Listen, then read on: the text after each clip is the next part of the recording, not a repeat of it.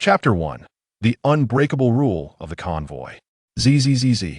The current time is 10:23 a.m. on October 13th, 2030. This may well be the last broadcast from this station. Shanghai has fallen, now a desolate wasteland. Do not approach. Do not approach. To all surviving compatriots, do not gaze at the crimson moon for more than 3 seconds. Do not greet the shadows cast by streetlights. Do not believe that deceased loved ones will return. The flame of humanity shall never extinguish. ZZZZ. Chen Ye listened to the chaotic static emanating from the radio, a chill enveloping him. A suffocating sense of despair permeated the entire convoy. Once a premier global metropolis, Shanghai had now devolved into a forbidden zone for humanity. Months prior, the world had experienced a bizarre outbreak. In a remarkably brief span, several smaller nations had directly transformed into no-go zones for humankind. The efficacy of human weaponry was rendered a mere jest in the face of the uncanny. The strange could not be vanquished, or rather, it proved exceedingly difficult to eradicate. Having escaped Jiangcheng, Chen Ye had joined forces with a group of survivors to form a convoy, intent on reaching the survivor base in Shanghai. At this moment, Chen Ye rode an old bicycle amidst the convoy, a sizable bundle strapped behind the seat, containing all his possessions. Why, amidst the apocalypse, did he not procure a small automobile for transport, opting instead for this antiquated bicycle? Chen Ye had once shattered a car window with a rock to gain entry. Yet, without the keys, he was utterly incapable of starting the vehicle. As an ordinary individual, he could not perform the cinematic feat of hot-wiring a car with a mere twist of wires. In the absence of keys, securing the right to operate any vehicle was a formidable challenge. No one had anticipated the onset of the apocalypse, nor had they taken the foresight to acquire such skills in advance.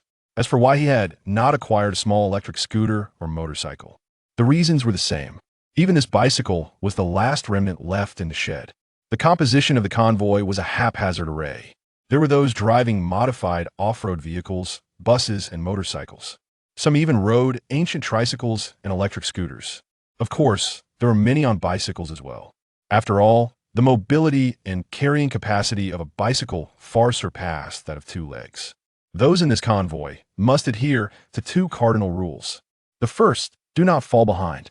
Do not fall behind. Do not fall behind. The second, accumulate as many supplies as possible.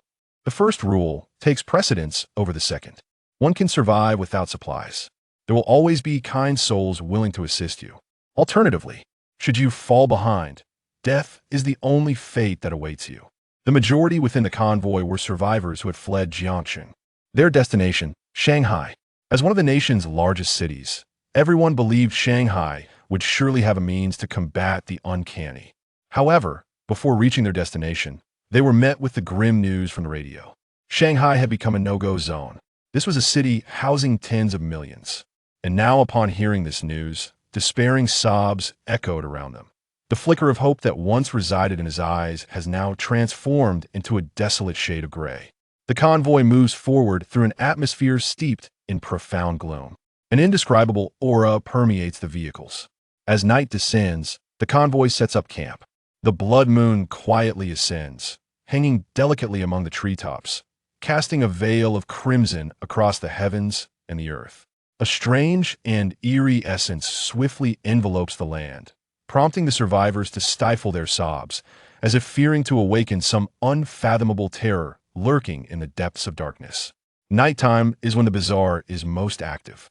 In the distance, cries for help echo from a town that has succumbed to the realm of forbidden humanity, luring others to venture forth in rescue. Such tactics are not uncommon amidst the uncanny. Chen Ye retrieves his pack from the back seat of the bicycle, uncovering a camping pot, a portable stove, and half a bottle of mineral water. These supplies were scavenged during his flight. Accompanying them is a hand crossbow strapped to his waist. In this chaotic apocalypse, sometimes humanity proves far more terrifying than the strange phenomena. Tearing open the packaging, he tosses the noodle cake into the pot, pours in the mineral water, and ignites the portable stove. The blue flames dance against the bottom of the pot as bubbles gradually begin to surface. After a moment's contemplation, Chen Ye adds a sausage, deciding that would suffice. This is the last of his resources once it is consumed, finding anything warm to eat will likely become a daunting challenge. Steam rises from the pot, and the aroma of the instant noodles begins to waft through the air, enveloping him in thought. Shanghai has now fallen into a desolate wasteland. What path lies ahead? He recalls a post he once encountered online before the outbreak of the uncanny. It read, "The strange cannot be killed, only those awakened to the extraordinary sequence can vanquish it." At the time, he dismissed it, considering it the ramblings of a deranged mind. However, after the onset of the bizarre, he had used his crossbow to slay one of the strange beings, only to discover it had no effect whatsoever. Extraordinary sequence. The post mentioned various methods to awaken one's extraordinary potential. Some individuals experience sudden awakenings without any forewarning, while others could utilize a substance known as a sequence injection to trigger their awakening. It claimed there were hundreds of sequences, each bestowing distinct abilities. How intriguing it was! The scent of noodles emanates from his portable stove. Once, Chen Ye had little fondness for instant noodles, but in the current circumstances, having any food at all is a blessing. Yet, even this bowl of noodles is a luxury that many lack. Several survivors nearby, drawn by the enticing aroma, cannot help but swallow in envy, their eyes betraying a glint of greed. Had Chen Ye not raised his crossbow, someone might have already attempted to seize it. It is worth noting that some have gone an entire day without sustenance. The bowl of noodles is consumed swiftly, and throughout the process, Chen Ye never lowers his crossbow. The luxury of washing dishes will have to wait until a sufficient water source is found. Every drop of water is currently invaluable. Lighting the last cigarette from his pack, he crumples the empty box and discards it into the void to eye in such a post-apocalyptic backdrop. Cigarettes have become a scarce commodity, each drawn puff diminishing the supply. A faint glow illuminated the contours of Chen Ye's profile. The rich aroma lingered around his nostrils, providing a slight respite from his anxiety and confusion. He discarded the cigarette only when the burnt taste became evident. As night descended, Chen Ye resolved to retrieve the blanket he had salvaged from the villa district to endure the night. Just as his fingers brushed against the fabric, a message flashed in his mind. Upgrading the blanket requires a consumption of 129 kill points. Do you wish to upgrade? Upgrade. 15 minutes later, Chen Ye comprehended the significance of the words before him. He had not awakened a sequence ability, but rather an upgrading system. As long as he desired it, he could enhance any item he touched, whether it be the blanket in his grasp, the hand crossbow at his waist, or to the portable stove he had just used to cook. The sole condition was the necessity of kill points. With sufficient points, even the blanket could be transformed into a magical one. After the initial exhilaration, Chen Ye felt as though a bucket of cold water had been doused over him. He possessed no kill points whatsoever. Just as despair began to settle in, another message appeared. Considering this is the host's first use of the system. This system can lend the host 300 kill points, with a repayment period of 1 month. Alone? Without a second thought, Chen Ye immediately confirmed the loan request. In this dire world, where death could come unexpectedly, it would be foolish not to seize this opportunity. With kill points at his disposal, Chen Ye turned his gaze towards his cherished bicycle. To him, that vehicle represented his most significant asset. Upgrading the bicycle was undoubtedly the most prudent course of action. He had witnessed those who lag behind never catch up again. The first rule of the convoy: do not fall behind. Do not fall behind. Do not fall behind. Use all my kill points to upgrade the bicycle. Chen Ye mentally commanded the system. The system responded swiftly. Confirmed to use 300 kill points for the bicycle upgrade? Chen Ye immediately affirmed. A countdown timer appeared above the bicycle. Upgrade countdown: 4 hours 59 minutes and 59 seconds. 4 hours 59 minutes and 58 seconds. The night in the apocalypse felt eerily tranquil. Perhaps humanity had ceased its activities. Even the stars appeared to multiply in the sky. Were it not for the occasional sounds of weeping nearby, Chen Ye might have believed that the world had never changed. A faint light began to brighten the horizon. Suddenly, a system notification jolted Chen Ye from his reverie. Upgrade complete. Chapter 2. The transformation from bicycle to tricycle. As a faint glimmer of light illuminated the horizon, Chen Ye beheld a remarkable transformation in his bicycle. The once humble Dagon, which had now metamorphosed into a tricycle. The original 2 wheels had evolved into 3, and the tires appeared significantly broader. their rugged treads exuding an adventurous spirit. Even the spokes had been reinforced, enhancing the overall robustness of the vehicle. Additionally, the rear cargo bed had been introduced, considerably augmenting its load-bearing capacity compared to the former bicycle. Chen Ye took a moment to assess his newly upgraded tricycle and was pleasantly surprised to discover that it was far more effortless to ride than the previous bicycle, providing a sense of ease and comfort. Upon closer inspection, he realized that the system had equipped the tricycle with a power-saving mechanism. "Hey, where did you acquire this vehicle?" someone inquired. "You didn't venture out at night to scavenge for supplies, did you? You're quite bold." The tricycle, upon Dawn's arrival, captured the attention of many. Numerous survivors gazed upon it with envy and admiration. In this post-apocalyptic world, every resource was immensely precious, and this tricycle, with its evident superiority, was no exception. Most notably, it did not require gasoline to operate. It was common knowledge that some individuals in modified off-road vehicles had previously joined the convoy, only to abandon their vehicles by the roadside when fuel ran out. Gasoline was a scarce commodity, primarily accessible to those fortunate enough to be part of the two formidable off-road vehicles, which were rumored to house some extraordinarily skilled individuals, including a young girl wielding a sword. A woman clad in yoga pants approached. "Chen Ye, might I sit in your cargo bed? My legs have been aching from walking these past few days." She playfully massaged her calves, eliciting envious glances from the surrounding men. This woman had been rescued during a recent supply run, garnering attention and flattery from several admirers. Though she had initially desired to hitch a ride in one of the off-road vehicles, she had been rebuffed, prompting her to consider Chen Ye's tricycle instead. While it lacked the stability of a four-wheeled vehicle, with a cushion added to the cargo bed, it would undoubtedly offer more comfort than traversing on foot or sitting behind a bicycle. "Absolutely not," Chen Ye replied without hesitation. The woman appeared taken aback by his firm refusal, her expression darkening. Before the apocalypse, she had been considered quite attractive and had never faced such outright rejection. Even in this harsh new reality, her looks had aided her survival thus far. She was unprepared for such an unequivocal dismissal from this man. "Chen Ye, how about you let my friend Jejia ride with you? My vehicle has a cushioned seat in the back. I assure you it's comfortable." A burly man interjected, eager to ingratiate himself. The woman's demeanor softened slightly, and she shot a disdainful glance at Chen Ye before turning away, striding toward the man's vehicle like a proud princess. The man, known as Xiangzi, had been a fitness instructor before the world changed, boasting a muscular physique. Once the owner of a motorcycle, he had resorted to a bicycle after running out of fuel, now following the convoy. The woman in yoga pants sat on the back seat of the man's bicycle, complaining, "Your ride is far too uncomfortable. Can't you get a four-wheeled vehicle instead?" Xiangzi chuckled. "Four wheels would be easy to come by. They're everywhere on the streets. However, refueling and charging them is quite inconvenient. Our bicycle is much better. Just look at them. Driving happily, it won't be long before they can't drive at all." In truth, Xiangzi was boasting.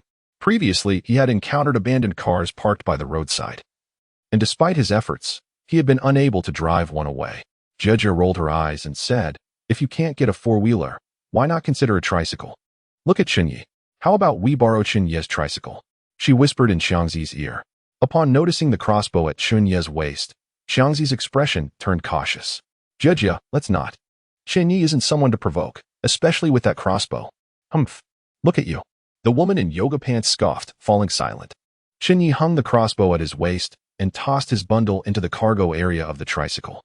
Previously, this bundle had barely fit on the back seat of the bicycle, but now, in the tricycle's rear, it had ample space.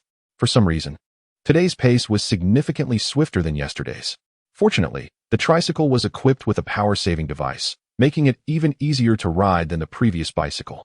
Nearby cyclists were drenched in sweat, while Chen Ye appeared remarkably relaxed. Xiangzi pedaled vigorously, his back completely soaked. The woman in yoga pants, sitting behind Xiangzi, cast increasingly hostile glances at Chen Ye. "There's a house ahead," someone in the convoy suddenly shouted. This exclamation rippled through the group like a stone cast into a tranquil lake. Those who had been focusing on the ground abruptly lifted their heads to gaze into the distance. Their faces, once dull, now glimmered with greed, joy, and even a hint of fear. Chen Ye looked up to see a row of buildings lining the roadside, resembling a small town. Not only Chen Ye, but everyone in the convoy turned their attention to the cluster of structures. A town signifies the presence of resources, and many in the convoy had depleted their supplies. Even Chen Ye had little left in his backpack. In the aftermath of the apocalypse, most towns had become human no-go zones. The more populous the town, the greater the danger. Take Shanghai, for instance. Just the thought of it reveals the horrors that lurk within. No one who had managed to escape Jiangxing wished to confront the terrifying anomalies there. If it were night, the convoy would steer clear of such a town from as far away as possible. However, during the day, anomalies generally do not appear, granting survivors the opportunity to venture into towns or villages to gather supplies. The few off-road vehicles in the convoy noticeably quickened their pace. Chen Ye secured the crossbow at his waist, stood up, and pedaled the tricycle faster toward the town, leaving behind the other cyclists. Many cast envious glances his way. What a beast! How can it go so fast? Behind Chen Ye, someone cursed in frustration. Damn it! Why hasn't the heavens struck him down? The town must be cursed. Regardless of any curses, if I don't find something to eat, I'll starve first. The bold thrive while the timid perish. Charge ahead. First come, first served. The entire convoy surged forward with fervor. Even the weary pedestrians among them were ignited with passion. As they approached the small town, a strange aura enveloped them, momentarily bringing clarity to their heated minds. Even before nearing the town, an unsettling sense of dread coursed through them. The town loomed by the roadside, resembling a ferocious beast. Though it was the middle of the day, a chilling aura rendered the town as foreboding as a winter's night. One modified off-road vehicle raced ahead, only to screech to a sudden halt just before entering the town, leaving deep black tire marks on the ground while the tires emitted a piercing sound. The vehicles following suit also screeched to a halt. The cacophony abruptly silenced as if someone had pressed the mute button. An eerie stillness enveloped the scene. Chen Ye decelerated, joining the other four-wheelers at the town's entrance. Upon setting his eyes on the town, a cold wave of dread gripped his insides, sending chills from his feet to the tips of his hair. Chapter 3. Gathering supplies before Chen Ye stood a grand archway at the town's entrance, emblazoned with the words "Welcome to Xinghua Town." The weathered red paint looked desolate. Beyond the arch lay a long street stretching into the distance.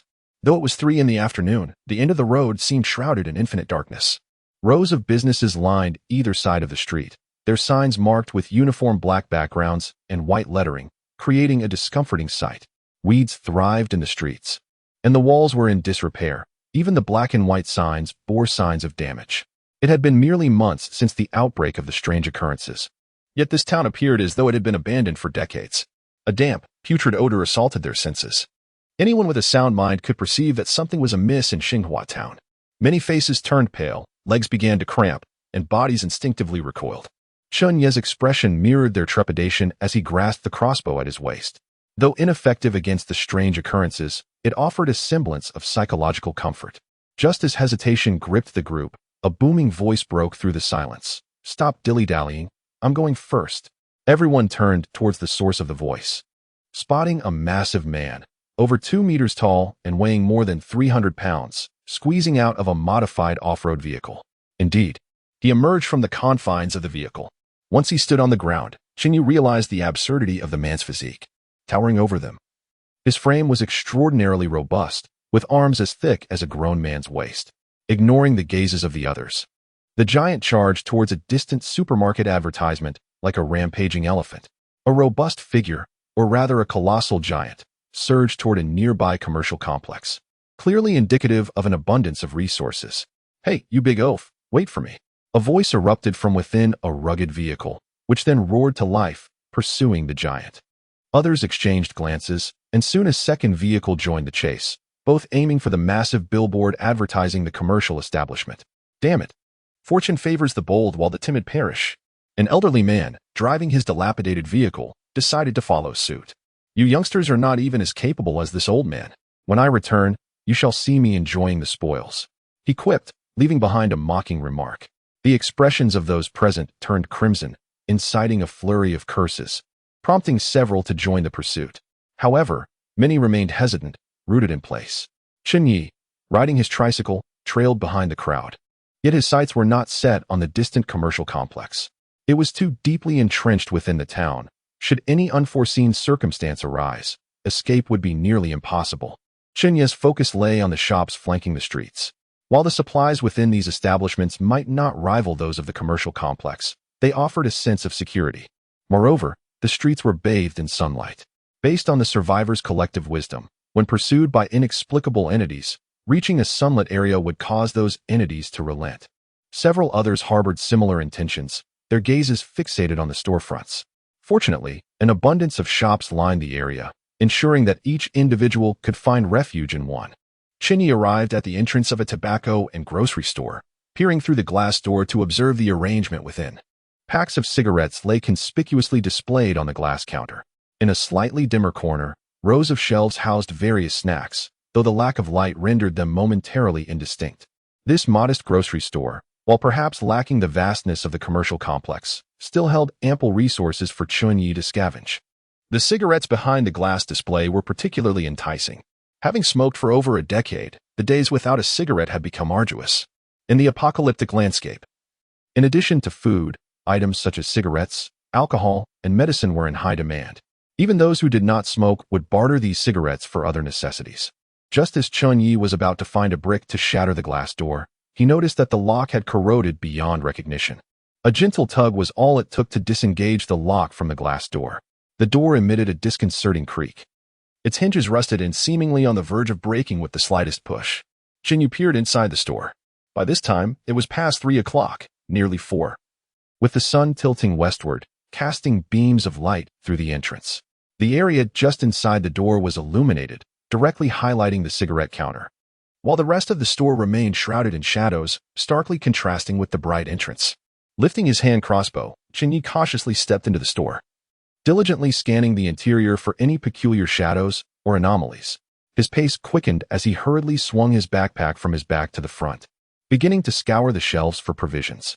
Although he yearned to grab some cigarettes, he restrained his desires, knowing that in this apocalyptic world, abstaining from smoking would not lead to death, but the absence of food certainly would.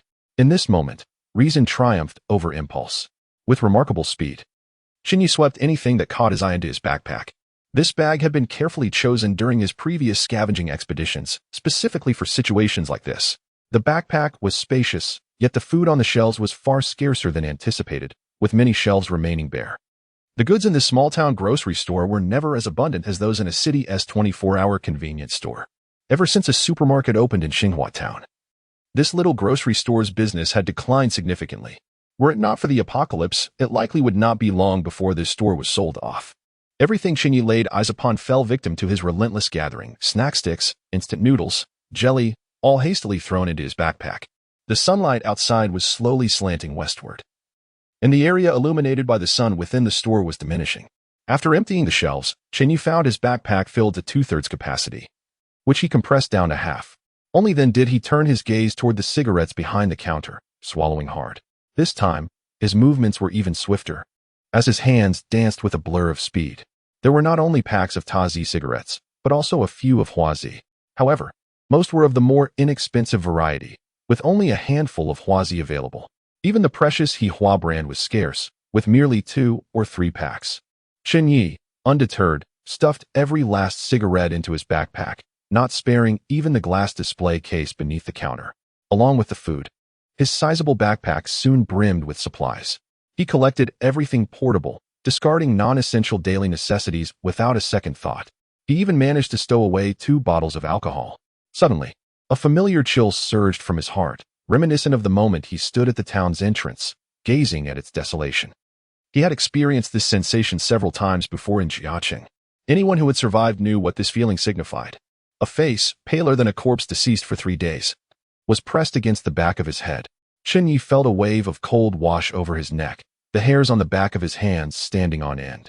A damp, foul odor permeated his nostrils. Goosebumps cascaded from his hands to the rest of his body, as if a frigid serpent slithered down his spine. Slowly, he turned his head. There, mere inches away, was the face of a child, perhaps 7 or 8 years old. Its ghastly white skin was exaggerated with rouge, and its eyes and mouth curved into a grotesque smile. The child resembled a figure crafted from paper. The child squatted in the shadows like a monkey, gazing intently at Chen Ye with an inquisitive expression. A line of alternating light and darkness formed between them, one side still basking in remnants of sunlight, while the other was steeped in an eerie chill. It was unclear whether this paper child had been lurking in the dark corners since Chen Ye's arrival or had just recently materialized. In a moment of panic, Chen Ye stumbled against the counter, attempting to flee, only to discover that someone had wedged a wooden stick into the glass door from the outside, effectively locking it.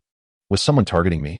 Just then, through the glass door, Chen Ye spotted a man and a woman standing in front of his tricycle. He recognized them. The woman was the one in yoga pants, whom he had previously rebuffed, named Jie. The man was a fitness trainer known as Chen Ye.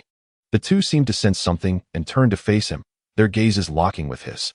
Jie was about to mock him triumphantly when she noticed the pale-skinned child lurking in the darkness behind Chen Ye. Her expression shifted to one of sheer panic, and she hurriedly urged Chen Ye to leave. A child's laughter echoed, a faint yet haunting sound that seemed both distant and near. Moon Lady, illuminate the coffin bed, my brother. Mourn with candy. This was the voice of the paper-crying child. The Moon Lady in that nursery rhyme likely referred to the moon itself, which in some southern regions is often associated with the protection of children. The coffin bed referred to a casket, and sugar, once a rare commodity in ancient times, was sometimes used as a comforting offering for children after funerals. Previously, Chen Ye had encountered the paper-crying child in Jiacheng, and he was taken aback to find one in Xinhua town. A chill ran down his spine. Suddenly, a crossbow bolt shot forth, piercing straight through the body of the paper child. At that moment, Chen Ye could only curse. Moon Lady, illuminate the coffin bed, my brother, mourn with candy. Hee. I want candy. Chapter 4. What can he do to me? Some individuals fixate on the supplies within the shop, while others covet what belongs to others. As Chen Ye rummaged through the convenience store for provisions, he was already under the watchful eyes of Jie and Chen Ye.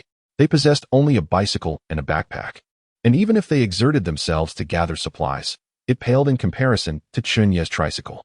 Thus, they began to plot to seize Chen Ye's vehicle. When Chen Ye entered the store, they stealthily closed the door and secured it with a wooden stick.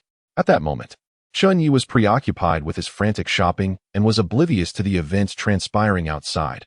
Otherwise, he would have gladly gifted the two of them a crossbow bolt. Jie, do you think this will infuriate Chen Ye? Chen Ye asked, a hint of concern in his voice. You coward, are you so afraid of Chen Ye? You're all grown up. Jie scoffed. That tricycle is far superior to your bicycle. Besides, he went in to gather supplies himself. Can he blame us if his bicycle goes missing? When the time comes, even if he were to confront us, what could we possibly acknowledge? Moreover, whether Chen Ye can emerge is itself a question. At this point, the tone of the woman in yoga pants became noticeably cheerful. If this were before the apocalypse, I wouldn't have accepted that tricycle even if it were offered to me. Jie expressed both disdain and delight. Seeing Jie's reaction, Chen Ye had no choice but to examine the tricycle. The surprise of acquiring this tricycle had far surpassed his fear of Chen Ye, despite knowing that Chen Ye was not someone to be trifled with. Chen Ye caressed the tricycle's handlebars and marveled. Chen Ye is truly fortunate. This tricycle is no less impressive than a small car, requiring neither fuel nor charging. At that moment, a crash echoed from the counter. The two quickly turned to see a calm and emotionless face beyond the glass door. It was Chen Ye. He gazed at them with an unsettling tranquility, yet his expression concealed a lethal intent, causing them both to shudder. Standing in the light, Chen Ye cast a shadow, and within the darkness lurked a small, indistinct figure, its identity obscured. Chen Ye, let us go, Jie exclaimed in panic, startled by Chen Ye's gaze. Chen Ye felt a chill run down his spine under Chen Ye's stare and hastily mounted the tricycle, pedaling furiously, surprisingly finding it quite effortless to flee the scene. The reason for their trepidation towards Chen Ye stemmed from the fact that both he and Chen Ye had escaped from Jiang City. During their flight, Chen Ye had incapacitated a small thug and unceremoniously handed him over to the pursuing eerie entity, which allowed Chen Ye to evade capture. It was noteworthy that this thug had previously been overly familiar, affectionately calling Chen Ye Brother Chen, leading outsiders to believe he was Chen Ye's younger brother. Yet, without hesitation, Chen Ye had sacrificed him to the unknown threat. Although the thug was indeed a miscreant, Chen Ye always felt Chen Ye had acted too ruthlessly. Chen Ye understood that Chen Ye, despite his seemingly peaceful demeanor and occasional playful grin, was a force to be reckoned with when provoked. He was not to be underestimated. The image of that encounter remained indelibly etched in Chen Ye's memory. Beneath Chen Ye's somewhat refined exterior lay a ruthless nature. Had it not been for Jie's persistent encouragement, Chen Ye would never have dared to provoke Chen Ye. However, Jie had promised that if he protected her and ensured her survival, she would consider being his girlfriend. This promise clouded Chen Ye's judgment, and now, reflecting on Chen Ye's ferocity, he felt a twinge of regret. Had he known, he would have disregarded that foolish woman's advice. Chen Ye merely watched as his tricycle gradually receded into the distance, not uttering a single word.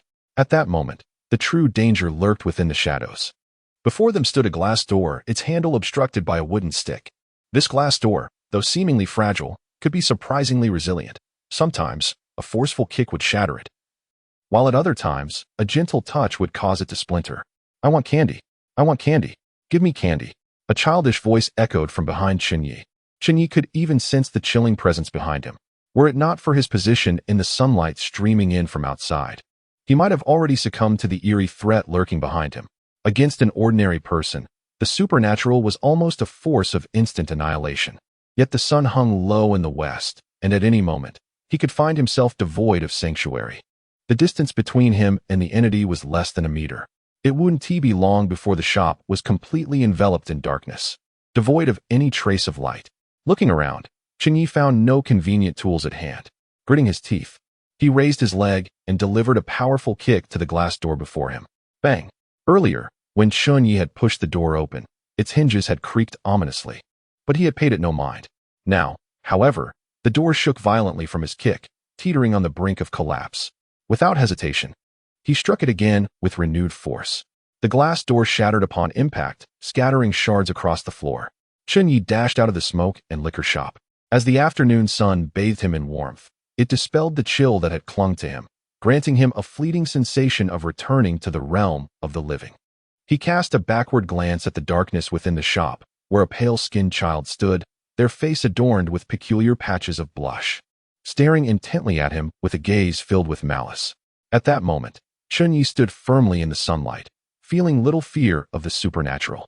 With his backpack secured, he chose not to linger any longer and set off in pursuit of the direction taken by the tricycle. Chang and Jejia were riding towards the large supermarket. Chen Ye had previously worried about venturing too deep, fearing danger. Now he had no choice but to retrieve his tricycle.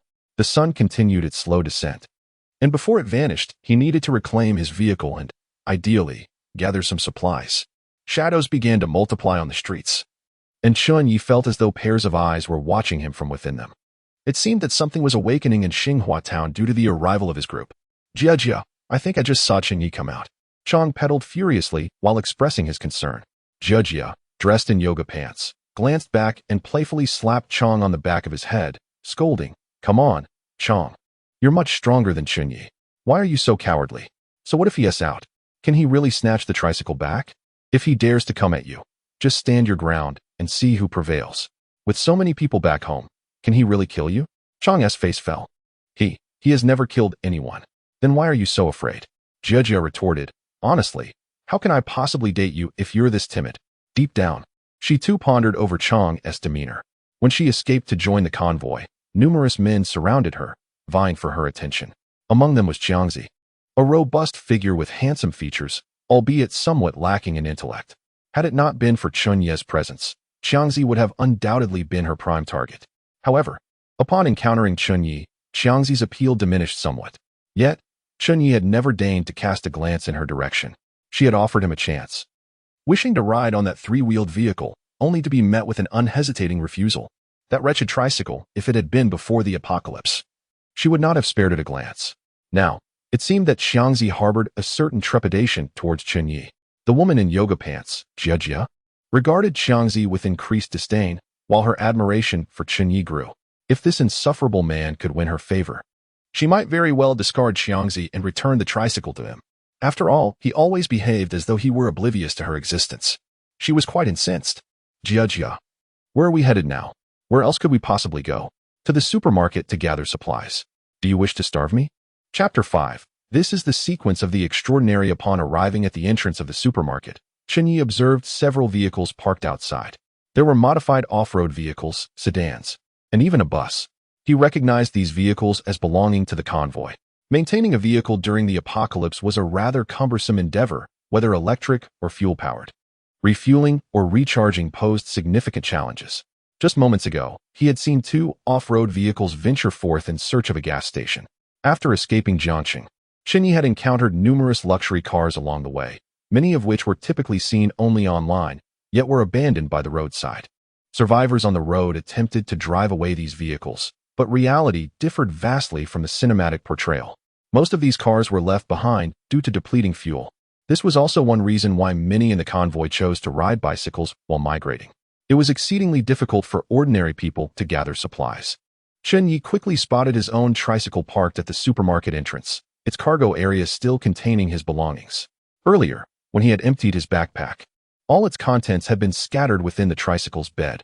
It appeared that those two scoundrels had also come to the supermarket. The establishment seemed substantial. The sunlight at 4 o'clock cast a faint illumination at the entrance, yet inside, it was shrouded in darkness, obscuring the situation within. With so many people having entered, it should have been bustling with activity, or at the very least, producing some noise. Yet, it was unnaturally quiet. Chen Ye resolved to linger at the entrance, hoping to chance upon some supplies. In such a world, lacking a spirit of adventure would likely lead to starvation. As for those two scoundrels, he would ensure they did not leave here alive. But for now, the priority remained the collection of resources. The second ironclad rule of the convoy: gather as many supplies as possible. In the apocalypse, resources are everything. Emptying the supplies from his backpack, Chen Ye cautiously approached the entrance of the supermarket, his hand gripping a crossbow as he scanned the surroundings with vigilance. At the slightest hint of danger, he would flee without hesitation. As he ventured deeper, it soon became evident that his plans were flawed. The supermarket was far larger than he had anticipated, and the shelves near the entrance stood nearly bare, with only a few remnants of goods lingering on the more distant racks. Not far from Chen Ye, two figures maneuvered between the shelves, busily stuffing items into their bags. He raised his crossbow, but ultimately lowered it. They were not the troublesome couple he had encountered before. Posed no threat to him, and there was ample supply for all. There was no need to engage in foolishness. Chen Ye slowed his pace and delved further into the supermarket, approaching the food section. As he crept forward, he discovered several silhouettes within. Upon noticing his presence, they quickly signaled him to be silent. Before he could react, a chilling sensation washed over him. Again, that feeling. He spotted a girl wandering among the shelves, murmuring to herself. The shelves in typical supermarkets are around 2 meters high, yet she towered over them, appearing to stand at least 3 meters tall. Such height was inconceivable for an ordinary person. There could only be one explanation. She was unnatural. The girl, with disheveled hair obscuring her face, donned a flowing white dress, her form swaying like a marionette. In her hand, she wielded an enormous pair of scissors, which opened and closed with a chilling sound. "Where are you? Where are you? Come out, let us play together." Her voice was hauntingly melodic, as if she conversed with herself or beckoned unseen creatures lurking in the shadows. It was then Chen Ye understood why the others had gestured for silence. A bead of cold sweat trickled down his forehead. Having just escaped the clutches of the paper-crying child, he now faced the scissor-wielding girl. His heart raced as she turned around a row of shelves, slowly pivoting to face him. Chen Ye crouched low, attempting to evade her gaze by slipping to the other side. To his surprise, he noticed numerous individuals scattered throughout the food section, though he could not spot the woman in yoga pants or xiangzi. Instead, he saw a burly man trying to contort his large frame in a comical manner, his expression appearing somewhat foolish yet filled with tension. How absurd. Why should someone of your size fear the extraordinary? Chen Ye thought incredulously. The scissor girl seemed to sense something, abruptly halting in her tracks, her long hair shifting as her head turned in his direction. Beneath her flowing locks, 2 crimson eyes glimmered ominously, fixated on him. The figures of all present suddenly froze, as if ensnared by a binding spell. A tense atmosphere pervaded the air, and cold sweat trickled down their foreheads. Chen Ye could even feel time dragging on, each second stretching out like a year. Should the scissor woman discover them, every soul present, himself included, would surely meet their demise. Fortunately, the scissor woman eventually moved. Advancing mechanically, a collective sigh of relief escaped the crowd, who then began to play hide and seek alongside her. Chen Ye pondered the futility of their situation. With utmost care, he stealthily retrieved a bucket of beef noodles and stuffed it into his bag. Observing him, others followed suit. Some brought snakeskin bags, while others carried backpacks. One by one, they began to quietly fill their bags, their eyes nervously fixated on the scissor woman. Chen Ye trailed behind them. Having survived the apocalypse thus far, they had not drawn her attention. Just as Chen Ye was enjoying his gathering, he unexpectedly collided with the back of a survivor in front of him. Raising his gaze, he found that everyone had halted, their eyes wide with terror as they stared ahead. A peculiar child, no older than 8, stood before them. His skin was as pale as a corpse that had been dead for 3 days. his cheeks unnaturally flushed and his eyes filled with malice. It was the paper-crying child. He had pursued them. A piercing scream shattered the supermarket silence, awakening dark entities lurking in the shadows. The towering scissor woman, over 3 meters tall, turned her head rigidly towards them. An overwhelming chill enveloped Chen Ye, rendering his limbs numb. The sound of scissors echoed throughout the supermarket. "Ah, so you are all here. Shall we play together?" The scissor woman strode towards them with heavy steps, toppling several shelves in her wake. "Good heavens! Run! I do not wish to die." Chen Ye seized his backpack and turned to flee. Before he could fully pivot, he witnessed 2 survivors before him being cleaved in half by a massive pair of scissors. The unfortunate souls seemed oblivious, with their upper bodies collapsing to the ground, still clawing and struggling, leaving a pool of blood in their wake. How delightful! How entertaining! I want to play more. The scissors were raised once again. In the next instant, another survivor, clad in a suit and sporting gold-rimmed glasses, was similarly bisected at the waist. "Damn it, let us fight back!" Chen Ye shouted with fervor. The entire supermarket thrummed with an explosive energy. Chen Ye watched in disbelief as a 2-meter-tall muscular giant transformed in the blink of an eye, matching the scissor woman in height. His physique was an assemblage of iron-like muscles, exuding an aura that rivaled hers. Was this the sequence extraordinary? Chapter 6. Ruthless and unyielding. When Chen Ye escaped Jiang City, he had heard whispers that the strange beings could not be killed. Only the sequence extraordinary could contend with them. The sequence extraordinary represented humanity's final hope against these aberrations. As the journey unfolded, whispers circulated among the convoy. Little did anyone anticipate that among them was indeed a being of remarkable caliber. The towering giant, over 2 meters tall, already stood out among ordinary individuals. Yet now, this colossal figure had transformed into a 3-meter-tall muscle-bound behemoth. If this were not a manifestation of extraordinary prowess, Chen Ye could fathom no other explanation.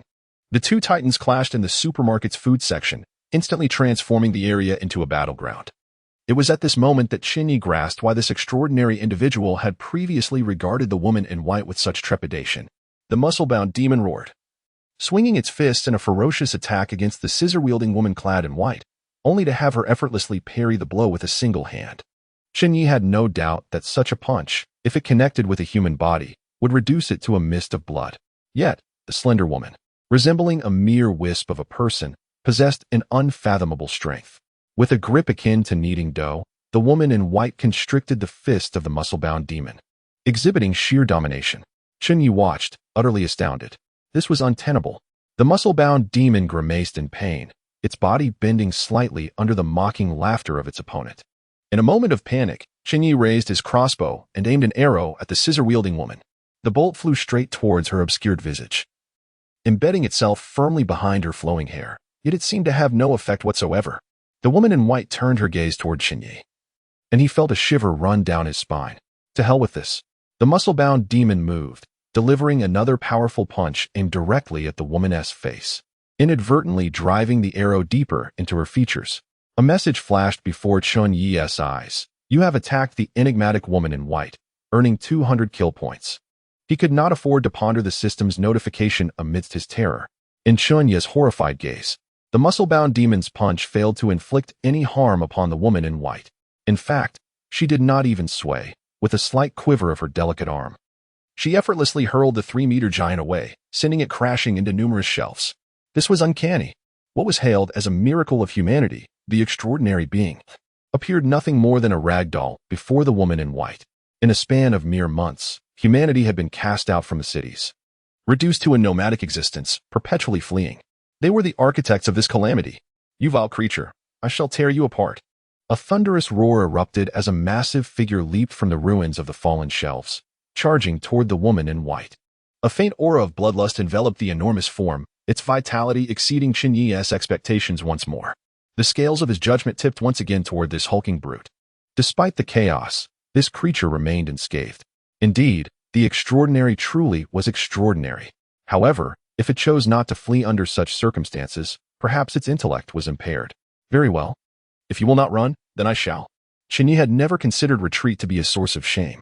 Even the formidable Han Lama, when confronted with a powerful adversary, swiftly retreats. Seizing the opportunity while the hulking figure battles the scissor-wielding woman in white, he flees far away. As long as he reaches a sunlit area, the eerie presence will not dare to pursue him. Chen Ye hoisted his backpack and sprinted away. The familiar, haunting voice of a child echoed in his ears. Moon goddess, illuminate the coffin bed. Dear brother, the candy has caused me heartache. He felt as though something had grasped his ankle. Looking down, he was met with the unsettling gaze of a pale child, grinning mischievously. I want candy. I want candy. The child chortled ominously. Chen Ye's pace grew increasingly sluggish. It's over. That thought consumed him. Suddenly, he spotted a scattering of candy strewn across the floor among the toppled shelves. He hurriedly snatched a few pieces and offered them. Candy. Here, take some. The child paused, seemingly astonished that Chen Ye had actually produced candy. Though reluctant to accept, an unseen force compelled the child to reach for the sweets. The pale hand released its grip on Chen Ye's leg and took the candy. Seizing the moment, Chen Ye dashed towards the entrance of the supermarket. Survivors around him wailed and cried out. Casting a glance over his shoulder, he saw the child unwrapping the candy. In the distance, the muscular demon was once again flung aside, only to rise quickly and charge at the scissor woman anew. It resembled a cartoon character that simply would not perish. It appeared that this extraordinary sequence was not without merit. It was indeed formidable, or perhaps the woman in white was simply exceptionally strong. His sense of imminent danger eased slightly. At least he felt safe for now. Chen Ye surveyed his surroundings and swiftly retrieved 2 large bags from the fallen shelves before turning to flee. Behind him, the eerie laughter echoed intermittently, mingled with the furious roars of the muscular demon. He raced to the supermarket entrance, and as he stood once more beneath the sunlight, he felt a profound sense of returning to the realm of the living. Yet, within the supermarket, screams and terrified cries persisted. Help me, I don't want to die. No, don't come near. The air was thick with dread. Many survivors, in their frantic escape, were pulled back into the darkness by the sinister figures. The entire town of Xinghua had drawn the malevolent forces towards the crowd. A beam of sunlight obstructed the potential emergence of those eerie entities. The pursuing shadows clawed and gnashed at Chen Ye from the obscurity, but the dim light obscured their true forms. Chen Ye gasped for air, feeling as though his lungs might burst. Sweat drenched his hair, clinging to his face. He collapsed into the truck bed, tossing the 2 bags he had brought along into the space. Had he been on his old bicycle, such a load would have been impossible to carry. Just then, he heard an unfriendly female voice call out. Chen Ye, why are you in our vehicle? Get out. Turning, he beheld Jia in yoga pants and her fitness instructor, Xiangzi, standing nearby, shouldering 2 bundles. Upon noticing the side entrance in the distance, Chen Ye suddenly realized that these 2 individuals were not entirely foolish.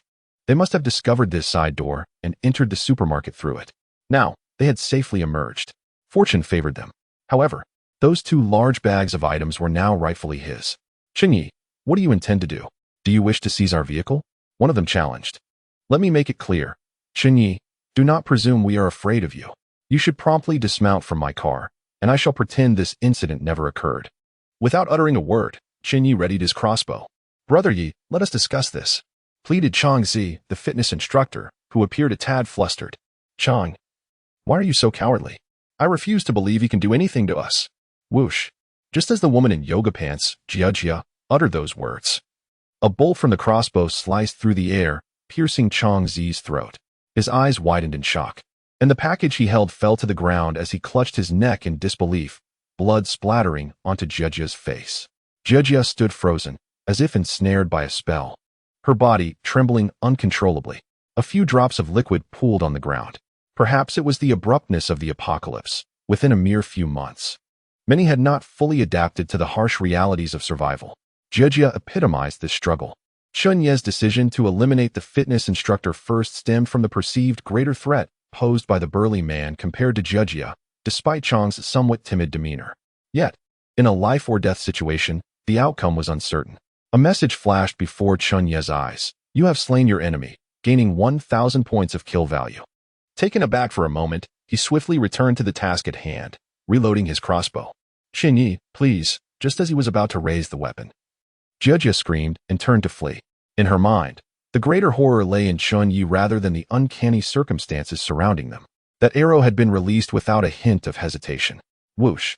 The bolt struck the wall before clattering to the ground as Jia desperately retreated through the side entrance of the supermarket. Before Chen Ye could react, her screams echoed once more. Chen Ye, save me. Help me. The woman stumbled back to him, her face streaked with tears and snot, Her previous bravado vanished. Replaced by sheer terror, her once attractive visage now pallid. Behind her loomed a ragged figure. Just as she neared the sunlight, this disheveled shadow seized her by the hair, dragging her back into the darkness. Chen Ye, I was wrong. Please, save me. I don't want to die. I still have value. I want to live. I cannot die. Chen Ye, I have children at home. I cannot perish. Chen Ye, you have a heart of stone. Regardless of the woman's pleas and struggles, the shadowy figure behind her steadily and resolutely dragged her back into the darkness. Chen Ye stood there, retreating slowly, inching back into the sunlight. The woman's desperate cries bore no effect upon him. It was not until she vanished entirely into the abyss that he noticed he was drenched in cold sweat. He tossed the 2 bags into the back of his vehicle. At this moment, a number of survivors, recently escaped, were milling about. Yet, none were inclined to pause and utter a word of reason. These individuals hurriedly loaded their supplies onto their vehicles, turning away to flee. The atmosphere was rife with panic. No one caring for their plight. Chen Ye rose and pedaled his tricycle away, not forgetting to retrieve the 2 packages before departing. Chapter 7. Flight. Since the onset of the bizarre outbreak, humanity has never triumphed over the uncanny. The strange cannot be vanquished. Only the extraordinary can contend with it. However, the recent events had cast a shadow over Chen Ye's heart. The formidable muscle-bound demon he had witnessed was indeed powerful, yet it proved utterly helpless against the scissor woman. In her presence, the muscle-bound demon resembled a mere child. Chen Ye pedaled furiously toward the edge of town. The sun had now fully dipped in the west, casting shadows that blanketed 4/5 of the street. Out of the corner of his eye, he glimpsed numerous ominous, eerie silhouettes lurking in the shadows, watching him and his companions with malevolence. Every soul was racing against time. A shadow flitted across a nearby rooftop. Chen Ye cast a fleeting glance and discerned a sword-bearing girl. Like a legendary swordsman, she lightly tapped the advertisements lining the street, moving against the wind. Her target, the supermarket where a scuffle had erupted behind them. Another extraordinary being among them. Why were there so many extraordinary individuals in the convoy? There was no time for contemplation. Chen Ye had reached the town's entrance, rushing past the archway. As his group surged through the town's gate, a large crowd soon surrounded them. Brother, what happened? Darling, are you back? Brother, where are you? A throng had gathered at the entrance, predominantly composed of women, with few elderly and children present. In the face of calamity, the elderly and children, possessing lesser stamina, found it challenging to escape the bizarre. Conversely, adult women, with physical capabilities only slightly inferior to men, were more likely to survive. Many approached Chen Ye with inquiries, but he remained silent, gripping his crossbow, maneuvering through the crowd with vigilance. From the lead modified off-road vehicle, a peculiar man emerged. His attire was odd. He wore a hooded sweatshirt and loose-fitting trousers, yet was barefoot. His expression was solemn and cold. The man bent down, scooping a handful of sand and tossing it into his mouth for a taste. Like a master chef tasting a newly crafted dish, the man's expression suddenly darkened as he exclaimed, "Hurry, we must leave at once, or it will be too late." Following his declaration, the faces of those surrounding him shifted, and they scrambled towards their vehicles, as if sensing an impending dread. "What about Nana and Taisher?" someone inquired. "Do not worry, they will catch up. Move quickly, no time for idle chatter." Soon, the unusual movement of several vehicles caught the attention of other survivors. Was this a sign of departure? Indeed, it was past 5 in the afternoon, and darkness would soon envelop the land. With the town so close, once night fell, the malevolent forces within would emerge, and all in the convoy would meet their doom. "No, my husband has tea come out yet. You cannot abandon us," a desperate voice cried. "Please, my brother is still inside. Do not leave us behind." Panic spread among the crowd, with some attempting to block the convoy. "If you wish to die, wait here. Get out of the way." The modified off-road vehicle paid no heed to the desperate pleas, accelerating forward with fervor. Chen Ye's expression shifted as he prepared to follow on his tricycle. Suddenly, a middle-aged woman seized the handlebars of his vehicle. "Young man, you cannot leave us behind. You must take us with you. We are old, and without your help, we will surely perish." Chen Ye frowned, a flicker of annoyance crossing his gaze. He found the woman's actions utterly repugnant. Before the apocalypse, these retired women enjoyed pensions that could rival his own salary. They were often vigorous, either dancing in the square or scrambling for eggs at the supermarket. Now, emboldened by their age, they sought to commandeer his tricycle for their escape. "Get lost," he retorted. "Do you understand the meaning of respecting your elders? With a swift kick, he sent the insistent woman tumbling into a nearby ditch, then pushed off the tricycle to chase after the departing convoy. Behind him, a chorus of curses erupted. It seemed that the onset of the apocalypse had come too swiftly for many, like the woman in yoga pants. They had yet to fully adapt to the new rules of survival. The front of the convoy, once leisurely, now surged forward with remarkable speed. Those without vehicles soon fell behind. Fortunately, Chen Ye's tricycle was equipped with a power-saving device, allowing him to maintain pace even with a full load of supplies. At that moment, a bus careened out of the town, swaying precariously. Chen Ye recognized it as part of their convoy. Previously, the bus had been packed to capacity. But now, peering through the windows, he noticed it was considerably emptier. One survivor attempted to halt the bus, only to be violently thrown aside, their fate uncertain. The bus surged forward, as if ignited from behind, flooring the accelerator in pursuit of the convoy ahead. Chen Ye rose to pedal his tricycle with fervor, overtaking several bicycles and trailing closely behind a motorcycle. At that instant, the desire to upgrade his tricycle to an electric model reached its zenith. Perhaps it was time to consider a four-wheeled vehicle. Even though refueling and recharging may be cumbersome, it is significantly preferable to the current situation. The tricycle continues to race forward relentlessly. Thanks to years of substantial infrastructure development, the road conditions remain relatively decent, even in the presence of some potholes. They pose little threat to Chen Ye's tricycle. He is puzzled as to why those ahead seem to be running forward like madmen. Yet he understands that failing to keep pace could very well result in his demise tonight. It is only today that he realizes there are two extraordinary individuals within the convoy. Perhaps it is these extraordinary beings that have ensured the convoy's safety thus far. At this moment, Chen Ye is drenched in sweat, his clothes soaked through. His lungs feel as if they are being scorched by fire, convulsing violently. Were it not for the assistance of a fatigue-reducing device, he would likely have fallen behind. Nevertheless, the convoy ahead has dwindled to but a faint glimmer in his sight. The sound of heavy breathing behind him indicates that several cyclists are trailing closely. However, he has yet to encounter any survivors on foot. After what feels like an eternity, Chen Ye finally notices that the distant light ahead seems to have come to a halt. A flicker of hope ignites within him. Half an hour later, he successfully rejoins the convoy. The occupants of the vehicles have disembarked and begun setting up tents. Chen Ye even spots a towering figure, a man of 2 meters in height, being carried to a nearby clearing. His left arm has been severed at the shoulder, blood staining the grass beneath him. Beside the giant stands a sword-bearing maiden and a barefoot man. Chen Ye's arrival draws their attention, their expressions hinting at surprise that the first to arrive is a mere tricycle rider. Once he stabilizes his tricycle, he tumbles to the ground, gasping for air, his chest heaving with each breath. After approximately 5 minutes, his breathing begins to steady, though he feels utterly exhausted. Struggling to rise, he leans against the wheel of his tricycle and pulls out a cigarette, igniting it. The flame illuminates Chen Ye's features. He exhales a long plume of smoke, feeling some of his fatigue dissipate with the aid of nicotine. Only then does he check his system, discovering that his kill points have reached an impressive total of over 1,200. Reflecting on his earlier predicament, Chen Ye now resolves to exchange his tricycle for an electric one. Chapter 8. Upgrading to an electric tricycle. Chen Ye is uncertain whether his current tally of over 1,200 kill points is genuinely sufficient. Had it not been for the assistance of the muscular demon, he doubts he would have even managed to amass that many points. Following this experience, he has come to appreciate the value of an electric tricycle. If the convoy had not halted, he would have been completely abandoned. In this apocalyptic world, being left behind by the convoy only leads to one fate: death. Chen Ye is resolutely convinced that the convoy's frantic flight today is a clear indication that they have sensed an imminent danger. At present, ensuring that one is not left behind by the convoy is of utmost importance. Ideally, it would be best to transform the vehicle into a hybrid tricycle that operates on both human and electric power. During regular travel, it could utilize human power, while in emergencies, such as today, electric power would be employed. System, may I devise an upgrade plan myself?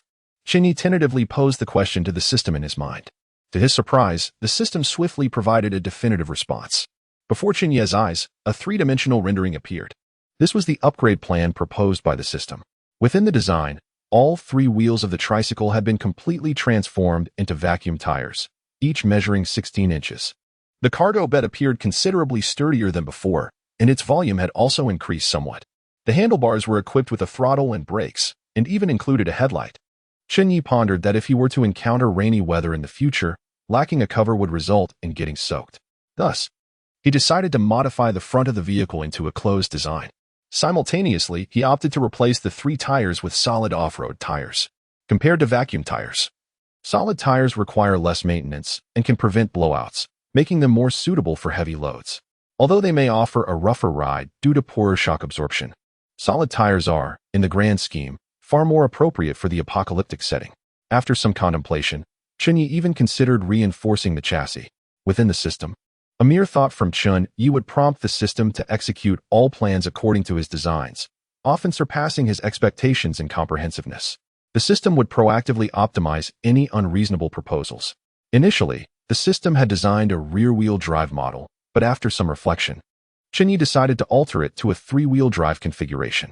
In this apocalyptic scenario, while 3-wheel drive may not rival 4-wheel drive, it undoubtedly surpasses rear-wheel drive in capability. Chen Ye even modified the vehicle's main frame into a non-load bearing type, a design typically reserved for rugged off-road vehicles. This configuration is advantageous for traversing rocky terrains, deserts, and uninhabited areas, making it exceptionally suitable for the current doomsday context. Following the modifications, the design before him bore no resemblance to the original tricycle. It appeared as an entirely different mode of transportation. Should such an apocalyptic tricycle truly exist, it would likely rival those modified off-road vehicles in capability. Without hesitation, Chen Ye clicked confirm. The 3-dimensional model shimmered momentarily, and a line of information appeared before him. Optimizing according to the current plan. Optimizing. Upgrading the electric tricycle requires 500 points of kill value. Insufficient kill value renders the upgrade plan unattainable. No. What the? It requires 500 points of kill value? That is outrageous. Chen Ye was taken aback. He currently possessed just over 200 points. Yet, gazing at the meticulously designed tricycle before him, he felt a surge of longing. Chen Ye was unwilling to surrender so easily. Lighting a cigarette, he contemplated the situation and resolved to modify the original design plan. He decided to eliminate certain features that were not immediately necessary, retaining only those functionalities that were urgently required. He even opted to forego the headlights to conserve his precious kill points. A few minutes later, Chen Ye examined the simplified modification plan before him, feeling a twinge of dissatisfaction in his heart. Yet, he recognized that this was the only course of action available to him. According to the current upgrade plan, 200 kill points were required, and the upgrade would take 15 hours. His current kill points barely exceeded 200, and he found the 15-hour wait acceptable. Just as he was about to confirm the upgrade, his gaze drifted to the roadside, where he spotted an abandoned motorcycle. His eyes suddenly sparkled with hope. The motorcycle lay rusting by the road, its surface marred by corrosion and even moss growing in its crevices. Such sights were commonplace in the apocalyptic landscape. If Chen Ye were fortunate and patient enough, he might even find an all-terrain vehicle. Perhaps he would not need to upgrade this 3-wheeled contraption after all. However, such possibilities were mere fantasies in reality. The only asset he had at his disposal was the 3-wheeler before him. If he did not swiftly utilize the upgrade system, he feared he would not survive for long. System, if I can obtain some parts, can the kill points be reduced? He inquired. The system promptly responded. If suitable parts are found, the system may grant a partial reduction of kill points. Chen Ye stifled his excitement and trembling hands, lighting another cigarette to calm the tumult within him. The flickering flame illuminated his profile, making his eyes glimmer with determination. Damn it, let's do this, he exclaimed, struggling to rise from the ground, feeling utterly drained. He dragged the motorcycle over to the side of the 3-wheeler. Nearby, people glanced curiously at the noise he made but quickly turned their attention elsewhere, indifferent to the actions of an ordinary individual like Chen Ye. They were already setting up tents and starting a fire to grill meat. The aroma wafted towards him, causing his mouth to water uncontrollably. Chen Ye took a couple of deep drags from his cigarette, suppressing his hunger, and refocused on the system upgrade. System, can this motorcycle be utilized for modifications? He asked, noting that the tires, engine, and many components could indeed be repurposed. Yes, the current modification requires 900 kill points, the system replied, indicating a saving of 300 points. That seemed rather trivial. System, are there any additional methods to conserve kill points? There are. If the host can dismantle all components of the motorcycle and preliminarily install them onto the 3-wheeler, 100 kill points can be saved. If the host can find a third tire, another 100 kill points can be saved. Chen Ye understood. The higher the completion rate of his upgrade goals, the more kill points he could conserve. Chen Ye currently possesses no tools, and thus can only accomplish so much. It appears that in the future, when venturing out to gather supplies, he must also procure a complete set of tools. Initially, Chen Ye had hoped to search the roadside for other abandoned motorcycles. But the darkness rendered distant visibility nearly impossible. Hence, he resigned to the circumstances. The originally electric tricycle, after undergoing systematic modifications, had transformed into a gasoline-powered vehicle. This was an unavoidable predicament. It seems that in future supply runs, he must also accompany the convoy in search of gasoline. Fortunately, his tricycle boasts two modes of propulsion, one being human-powered and the other engine-driven. However, after the modifications, riding it may not be as effortless as before. Upon confirming within the system, Chen Ye noticed a sandglass countdown appeared on his tricycle.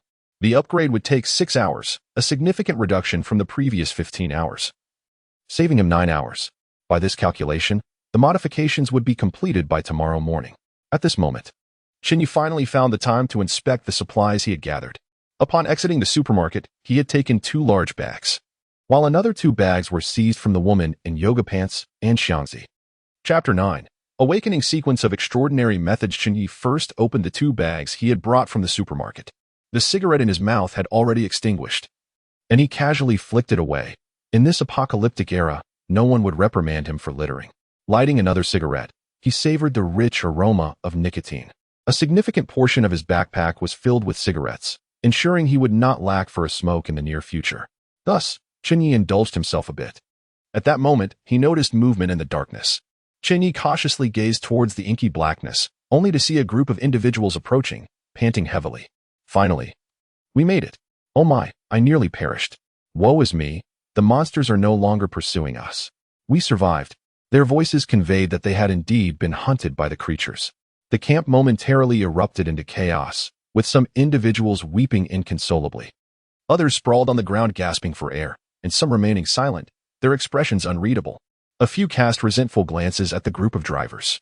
Even Chen Ye, riding his tricycle, became the target of their ire, as they scrutinized him with venomous eyes.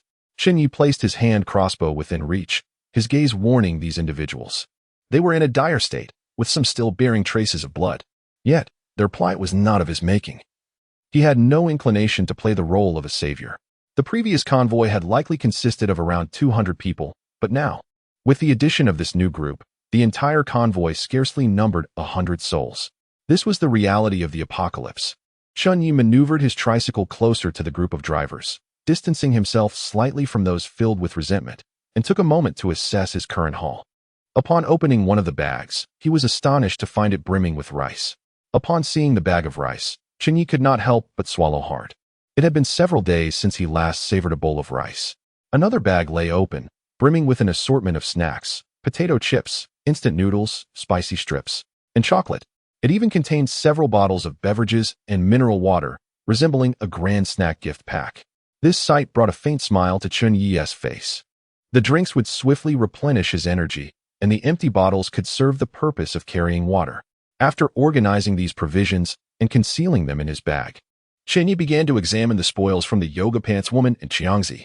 As he opened the bag belonging to the yoga pants woman, Chen Ye could not help but curse aloud. This foolish woman had scarcely any food in her bag. Instead, it was filled with clothing and shoes. While such items could be deemed useful in these times, they were all women's apparel. The bag also contained numerous feminine hygiene products. Clearly, these items would be of little use to him and would need to be exchanged with others for necessary supplies. Next, he turned to Xiangzi's bag, which was even larger than Chen Ye's own backpack and appeared to be filled with a substantial amount of goods. To Chen Ye's surprise, he even discovered cured meat within Xiangzi's belongings, a scarce and invaluable resource. The bag was also replete with various snacks and 2 large packets of noodles, which alone would sustain him for quite some time. Furthermore, Chen Ye found a few pieces of clothing and a pair of shoes in Xiangzi's pack, which brought a glimmer of joy to his face. It was still October, and the weather had not yet turned cold, resulting in considerable perspiration and an uncomfortable stickiness. His clothes were filthy, resembling those of a beggar. Even without the luxury of a shower, changing into clean attire would provide him with a measure of comfort. Eagerly, Chen Ye donned a quick dry shirt, and placed his soiled garments into a bag, deciding to wash them later during a camping trip by the river. In this era, every scrap of resource was invaluable. Even though his shoes were sorely worn, he had no intention of discarding them. He retrieved his portable stove and cookware, preparing to treat himself to a hearty meal. Lacking proper utensils, he used the tip of a crossbow bolt to painstakingly cut off a piece of cured meat to toss into the pot. The notion of washing rice never crossed his mind, as that would waste precious water. Instead, he poured a bit of water directly into the pot with the meat and set it over the stove to cook. Within Xiangzi's pack were also 2 bottles of Lao Gan Ma, an immense stroke of fortune. Nearby, fellow survivors were still weeping, but Chen Ye paid them no mind. In this apocalyptic reality, those who could still shed tears possessed the strength to endure. Exhaling a smoke ring, Chen Ye leaned against a tricycle, waiting for his meal to cook while maintaining a vigilant gaze on the others. Noticing their lack of aggressive behavior, his thoughts drifted back to the system. More than 5 hours remained until the completion of the tricycle upgrade. Noticing that only 300 kill points were left, Chen Ye recalled the sequence Extraordinary Beings. System. How can one awaken the sequence Extraordinary? Chen Ye tentatively inquired, not expecting a swift response from the system. Currently, there are 2 methods to awaken the sequence Extraordinary.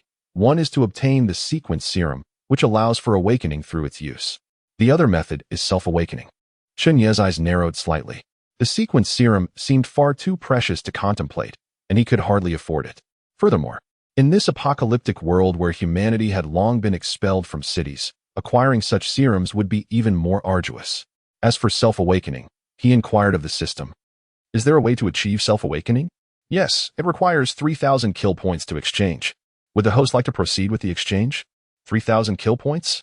I nearly perished while trying to gather a mere 1,000. Where on earth am I to procure 3,000? Chen Ye glanced at the remaining 300 kill points in his account. If he opted for the system's loan, he would be left with nothing. Since the system would not press for repayment, how could he maximize the utility of these 300 kill points? Taking a deep drag from his cigarette, Chen Ye's mind raced. He recalled the earlier encounters in Xinghua town, where ordinary people were utterly powerless against the bizarre, forced only to flee for their lives. System. I wish to use 300 kill points to exchange for a method to combat the bizarre. After issuing this directive, a small loading icon appeared, reminiscent of a phone waiting to launch an application. After a full 10 minutes, just as Chen Ye was beginning to lose hope, the system provided a message. 300 kill points consumed, exchanging for a method to combat the bizarre. Would you like to proceed? Could it truly be so? Chen Ye straightened in his seat. Confirm, exchange.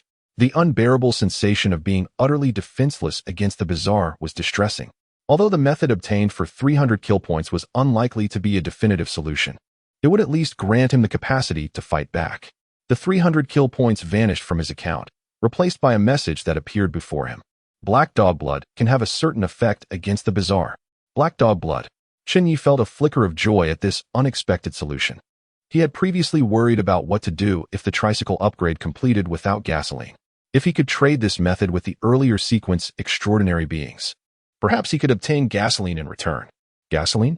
Since he could exchange for the sequence serum, surely he could also acquire gasoline or other supplies. Chen Ye promptly called upon the system to inquire. The system confirmed his suspicions. However, upon glancing at the exchange prices, he fell silent. Seeing the exchange prices, Chen Ye felt that had his life not been in jeopardy, he would never have considered such an exchange. Chapter 10. Mechanic Sequence as Dawn Broke. A message notification flashed before Chen Ye's eyes. Upgrade has been completed. After a fleeting shimmer of dim light, Chen Ye's tricycle underwent a remarkable transformation, becoming entirely unrecognizable.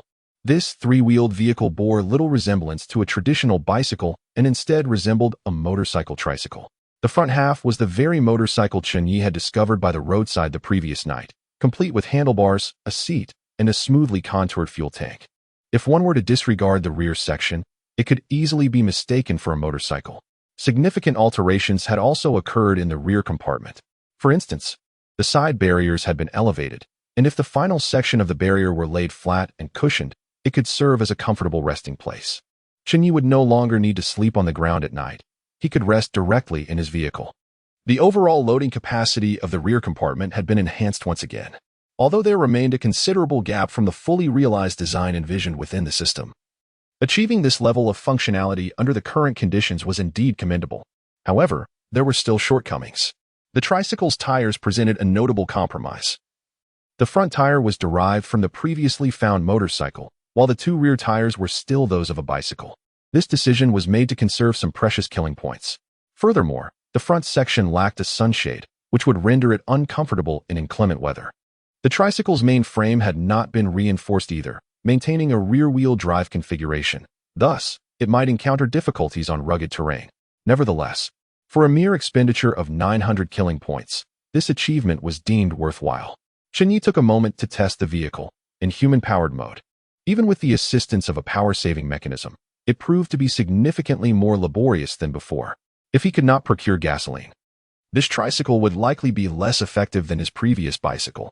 At this juncture, Chen Ye's mindset had shifted considerably. Should he encounter a situation akin to the previous day? He feared he would be abandoned by the convoy. Being cast aside by the group would only lead to one outcome: death. While the motorcycle's engine might lack sufficient power and speed, it still surpassed the pace of riding a bicycle. Despite the inconvenience of refueling, he accepted this reality. Chen Ye glanced towards the front of the convoy, where two off-road vehicles, a sedan, and a bus were stationed. Surely, they possessed gasoline. With his current abundance of supplies, he might be able to barter for some. Before long, Chen Ye's motorcycle tricycle garnered considerable attention, eliciting envious glances from many.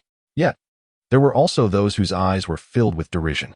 How unfortunate it was to see the former bicycle transformed into this peculiar hybrid. And now the need to gather gasoline. Indeed, the old bicycle had been far superior. Perhaps they should inquire about the whereabouts of his previous tricycle. If they could acquire it, it would be a boon. Did you not notice that this vehicle is merely a modified version of that tricycle? Someone interjected. What do you mean? Are you suggesting that this person transformed a tricycle into this overnight? How is that even possible? With this reminder, all eyes turned toward Chen Ye. Indeed, how could an ordinary person possibly transform a tricycle into such a remarkable vehicle overnight? To achieve such a feat would require at least several individuals working diligently over the course of several days. Yet, he accomplished it alone in a single night? How is that conceivable? Could this individual be extraordinary? All around, people cast wary glances at Chen Ye, their expressions tinged with animosity, apprehension, and fear. Yet none dared to approach him. Among them were individuals who had witnessed Chen Ye executing a ruthless act against a troublesome character just the previous day outside the supermarket. Observing their reactions, a sense of foreboding gripped Chen Ye's heart. The commotion drew attention. What is happening here? At that moment, a melodious voice pierced through the air. A tall girl with a sleek ponytail approached, adorned in a pair of high-heeled shoes, hot pants, and a cartoon-themed top, with a longsword dangling at her waist. This was someone Chen Ye recognized. During his escape from Xinghua village, she had leapt between rooftops with a grace that suggested she could indeed fly. She was a sequence extraordinary. The other survivors, though unsure of her identity, couldn't shake off an instinctive fear as they glanced at her. The girl surveyed her surroundings before fixing her gaze on Chen Ye and, subsequently, on his motorcycle tricycle. Upon spotting the vehicle, a peculiar glint flickered in her eyes. Chen Ye instinctively reached for his crossbow, well aware that he might not be a match for her, yet surrendering without a fight was not an option he would entertain. "Is this motorcycle yours?" she inquired, her voice melodious. "Indeed it is," he replied. "Impressive. Just yesterday, it was a simple tricycle, and now it has been transformed into a motorcycle. Remarkable. Have you awakened as a sequence extraordinary?" The girl turned, her sparkling eyes fixed on Chen Ye. At her words, he was momentarily taken aback. What is the sequence extraordinary? Is she referring to me? The other survivors were equally stunned. While some had heard whispers of the sequence extraordinary legend, none had ever witnessed it firsthand. Following yesterday's events, no one regarded the concept as mere myth. Now, hearing the girl assert that Chen Ye had indeed awakened as a sequence extraordinary, disbelief swept through the crowd. How could this be? The disdainful looks that had marked their expressions just moments ago swiftly transformed into envy and jealousy. Ah, the mechanic sequence? Otherwise, it would be impossible for you to achieve such a transformation. Come with me for now, the girl instructed, leading Chen Ye towards a cluster of vehicles ahead. Chen Ye understood. It seemed she believed the system to be an extension of her sequence abilities. As he followed the girl, he chose not to voice any objections. Leaving behind a throng of envious onlookers, this convoy exhibited a stark division of classes. Firstly, there was the group of drivers at the forefront. Based on Chen Ye's observations, He estimated that at least 2 among them were sequence extraordinaries. This group was not numerous, comprising perhaps a few dozen individuals. Following the events in Xinhua Town yesterday, nearly half of the individuals had suffered losses. The attire and demeanor of these individuals appeared markedly superior to those of another group. Chen Ye even heard whispers that among them was a celebrity. The other group consisted of survivors who either rode bicycles or walked behind these individuals. Judging by yesterday's occurrences, they seemed to be the kind of people who could be discarded at any moment. As the girl led Chen Ye over, all eyes turned toward them in astonishment. Chen Ye even caught sight of a uniquely charismatic barefoot youth gazing at him. The youth's distinct aura was simply undeniable. Nana is the one who has just awakened the mechanic sequence. Upon her proclamation, every individual present regarded Chen Ye with expressions of surprise or envy. Is the mechanic sequence for real? How enviable. This marks the 4th extraordinary individual in our team. Our ranks of extraordinary beings are indeed growing. For extraordinary individuals? That implies there is yet another. Someone exclaimed. Is it that barefoot youth? The girl tossed her head toward the motorcycle tricycle not far from Chen Ye. Her chin held high, seemingly proud to have identified another extraordinary individual. Captain, you all should remember this vehicle. What was its condition last night? And what is it now? Only an extraordinary being from the mechanic sequence could achieve such a transformation. What do you think? Having multiple extraordinary individuals from the mechanic sequence in our team is quite advantageous. After speaking, the girl gave Chen Ye a hearty pat on the shoulder. All eyes were now scrutinizing Chen Ye and the motorcycle tricycle, with many casting astonished glances. The women's eyes sparkled with excitement, while the men's gazes were tinged with jealousy and envy. This was the legendary extraordinary individual. The survivors had long heard tales of these extraordinary beings and had witnessed their powers firsthand in Xinhua Town. Just imagining the protection of an extraordinary individual sent many into a reverie. The mechanic sequence? It must pertain to extraordinary beings related to machinery. With the upgrade system now at his disposal, there was indeed a resemblance. Welcome to the awakening of the extraordinary sequence. This will be a brand new world. The uniquely charismatic barefoot man rose to extend his hand to Chen Ye, his face radiating warmth and brightness. At that moment, Chen Ye felt as though the door to the extraordinary sequence had begun to open for him. A wisp of steam rose from the teacup. In this apocalyptic world, it was Chen Ye's first experience of drinking tea. The beverage, which he previously did not favor, now offered a refreshing aroma that soothed the senses. At this juncture, Chen Ye was invited into a tent. Inside were only Chen Ye, Chu Che, and Nana. Allow me to introduce myself. I am Chu Che, of the guide sequence. Nana, of the swordmaster sequence. And I am, well, the mechanic sequence. With the confirmation of his status as a mechanic sequence individual, Chen Ye resolved to embrace the role of an extraordinary being in that sequence. There is another one you should have encountered, the imposing figure known as the Titan sequence. He is currently at rest. You must have just awakened to the mechanic sequence, am I correct? As a newly ascended extraordinary, you undoubtedly have numerous inquiries to make. I remember when I was in your position, newly elevated to the status of extraordinary, feeling equally bewildered. Should you have any questions, feel free to ask me. Chen Ye pondered for a moment and asked, what is the mechanic sequence? Chu Che cast a surprised glance at Chen Ye. Logically, every newly awakened extraordinary should acquire some fundamental information from their genes. Yet, this individual before him appeared utterly oblivious. Nonetheless, Chu Che suppressed his doubts, lifted his cup, and took a sip of tea before responding. To my understanding, the mechanic sequence possesses an innate talent for comprehending machinery that is beyond the grasp of ordinary individuals. They possess an instinctual understanding of the operation and principles of machinery. The mechanic sequence is also considered a type of auxiliary sequence. In times of peace, the mechanic sequence would be one of the most ideal sequences, but alas. After Chu Che's explanation, Chen Ye gained a deeper understanding of this so-called extraordinary sequence. Listening to Chu Che's elucidation, Chen Ye began to truly appreciate the complexity of the extraordinary sequences. There exist over 100 types of extraordinary sequences. Even Chu Che is only familiar with a handful of them, while a vast number remain shrouded in mystery. After all, the apocalypse has only unfolded for a few months. Each extraordinary sequence possesses its unique abilities, categorized into several major types, such as combat sequences, auxiliary sequences, and supernatural sequences. Moreover, each nation has its distinctive sequences. For instance, in the Xia Kingdom, there are the Sword Immortal sequence and the Celestial Master sequence. The neighboring girl, Nana, belongs to the unique Sword Immortal sequence of the Xia Kingdom. endowed with a natural talent for swordsmanship. In fact, by 2025, strange phenomena had already begun to erupt. Initially, the situation was not particularly severe, allowing governments worldwide to maintain some semblance of order. It was during that time that individuals began to awaken to extraordinary sequences. Che calmly recounted the information he possessed, much of which was entirely new to Chen Ye, compelling him to listen intently. The anomalies cannot be exterminated.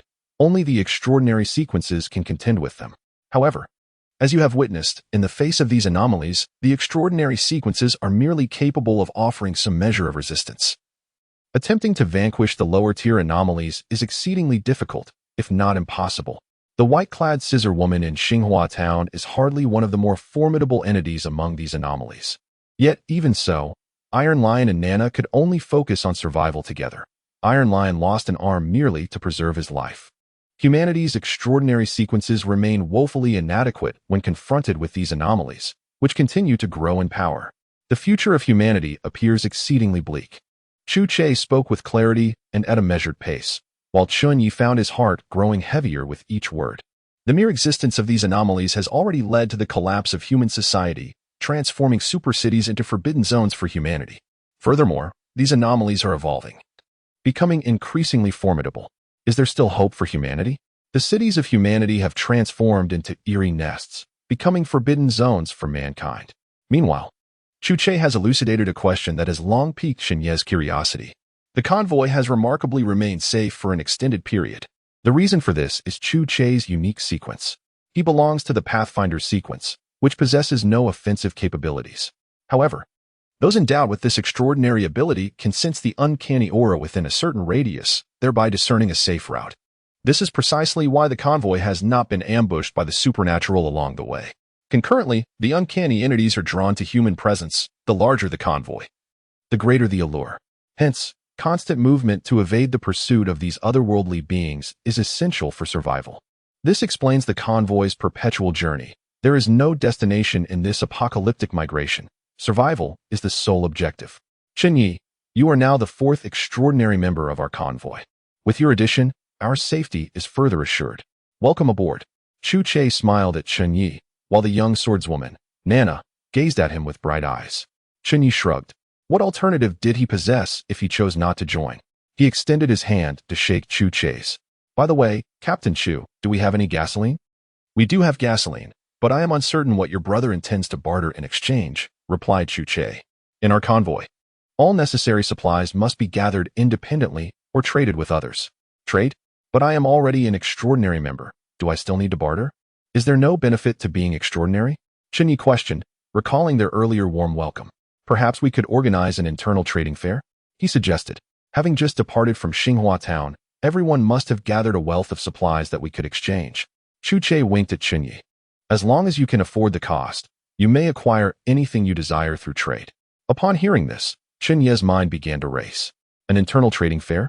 Perhaps he could exchange for the materials needed to upgrade his tricycle. The very thought filled him with anticipation. Chapter 12. Exchanging supplies before long. Chen Ye grasped the survival principles of this convoy. Within it, ordinary individuals still comprised the majority. However, their limited capabilities rendered it exceedingly difficult to procure valuable supplies, making it a challenge to acquire quality items from them. The only potential trading partners were the few extraordinary individuals present. The leader of the convoy, naturally, was the Pathfinder, Che. This sequence's extraordinary members are born leaders. The management of the convoy, much like Che himself, is rather lax. His sole requirement for governance is fairness, regardless of whether one is Che or the most mundane individual in the convoy. Anyone wishing to obtain supplies must either venture out to seek them or offer an equivalent exchange. Just as Chen Ye observed someone entering another's tent at night. Survival is attainable through the willingness to pay the necessary price. Chen Ye had no objections to this principle. In a world teetering on the brink of apocalypse, it is indeed a rare occurrence for individuals to adhere to the principles of fairness. In what seems to be a gesture of welcoming the newly inducted extraordinary being, Chen Ye, Che, and Nana, along with the still recovering comrade, organized a modest resource exchange event.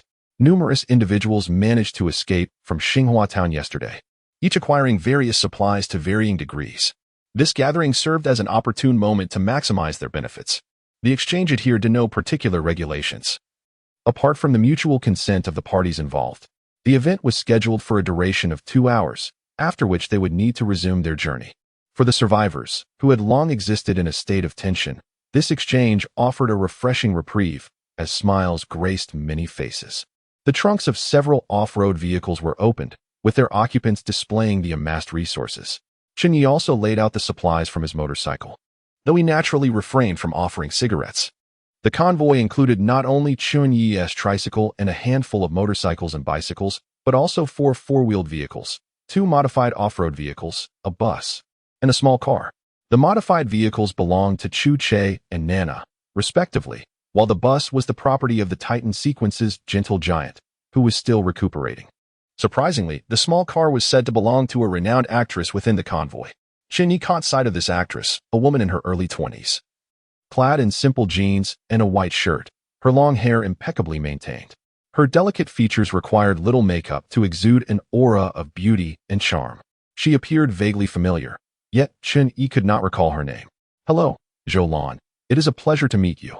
Upon hearing her introduce herself, Chen Ye experienced a moment of realization. "Chen Ye, I have seen your works. They are remarkable." She responded, "Thank you. I heard you have some women's clothing. May I take a look?" The trunks of the 2 off-road vehicles and the small car were fully opened. Inside Chu Che's trunk lay some expired biscuits and cola, nearly occupying half the space, alleviating immediate concerns of hunger. To Chen Ye's delight, he also discovered a much-coveted foldable solar charging panel, an essential item for outdoor enthusiasts who often traverse the wilderness. When mobile phones or cameras run out of battery, this solar panel could replenish their power. If it fell into Chen Ye's hands, with some upgrades, it could even serve as an energy source for an electric vehicle. Unfortunately, what Chen Ye required at that moment was not electricity, but gasoline. Moreover, he found a substantial amount of clothing in Chu Che's trunk, including jackets, fleece, and quick-dry garments, indicating a deliberate collection. In this apocalyptic scenario, such attire was undoubtedly the most suitable. He also stumbled upon 2 large barrels of gasoline and some peculiar animal pelts within the trunk. One blood-red hide caught Chen Ye's attention. This hide had been discovered during his escape from Jiangqing, though its precise purpose eluded him. "If you are interested, I could part with it for a modest price. Just a bag of rice will suffice." To his surprise, Chu Che had set his sights on that very bag of rice. The notion of exchanging a mere bag of rice for an item of unknown utility was utterly absurd. Chen Ye politely declined. "Moreover, if you insist, you could offer me 2 packs of cigarettes instead." Chen Ye, unimpressed by the greedy captain, dismissed him as petty. "And what about your gasoline?" Chen Ye inquired, pointing at the 2 large barrels of fuel belonging to Chu Che. Chu Che stroked his chin and replied, 1 box of instant noodles, 10 Snickers bars, and 5 pounds of rice."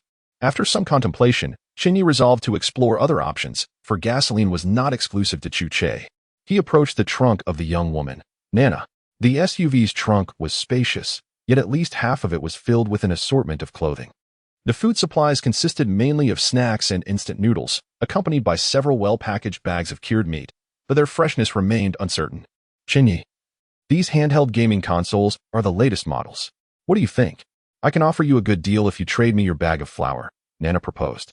However, Chen Ye had no interest in handheld consoles. In these apocalyptic times, there was little opportunity for leisure. The trunk also contained several knives of varying lengths.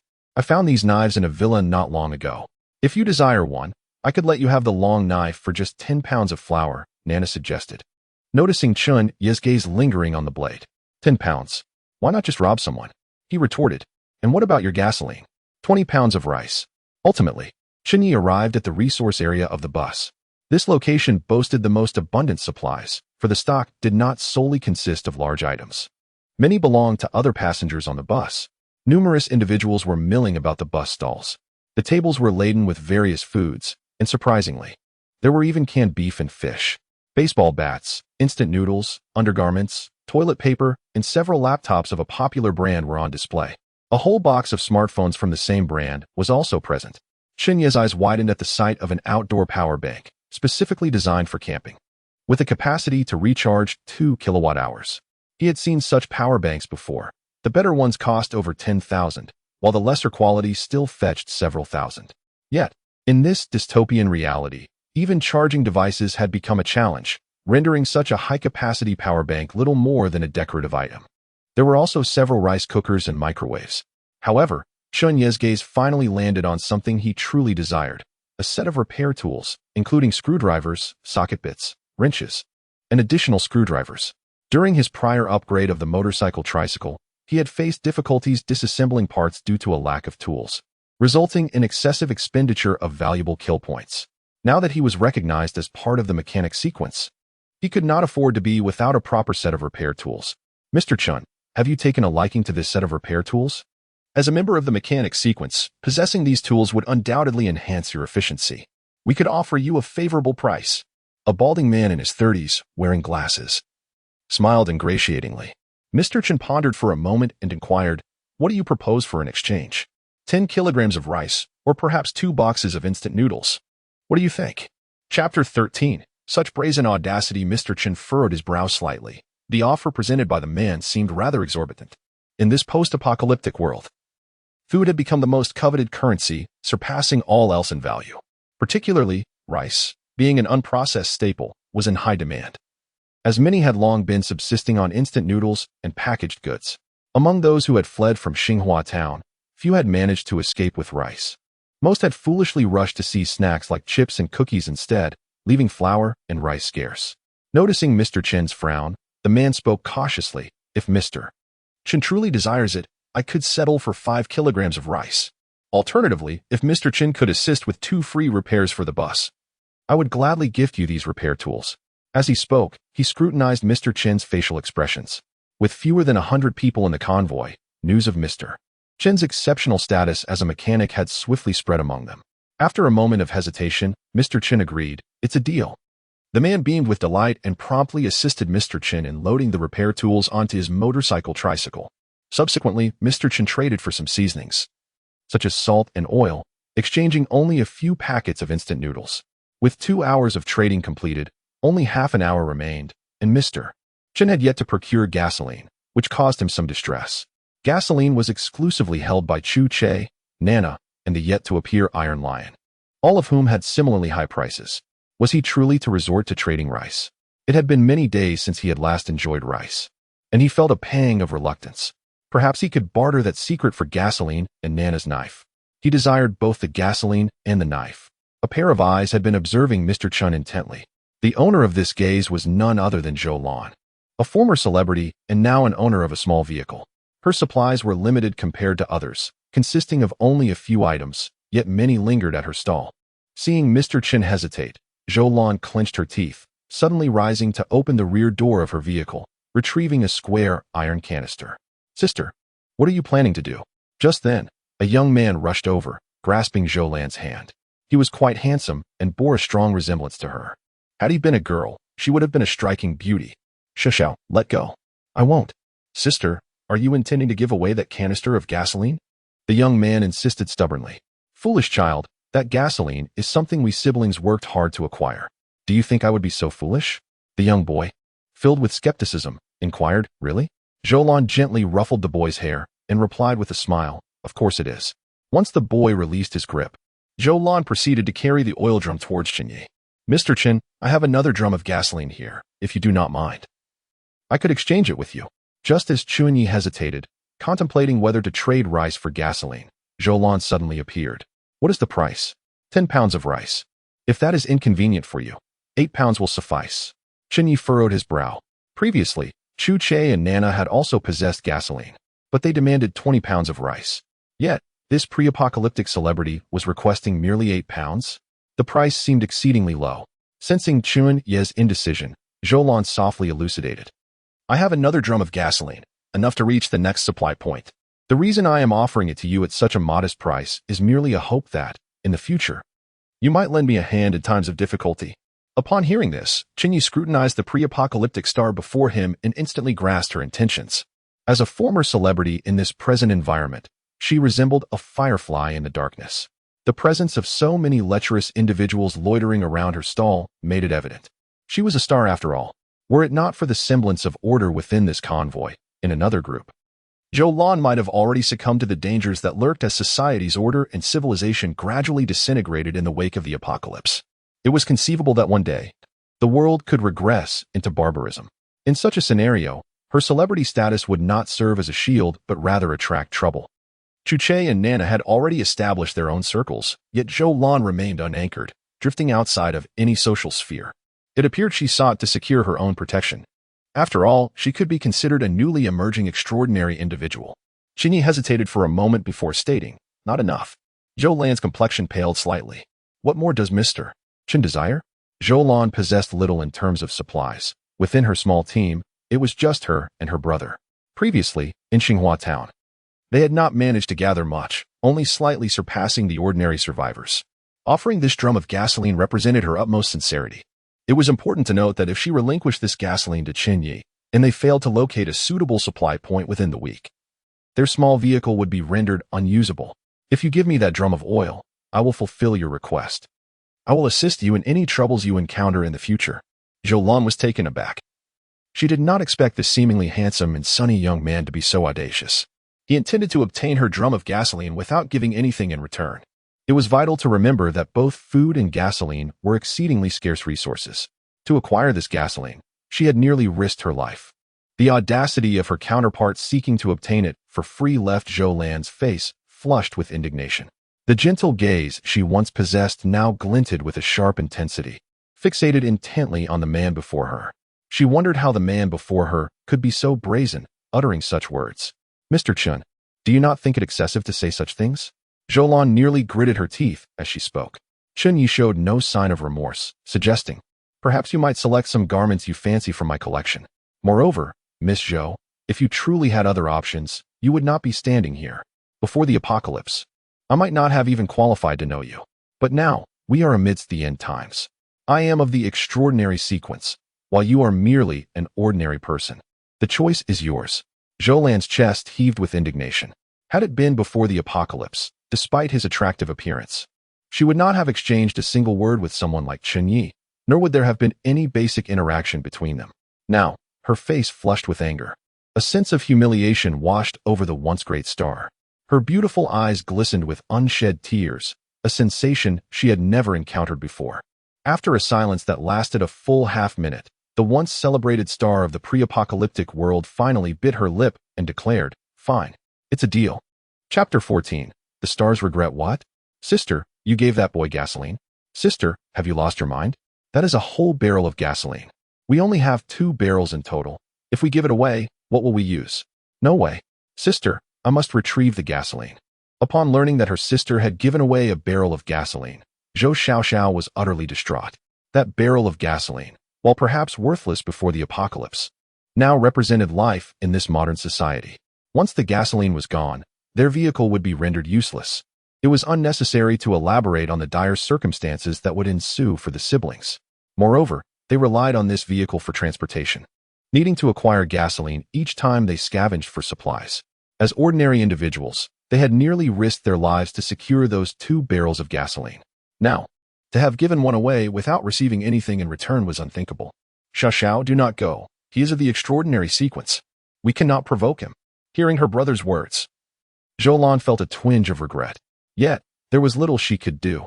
In this apocalyptic reality, her star power had long since faded. However, Zhou Xiaoxiao defiantly retorted, "Sister, even if he is of the extraordinary sequence, what of it? He is merely of the mechanic sequence, not a combat sequence like Captain Chu. We have no reason to fear him. Besides, with Captain Chu around, what can he do?" With that, the young man strode purposefully towards Chen Ye.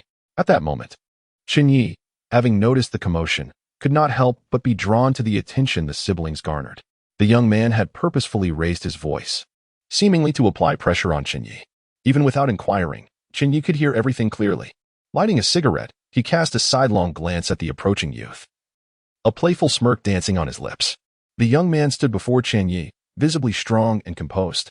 "Mr. Chen, my sister's barrel of gasoline." Chen Ye exhaled a plume of thick smoke towards the boy's face. The boy furrowed his brow and waved his hand to disperse the smoke before him. Chen Ye raised his chin, uttering not a single word. The boy lowered his head and retrieved the barrel of gasoline from Chen Ye's motorcycle tricycle. This minor episode unfolded within the convoy, drawing the attention of all present. Some looked at Chen Ye with a sense of schadenfreude, while others regarded the Zhou siblings with expressions of incredulity. In such apocalyptic times, how could anyone dare to offend the sequence extraordinary? Truly, they were oblivious to the dangers that lurked. Many desired to curry favor, but found themselves unable to do so. Throughout the entire encounter, Zhou Wan observed from a distance, refraining from intervening in her sister's actions. When Chen Ye cast a glance her way, she instinctively turned her head, feeling a twinge of guilt. As for the stolen gasoline, Chen Ye harbored no particular thoughts. If it was taken, so be it. She was not the sole possessor of gasoline. Chen Ye approached Chu Che, a young man with a barefoot demeanor and a gentle smile. For a barrel of gasoline, I can offer you a more favorable deal. How about 18 pounds of rice? Not appealing at all. You are quite unscrupulous. Hey, Zhou Wan isn't trading with you, but I will. I'm doing you a favor, and you call me unscrupulous? Chen Ye shook her head. I wish to exchange a piece of information for the gasoline. An inconsequential piece of information won't suffice for a barrel of gasoline. I assure you, it is valuable. It pertains to dealing with the anomalies. Upon hearing this, Chu Che's expression grew serious. Are you speaking the truth? Of course. Although black dog blood cannot eliminate the anomalies, it certainly has its effects. At her words, Chu Che's pupils widened in shock. He murmured, indeed. How did I not think of that? While it may not kill the anomalies, its efficacy is notable. This information is worth a barrel of gasoline. I also desire your solar charging panel. That will depend on the effectiveness of your black dog blood against the anomalies. Witnessing how effortlessly Chen Ye secured a barrel of gasoline from the captain with mere words, the Zhou sisters exchanged glances, both reflecting a shared sentiment of uncertainty. Chen Ye then approached Nana. Within this convoy, the most formidable combatant was not the Titan sequence, still recovering from injuries, but rather this young girl of the sword immortal sequence before her. Had it not been for her, the Titan's hulking figure would likely have met an untimely demise. What do you intend to do with the Zhou sisters? Was Nana's opening question. Chen Ye shrugged. What else could I do? It's not as if they possess gasoline. Furthermore, I do not trust you. Men are rarely trustworthy. Who knows what schemes you harbor? The young sword immortal's eyes conveyed a singular message, distrust. All right. I plan to trade for a blade. Chen Ye reiterated what she had previously told Chu Che to Nana. Nana exhibited a similar reaction, astonished. Through this exchange, Chen Ye procured a knife from the young sword immortal. It was an outdoor machete, with a blade and handle extending over 40 centimeters.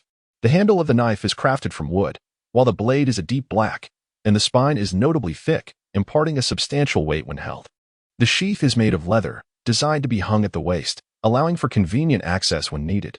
According to Nana, this bush knife is a brand from an island nation.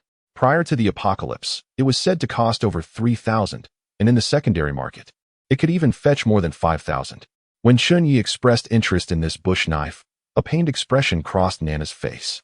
Regarding the efficacy of black dog blood against the uncanny, Chen Ye harbored no intent to withhold information. Humanity is clearly at a significant disadvantage in the ongoing war against the uncanny. Within a mere few months, the human population has diminished by over 90%. Any scrap of information that could aid in combating the uncanny holds immense value, and Chen Ye was unperturbed about disseminating such news. He chose not to barter for supplies at the bus. Although he yearned for the outdoor power bank worth 2 degrees of electricity, the colossal Titan series was still dormant, leaving no one in charge. Meanwhile, the Zhou siblings were indeed taken aback. They were unaware of the exchange between Chen Ye, Chu Che, and Nana. They merely observed Chen Ye uttering a few words, after which he acquired a barrel of gasoline and a bush knife from the two, particularly for Zhou Xiaoxiao. He recognized that the bush knife Chen Ye obtained was the very one he had long desired, but Nana's asking price had always been too steep, preventing him from gathering sufficient supplies. He never anticipated it would be relinquished to Chen Ye so effortlessly. Zhou Xiaoxiao found it baffling. Simultaneously, Chen Ye acquired 2 small bags of black dog blood. There were 2 black dogs within the convoy, owned by survivors. While it would be challenging for Chen Ye to obtain these 2 black dogs, it was a different matter for Chu Che. He merely exchanged some chocolate and sausages to acquire the dogs from their previous owner. Chen Ye returned to his motorcycle tricycle, noticing that several pieces of women's clothing had been traded away from his stall. Attention! The convoy will depart in 15 minutes. Departing in 15 minutes. The announcement blared from the loudspeaker of Chu Che's modified off-road vehicle, and many survivors who had yet to conclude their transactions displayed signs of impatience. Chen Ye, however, remained unhurried as he rummaged through the cargo, retrieving a bundle of crossbow bolts. Most of these bolts were homemade by Chen Ye. roughly crafted, yet preferable to having none at all. The standard bolts that accompanied his hand crossbow had long been expended. Now, with the bush knife in hand, Chen Ye made some adjustments to the bolts. It must be said that this unknown island brand outdoor bush knife proved to be exceptionally useful. Finally, he placed the modified bolts into a bag containing the black dog blood, securely tying the bag before tossing it into a corner of the cargo area. Soon, the convoy began to mobilize, led by Chu Che's modified off-road vehicle, followed by Nana's, and then the bus. Up to this point, Chen Ye had not encountered a third extraordinary being in the sequence. He trailed closely behind the bus, effectively becoming the fourth member of the convoy. Following him was the vehicle of the celebrity Zhou Lan. Chapter 15, The Uncanny. Xiao Xiao, have you managed to find out what Chen Ye discussed with Captain Chu and Nana? Zhou Lan now feels a twinge of regret. Had she foreseen the unfolding of events, she would have refrained from engaging with Chen Ye. She had dispatched the gasoline, only to have Xiao Xiao retrieve it later. She could only blame her momentary lapse in judgment, a fleeting reluctance to part with that precious barrel of fuel. Yet, with the situation having escalated to this point, any thought of regret seems futile. The animosity with Chen Ye and her brother has undoubtedly been cemented. However, Zhou Lan felt a surge of panic when, with just a few words, Chen Ye procured both a barrel of gasoline and a machete. It was astonishing that mere conversation could yield such significant resources. Zhou Lan had instructed Zhou Xiaoxiao to inquire about what Chen Ye had said to secure those supplies. Sister, Uncle Abeo, that crafty old fox, claims he knows nothing. What a shame, considering he previously boasted of being your fan. Humph, a false admirer indeed. Zhou Xiaoxiao complained as she drove. Li Jia was the bus driver, while Uncle Abeo served as the driver for Chu Che's modified off-road vehicle. Chu Che and Nana's vehicle carried 3 individuals, forming their own little clique. When Zhao Xiaoxiao approached Uncle Abeo for information, she gleaned nothing, much to Zhou Xiaoxiao's displeasure. Sister, I understand your concerns. Are you worried that offending Chen Ye will jeopardize our survival within the convoy? Zhou Lan remained silent. Zhou Xiaoxiao chuckled lightly, her tone carefree. What is there to fear, sister? Our survival thus far has been solely due to our own efforts. Each foray into resource gathering has been fraught with peril. This is precisely why we have thrived in the convoy, even better than others. That gasoline was hard-won. Why should we surrender it to Chen Ye? Besides, we do not need to rely on others for protection. We are self-sufficient. As she spoke, Zhou Xiaoxiao wore a proud expression. Zhou Lan gently tapped Zhou Xiaoxiao's forehead. Yet, for reasons unknown, an unsettling feeling lingered in her heart. Chen Ye exchanged the gasoline with Chu Che and filled the tank of the 3-wheeled motorcycle. As the engine sputtered to life, the motorcycle roared into action. The convoy's pace was brisk today, perhaps to make up for the 2 hours wasted in the morning. Zhou Lan observed Chu Che ahead of the convoy, occasionally exiting his vehicle to scoop up a handful of dirt for tasting, then solemnly indicating a safe direction. This must be the role of a leader. In her previous position at the rear of the line, she had never witnessed such a scene. By afternoon, Chu Che finally commanded a halt for the convoy. Chen Ye retrieved supplies from the motorcycle's cargo bed to prepare a meal. After several days without rice, the mere thought of it made Chen Ye's mouth water. Today's provisions were abundant. Many who had ventured out from Xinghua town had brought back a considerable amount of supplies. A blood moon hung in the sky, its presence unknown until now. Perhaps it was the shared bounty that lightened the atmosphere in the camp, making it feel less somber. Just as Chen Ye finished his meal, Uncle A Bao, the driver of Chu Che, approached him with news that Iron Lion had awakened. When Chen Ye laid eyes on the legendary giant of the Titan sequence, he was momentarily taken aback. The last time he had seen this behemoth, its arm had been severed at the shoulder. Yet today, he was astonished to find that a portion of the arm had grown back. Could this be a manifestation of the extraordinary powers inherent in the sequence? Nana and Chu Che, however, were unfazed by the spectacle. Upon seeing Chen Ye, Iron Lion was slightly taken aback as well. Ah, it's you. If it weren't for that arrow of yours that day, I might not have made it, he said weakly from his bed. Chen Ye candidly replied, if it weren't for you shielding me from that white-clad scissor-wielding woman, I fear few would have survived this convoy. Iron Lion, the blood and flesh Titan sequence, is fundamentally endowed with the ability of flesh regeneration. Quite impressive, isn't it? He remarked, unabashedly addressing the curious gaze Chen Ye cast upon his amputated arm. I heard you belong to the mechanic sequence. That's splendid. From now on, we won't have to discard broken vehicles. It was evident that he was quite the chatterbox, prone to rambling. After Chu Che informed Iron Lion of the efficacy of black dog blood against the strange entities, Iron Lion expressed his gratitude to Chen Ye. In their convoy, which adhered to principles of fairness, such information came at a cost. What do you desire? Iron Lion inquired. That power bank that can charge 2 batteries. Chen Ye replied. Very well, I'll have Oldly bring it to you shortly. Thus, Chen Ye's convoy acquired a power bank, bringing him one step closer to transforming his motorcycle into a hybrid tricycle. The ensuing days were monotonous, yet leisurely. At times, the convoy would head east, only to abruptly shift westward. Occasionally, they would travel for hours, only to return to their starting point by nightfall. Initially, some voiced their skepticism, but Chu Che swiftly clarified that those unwilling to follow the convoy were free to leave. Consequently, descent ceased.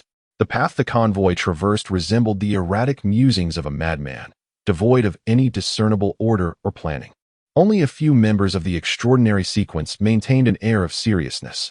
According to Chu Che, several strange entities had been tracing the convoy's whereabouts over the past few days. At one point, the danger was grave, with the strange entities lurking less than 3 kilometers away. Had it not been for the guidance of Chu Che from the Pathfinder sequence, the convoy might have faced annihilation. During each rest period, Chen Ye would seize the opportunity to chop branches and bamboo to craft crossbow bolts. With the aid of his machete, his efficiency in crafting these bolts significantly improved. Upon completion, he coated the shafts with black dog blood. Currently, there were over 100 crossbow bolts nestled in his quiver. Regrettably, the 2 black dogs belonging to the convoy appeared lethargic, likely due to the extraction of their blood. Tomorrow, we shall reach Changshu village. Our supplies are dwindling, and we intend to scavenge for resources in that village, he announced. This was the first sentence spoken by Chu Che during the meeting tonight. Upon hearing this statement, expressions of both terror and anticipation adorned the faces of all present.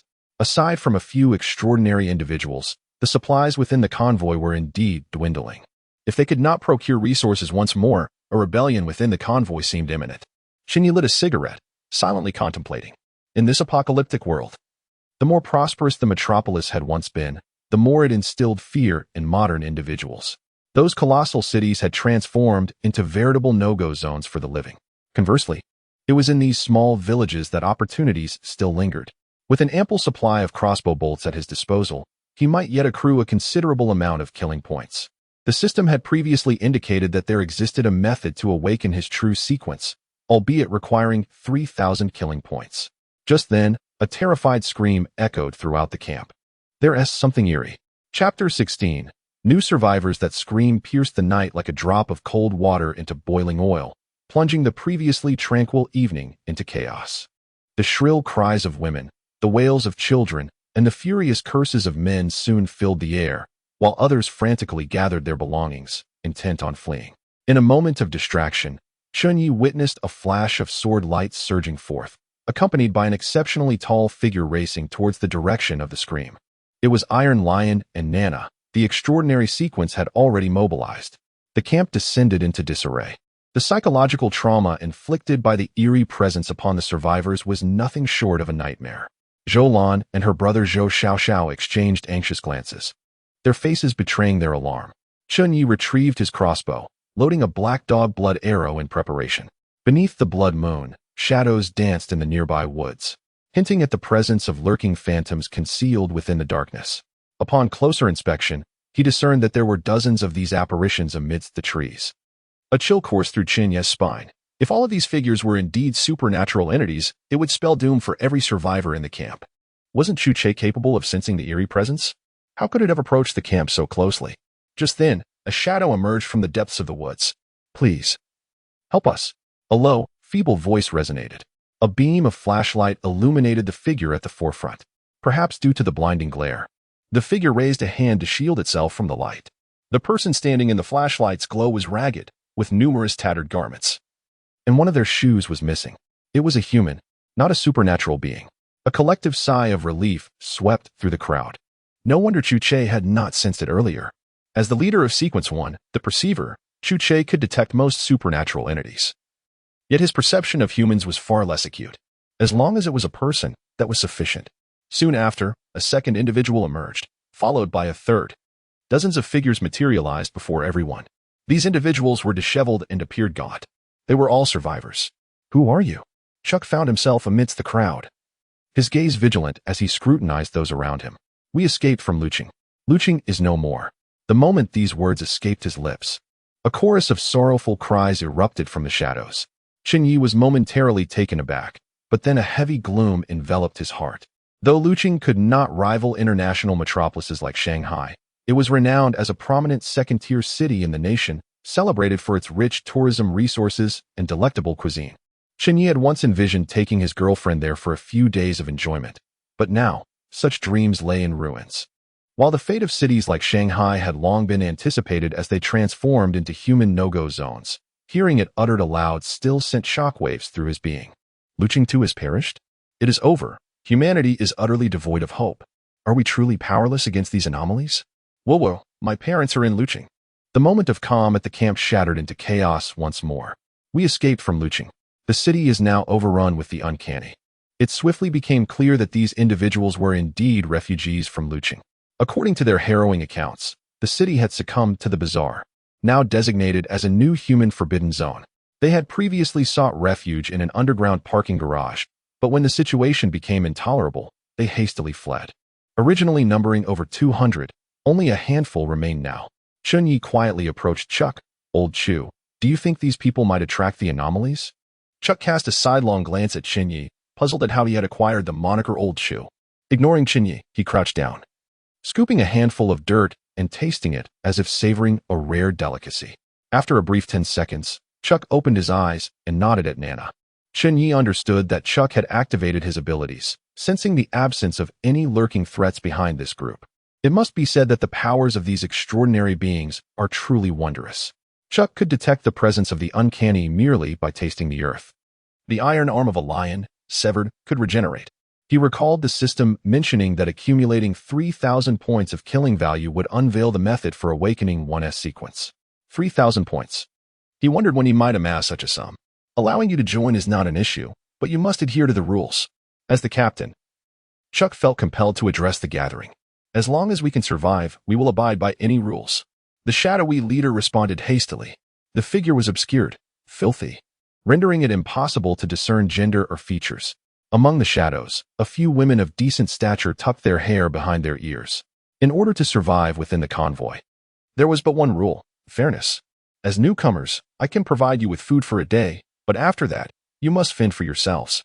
The group of shadowy figures exchanged glances, yet not a single word was uttered among them. After Chu Che spoke, he turned and departed without a backward glance. Initially, the convoy comprised around 200 individuals, but upon passing through Xinhua town, half of them remained there, never to return. With the arrival of these new individuals, the total number in the convoy surged above 100 once more. Chen Ye cast a deep gaze at the newcomers before he too returned to his vehicle. The camp soon buzzed with activity. Chu Che enlisted several middle-aged women to assist with the cooking, an authority he wielded as the leader. The meal was simple, consisting of plain porridge and some pickled vegetables. Before long, the enticing aroma of porridge wafted through the camp. Chen Ye reclined in the back of the truck, wrapping his garments tightly around himself as he began to doze. They were nearing Changshu village, a former human settlement that had largely transformed into a forbidden zone for humanity. The once bustling cities had become increasingly perilous, while the remote villages posed relatively lesser dangers. However, caution was still required. Chen Ye's primary objective was to conserve his energy, preparing to gather as many kill points as possible when the time came to scavenge for supplies.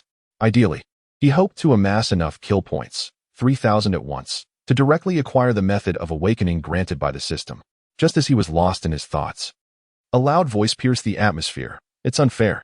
Why is it only the women who are working? Why aren't the men doing anything? This is discrimination against women. Chapter 17. Some still fail to understand their place upon hearing this voice. Chen Yu realized that someone was instigating trouble. It was the apocalypse, and yet there were still those who chose to raise such issues.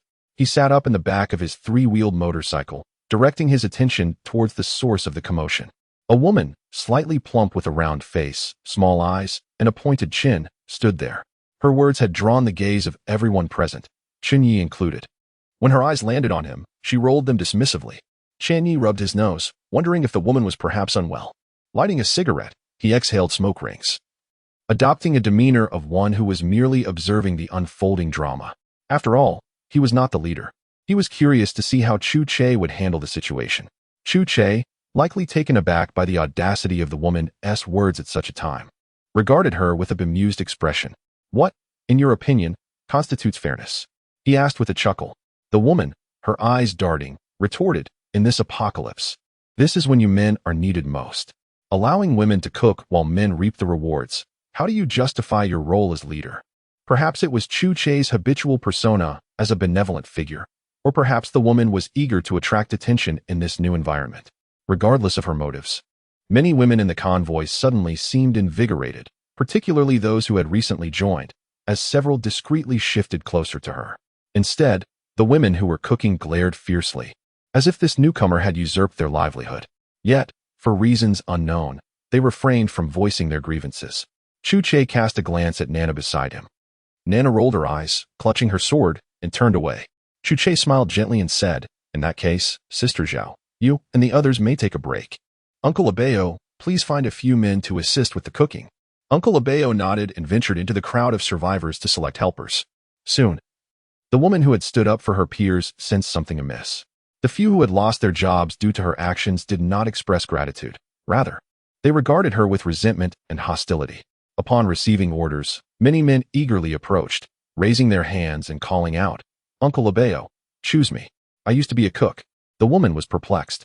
She believed she was advocating for the interests of her group. Why did they regard her with such unfriendly eyes? Fortunately, some gazes directed at her were still warm. Her thoughts were simple.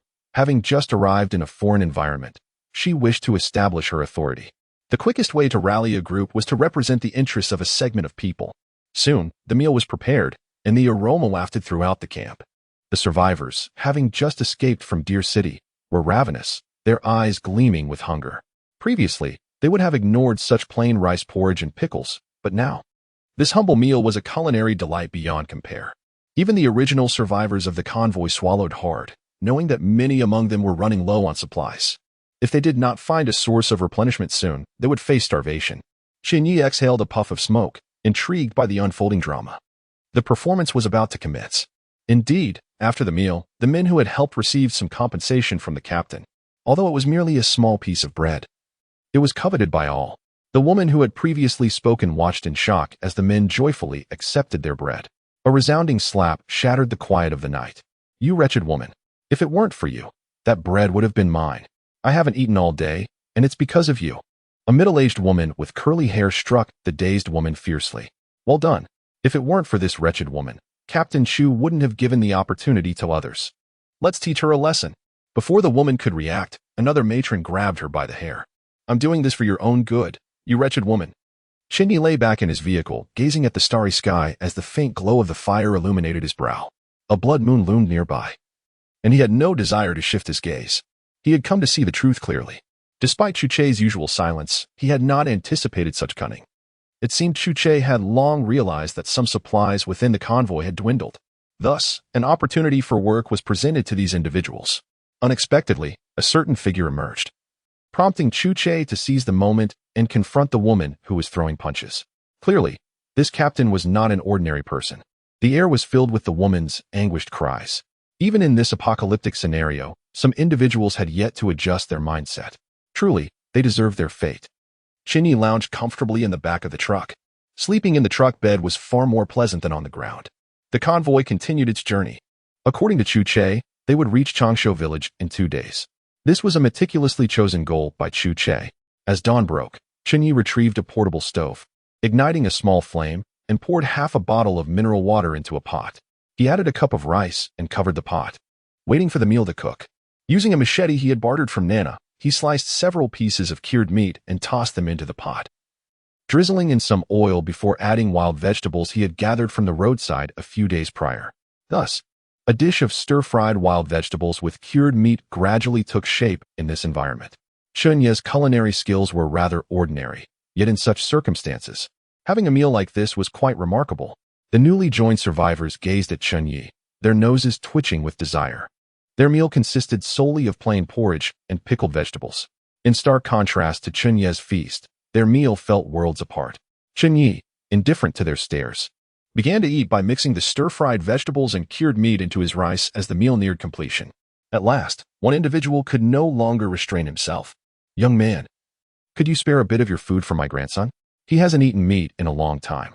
It's not good for a child to be malnourished." Chen Ye looked up to see an elderly woman holding a small child, both gazing at him with pitiful expressions. The child, heedless of the situation, reached out eagerly.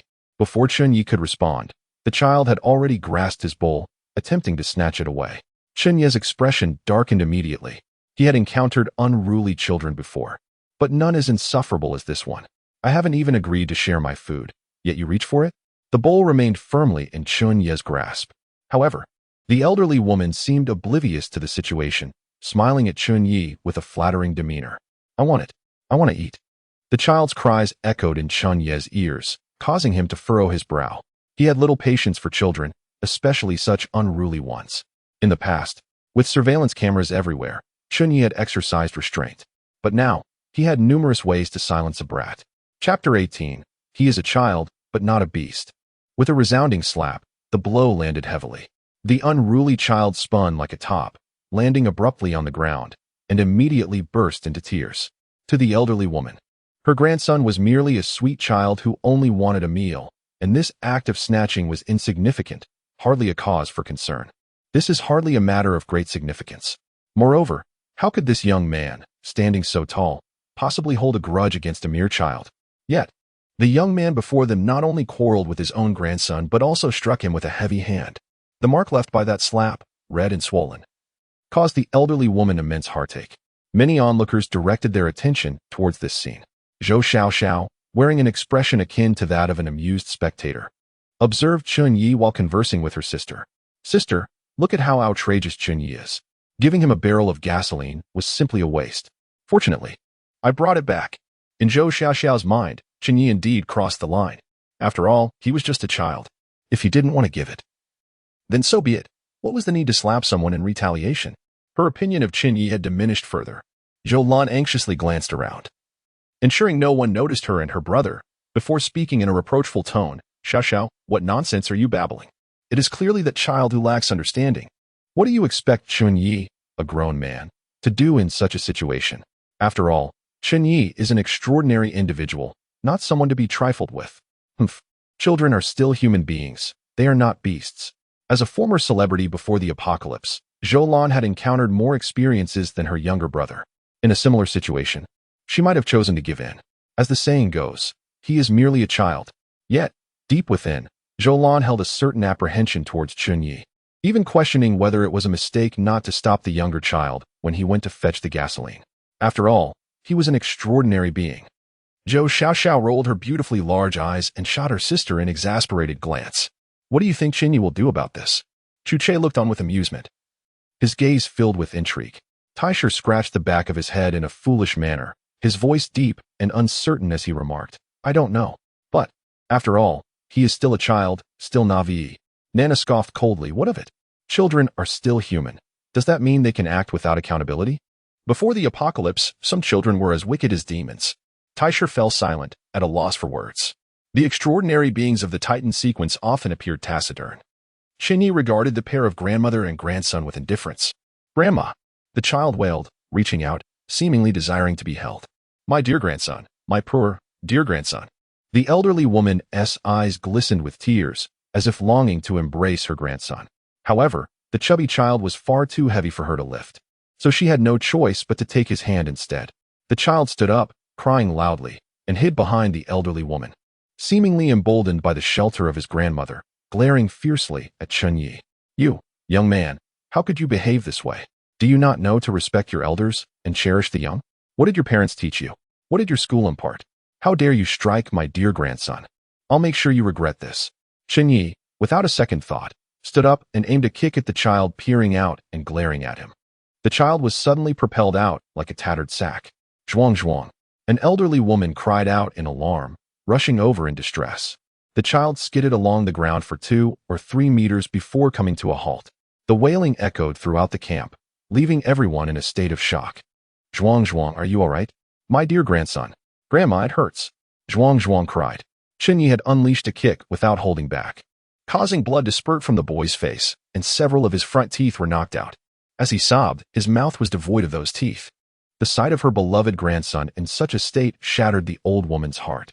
An emotional scene of the grandmother and grandson embracing and weeping soon unfolded. The elderly woman glared furiously at Chen Ye.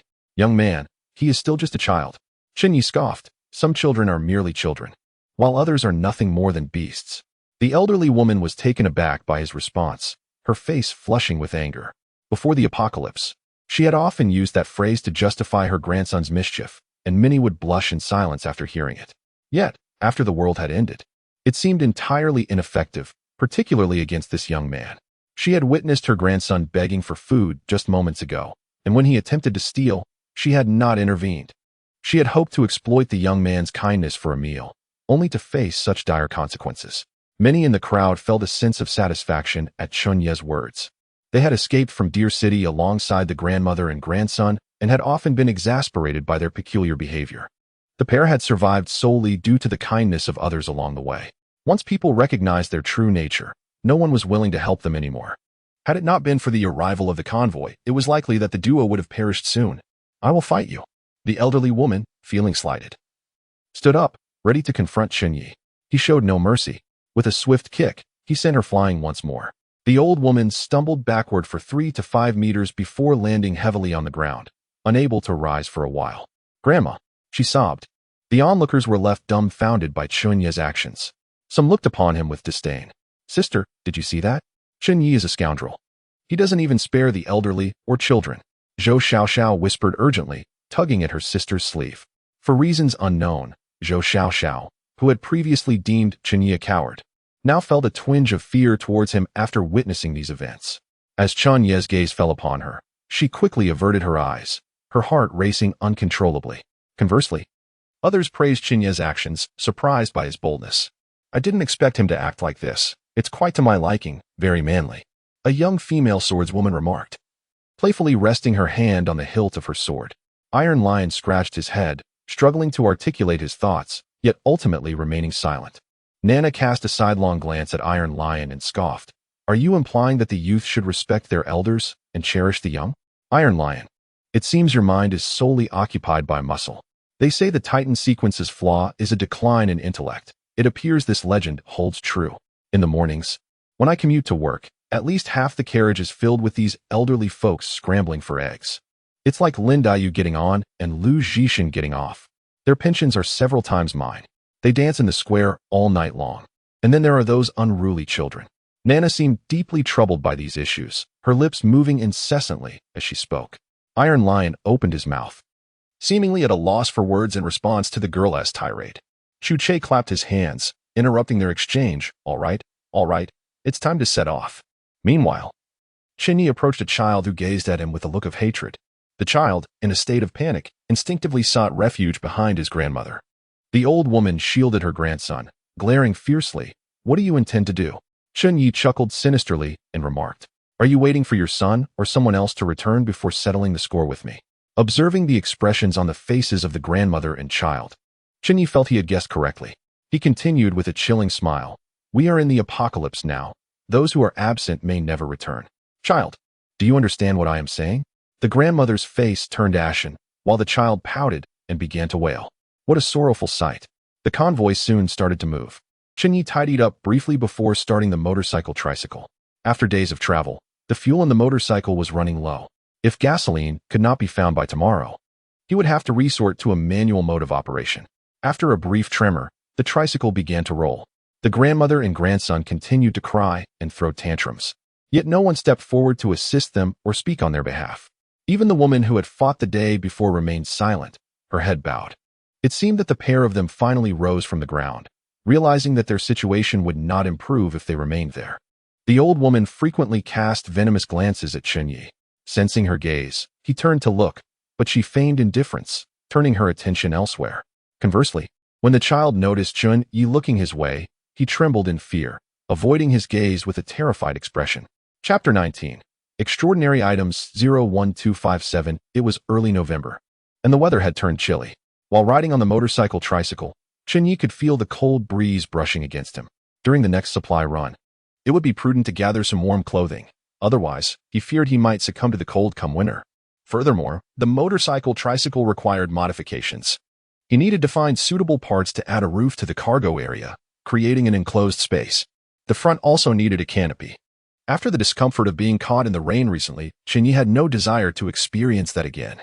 Considering all this, the points required for such modifications were not trivial. Moreover, the current power of this motorcycle tricycle remains somewhat inadequate. Perhaps converting it to a 3-wheel or 4-wheel drive would yield better results. Fortunately, Chen Ye has prepared an ample supply of crossbow bolts. Once they arrive at Changshu village, it is likely that he will accumulate a significant amount of kill points. Although Chen Ye's motorcycle tricycle does not rival the comfort of off-road vehicles or buses, it certainly surpasses many others. The new survivors who joined last night possess only 1 car and 2 motorcycles, while the remaining individuals lack any means of transportation, not even a bicycle. Thankfully, the convoy does not travel at a fast pace, allowing even those on foot to keep up.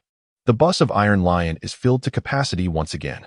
Originally, during their time in Xinhua town, nearly half of the bus's occupants had perished. However, with the replenishment of personnel last night, the bus is now completely filled. One cannot deny that this large fellow possesses a soft heart. As for Chu Che and Nana's off-road vehicle, they have not taken in any new members, maintaining a configuration of 3 individuals within their vehicle. Conversely, many have their eyes set on Chen Ye's motorcycle tricycle. Yet, due to Chen Ye's previous demeanor, many harbor a sense of caution and refrain from causing unnecessary trouble. Thus, the first day's journey concluded. It was not until evening that Chu Che led the convoy in search of a safe refuge. A blood moon quietly ascended the sky, casting a faint crimson hue over the world. The dinner provided that night consisted of plain congee and pickled vegetables. However, tonight's congee, compared to yesterday's, was significantly more diluted, even reflecting shadows. Many expressed their dissatisfaction vocally. Chu Che responded with a single phrase: "Those who are unhappy may leave at any time." Chen Ye, employing his rudimentary culinary skills, prepared a meal for himself. Even if it was not particularly delicious, many stared longingly at his dinner. Generous portions of cured meat and rice left several drooling. Not far away, a pair of resentful eyes occasionally glanced in their direction. Whenever Chen Ye looked over, he only encountered indifferent faces. Furrowing his brow, he wondered who might harbor such animosity toward him, aside from that pair of children. This could not possibly be a mere illusion. That night, he slept in the truck bed, which was lined with clothing, making for a comfortable slumber. Lighting a cigarette, he exhaled smoke rings, as nicotine alleviated the fatigue of the day. It had been many days since he had last bathed, and he seemed to have forgotten the refreshing sensation of warm water washing over his body. Finding a place to bathe would undoubtedly be a great pleasure.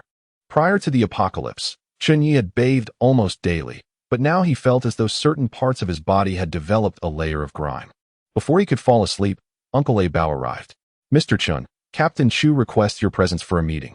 Chen Ye followed Uncle A Bao to the largest tent in the convoy, where several individuals were already seated. Captain Chu Che, the youthful swordmaster Nana, and the towering giant Tai Shi, whose severed arm has now fully healed. Is this the innate ability of the Titan sequence? Such formidable regenerative prowess. Chen Ye, you've arrived. Please, take a seat. Tai Shi cheerfully patted the space beside him, inviting Chen Ye to sit down. Perhaps it was due to the events in Xinhua town, where everyone was fleeing, while Chen Ye bravely loosed that arrow, earning the giant's favorable impression. After a few casual exchanges, the meeting swiftly commenced. Among the newly joined survivors, one named Su Jiao Jiao posed a significant concern. As far as I know, she was a female boxing influencer prior to the apocalypse. Su Jiao Jiao has already rallied a dozen individuals in the camp, seemingly plotting something.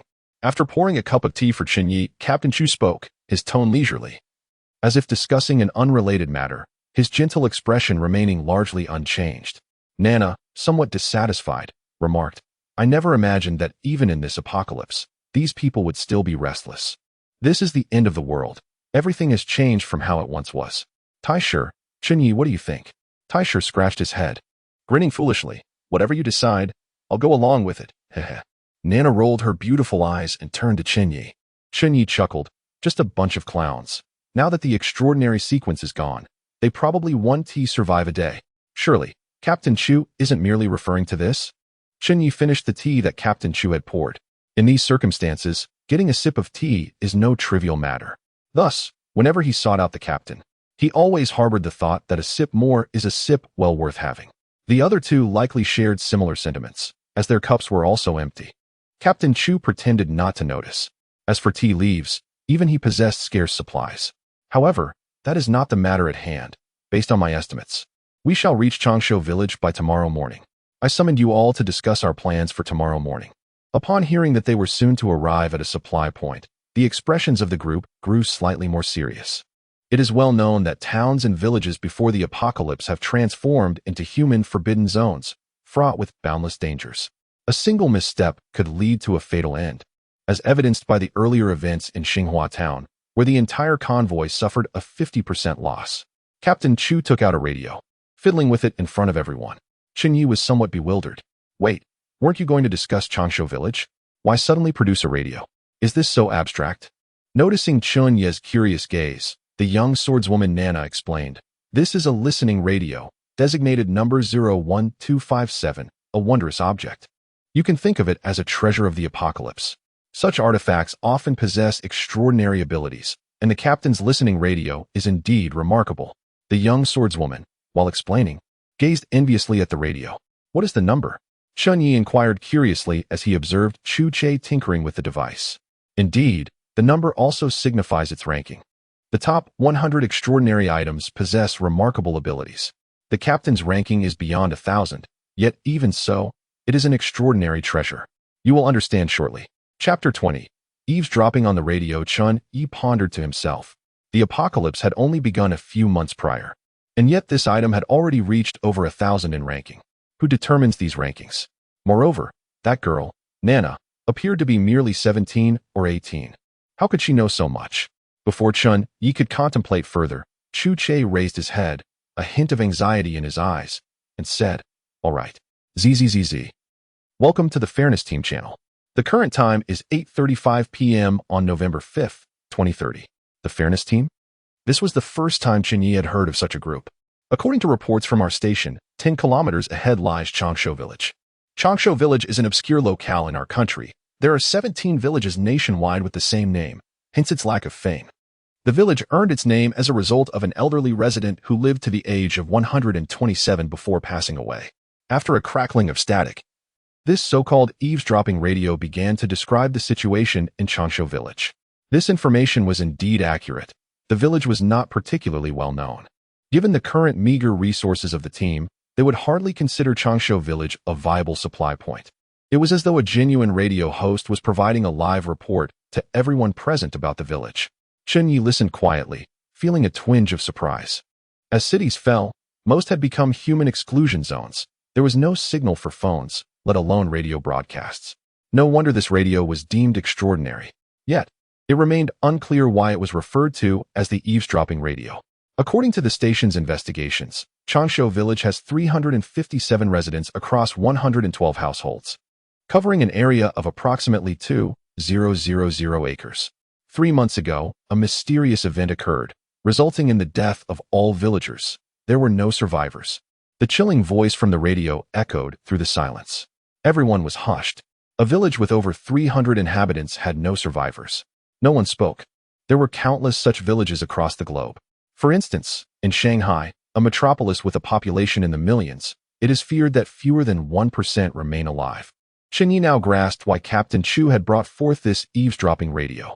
It seemed that this item, numbered 01257, served the purpose of gathering information. Indeed, the subsequent revelations from the radio caught the attention of the few present. ZZZZ.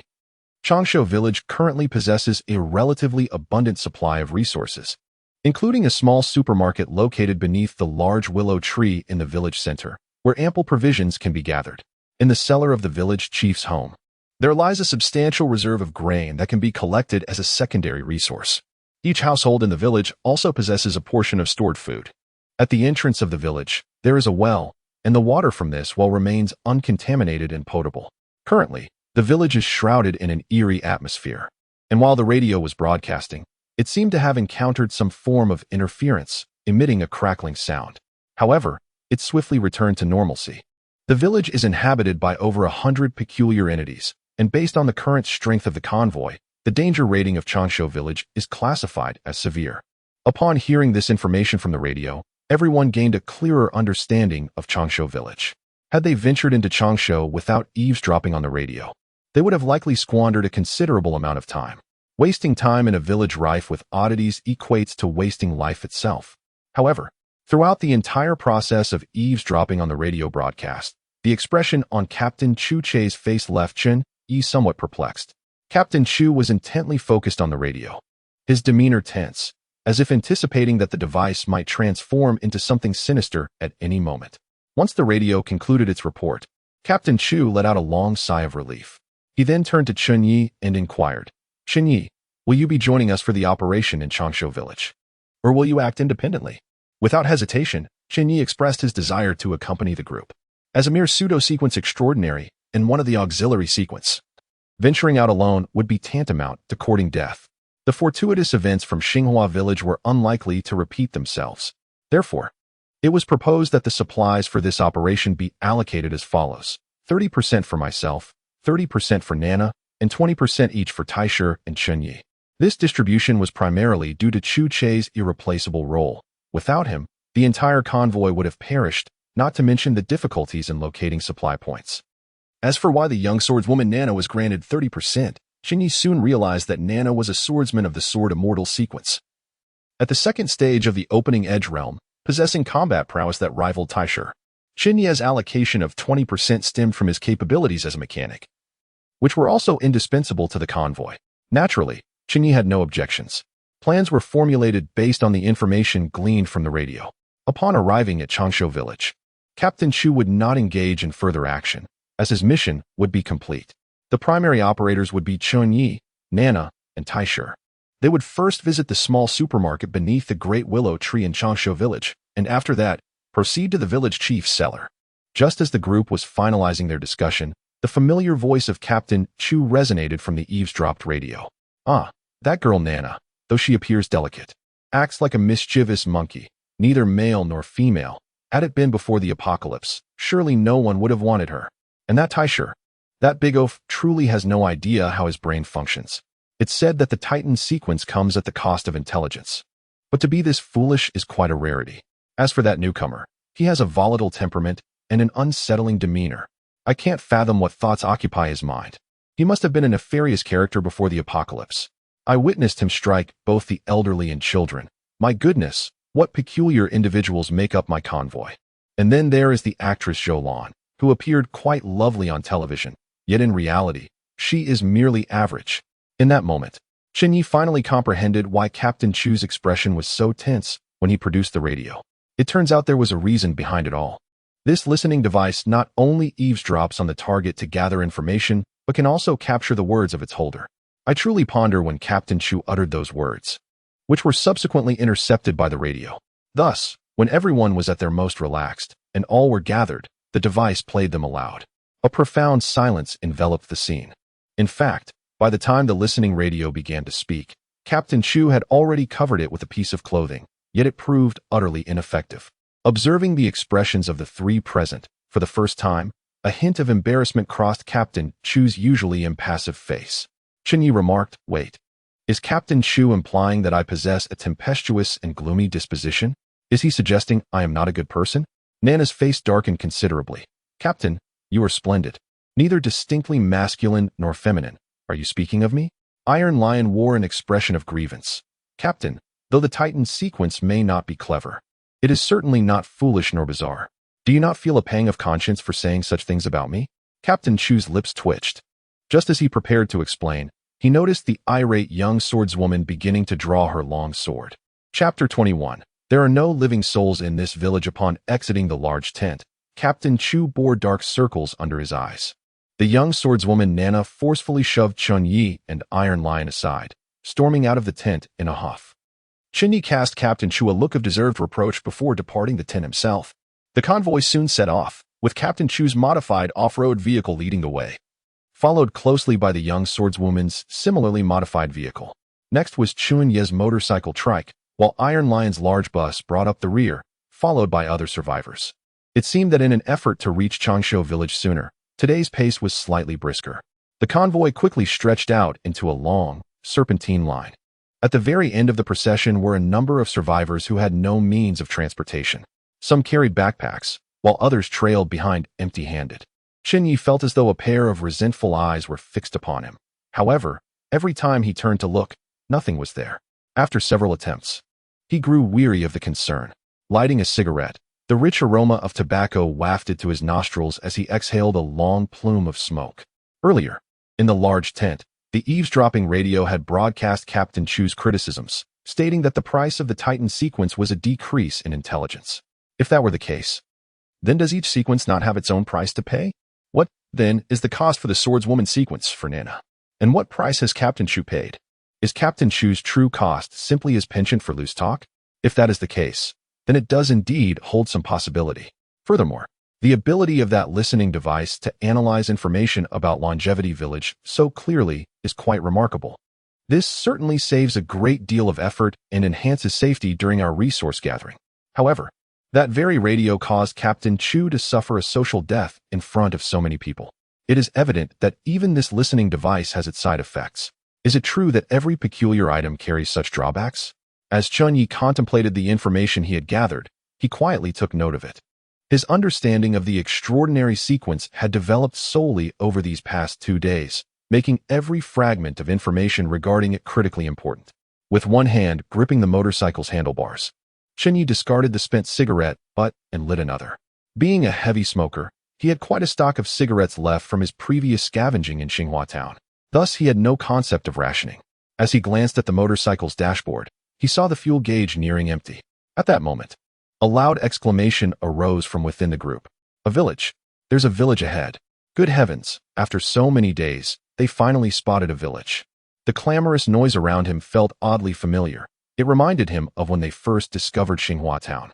Captain Chu's modified off-road vehicle suddenly surged ahead, with Nana's vehicle closely following. Chen Ye twisted the throttle, yet his tricycle motorcycle continued to plod along at a leisurely pace. It dawned on him that the tank was indeed empty.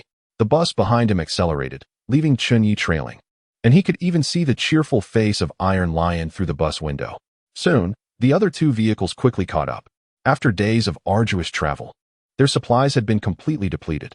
To his surprise, Chen Ye found himself arriving at the village's entrance behind everyone else.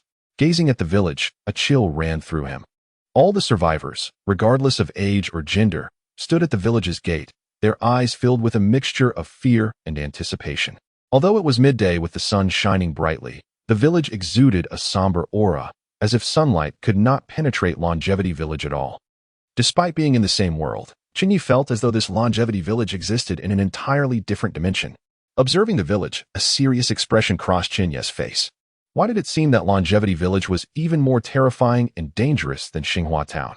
Sister, I can't shake the feeling that there is something off about Longevity Village, Zhou Xiaoxiao said, her heart growing colder as she looked at the village before them. Lowering her gaze, she noticed a layer of goosebumps rising on her hand. Let us not go into this village. Zhou shared her brother's sentiment. Just the sight of Longevity Village made her uneasy. Sister, our supplies are depleted, and we only had a pack of instant noodles for breakfast. Our gasoline is running low as well. Longevity Village is our only chance, if we do not gather resources. Zhou Xiaoxiao's words trailed off. Zhou was not lying. Everything her brother had said was indeed true. If gasoline cannot be found, the only fate awaiting the siblings is death. Although the village before them does not appear to house a gas station, it is imperative to venture forth in search of one. Zhou instinctively glanced towards Chen Ye, who stood a short distance away. After all, Chen Ye could be considered a being of extraordinary caliber. If he were to look after her and her brother, perhaps their chances of escaping from Changshu village would increase. However, her siblings had already thoroughly offended him. The time was now 11 in the morning. They must exit Changshu village before 4 in the afternoon. Time waits for no one. Captain Chu, donned in sunglasses and holding a loudspeaker, proclaimed loudly. The expressions on the faces of those who heard his words varied greatly. Some displayed fleeting terror, while others appeared hesitant. There were even individuals whose jaws clenched tightly, their eyes fierce as they gazed towards Changshu village. From Chen Ye's vantage point, he could clearly see a towering willow tree standing in the center of the village. This tree was immense, almost unnaturally so, with its drooping branches cascading down like a woman's disheveled hair. Suddenly, Chen Ye squinted slightly, noticing a figure at the village entrance that had not been there a moment before. It was a hunchbacked old man, stooped over with a cane, making a considerable effort to turn his face towards Chen Ye and the others. Perhaps due to his hunched posture, he strained to see the direction of the survivors. The hunchback grinned eerily at the crowd, his smile chilling. There was indeed a person at the village entrance. My goodness, could there still be living souls in this village? The sudden appearance of this figure sent a ripple of agitation through all the survivors. In a place where no living beings should exist, an old man had appeared. The scene was undeniably uncanny. Chen Ye turned to glance at Nana beside him. The young swordswoman's expression had grown serious. She recalled hearing on the radio that no one was alive in this village. Chapter 22. The state of all beings. The hunchbacked old man slowly turned around and began to shuffle into the village, disappearing step by step before the eyes of all. The survivors exchanged glances, the silence becoming eerily profound. Yazzie, stay close to me, Iron Lion said in a deep voice, then strode boldly into the village. Chen Ye gripped his hand crossbow tightly, following closely behind the large man, not minding the change in how he was addressed.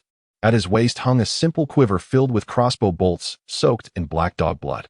On his back was a large backpack, originally mounted on his bicycle, now slung over his shoulders. As for Iron Lion, the bulky man was laden with numerous bags of various sizes. The roads of Changshu village were narrow, impassable by vehicles. Hence, this endeavor to gather supplies would rely solely on human strength. From the outskirts of the village, the great willow tree at its center remained visible.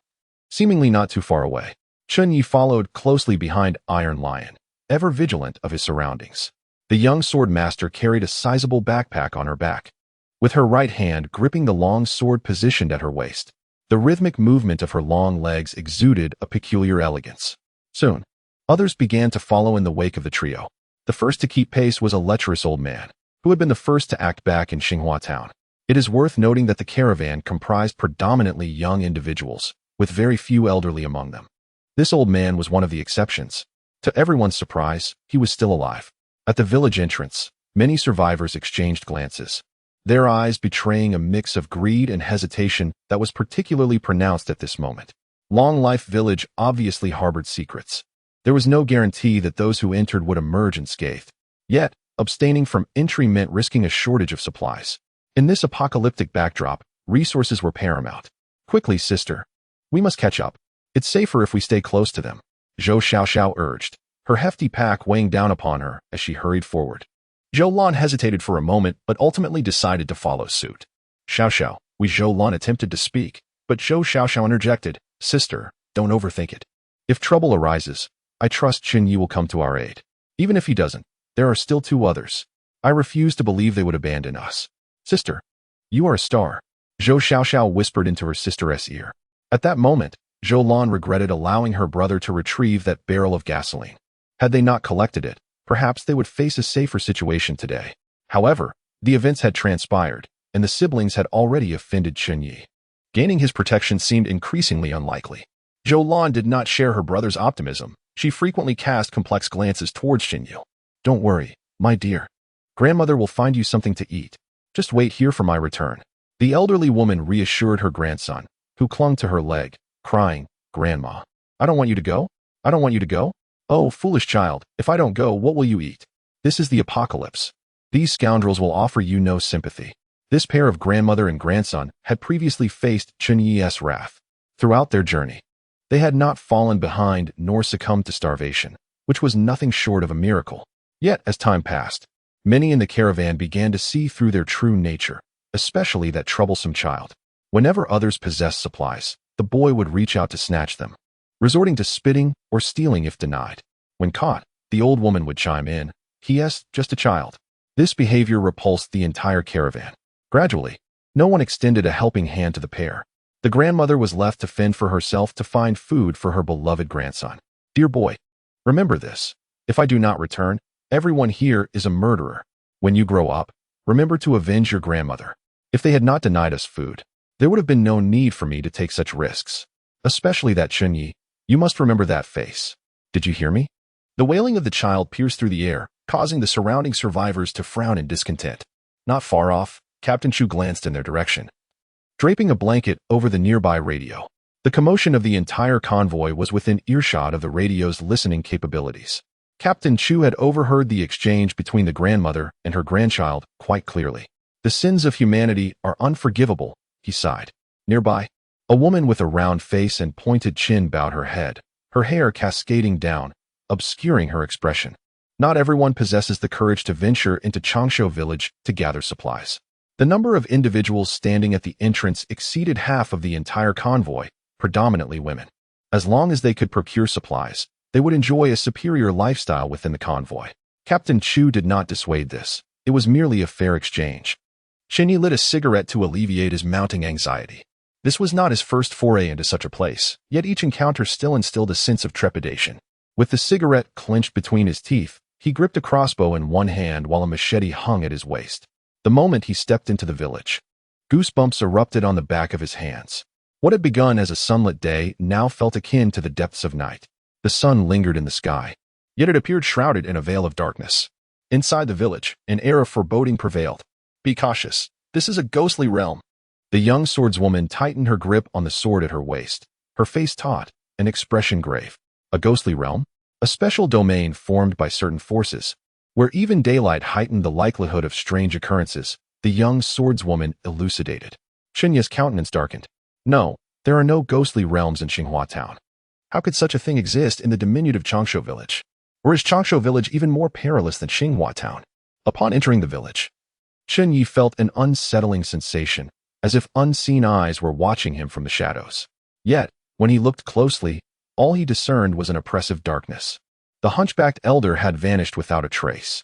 Survivors had begun to fixate on two dilapidated houses at the village entrance. These modest earthen structures appeared long abandoned. Two survivors, each wielding a steel pipe, stealthily approached the houses, hoping to unearth a half bag of rice or flour, which would be a stroke of fortune. Cautiously, they pushed open the door. Perhaps due to decay, the lock had rusted beyond recognition, yielding easily to a gentle push. A dark void yawned before them. The two swallowed nervously, exchanged glances, and stepped into the house side by side. Their trembling legs betrayed the sheer terror they felt. Chen Ye noted their apprehension. However, their objective lay with the great willow tree at the heart of the village, rather than the humble dwellings. Chen Ye observed as the two individuals entered the house, after which there was a profound silence. The house resembled the gaping maw of a colossal beast, silently devouring the two without a trace of sound. I don't want to die. I want to escape. A bespectacled man, unable to withstand the mounting pressure, turned and sprinted towards the village entrance. Zhou Lan and her brother Zhou Xiaoxiao, witnessing this scene, felt their hearts race and could not help but take a few steps forward. Chapter 23. Have you seen that girl? The disappearance of the two did not impede the progress of the group. Neither Chen Ye nor the young swordswoman faltered in their steps due to this incident. The group continued toward the great willow tree at the village center. As they ventured deeper into the village, a palpable tension enveloped the survivors, a strange fear clinging to their hearts. Numerous houses lined both sides of the village, many of which stood with their doors ajar, revealing pitch-black interiors. Some survivors were resolute in their decision to follow Chen Ye and the others, while others remained indecisive. Delving further into the village might yield more resources, but it undoubtedly posed greater dangers. Yet, entering the houses also held its own perils. Among them, Zhou Lan and Zhou Xiaoxiao were steadfast followers. Suddenly, Chen Ye halted, narrowing his eyes slightly as he raised his crossbow, pointing it ahead. Beside him, Iron Lion and the young swordswoman mirrored his vigilance, their expressions betraying a shared wariness as they gazed forward. It was the hunchbacked old man. To call him an old man would be misleading. He resembled a marionette, his movements and expressions akin to those of a puppet. You have arrived, the hunchbacked figure intoned, his voice sending an uncomfortable shiver down one's spine, as if he had been waiting specifically for Chen Ye and his companions. The survivors behind them instinctively huddled closer to Chen Ye. Are you from this village? Chen Ye inquired first. The hunchbacked figure chuckled eerily, offering no reply to Chen Ye's question. Instead, he murmured, I know you are here to seek supplies. Beneath the great willow, there lies a small supermarket brimming with resources. You should pay it a visit. He gestured, follow this path straight, and you will reach the little supermarket beneath the willow. There are plenty of delectable items to be found. With that, the old man slowly turned to depart, the entire encounter feeling as though it were a preordained sequence, sending chills down one's spine. At that moment, Chen Ye heard a distant yet haunting call, Save me, save me. The voice fluctuated, reminiscent of a ghostly echo. Chen Ye's expression shifted, and he turned to Iron Lion. Big guy, did you hear that sound? Iron Lion's face also darkened as he nodded. Yes. I heard someone pleading for help. It came from that old man. There's something wrong with that old man. Without a moment's hesitation, Chen Ye raised his crossbow and aimed a bolt at the hunchbacked figure. In order to survive, Chen Ye had been diligently practicing with the crossbow over the past few days, achieving commendable accuracy. The bolt, soaked in black dog blood, struck the center of the old hunchback's forehead. A wisp of blue smoke rose from the wound, and a fleeting expression of pain crossed the old man's face. Chen Ye felt a surge of joy. The black dog blood had proven effective. Simultaneously, a system notification appeared before him. You have inflicted damage on the hunchbacked old man. You have earned 100 kill points. Before Chen Ye could bask in his triumph, he saw the hunchback glare at him with a venomous look, then reach up to extract the bolt from his forehead, discarding it onto the ground. Remarkably, the arrow had posed no real threat to him. While the black dog blood might have had some effect, its potency was evidently limited, far less impactful than the arrow he had previously fired at the white-clad scissor woman in Xinghua town. Of course, the contribution of the Iron Lion had accounted for a significant portion of that success. Attack! Nana's eyes flashed as she unleashed her longsword, transforming it into a streak of light that surged towards the hunchback. The Iron Lion, albeit slightly slower, charged forward with an aura of danger, his bare hands rushing in like a bulldozer in full throttle. In a swift motion, the young sword sink cleaved the hunchback into two pieces. Before the surrounding survivors could express their relief, they were startled to see that the segmented body of the hunchback emitted not a single drop of blood. The two halves, behaving like two mischievous monkeys, evaded the clumsy giantess fists and scrambled up onto the adjacent rooftop to escape. From the direction of the hunchback, a heart-wrenching wail echoed. "Help me! Save me!" The voice was chillingly poignant. Nana quickly seized the Iron Lion, who was intent on pursuing. "Calm down, big guy. We must prioritize gathering supplies." The unfolding scene transpired in the blink of an eye, leaving the survivors behind in a state of shock. Several felt a warm sensation in their trousers, a testament to their fear in the face of the bizarre, even if they had witnessed countless horrors before. "I'm not going. You all can go if you wish. I refuse to," a terrified survivor shouted, turning to flee towards the village entrance. "Neither am I going. I do not wish to die." Following closely behind, two more survivors broke away from the group, rushing towards the village exit. Chen Ye cast a glance at the Zhou siblings trailing behind him, who remained silent. No, they were indeed following the trio. It seemed that Zhou Lan, the famous star, briefly displayed a glimmer of faint pleading and regret in her eyes before it quickly vanished. Zhou Xiaoxiao, on the other hand, averted her gaze to avoid Chen Ye's scrutiny. The three exchanged no words, casting a glance towards the direction of the old willow tree before continuing onward. The atmosphere was thick with tension. The village remained desolate, devoid of any inhabitants. Within this eerie realm, everything felt stifling, as if they were traversing an alternate dimension. As they walked, a sudden scream pierced the air behind them. "Aji is missing." They turned once more. It was a girl with disheveled hair, her voice breaking in despair. "Aji is gone. She was just here. Aji has vanished," and the young girl crouched on the ground, weeping inconsolably, her cries reminiscent of a mournful wind echoing through a tunnel. Chen Ye furrowed his brow, noting that even before reaching the small supermarket by the great willow tree, unforeseen turmoil had already arisen. Indeed, Longzhou village harbored a far more sinister atmosphere than Xinghua town. Zhou Lan, unable to bear the sight, knelt beside her, offering solace. "Do not weep. Perhaps Aji has already returned, and we shall see him upon our return." A flicker of impatience crossed Zhou Xiaoxiao's face. The girl shook her head violently, her long, dark hair undulating like serpents. "No, I cannot live without Aji. It is impossible." Before anyone could react further, she sprang to her feet and dashed toward the direction from whence they came.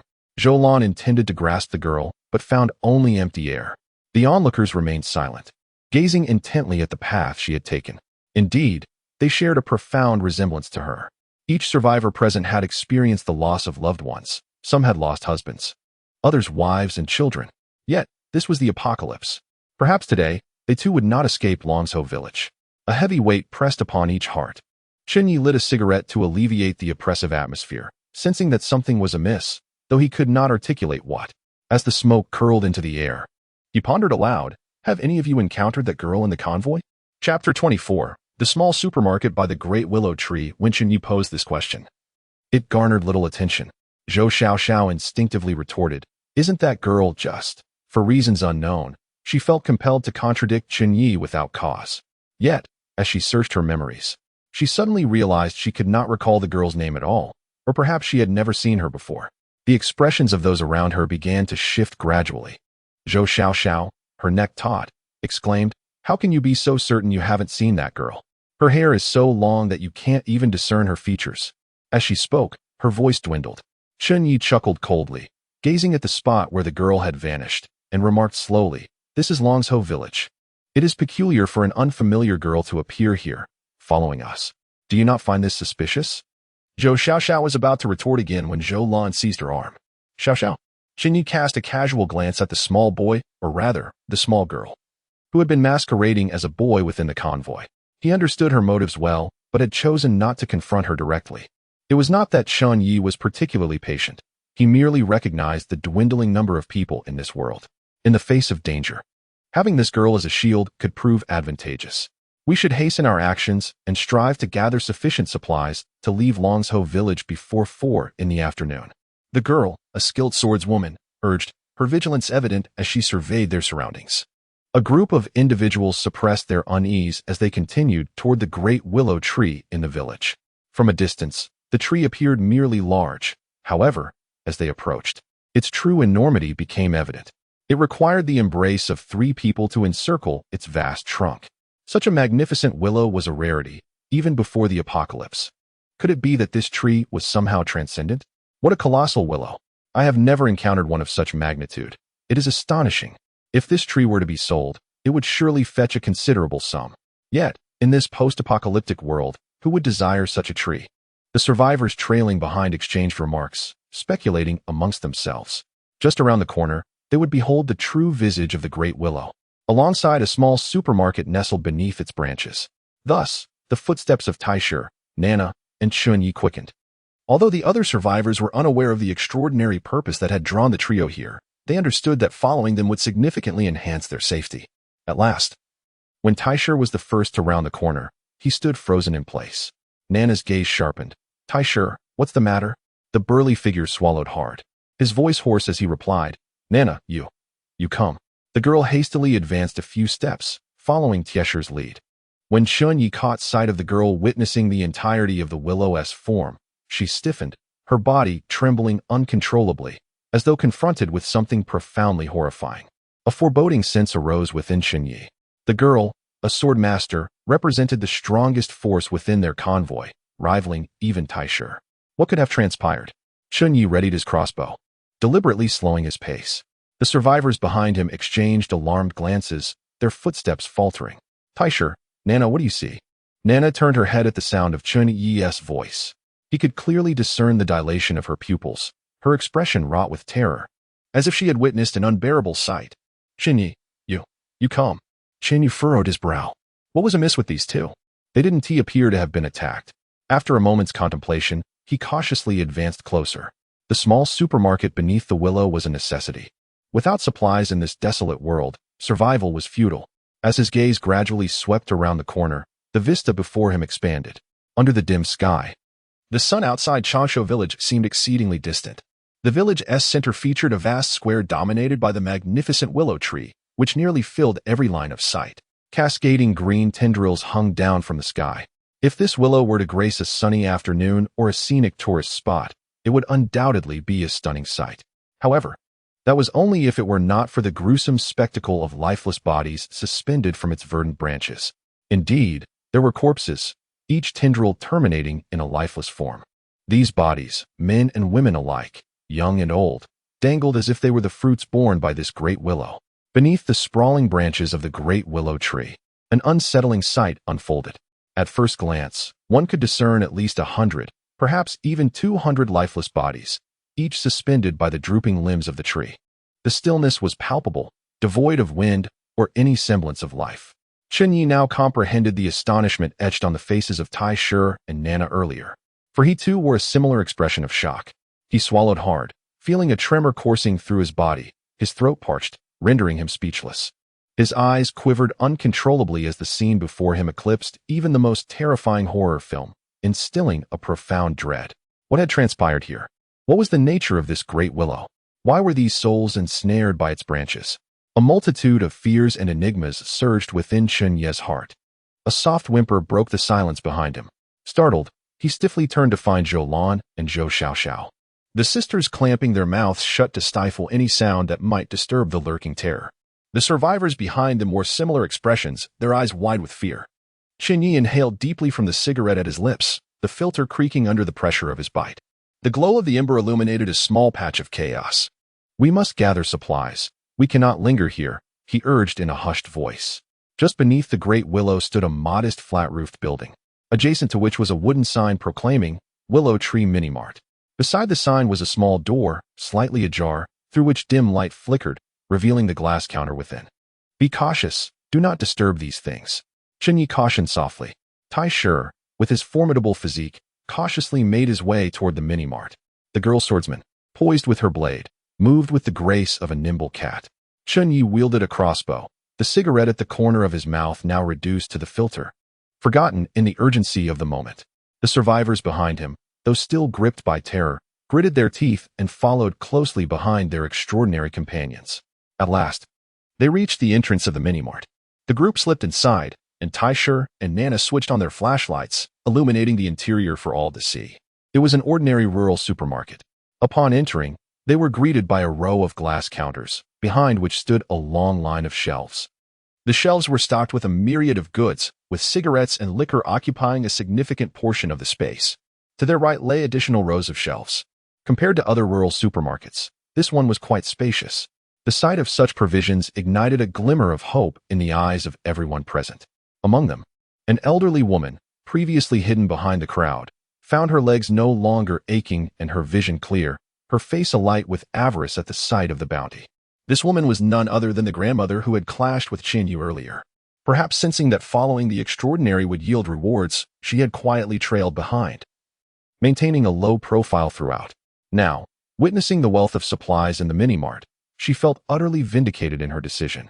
Outside the supermarket, an unexpected breeze stirred the air, causing the lifeless body beneath the willow branches to sway slightly. Chapter 25. Insufficient supplies. The small supermarket was surprisingly well stocked, boasting not only an abundance of instant noodles and beverages, but also a substantial supply of rice, flour, and cooking oil on the lower shelves.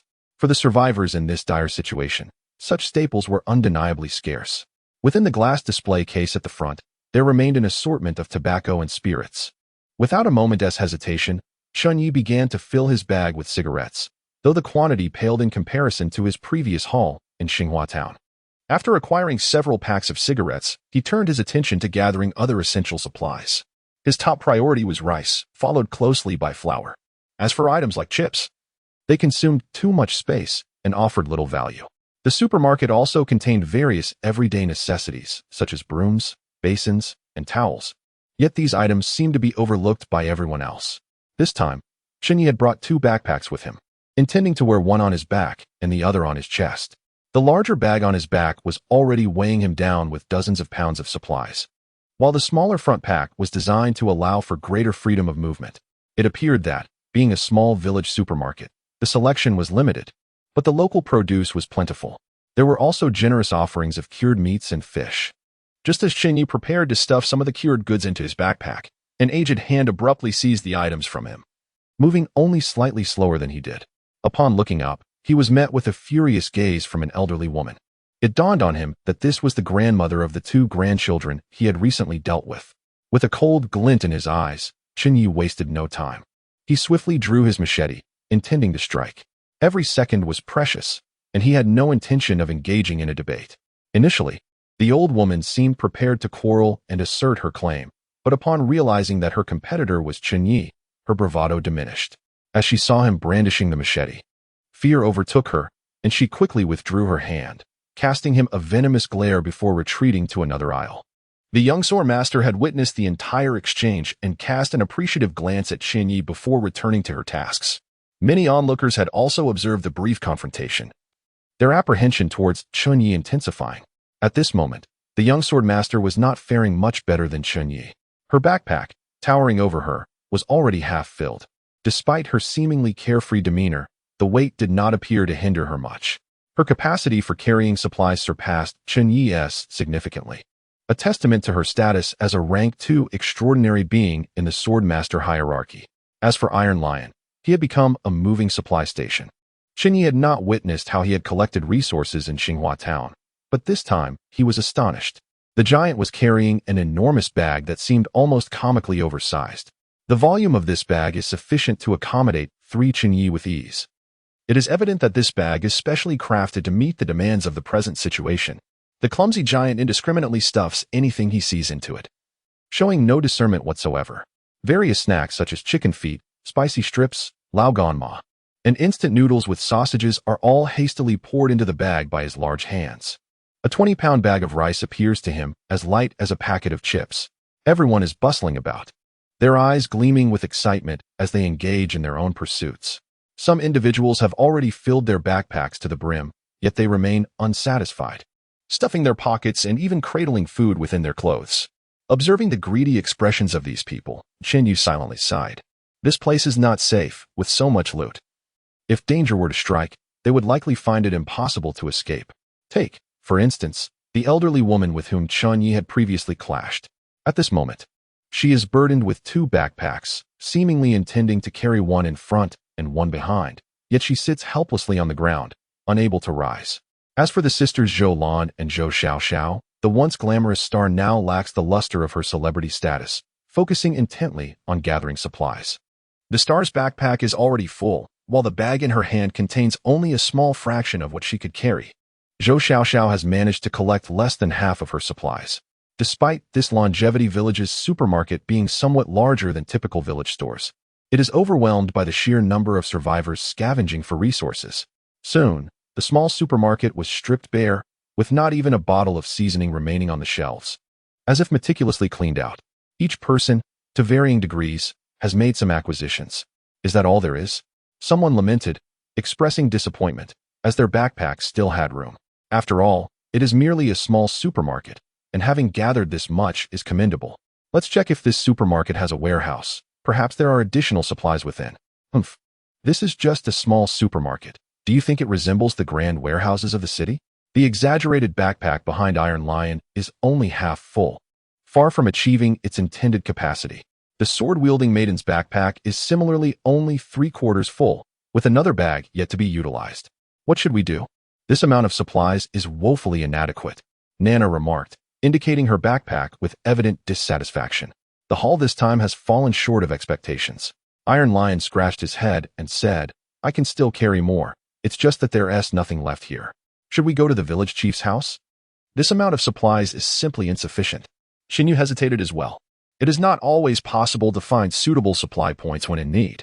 Returning empty-handed is truly disheartening. Having come this far, should they not at least explore the village chief's residence? The radio had mentioned that there were still plenty of supplies at the chief's home, so it should not be a mistake. The 3 quickly discussed and resolved to head to the village chief's house.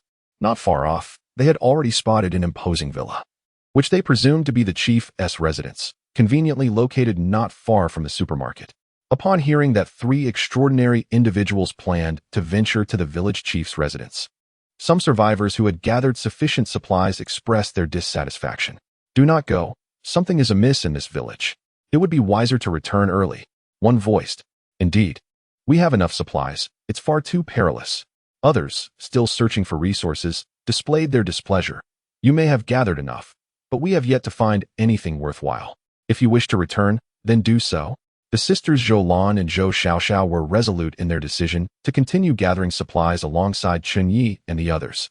The sisters had managed to thrive within the convoy by virtue of their audacious ventures. As tensions began to rise, Nana stepped forward and admonished, Are you still arguing? Have you forgotten what lies outside? At her words, the expressions of all present shifted. Outside the supermarket, hundreds of corpses dangled from the willow trees. With the silence that ensued, Nana coldly declared, Those wishing to return may do so. You should all remember the way back. For those who choose to stay, continue gathering supplies with us. But heed this, those who accompany us must obey. Otherwise, we cannot guarantee your safety should anything occur. With that, the young woman strode confidently toward the supermarket entrance, her long legs carrying her forward. The hundreds of corpses at the entrance appeared as silent spectators, observing the intruders with an eerie stillness. Chapter 26. The eerie village. It was now 1:46 p.m., and we had a little over 2 hours to gather supplies. We must leave the village before 4 o'clock. Hurry, or once night falls, we may never escape, Nana said, glancing at her watch with a serious expression directed at the gathered crowd. The expressions on everyone's faces soured. Time was slipping away quickly. It had only been a little past 11 when we arrived, yet 2 hours had already passed. A sense of urgency welled up within Chen Ye. As the group emerged from the small supermarket, the sight of the ominous willow tree transformed their previous joy at securing supplies into sheer terror and unease. Even the large, simple-minded Iron Lion appeared cautious. Each person held their breath, tiptoeing quietly past the great willow. Chen Ye could not suppress a swallow, tightening his grip on the crossbow in his hand.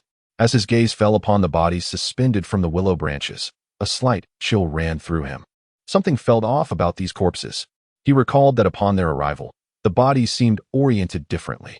Nevertheless, he dismissed these thoughts. Securing supplies and leaving the village was paramount. Everything else was trivial. At that moment, a sudden, piercing scream echoed through the air. The scream was shrill and haunting, seemingly not far from their location. The color drained from everyone's faces. What is this? Zhou Xiaoxiao recognized the scream and appeared poised to articulate something. Chen Ye barked, "Silence! Move quickly!" Zhou Xiaoxiao's pupils contracted slightly. It was evident that she was utterly terrified. Unlike Chen Ye, she had established good rapport within the convoy, knowing most of the other survivors. The piercing scream that echoed moments ago stirred a sense of familiarity within Zhou Xiaoxiao, causing her heart to race with rising terror. Fortunately, Chen Ye's stern reprimand restored a semblance of rationality. The group hastily retreated from the vicinity of the ancient willow tree until they were well clear of its shadow. Only then did Chen Ye allow himself a slight sigh of relief. Instinctively, he glanced behind him, recalling that there had been another person who exited the small supermarket alongside them. However, as he turned, a jolt of unease surged through him. There was no one behind. At that moment, Zhou Xiaoxiao, her eyes wide with unmistakable dread, was staring not at Chen Ye, but at something behind him. A chill coursed through Chen Ye, and he instinctively lunged forward, drawing his hand crossbow toward the direction of the unseen threat. Iron Lion and Nana, too, stood on high alert. Yet, aside from the ominous willow tree, laden with corpses, there was no sign of any danger. "Look, it's Xiao Zhuang. It's Xiao Zhuang," Zhou Xiaoxiao exclaimed, trembling as she pointed towards a specific spot beneath the willow. The group turned to follow her trembling finger. Hanging from the tree was a body. And while the presence of corpses beneath the willow was not an unusual sight, over 100 lay there. When they recognized the deceased, their hearts raced violently. Chen Ye's pupils constricted to pinpricks. This individual was one of the survivors who had entered the small supermarket with them. Although Chen Ye wasn't intimately familiar with him, he could clearly recall this person trailing behind him moments ago. Now, this man dangled lifelessly beneath the willow, a bulging backpack still strapped to him. Less than a minute had passed since they had exited the supermarket, and he had already become one of the many casualties beneath the tree. Despite Chen Ye's self-assured demeanor, a wave of dread washed over him. There was something undeniably sinister about this willow. Why had this man been hanged? Why had there been no sound? What had transpired? Without a moment's hesitation, Chen Ye turned on his heel, refusing to utter even a word. Rescue? What a farcical notion. This was not the first day of the apocalypse. Even amidst a world rife with the bizarre, humanity remained gripped by terror and dread. No one dared to linger over the body of a companion, even if he had been alive just a minute prior. Everyone quickened their pace, eager to escape this place. Meanwhile, Chen Ye's desire to awaken his sequence intensified. With just 3,000 points of slaughter, he would exchange them for a means of awakening through the system. In this apocalyptic realm, the only path to survival lay in awakening one's sequence. Nana's expression was equally grim. As an extraordinary being of the Sword Immortal sequence too, her senses had long surpassed those of ordinary individuals. Yet she too failed to perceive how the survivor had been suspended from the willow. The entire village felt shrouded in a veil of gloom. Outside, the sun shone brightly. Yet within the village, darkness loomed. This is a realm entirely distinct from another. The crowd hastily departed from the small supermarket beneath the great willow tree, their footsteps quickening. "I have sufficient supplies. I do not wish to seek more. You may go on your own," exclaimed a survivor. Upon uttering this, the survivor scrambled towards the village entrance. Chen Ye distinctly observed that this individual's backpack was only half filled with provisions. I have enough as well. Soon, another survivor followed the first in a hurried dash. Tai Shi, Na Na, and Chen Ye remained silent, exchanging merely a fleeting glance before continuing their brisk pace. The sisters, Zhou Lan and Zhou Xiaoxiao, felt a tumult of emotions. Changshu village was perilously more hazardous than their previous location in Xinhua town. Perhaps in the next moment, they might find it impossible to escape. Yet, upon inspecting their own gathered supplies, they realized that venturing out now would likely lead to a swift depletion of their scant provisions. A shared glance between the sisters revealed hesitation and alarm. Sister, let us follow them. Surely, accompanying them is preferable to venturing out alone. Zhou Xiaoxiao whispered. Zhou Lan remained silent, her eyes betraying a hint of concern. Changshu village was not large, and locating the village chief's residence would pose no challenge. One need only identify the most grandiose house in the vicinity. Additionally, eavesdropping on the radio had provided valuable information. This is the place. At last, they arrived before a large house. This structure was markedly more imposing than the others. It was a 3-story building, distinguished by expansive floor-to-ceiling windows that set it apart from the surrounding dwellings. A spacious courtyard housed a black sedan, though it appeared as if no one had visited in quite some time. The exterior walls were cloaked in verdant foliage, and the once sunlit windows now exuded a dreary haze, evoking an unsettling sensation. It felt as though some sinister creature lurked behind those murky panes, observing the group. Any rational person would instinctively wish to distance themselves from such an eerie abode. Chapter 27. Continued search for supplies. The three exchanged wary glances, sensing a shared vigilance and apprehension. The level of danger in Changshu village surpassed that of Xinhua town by several degrees, and this was merely a village. Let us proceed. Time is of the essence. Chen Ye flicked the ash from his cigarette, his tone subdued. Tai Shi, with his hefty backpack, strode silently into the courtyard. Na Na, with her long legs, followed closely, her ponytail swaying behind her. Chen Ye inhaled deeply, raising his hand crossbow as he trailed behind. Just as Zhou Lan was about to enter, she noticed a slightly stooped figure, moving quicker than the sisters, closely trailing Chen Ye. Young man, do you understand the meaning of respecting elders and cherishing the young? Zhou Xiaoxiao recognized this figure as the elderly woman with whom Chen Ye had previously clashed, and her irritation flared, ready to unleash her frustrations. Zhou Lan reached out to tug at her sister, who was preparing to argue with the elderly woman, signaling that this was not the time for disputes. Zhou Xiaoxiao, sulking, finally restrained her anger. The village chief's grand house, when viewed from the outside, appeared significantly more imposing than those of the other villagers. The interior decor was also notably more luxurious. Upon entering, one was greeted by a massive European-style genuine leather sofa, exuding an air of elegance. At the center, a marble coffee table showcased its natural and intricate veining. Had it been before the apocalypse, this sofa and table, regardless of their authenticity, would have commanded a considerable price. The flashlight swept across the room, revealing the surroundings to the gathered crowd. They began searching, calling out if anyone found supplies. Time was of the essence. They needed to act swiftly. Nana's flashlight flickered around incessantly. The first place everyone instinctively searched was the kitchen. The village chief's kitchen was vast, nearly 20 square meters, larger than many rental apartments in bustling cities. Soon, they discovered flour, rice, 2 large bags of noodles, and a few other ingredients. Despite this modest bounty, it was far from sufficient to satisfy the group. They had overheard on the radio that the nearby supermarket and the village chief's home held ample supplies. If this was all they could find, it would undoubtedly fall short. Undeterred, they continued their relentless search. Before long, some ventured upstairs to the 2nd and 3rd floors. Unfortunately, these levels yielded little of value. The 2nd floor housed a spacious living room, featuring a billiard table flanked by sofas, along with 2 bedrooms. The 3rd floor contained a tea room and a bedroom, lacking any additional rooms. No supplies were discovered, though they did find an abundance of clothing and bags, including several luxury items. It seemed the village chief had profited handsomely in the village. Before the apocalypse, these items would have held significant value, yet now, no one showed any interest in them. In the eyes of the survivors, even these luxuries were worth less than a loaf of bread. Chen Ye, rummaging through a wardrobe on the 3rd floor, stumbled upon a digital watch. Before the end of the world, such watches were all the rage, adored by many young individuals who relished their myriad functions and connectivity with smartphones, far surpassing traditional mechanical watches.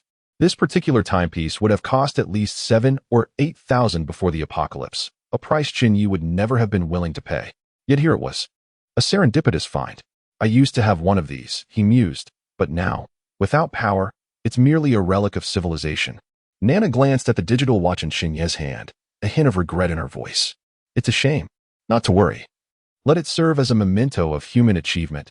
Chen Ye shrugged, tucking the watch into his pocket. In due time, perhaps he could trade it for a solar charger from Chuche, and it might once again serve its purpose.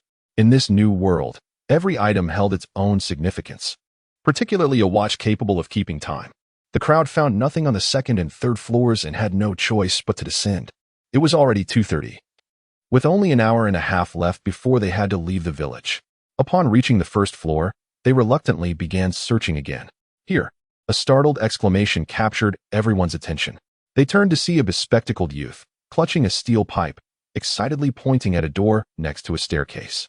The door was ajar, revealing a dark, gaping hole in the direction of his finger. Their SA basement. Nana swiftly moved towards the boy. The others gathered around as beams from several flashlights illuminated the basement, but all they could see was an inky void. How could the village chief's house have a basement? What was so unusual about that? Most villas typically have basements. Could it be that the village chief had something down there? Perhaps. Should we go down and take a look? Why don't you go down? The crowd buzzed with speculation, yet no one dared to descend into the basement. Generally, basements imply enclosed spaces, and many terrifying scenes in horror films unfold in such settings. Despite their conjectures, the thought of actually going down rendered them hesitant. Chen Ye frowned as well. It was evident that something must be down there. I'll go down to take a look. Without hesitation, Nana leaped into the darkness. The beam of her flashlight wavered within the basement. Soon, an expression of delight echoed from below. Chen Ye, Taisher, there are so many potatoes. So many. At the sound of her voice, excitement spread across everyone's faces. I'll go down and see. The boy who had discovered the door quickly exclaimed. Before the others could respond, he was the first to jump down. Sister, you keep watch up here, I'm going down. Zhou Xiaoxiao followed closely behind the boy. One by one, the survivors jumped down. Even the elderly woman did not hesitate, her nimble movements rivaling those of a young person. In this apocalyptic world, supplies were everything. Chen Ye, Taisher, you two stay up here and keep watch. I'll bring up the potatoes. All right. Soon, a backpack filled with potatoes was passed to the opening of the hole. Taisher easily caught it with one hand. If Chen Ye had been the one to catch it, it surely would not have been so effortless. Another large bag stuffed with potatoes was soon handed up by Taisher.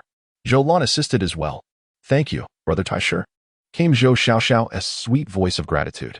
Chen Ye stood nearby with a crossbow, his gaze fixed on the surroundings.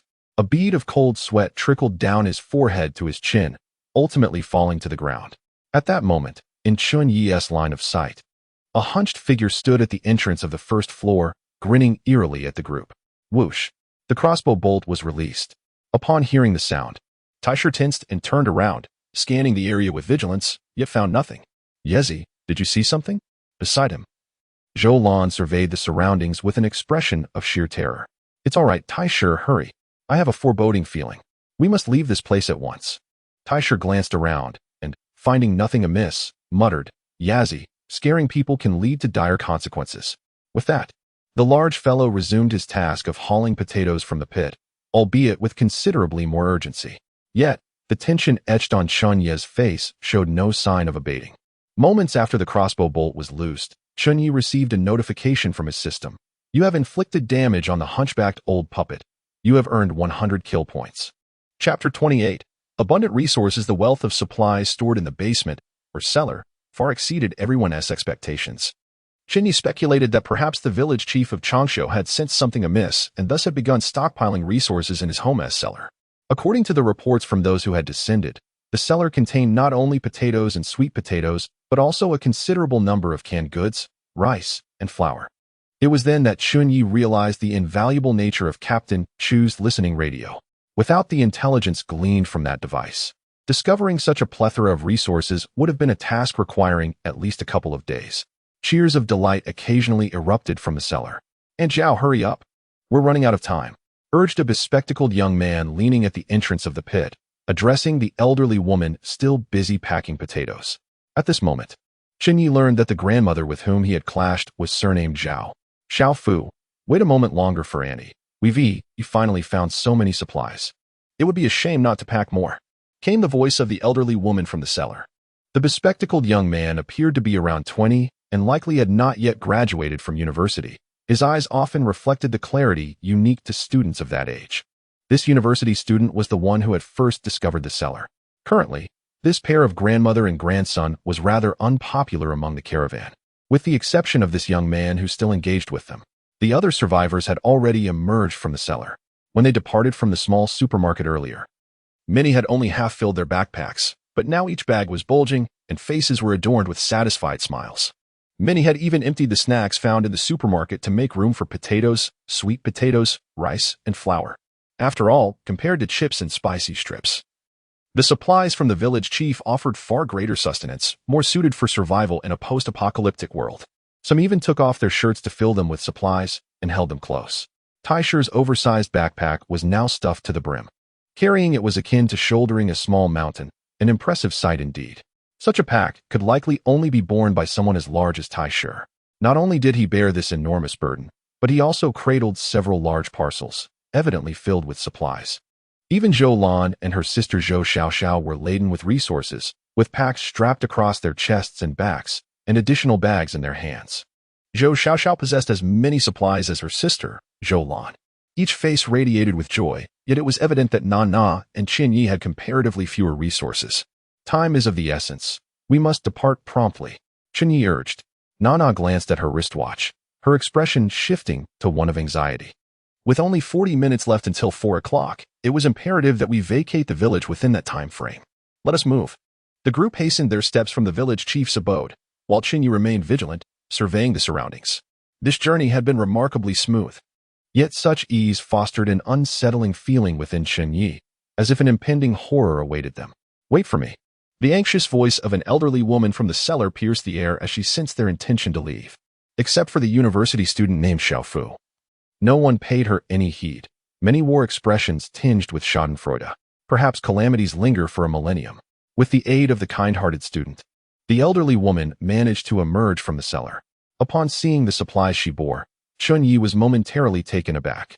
The old woman was laden with resources, her back supported a large backpack, while each hand gripped a substantial parcel and another bag dangled from her neck. In comparison to the other survivors, she had amassed the greatest quantity of supplies. Noticing the gazes of others upon her, a flicker of pride crossed her features. Do not underestimate the stamina of the elderly. In contrast to the youthful laborers burdened by the demands of modern life, these seniors possess seemingly inexhaustible energy. One need only observe the frenzied scenes at supermarkets during sales or certain tourist attractions. However, in such perilous circumstances, carrying an excess of supplies was tantamount to courting death.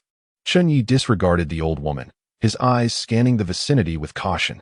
The hunchbacked figure that had previously loomed now vanished without a trace. Let us proceed. The young sword master Na led the way, her sword in hand, closely followed by the formidable Iron Lion. However, the size of Iron Lion's backpack posed challenges as they exited, ultimately necessitating the forceful dismantling of the village chief's door to successfully extract it. The courtyard remained unchanged from their arrival. The luxurious black car sat silently in the yard. Chen Ye contemplated the potential of taking the vehicle with them, as it could significantly enhance his modified tricycle in the future, but his capabilities were limited, and he would have to seek other opportunities. The group retraced their steps along the path they had come. The sky remained shrouded in a dull haze, with a murky sun hanging high above the village. Silence enveloped everyone, yet the atmosphere was palpably more uplifting than before. Only Na continued to check her wristwatch, her instincts mirroring Chen Ye's. An unsettling feeling lingered in her heart. Each expedition for supplies had been fraught with peril. This time, however, the journey appeared unusually smooth. Suddenly, those long legs came to an abrupt halt. Iron Lion, too, skidded to a stop, nearly losing his balance due to the enormous backpack on his back. Fortunately, the sheer strength of the towering figure prevented him from falling. Chen Ye swiftly raised his crossbow. What is the matter? A young girl pointed towards a nearby house with an open door. This dwelling seemed familiar. It was previously entered by someone who had not returned. The group exchanged glances, momentarily at a loss for words. Chen Ye lit a cigarette, the flicker illuminating his eyes. He surveyed the surroundings with a furrowed brow. Although Chen Ye was somewhat directionally challenged, the scene before him felt hauntingly familiar. Is that the big willow tree? A trembling voice broke the silence, infused with palpable dread. The group gasped and quickly turned to look. There, in the near distance, stood an enormous willow tree, and just around a corner was the small supermarket beneath its branches. Logically, the willow tree should have been behind them. How had it suddenly appeared in front? The color drained from everyone's faces as the excitement of gathering supplies faded. We've gone the wrong way. Nana glanced at her watch, her expression grave. We have 30 minutes left. We need to turn back quickly. Chapter 29. The Great Escape from Longevity Village. The group cast wary glances at the willow tree before hastily retreating towards the village entrance. This time, however, their expressions were markedly serious. Previously, there were whispered comments, but now silence enveloped them. Sisters Zhou Lan and Zhou Xiaoxiao exchanged glances, each reflecting a hint of concern. Their pace quickened, seeking to remain closer to Chen Ye and his group of extraordinary individuals. In this apocalyptic landscape, the survivors found solace only in the presence of those with exceptional abilities. Each survivor harbored their own thoughts. Chen Ye felt a heavy weight in his heart. This expedition to Longevity Village might not be as straightforward as anticipated. His suspicions were soon confirmed. When the group once again beheld the towering willow tree, silence fell over them. Some voices quivered with tears. How can we still be here? I distinctly remember we were headed in the opposite direction. Was it a ghostly barrier? No. I recall us turning our backs to the willow tree. Why are we back here? Frustration mounted as voices clamored in disarray, eyes wide with panic and fear. All gazes turned to the three extraordinary individuals. Iron Lion swallowed hard, his expression gradually morphing into one of ferocity. Damn it, that willow tree is definitely responsible. Let us just cut it down. Those of the Titan sequence, typically indistinguishable from ordinary people, transformed into fierce, brutal warriors in times of conflict. Don't rush, big guy. We haven't yet grasped the situation. Losing our composure would be unwise. The long-legged girl turned her gaze towards Chen Ye. At that moment, she felt equally at a loss, with time slipping away. If they failed to escape soon, they might encounter perilous circumstances. When they had entered, Chu Che had warned them that they must leave by 4 o'clock. According to the convoy's regulations, if Chen Ye was not there by then, Chu Che would likely depart with the group.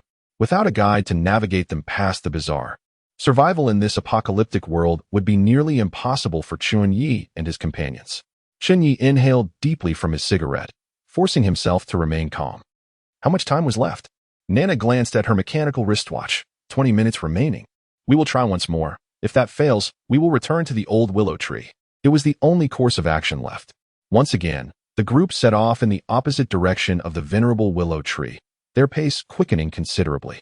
When they beheld the towering willow tree once more, despair clouded many of their eyes. How could this be?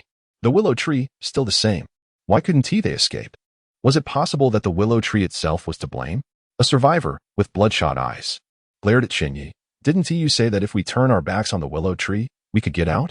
Why are we still here? Why? The words Chen Ye had spoken to the long-legged girl had not gone unnoticed by this survivor. Now, returning to the same spot, the survivor placed the blame squarely on Chen Ye. Aren't you extraordinary ones supposed to be powerful? Why can't you lead us out? You worthless beings. Hurry and take me away. I refuse to die here. The survivor's voice grew increasingly frantic. As he advanced towards Chen Ye, his eyes wild with desperation. It was clear that if Chen Ye did not lead him out in the next moment, he would resort to violence. Chen Ye's gaze turned icy, his left hand instinctively moving towards the machete at his waist. He had no qualms about teaching this deranged survivor a bloody lesson. Suddenly, a powerful leg struck the frantic survivor, sending him flying several meters and carving a deep furrow into the ground, his fate uncertain. The assailant was the towering Iron Lion, whose strength remained undiminished despite being laden with supplies. With a cold demeanor, Iron Lion remarked, "If you wish to die, I can oblige." His lion-like eyes swept over the other survivors, who promptly averted their gaze, silenced by fear. Iron Lion recognized that Chen Ye was an auxiliary-type extraordinary, not skilled in combat, which motivated him to step in on Chen Ye's behalf. Meanwhile, the long-legged girl appeared unfazed by the unfolding scene, her serious gaze fixed intently on the ancient willow tree, her demeanor imbued with grave caution. It seems we must pay a visit to the great willow tree. Otherwise, we fear we may be unable to escape. At last, we have arrived at the combat phase. If things proceed too smoothly, it might become rather tedious. The Iron Lion licked his lips, For every extraordinary being within the Titan's sequence ignited with inexplicable excitement at the prospect of battle. Chen Ye remained silent, merely rechecking the crossbow in his hands. His greatest source of confidence. The Iron Lion strode purposefully towards the great willow tree, his eyes brimming with exhilaration, contrasting sharply with his previously naive demeanor. It was as if this imposing figure housed two distinct personalities. The long-legged maiden followed closely behind, while the unfortunate survivor, who had been unceremoniously kicked aside, garnered no further attention. Sisters Zhou Lan and Zhou Xiaoxiao exchanged glances, each perceiving a flicker of trepidation and concern in the other's eyes. They both realized that the extraordinary beings of the sequence were not as benign as they had once believed. Offending Chen Ye may have been one of their gravest missteps. Do not approach the great willow tree. It is perilous. Just then, a hunched figure inexplicably appeared before them. It was the previous hunchbacked old puppet. Who are you? Why must we not go to the great willow tree? Chen Ye interposed, preventing the long-legged maiden from acting. The hunchbacked figure chuckled. Heh. You have pilfered so many supplies from my home, and yet you ask me who I am? You are the village chief? The revelation that this hunchbacked old puppet was the leader of Longevity Village took everyone by surprise. It is I, though it is not entirely me. Heh. Why must you refrain from visiting the great willow tree? Chen Ye pressed further. There are many forms of the uncanny. Some have shed all vestiges of human emotion, leaving only a thirst for slaughter, while others retain fragments of humanity. Encountering a being capable of communication, Chen Ye was inclined to engage further to glean information. To say you cannot go means you cannot go, young man. Do you truly believe I would do you harm? The hunchbacked old puppet strained to lift his head, his murky white eyes fixated on Chen Ye, seemingly brimming with unfathomable terror. Amid their exchange, Chen Ye could faintly hear cries for help echoing in his ears. Tell me, how can we escape? Heh. If you cannot leave, then stay and keep me company. Enough of this trickery.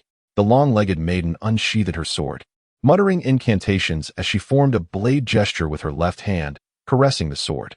Instantly, the seemingly mundane sword shimmered with a layer of ethereal light, a mysterious power coursing along its blade. Die! A beam of sword light surged towards the hunchbacked old puppet. Heh. The hunchbacked old puppet scoffed, evidently prepared, and nimbly evaded the sword light like an agile monkey. However, the sword light from the Sword Immortal Sequence 2 was not so easily avoided. The luminous blade struck the hunchback's hump, shredding the upper garments of the old puppet into tatters. It was only then that the onlookers realized that the hunchback's protrusion was, in fact, a woman's head, her hair cascading down in disarray. Chapter 30. The mass escape from Longevity Village 2 to the astonishment of all present. The hunchbacked old puppet harbored a disheveled woman's head beneath its grotesque hump. This chilling sight sent shivers down the spines of the onlookers, causing even the long-legged girl to momentarily falter in her rhythm with the sword she wielded. Help me, please. The head of the woman, seemingly roused from a stupor, struggled to turn towards the crowd, emitting faint cries for assistance. Chen Ye finally comprehended that the desperate pleas he had heard earlier originated from this very head.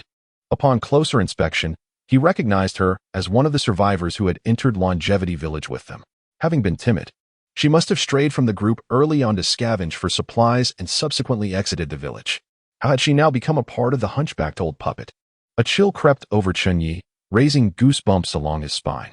Without a moment's hesitation, he raised his crossbow and aimed an arrow at the woman's head. The hunchbacked old puppet disregarded the projectile entirely, darting into a nearby dwelling. The bolt missed its mark. The long-legged girl, her brows furrowed in anger, revealed a glint of ferocity in her exquisite eyes. She sliced her fingertip with her sword, allowing a single drop of crimson blood to appear, only to be swiftly consumed by the blade. At that moment, the sword vibrated with a life of its own, emitting a series of harmonious chimes. The girl began to chant fervently, "By the crimson mark, the sword spirit entwines with my essence. Drink of my lifeblood, awaken the three souls. Shatter illusions, cleave the spirit. Dragon-s roar in the heavens. All blades return to truth. Break." With each incantation, Chen Ye perceived the sword becoming increasingly razor-sharp.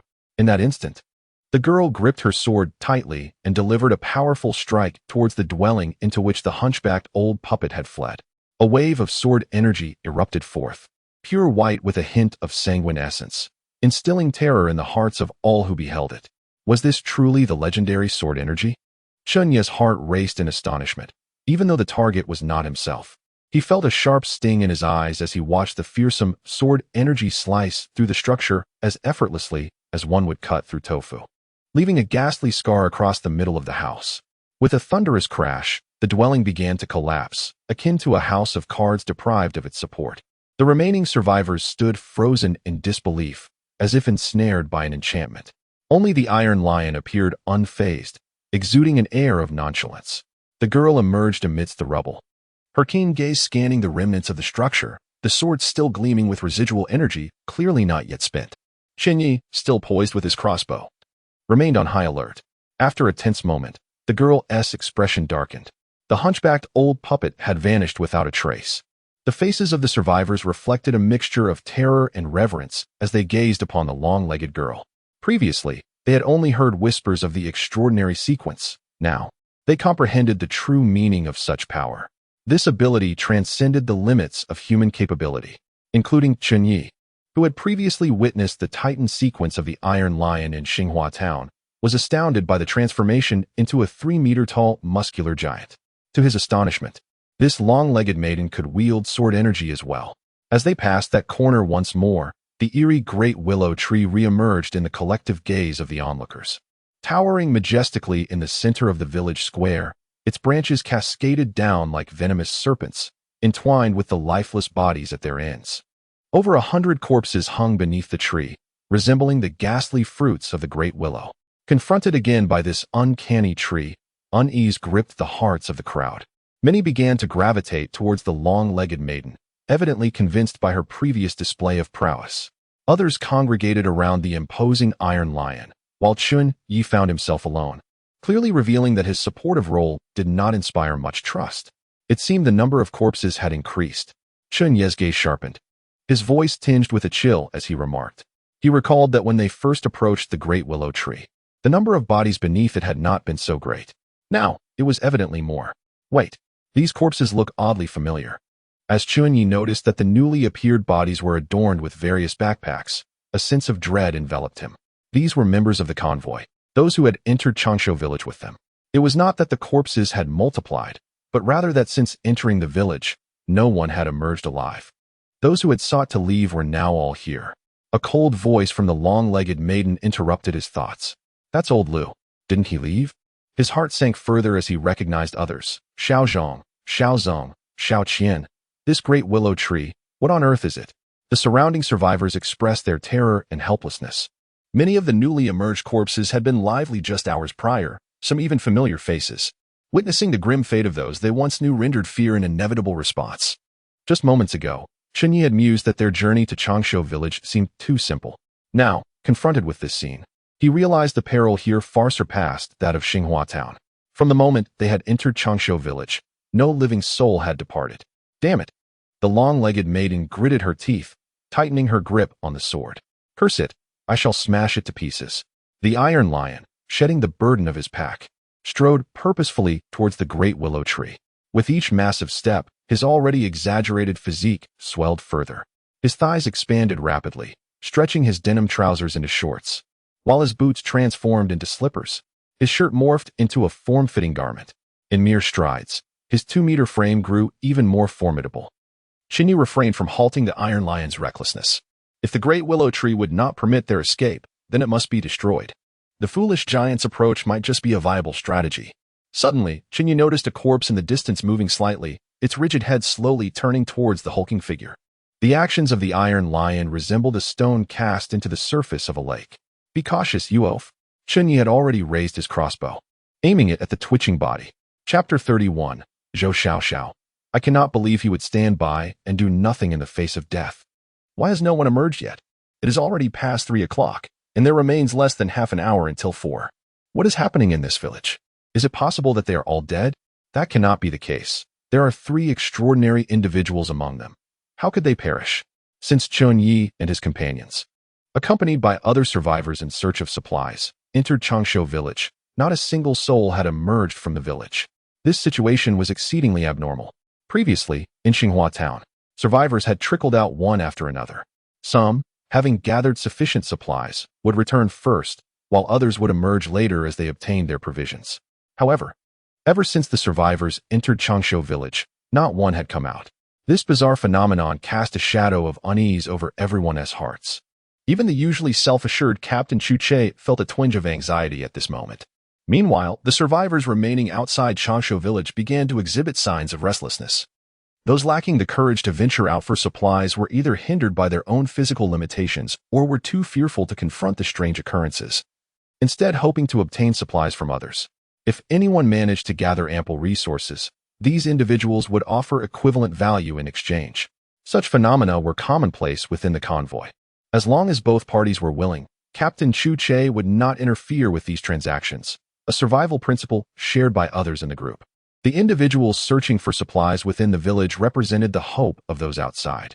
Yet, since the morning, no one had emerged from the village bearing supplies, causing a wave of unease to wash over many.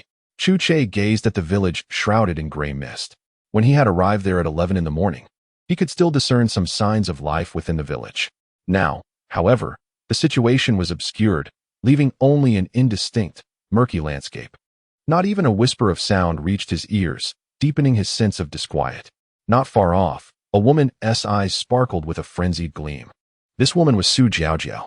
After receiving a minor reprimand from Chen Ye last time, her presence within the convoy had become notably subdued. However, to assume she had been inactive would be a grave mistake. Over this period, Su Jiaojiao had forged connections with many of her peers. She had begun to devise a plan. Should no one emerge from Changshu village, she would not remain idle. Based on her observations, Captain Chen Ye, though also an extraordinary individual, seemed to lack significant combat prowess. Su Jiaojiao silently plotted her course of action. If by 4 o'clock no one had appeared, she would take matters into her own hands while the convoy outside the village harbored growing concerns. The situation within the village has evidently spiraled into extreme peril. The great willow tree looms like an enraged beast. Countless corpses, ensnared by its branches, begin to stir back to life. Pairs of murky eyes, filled with malevolent desire, fixate on the survivors, akin to a feast of succulent roasted chickens. Hundreds of bodies activate simultaneously, evoking a scene reminiscent of a zombie film, sending shivers down one's spine. One corpse, entangled by willow branches around its neck, lunges at Iron Lion like a marionette. As one body moves, others follow suit. These corpses, manipulated by the willow branches, soar through the air like toy planes, launching their attacks. Get away! Iron Lion initially intended to charge towards the great willow tree, intending to obliterate this eerie entity with his might. Perhaps that was the key to escaping Changshu village. However, the number of corpses continued to swell before him. A massive fist struck one of the corpses, sending it sprawling backward through the air. Yet, in a mere moment, that very corpse lunged forward once more. Iron Lion's fist, which could obliterate an adult man, proved utterly ineffective against the corpse. Witnessing this spectacle, Chen Ye felt a chill creep into his heart. These corpses were evidently not on par with the hunchbacked old puppet or the scissor-wielding woman in white, yet they remained relentlessly troublesome. This realization caused Chen Ye's spirits to sink gradually.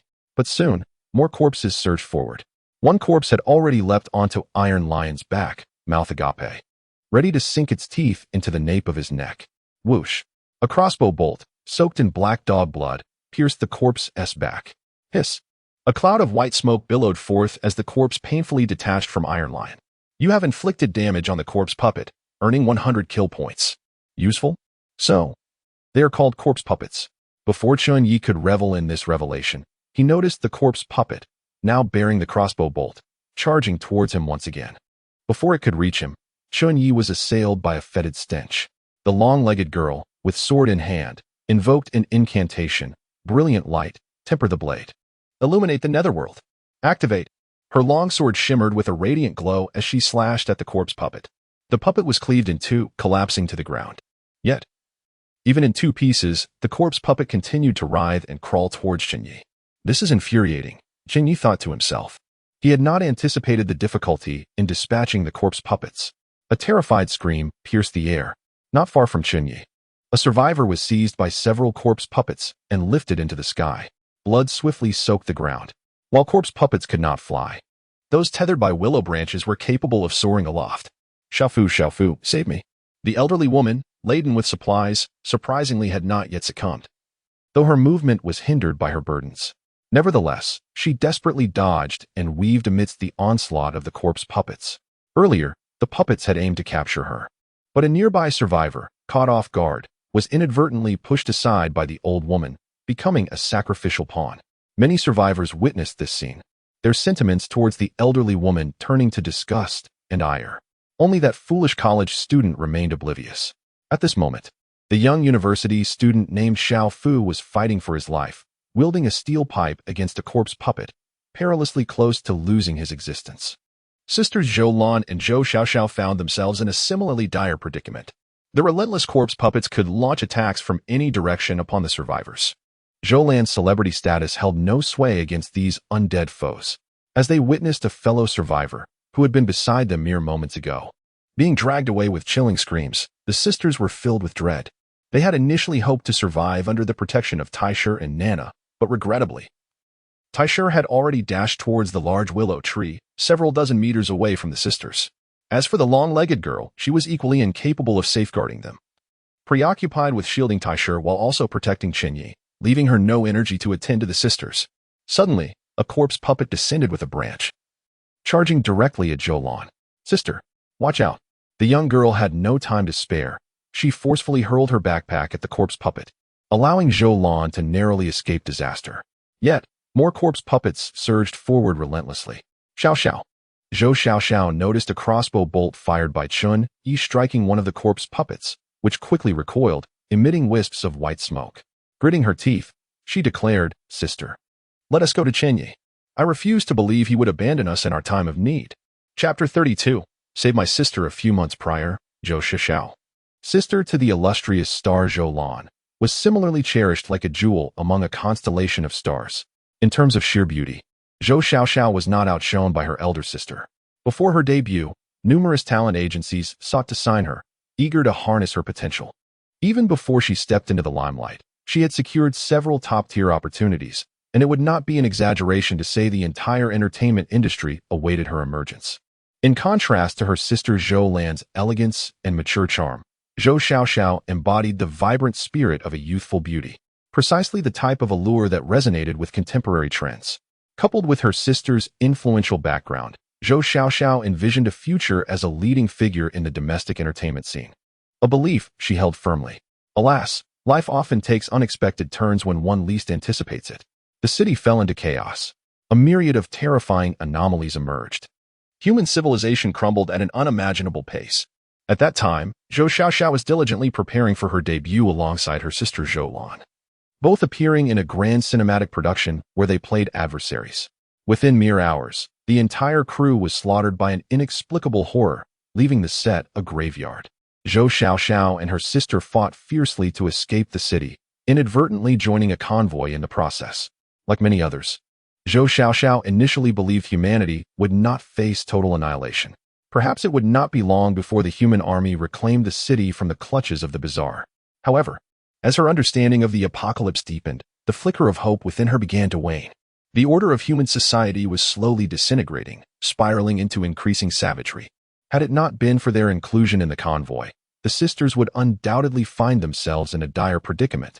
Zhou Xiaoxiao, having cut her long hair and exchanged her dress for more practical attire, smeared her fair, delicate face with dirt, gradually learning to adopt the guise of a boy. She embraced her new identity wholeheartedly, driven by the relentless will to survive with dignity in this apocalyptic world. The effort exerted by the sisters surpassed that of the average survivors. Whenever they reached supply depots, other survivors cowered in fear, reluctant to scavenge for resources. Yet, the sisters never faltered. They consistently plunged into villages with fervor, gathering supplies despite facing countless perils along the way. Thus, they thrived far better than their counterparts. They understood that in such a desolate world, reliance on oneself was paramount. It was until that fateful day when Zhou Xiaoxiao discovered that her sister had given a barrel of gasoline to a newly awakened sequence extraordinary. That barrel of gasoline, a hard-won prize for which they had nearly perished at the hands of the sinister, had yielded nothing in return, save for a mere promise. Infuriated, Zhou Xiaoxiao reclaimed the barrel. In the ensuing days, she found herself plagued by worries of retaliation from that individual. Though merely an auxiliary sequence, he was still an extraordinary being. Life meandered on, and as Zhou Xiaoxiao deepened her understanding of the extraordinary, she occasionally regretted her earlier actions. After all, he was still a sequence extraordinary. Upon reaching Chanshu village, the dangers encountered far surpassed those at other supply points. Zhou Xiaoxiao had never felt death so palpably close, as if she might become a cold corpse in the next instant. That day, after reclaiming the barrel of gasoline, she felt a profound sense of regret. Had she secured Chen Ye's promise and protection, perhaps they could have survived this ordeal. Alas, there is no remedy for regret in this world. Zhou Xiaoxiao had attempted to seek refuge behind the other two extraordinary sequences, but regrettably, their identities bore no distinction in the eyes of the extraordinary compared to ordinary people. At this moment, the last two extraordinary sequences were too preoccupied dealing with the corpses suspended by willow branches to spare a thought for the sisters. Meanwhile, Chen Ye, the auxiliary sequence previously deemed useless, surprisingly managed to fend off the corpses with his hand crossbow. Even if he could not destroy them, merely repelling them felt like a glimmer of hope for the sisters. Zhou Xiaoxiao cast aside her grievances with Chen Ye, solely yearning for his protection. It was not only Zhou Xiaoxiao who gravitated toward Chen Ye. Even the elderly Zhao harbored similar intentions. Nana and Taisher, working in tandem, charged towards the great willow tree, paying no heed to other survivors. Fortunately, the majority of the corpses were concentrated around the two of them. Otherwise, Chen Ye and the other survivors would have perished long ago. Yet, despite this, the sporadic presence of a few corpses left Chen Ye in a flurry. At that moment, Chen Ye unleashed an unprecedented potential within himself. He activated his crossbow with remarkable swiftness, a skill honed during his downtime with the convoy. Just as he knocked a bolt, a ghastly corpse lunged forward, revealing its sinister white teeth. Chen Ye raised his hand and released an arrow. Whoosh! The bolt struck the creature's forehead, emitting a plume of white smoke. The corpse howled in anguish and retreated. Chen Ye scarcely had time to heed the system's notifications before swiftly drawing another bolt and reloading. The surrounding corpses swarmed him like moths drawn to a flickering flame. Ordinary survivors were utterly incapable of mounting an effective offense against the undead. Makeshift weapons like steel pipes and rebar merely caused them mild discomfort. Old Lady Zhao's movements were as swift as a shopper snatching eggs in a supermarket or vying for a seat on a crowded bus. Before the other survivors could reach Chen Ye, this nimble old woman had stealthily positioned herself behind him, seeking his protection. Just as a flicker of pride ignited within her, a large hand abruptly reached for her neck. Startled, Zhao realized the intent of this young man. Before she could ponder further, that hand pushed her aside. Stumbling, she beheld a face of unimaginable horror, twisted in a malevolent grin. Zhao understood. This young man was using her as a human shield. How dare he? Did he not know the virtue of respecting the elderly? Before she could utter a curse, she found herself surrounded by two corpses. A piercing scream erupted as this agile old woman, no less spry than her younger counterparts, was seized by several undead, leaving only a pool of blood in her wake. To the other survivors, Chen Ye's actions instilled a chilling dread within their hearts. What a ruthless young man.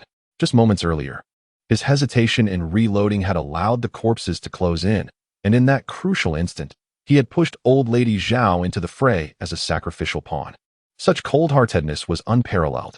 Yet, within Chen Ye, not a shred of guilt stirred. Seeing Chen Ye's mercilessness, Zhou Xiaoxiao hesitated momentarily. This brief pause was enough for her to notice her sister, Zhou Lan, being overwhelmed by a corpse. Chen Ye, save my sister. Chapter 33. Chen Ye, I implore you. In comparison to the long-legged girl and the iron lion, Chen Ye's presence as a support in the convoy was rather insignificant. Nana, a member of the Sword Immortal sequence, paraded around with her longsword, having just cleaved a house in two. To the other survivors, this long-legged girl appeared to be a superhero. Then there was the Iron Lion, a towering figure over 2 meters tall, exuding an imposing aura. Additionally, there was the enigmatic Captain Chu Che, who clearly possessed considerable skill. Only Chen Ye, newly awakened to his sequence powers, seemed indistinguishable from the other survivors. If only there were a device capable of identifying sequences, it would reveal that Chen Ye's mechanic sequence was, in fact, a facade.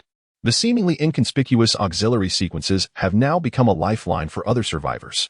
Ordinary survivors, when confronted by the undead, find themselves akin to 3-year-old children facing a fully grown man. The steel pipes and baseball bats wielded by the survivors are of little consequence against the zombies. Firearms, being regulated weapons, are virtually unattainable for the average person. In the aftermath of the apocalypse, such weaponry has become even rarer. Even when firearms and ammunition are available, their effectiveness against these bizarre creatures is considerably limited.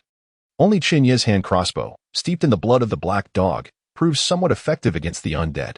However, Chen Ye's ruthless actions, using Zhao Laotai as a human shield, have raised concerns among some. At this moment, the superstar Zhou Lan has been knocked down by a zombie. Perhaps the next instant will mark her demise. Faced with the ghastly visage of the undead, Zhou Lan feels her hair stand on end. She desperately wields her stick to fend off the approaching zombie. Xiao Xiao. Zhou Lan cannot help but scream. Upon seeing her sister overwhelmed by the undead, Zhou Xiao panics and calls out loudly for Chen Ye. Chen Ye, please save my sister. Chen Ye raises his hand and fires a crossbow bolt, which strikes a zombie in the head, releasing a cloud of white smoke. The creature howls and retreats. Chen Ye glances at the sisters, his expression unchanged, as he swiftly draws another bolt and readies it, repelling another zombie that is about to pounce. Witnessing Chen Ye's apparent indifference to her sister's plight, Zhou Xiaoxiao's eyes flash with sorrow and rage. Yet, at this moment, she cannot afford to dwell on her feelings. She takes up her stick and rushes to assist. The zombies possess a singular ability, exhibiting strength and agility comparable to that of an average adult male. Their movements, propelled by the willow branches, seem to grant them an almost aerial capability. Moreover, ordinary attacks prove ineffective against them. Typically, a single adult male would stand little chance against a zombie, especially given their overwhelming numbers. Beneath the great willow tree, hundreds of zombies lurk. Should one zombie ensnare a target, it quickly attracts others in a frenzied horde. They are considerably more troublesome than ordinary horrors. Fortunately, Iron Lion and Nana have drawn much of the attention from the willow tree, allowing Chen Ye and the other survivors on the periphery to hold their ground thus far. It is not that Chen Ye and his companions do not wish to escape the willow tree's vicinity. Rather, there is simply no means of egress. The willow branches seem to extend infinitely, transforming the entire village into a battlefield dominated by the tree. Hearing her sister's cries for help, Zhou Xiaoxiao rushes forward, using her wooden stick to push away the zombies that have overwhelmed her sister. Just as she manages to pull Zhou Lan to her feet, despair washes over her as she realizes that several zombies have already gathered around them. Fighting off a single zombie has proven difficult for the sisters. Now, they are surrounded by many. The murky eyes of the undead stare intently at them, with many faces appearing hauntingly familiar. The specter of death looms large in their hearts. Is it truly the case that today, they shall meet their end here? The two sisters stood back to back, each wielding a sharpened steel pipe. Such rudimentary weapons might pose a threat to ordinary individuals, yet they held no efficacy against the undead. Zhou Lan grasped the steel pipe, her legs trembling slightly. Surrounding the sisters were 4 or 5 grotesque corpses, with more shambling toward them from afar. The murky eyes, gaping maws, decaying bodies, and the nauseating stench of rot assailed their senses. Zhou Xiaoxiao could even discern writhing maggots on the surface of the corpses. These creatures retained a semblance of humanity, yet had entirely lost their human essence. Sister, you must run first. Just reach Chen Ye. Even if he hesitates to save you, you will be considerably safer. Zhou Lan urged through clenched teeth. Zhou Xiaoxiao bit down hard, her voice resolute. Zhou Lan, what nonsense are you spouting? Even in death, I will not beg Chen Ye for help. Her teeth ground together, blood trickled from her lips, and sweat dampened a stray lock of hair on her forehead, rendering her utterly disheveled. Yet, as these words escaped her lips, a flicker of doubt crept in. A horrific scream pierced the air. A male survivor, attempting to flee, was seized by one of the undead, which leaped onto his back, its gaping maw lunging for the nape of his neck. A spray of blood followed as he was hurled into the depths of the willow's canopy, mere meters away from the sisters. This man had claimed to be a senior executive of a public company before the apocalypse and had even once pursued Zhou Lan. Who would have imagined his demise would unfold before their very eyes? Zhou Xiaoxiao's pupils dilated in horror, tears welling in her beautiful eyes, tears born of fear. Death loomed ominously before them. She turned her gaze towards Chen Ye in the distance. Chen Ye, Zhou Xiaoxiao cried out, a hint of desperation tainting her voice for the first time, a rarity for someone as resolute as she. Since the onset of the apocalypse, she had never once begged for assistance. Now, she and her sister Zhou Lan found themselves ensnared in a dire predicament. At that moment, Chen Ye was not faring much better. Fortunately, he had previously stockpiled sufficient black dog blood crossbow bolts, allowing him to hold on for a while longer. While the bolts could not vanquish the undead, they could at least incapacitate them. A flurry of system notifications flashed before Chen Ye's eyes. But he had neither the time nor the inclination to tally them. He could only hope that Nana and Taisher would act swiftly. Otherwise, he would not be able to endure for long. As for the other survivors, Chen Ye had little concern for their fate. Suddenly, he heard his name, momentarily taken aback, only to see 4 or 5 undead closing in on the Zhou sisters. The steel pipes in their hands appeared as mere toys against these monstrosities. In mere seconds, the sisters would be torn asunder. The look in the sisters' eyes was filled with desperation and pity, akin to that of a shivering puppy in the cold, casting a pleading gaze towards its master. Upon noticing Chen Ye turning his head, a glimmer of hope ignited in their eyes. In that moment, tears brimmed in Zhou Xiaoxiao's large eyes, a tumultuous blend of endless regret and hope intertwining. "I beg you, Chen Ye, save us." Just a second ago, she had declared she would never plead for help, and now, death loomed perilously close, a reality she had never anticipated. Chapter 34. The escape at the village entrance. As Zhou Xiaoxiao implored Chen Ye for assistance, a thunderous roar reverberated through the air, followed by a seismic tremor, as if a great dragon were thrashing beneath the earth. The corpses ensnared by willow branches shook violently. All the survivors turned their gazes towards the source of the commotion. Beneath the colossal willow tree, a giant, towering 3 meters high, muscles rippling, swung its enormous fists like battering rams against the tree trunk, splintering wood and drawing forth crimson blood. A long-legged maiden raised her sword with one hand, chanting a mysterious incantation. The sword's power intensified, enveloped in a swirling aura, her long hair flowing as if caught in an unseen breeze, resembling a celestial being. Yet, her complexion grew increasingly pale, devoid of any color. This was the same technique she had employed against the hunchbacked old corpse, but its potency this time exceeded the previous strike by leaps and bounds. "Swift," she commanded, her voice resolute, as she brought her sword down gently upon the great willow. A brilliant sword energy surged forth, transforming the once modest blade into a length of over 10 meters. Even from a distance, Chen Ye felt a chill in his heart. The sword descended, leaving a terrifying gash upon the willow's trunk, from which a torrent of blood flowed. An eerie, inexplicable wailing rose from the depths of the earth. It was evident that the willow had sustained damage. Its trunk writhed in agony, causing tremors that rippled through the village square. In that instant, it felt as if the entire village was quaking. This moment coincided perfectly with Zhou Xiaoxiao's plea to Chen Ye. The survivors looked on in terror at the great willow, and even the corpses seemed to be gripped by a profound dread, as though an unspeakable horror were imminent. "Run!" Chen Ye bellowed. The surrounding survivors snapped to attention, hastily shouldering their bags and fleeing towards the village entrance. Chen Ye, too, was compelled to act. He sensed that the injury inflicted on the willow had torn open a taboo that lay dormant within the village. The weight of his backpack was inconsequential. He wished fervently that his parents had granted him fewer legs, as he raced toward the village exit.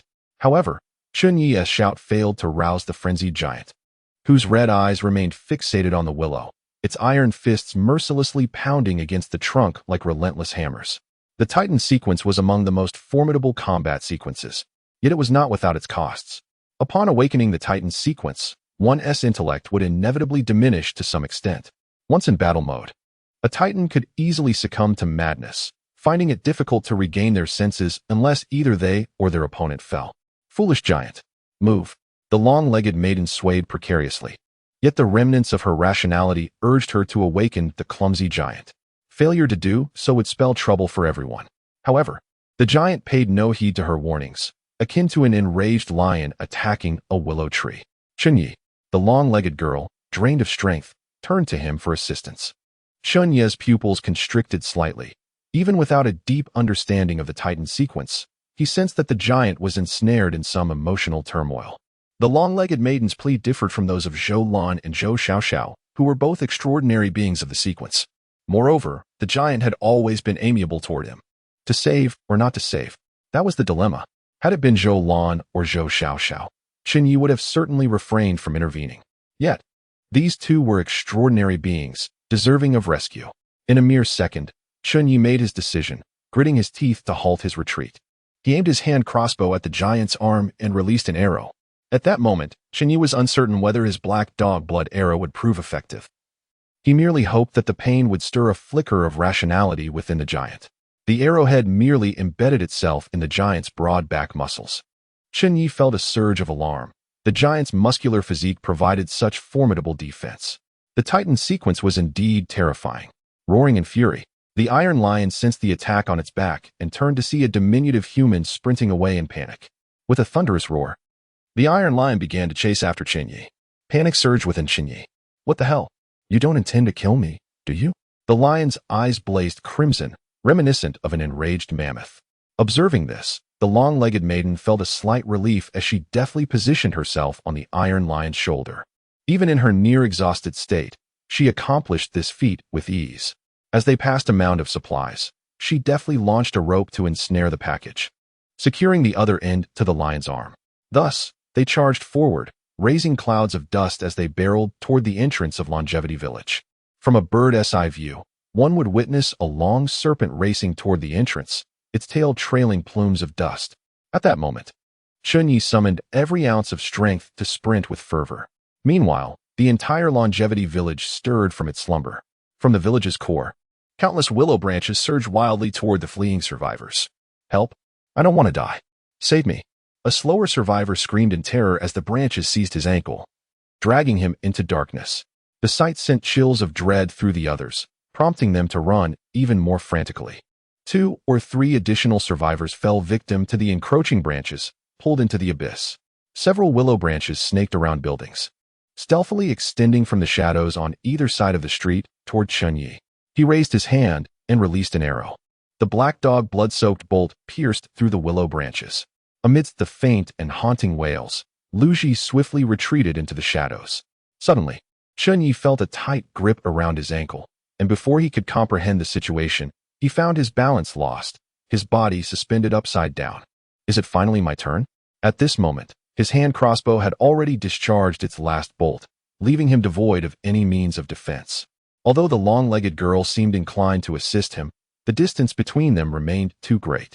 In desperation, Chen Ye drew a machete from his waist and struck fiercely at Lu Ji. Since acquiring the machete, it had frequently been soaked in the blood of black dogs. It seemed inconceivable that while the crossbow bolts had absorbed such blood, the machete would remain untouched. Truth be told, Chen Ye was uncertain whether the blood-soaked blade would prove effective. He merely adopted a trial-and-error mindset. To his astonishment, with one decisive blow, Lu Ji emitted a faint scream. Elated, Chen Ye swung the machete down repeatedly. It was worth noting that among the survivors, although firearms were absent, many wielded various sharp instruments. Previously, these survivors had found their weapons utterly ineffective against Lu Ji. Yet now, the machete steeped in black dog blood appeared to be working wonders. How could this not bring joy to Chen Ye? As Lu Ji was cleaved, Chen Ye's body fell to the ground. He rolled and sprang to his feet, disregarding his disheveled state, and began to sprint wildly. Yazzie, hop on. A large hand scooped Chen Ye up, lifting him onto a soft object, a backpack resembling a small mountain. It was the very pack carried by the hulking Iron Lion. The color had drained from his eyes, and he had once again slung that mountainous backpack onto his back. At that moment, Chen Ye was unceremoniously deposited atop the backpack. Hold tight. I'm about to accelerate. With that, Iron Lion surged forward with remarkable speed, causing Chen Ye to cling desperately to the backpack to avoid being thrown off. The village entrance was now in sight. Chapter 35. Emergence 1621. Chu Che glanced at the watch on his wrist, then raised his gaze toward the village entrance, his countenance remaining remarkably serene. As his eyes scanned the entrance, he wore an expression of utter tranquility, devoid of urgency. When met with the gazes of other survivors, Chu Che's eyes reflected an unusual calmness, which in turn reassured them. Yet, beneath the surface of his composed demeanor, a trace of anxiety lingered. Thus far, neither Chen Ye nor Nana, Iron Lion, nor any of the other survivors had escaped from Changshu village. Numerous survivors had entered the village before, yet now it seemed eerily still. Not even a whisper of sound had emerged. The agreed-upon time of 21 minutes had elapsed. According to plan, the convoy should have been on the road to safety by now. Since becoming an extraordinary guiding figure, Chu Che felt an incessant sense of peril. As an ordinary survivor within the convoy, one might wonder why, despite the fall of even major cities like Shanghai, this group had experienced such an unsettling tranquility during their journey. At times, it almost felt as if the apocalypse were nothing more than a deceitful rumor. Aside from the occasional erratic route choices made by the convoy, such as advancing several kilometers in the morning only to retrace their steps back to the starting point in the afternoon. The days spent within the convoy have largely been devoid of peril, despite the scarcity of supplies. Prolonged periods of comfort within the convoy sometimes lead one to question the existence of the bizarre apocalyptic scenario. However, in Chu Che's eyes, life within the convoy is far from secure. They perpetually teeter on the brink of danger. The moment he ascended to the rank of guide, Chu Che became acutely aware of the ominous presence surrounding them. In his perception, the convoy is constantly enveloped in peril. What appears to be a safe path ahead conceals great terror in his awareness. What seems like a tranquil route behind them is, in truth, shadowed by several sinister entities trailing the residual essence of the convoy. These entities hunt humans by detecting the lingering traces of their presence. This is why the convoy must remain in constant motion, evading the fixation of these malevolent forces. The guide's role is to navigate through the myriad threats of this desolate world, ensuring the safety of the convoy's members. Chu Che designated the assembly time at 4 o'clock, based on his intuition that remaining in Changshu village until then would be safe. Beyond that hour, the risk of being pursued by the unknown horrors becomes imminent. In his awareness, approximately 10 kilometers southwest, a terrifying entity draws near, seemingly alerted to the convoy's presence. Hastening towards them.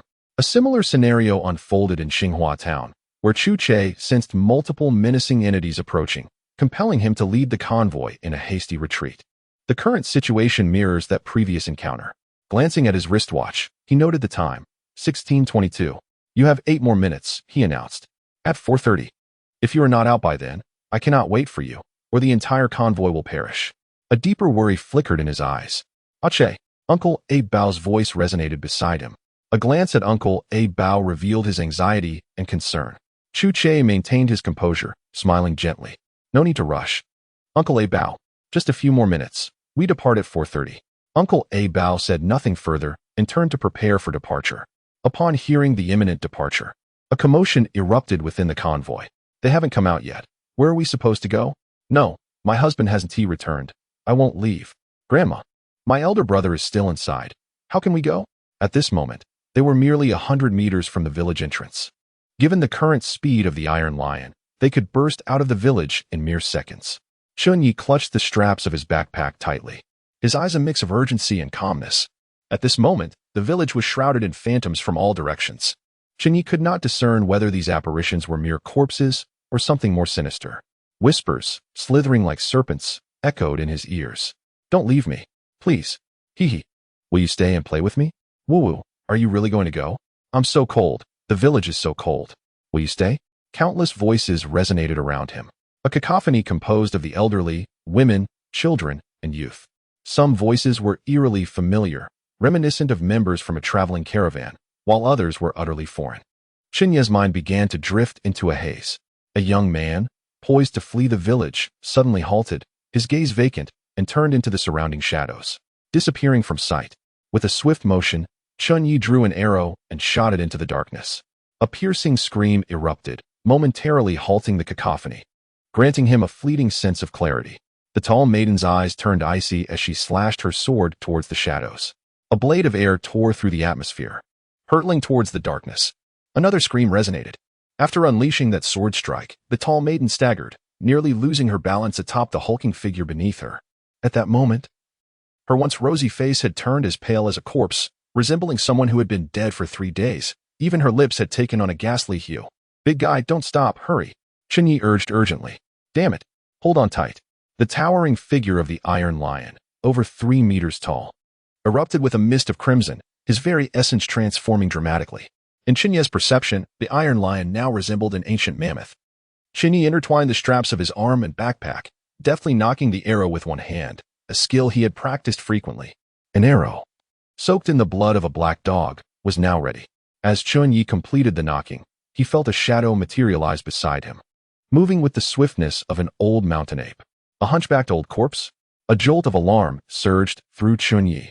Why had this hunchbacked specter appeared at such a critical moment? He locked eyes with the apparition, which grinned at him with an exaggerated smile, while the head behind it glared at him with palpable malice, a faint voice echoing, "Why won't you save me? Why won't you save me? You are all doomed. You are all doomed. I am the next you. I am you."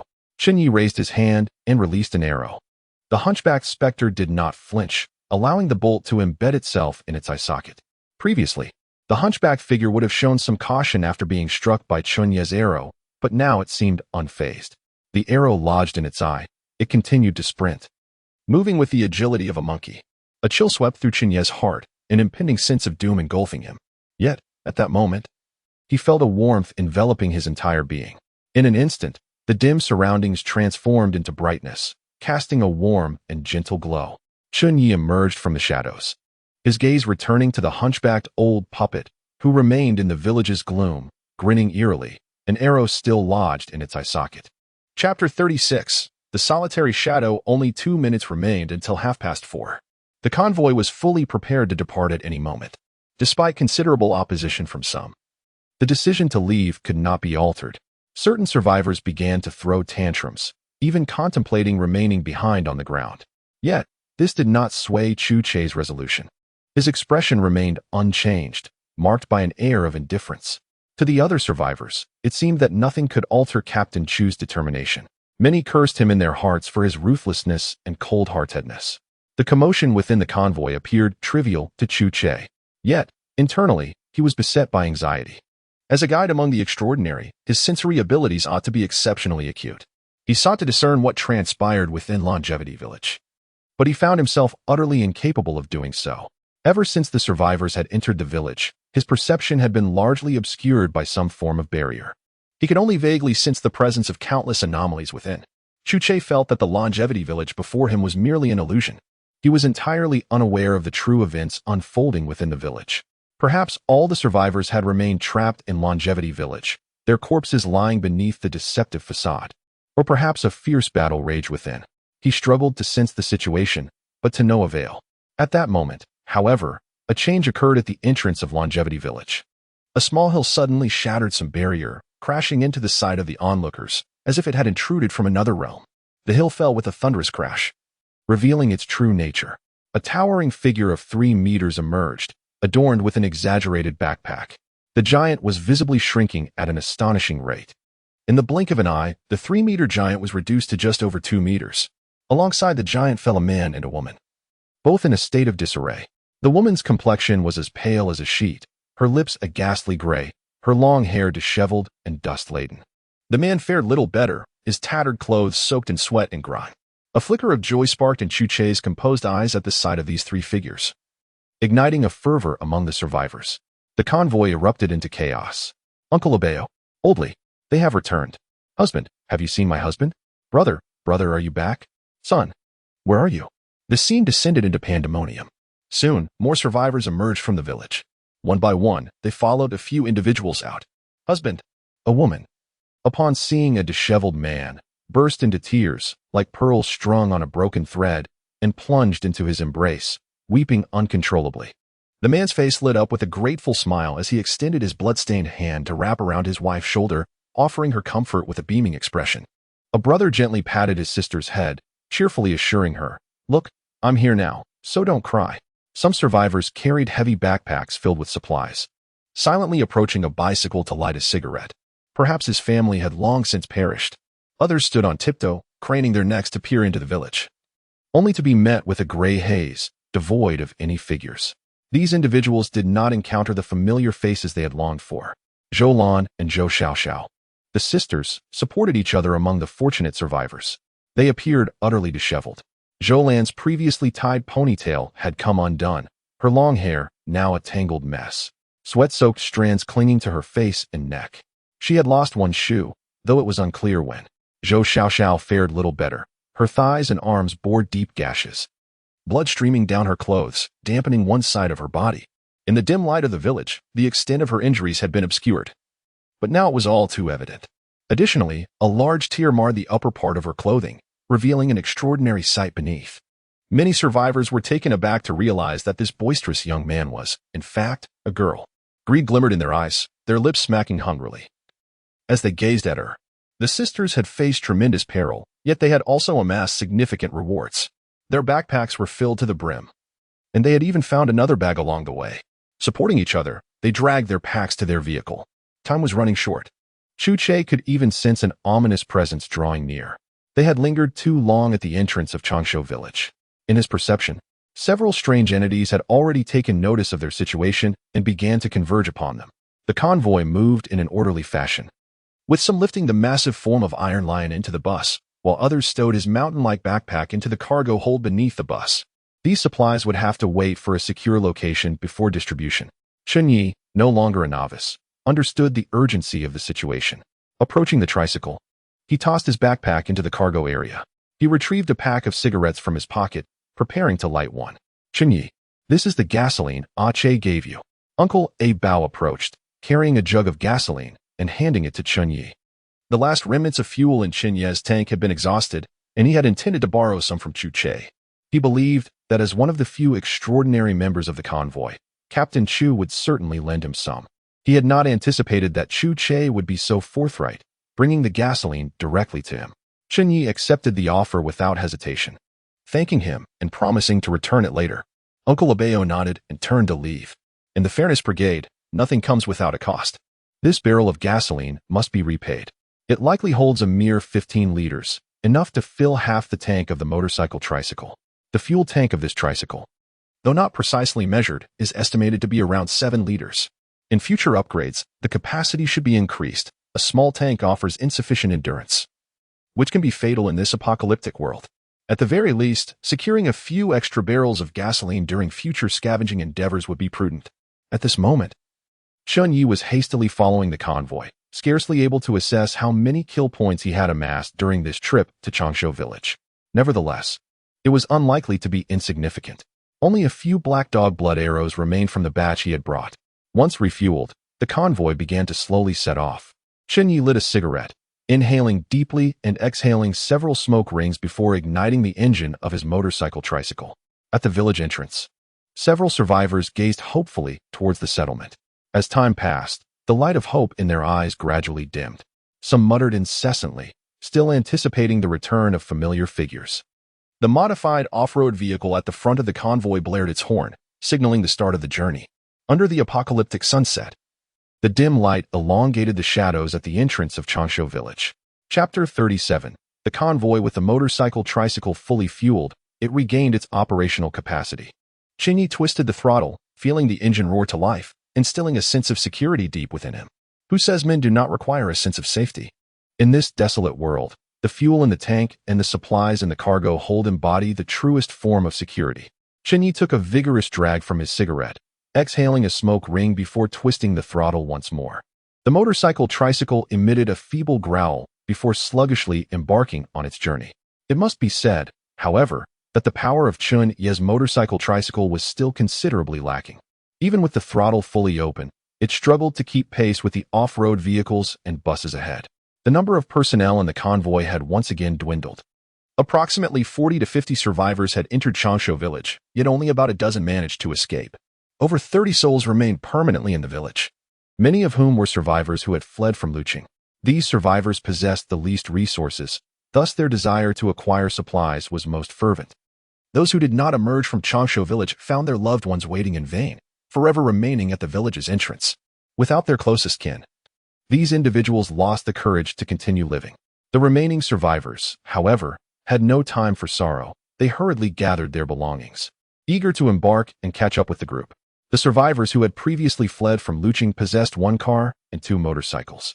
Through the automobile glass, Chen Ye observed that the driver of the car, which had escaped from Deer City, had been replaced. Presumably, the car's original owner had remained in Changshu village.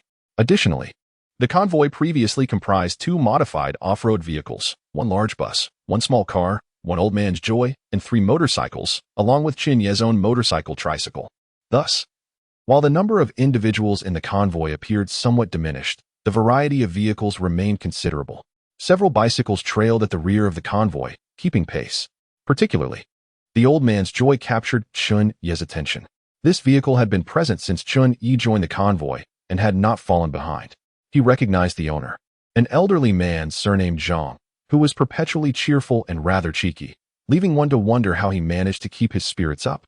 All the vehicles in the convoy were now in motion, forming a lengthy procession under the setting sun.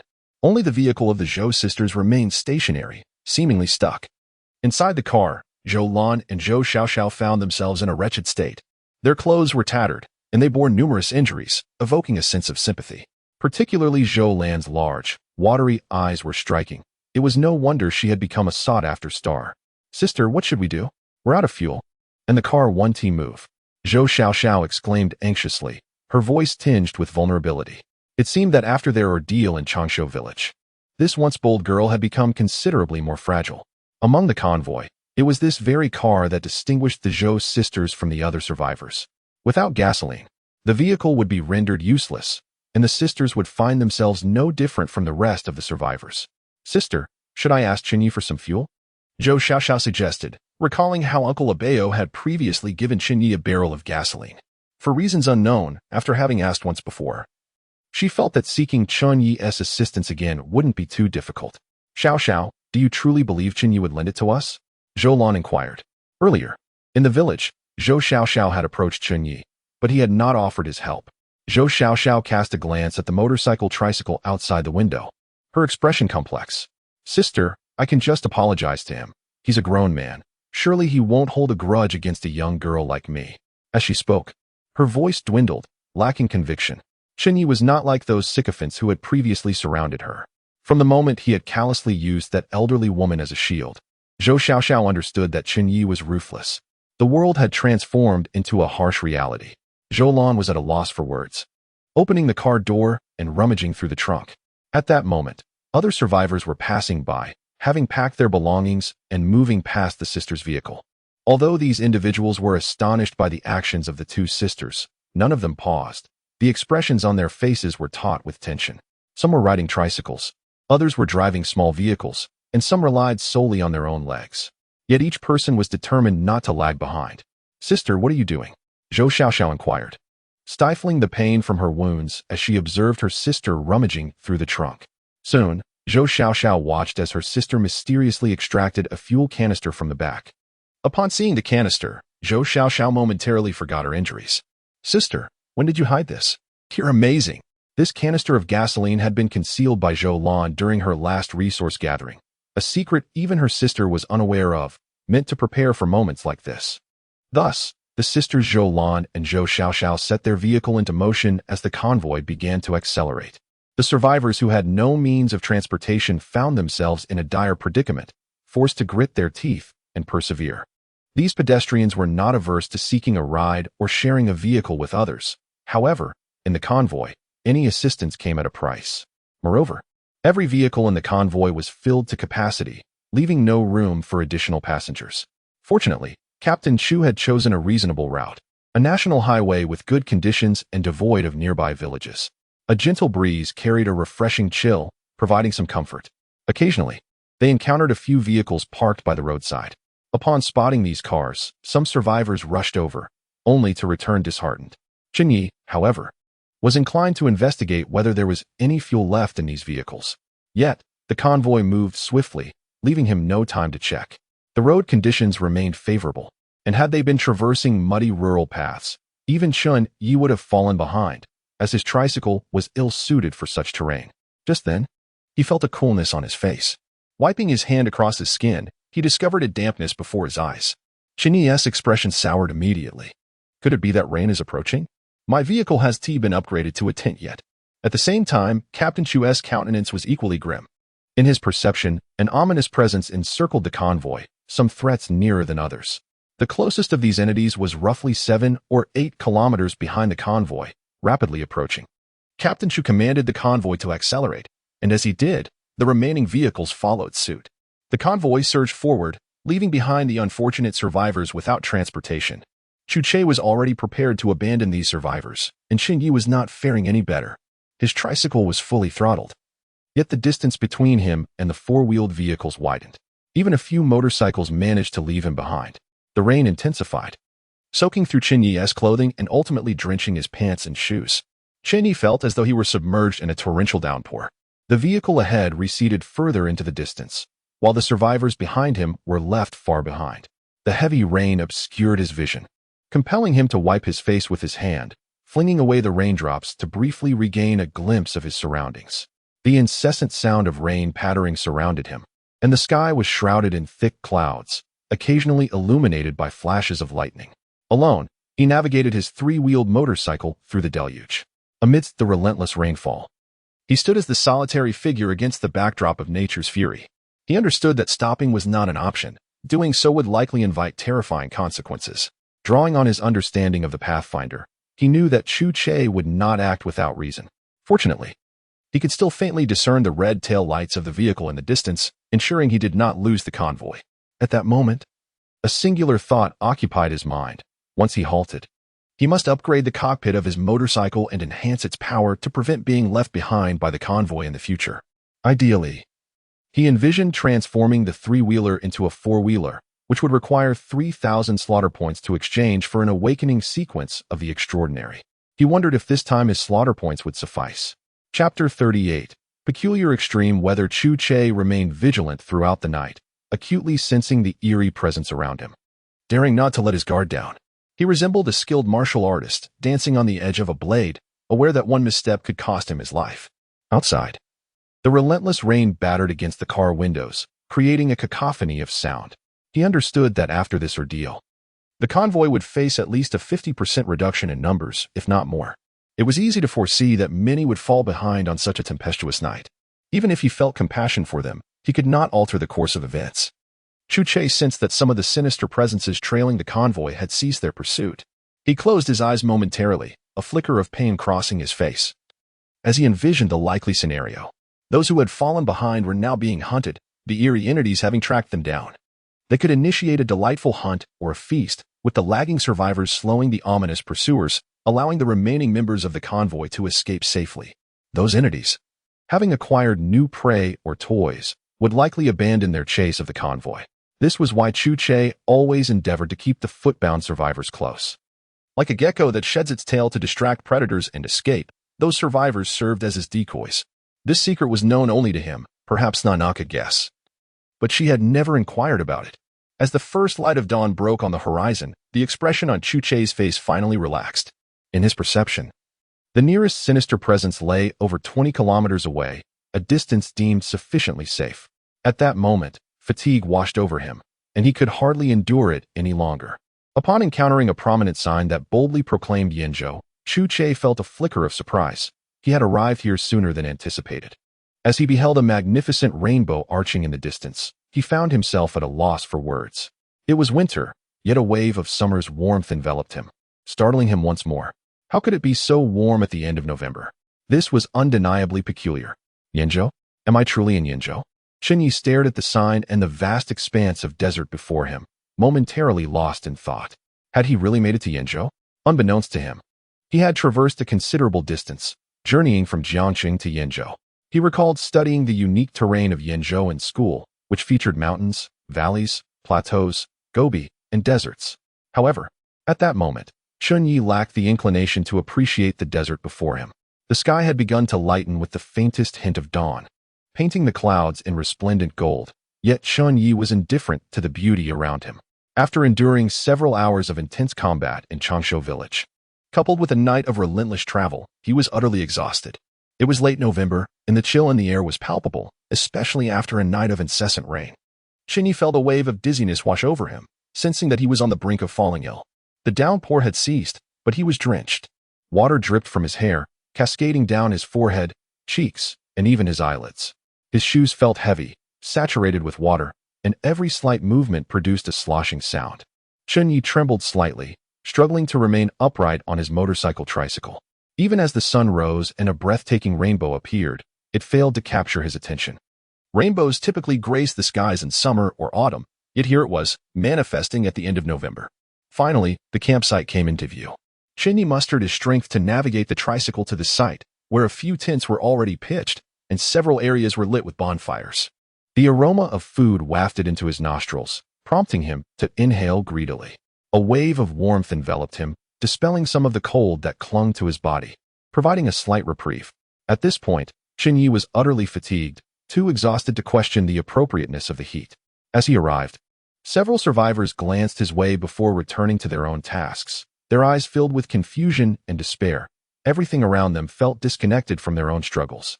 Once he parked the tricycle, he sank onto the scorching sand.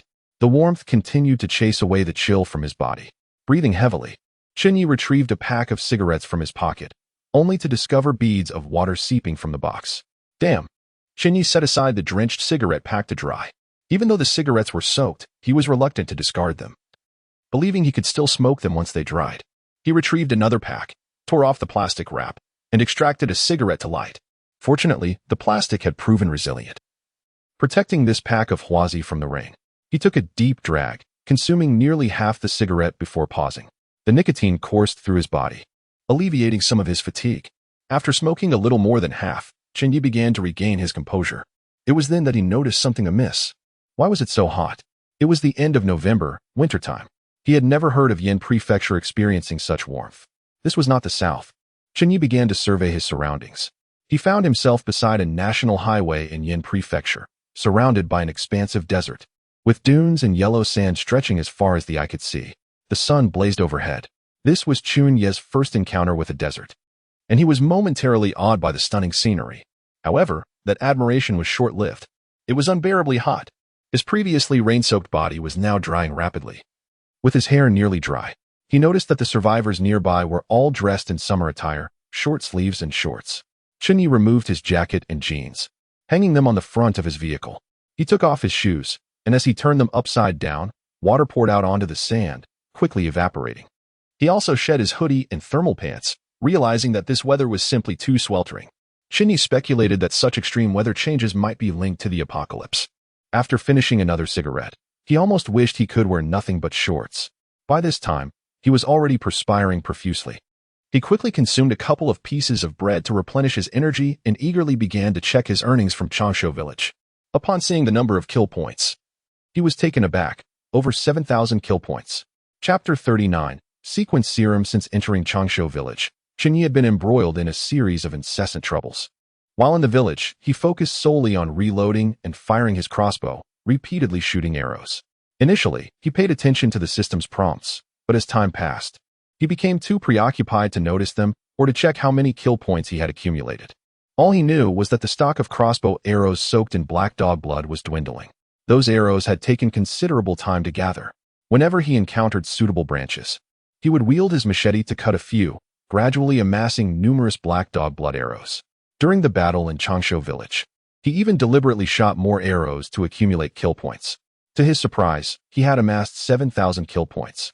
This figure delighted him. Taking a deep drag, Chen Ye focused his attention on the system with a sense of exhilaration.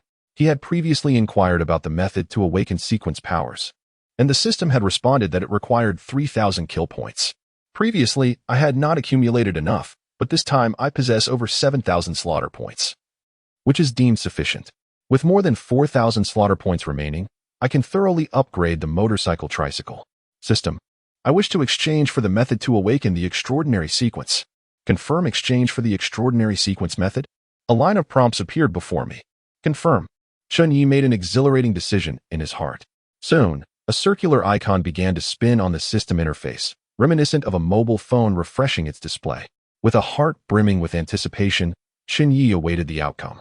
In less than half a minute, the screen revealed a line of text. The methods to awaken the extraordinary sequence include 1. Natural awakening. This method's awakened extraordinary sequence is also referred to as the innate extraordinary sequence, wherein these individuals surpass others of their kind. 2. Awakening through the sequence syringe. A type of sequence potion which offers a certain probability of awakening the extraordinary sequence upon injection. Upon seeing these two lines of text, Chen Ye was momentarily taken aback. What? 3,000 slaughter points merely yielded this information? I was already aware of these facts during my previous conversation with Iron Lion. He had enlightened me on this. Natural awakening was out of the question. If it were possible, it would have already occurred. Moreover, the sequence syringe is exceedingly rare. According to Nana, even before the apocalypse, the price of a sequence syringe was measured in the hundreds of millions, and still, it was a scarce commodity. Now, spending 3,000 slaughter points only to receive these two public secrets? Just as Chen Ye was about to voice his frustration, he suddenly felt a weight in his hand. A chilling sensation manifested within his grasp. Without a second thought, Chen Ye tightly clutched the frigid object, scanning his surroundings with vigilance. Under the harsh sunlight, the survivors were preoccupied with their own affairs, oblivious to Chen Ye's situation. Leaning slightly, Chen Ye's peripheral vision caught a glimpse of the item in his hand. A glass syringe materialized, filled with a mysterious and enchanting blue liquid. The instant he beheld this object, a singular term surged into Chen Ye's mind: sequence syringe. Could it truly be this? After consulting the system, he confirmed his thoughts. This is the sequence syringe. Chen Ye suppressed his overwhelming excitement and glanced around once more. The surrounding environment remained unchanged. Survivors continued with their tasks, some cooking, others resting in tents, while a few whispered among themselves, pretending to be in urgent need. Chen Ye moved to a more secluded spot, turning away from the crowd to retrieve the sequence syringe. The ethereal blue liquid glimmered mysteriously under the relentless desert sun. Without a moment's hesitation, he raised his arm and plunged the needle in. A brief sting coursed through him. Chen Ye gradually administered the blue potion into his body, feeling a refreshing sensation flow within. Soon, every last drop of the potion was injected into Chen Ye's system. He then carefully withdrew the needle and stowed the syringe away with utmost caution. Shaking himself slightly, Chen Ye turned and settled beside his motorcycle tricycle. He retrieved a cigarette once more, igniting it and taking a deep drag as he observed the changes around him. Concurrently, he awaited the transformations occurring within his own body. Contrary to the anticipated sharp pain, he instead experienced a peculiar sense of comfort. After a night of relentless travel and exposure to the rain, coupled with the sudden shift to this sweltering environment, Chen Ye sensed an unsettling discomfort in his body, fearing he might soon fall gravely ill. However, as the sequence serum coursed through his veins, he felt that discomfort dissipate entirely. He was astonished to discover such a remarkable effect of the serum. Striving to perceive the changes within him, Chen Ye found no sensation of acquiring any abilities. According to previous conversations with the Iron Lion, becoming a sequence extraordinary would bring about noticeable changes and sensations in the body.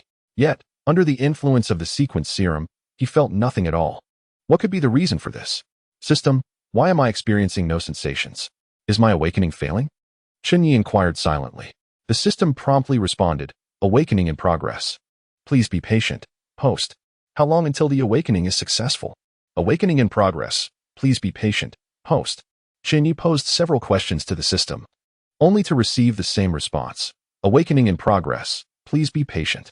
Faced with this situation, Chen Ye found himself without viable options but to wait.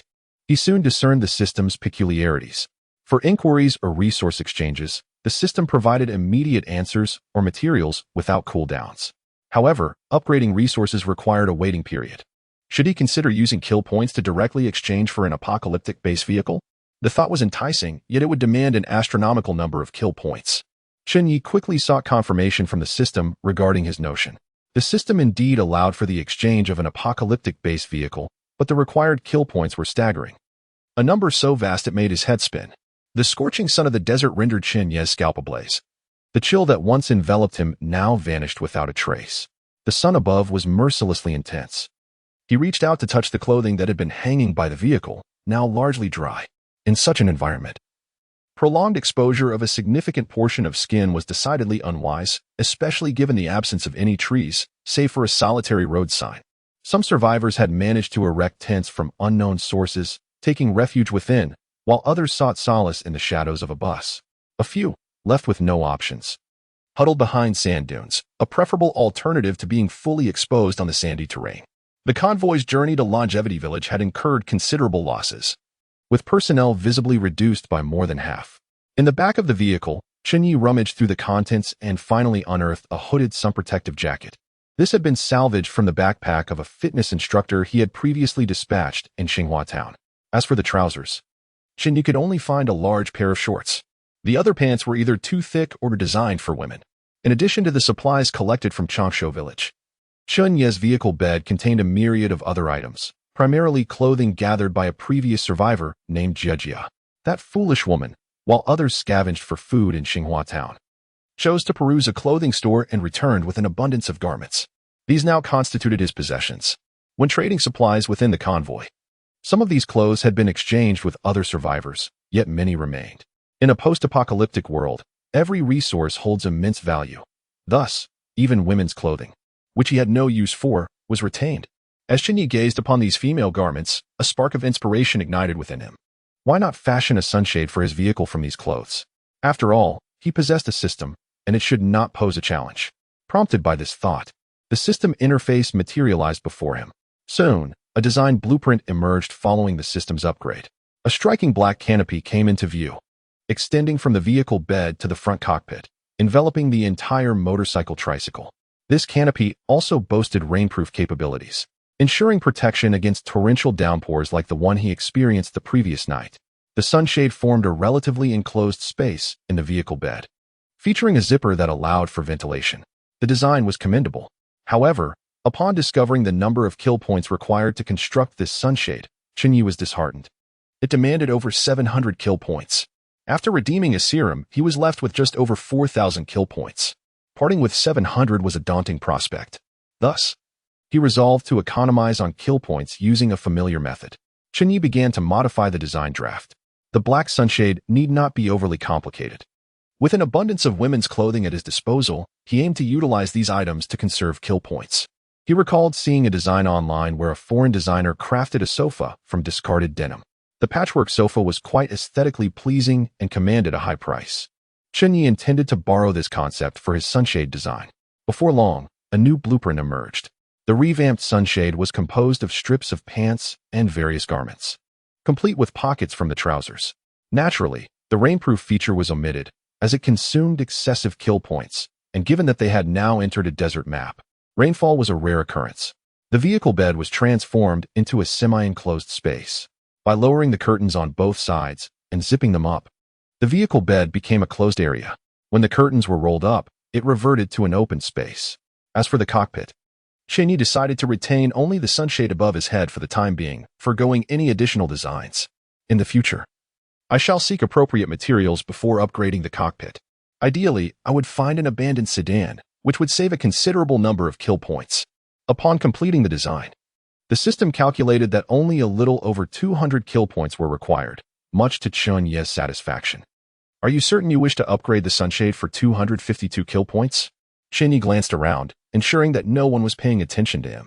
Before confirming in his heart, instantly, a significant portion of the woman's attire in the vehicle's cargo area vanished. A countdown hourglass also appeared atop the motorcycle tricycle. 045959, Chapter 40. The old man's great secret. When Chen Ye arrived at the camp, numerous individuals cast astonished glances in his direction. It was noteworthy that since the halt for rest, he was the only survivor who had managed to catch up. Who would have imagined that Chen Ye could make it? Is she even human? Zhou Xiaoxiao's eyes widened in wonder. Such is the nature of the extraordinary sequence, even a tricycle can survive. Zhou Lan, the star, bore a weathered expression, her gaze towards Chen Ye filled with envy. Sister, if only I could awaken to a sequence, at least I could survive. The climate of the Yinzhou desert made Chen Ye exceedingly uncomfortable. He felt that today, as temperature surpassed 36 degrees Celsius, enduring such sweltering heat in the desert, under the glaring sun, and with not a single tree in sight, was truly torturous. It was hard to believe that it was already the end of November. Under normal circumstances, wearing a down jacket in Yinzhou at this time would not be excessive. Perhaps, following the bizarre outbreak, the seasons had undergone a transformation.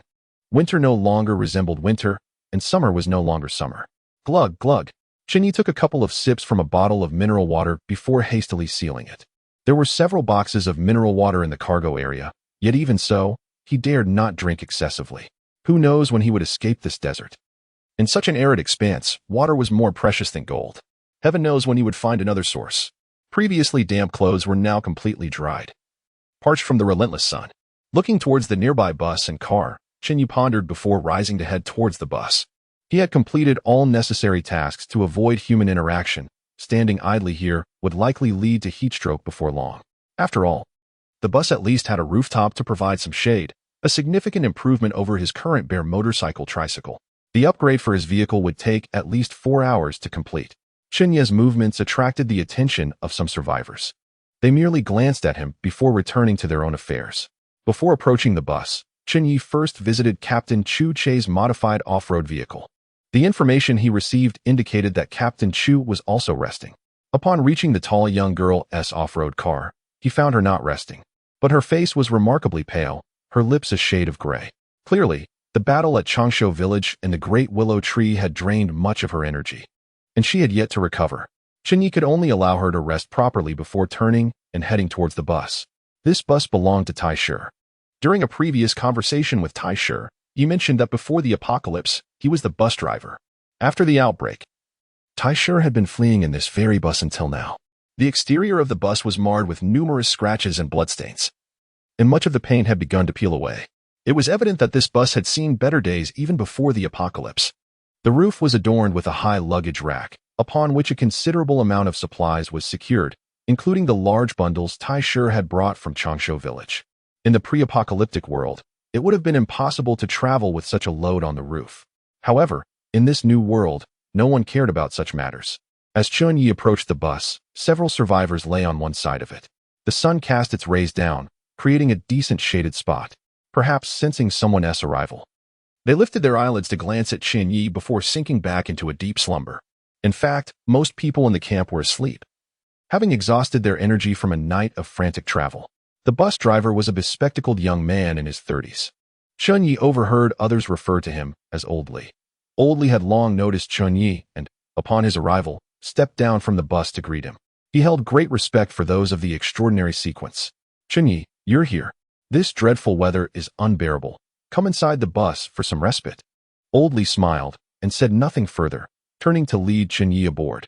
This marked Chen Ye's first time entering someone else's vehicle since the apocalypse. Upon entering the bus, he discovered its interior. At the back of the vehicle lay a massive bed, nearly occupying the entire lower half of the bus. A robust figure was sprawled upon it, soundly asleep. It was Tai Shi, though the Titan sequence possessed formidable combat prowess. Transforming into a giant for battle consumed a great deal of energy. Consequently, Titans would often succumb to deep slumber after a fight, both to recuperate their strength and to heal their injuries.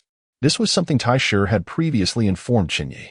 As Nana had remarked, every awakened Titan would experience a certain degree of intellectual suppression. Much of Chen Ye's knowledge regarding the extraordinary sequences came from Tai Shi, who would divulge everything he knew whenever Chen Ye posed a question. Previously, in Xinghua town, Tai Shi had lost an arm and had needed to sleep for a considerable time to recover. At this moment, Chen Ye noticed that many of the wounds on the large man were beginning to scab over. The internal space of the vehicle was quite spacious and had even undergone some simple modifications. The internal shelves had been removed, giving the entire bus a more open appearance. There were several other survivors aboard, perhaps 7 or 8 in total. Upon seeing Chen Ye, some looked on with fear, while others gazed with envy. Chen Ye expressed his surprise. Is this really all the people here? Indeed, in the longevity village, many individuals remained hidden, while others were reluctant to depart with the convoy. Old Li's voice was notably somber. As survivors of the same vehicle, the sudden loss of so many evoked a deep sorrow within anyone who possessed a heart. Old Li, you may attend to your duties. I shall rest here for a while, he said. Old Li turned to fetch a bottle of mineral water for Chen Ye before departing on his own. Chen Ye sought a shaded seat to recline, and the 2 survivors nearby, upon noticing his arrival, shifted back a bit. Adjusting the backrest to a comfortable angle, he lit a cigarette and settled in blissfully. Observing the countdown on the ceiling of the vehicle, each second ticked away alleviated the tension in Chen Ye's heart. Now, he merely awaited the awakening of Captain Chu Che, at which point the distribution of supplies could commence. The bumbling giant undoubtedly had a wealth of valuable items nestled within his mountainous backpack. Though Na and his own packs were somewhat smaller, they too would need to be opened for allocation. Chen Ye rested his legs atop the backrest of the chair. The distant desert shimmered under the punishing sun. At that moment, he spotted an old vehicle lazily approaching from the end of the road, a dilapidated old man's car. It swayed precariously, yet its progress was unwavering. To his astonishment, it was indeed old Zhang. Despite the countless fatalities, this old man had somehow survived. Clearly, this vehicle harbored a significant secret. Chapter 41. Distribution of supplies. The arrival of the old vehicle instantly captured the attention of many. In this convoy, the elderly and the frail had nearly all perished. Previously, there had been a conflict between Chen Ye and a grandmother-grandson duo. The grandmother had died in the longevity village, and the 7 or 8-year-old boy had not been seen since, likely also a casualty of the harrowing escape the previous night. Given the level of disdain directed towards this duo, it was doubtful anyone would wish to come to their aid. In the dire circumstances of last night, many seemingly fit adult men had also succumbed. Yet, this old man, piloting the old man's car, had miraculously survived. The absurdity of the situation was palpable. This old man had ventured into human taboo zones twice, both in Xinghua Town and the Longevity Village, yet he remained unscathed while so many had perished. The old vehicle approached, swaying as if it might disassemble at any moment. The condition of the car was far from pristine. Its surface bore numerous scratches, and the body had sustained deformities. Caked in mud, a shaky luggage rack perched precariously atop, laden with bags of unknown contents, threatening to tumble at any moment. It was evident that the previous night had not been tranquil for this vehicle. Many gazes were cast in astonishment. The old man's car came to a wobbling halt beside the camp. A scraggly, frail old man sprang from the vehicle. His white hair danced in the breeze. Clad only in a white tank top above and oversized black shorts below, with flip-flops adorning his feet. Upon witnessing the curious eyes of the crowd, a glimmer of joy flickered in his gaze. At last I've arrived. I nearly met my end. Damn it, none of you show any respect for your elders or concern for the young. Not one of you came to assist this old man. Xiao Zhao Xiaozong. And Xiao Zhong. Why don't you ask Grandfather Zhang to lend a hand? The old man unceremoniously called out the names of several young individuals to assist him. However, these youngsters merely cast a glance and showed no inclination to respond. The old man grumbled and cursed for quite a while, ultimately left with no choice but to retrieve a canopy tent from his vehicle and set it up by himself. This spectacle piqued Chen Ye's curiosity. He was astonished to discover that the old man possessed quite an abundance of supplies, including a canopy. Not yet finished. The old man produced several solar panels from his vehicle, spreading them out across the sandy beach, creating an impressive expanse. This was downright absurd. Chen Ye had long coveted Captain Chu Che's solar panels, yet here was this old man with an astonishing quantity. Approximately 2 hours later, as the temperature in the desert began to cool, two figures appeared at the end of the path. This caught Chen Ye's attention once more. The two men were riding bicycles, but their condition was evidently poor. They pedaled at a sluggish pace, resembling individuals who had clawed their way out of hell. Looking utterly disheveled, one of them was familiar to Chen Ye. It was the bespectacled university student he had encountered previously in the cellar of the village chief at Changshu Village. The other man was a stranger, yet he appeared equally beleaguered. On the rear racks of their bicycles were two large bundles filled with supplies scavenged from Changshu Village. The previous day's events had revealed that, apart from the old man, there were indeed survivors. This revelation astonished Chen Ye. As the two men approached the camp, they suddenly collapsed to the ground, their bodies giving way. Xiao Li, Xiao Zeng, and the rest of you, come help. It was Uncle Abeo, directing the younger survivors to assist. Uncle Abeo seemed to be the overseer of the entire convoy, managing many affairs within the group, thus earning greater respect than the old man in the vehicle.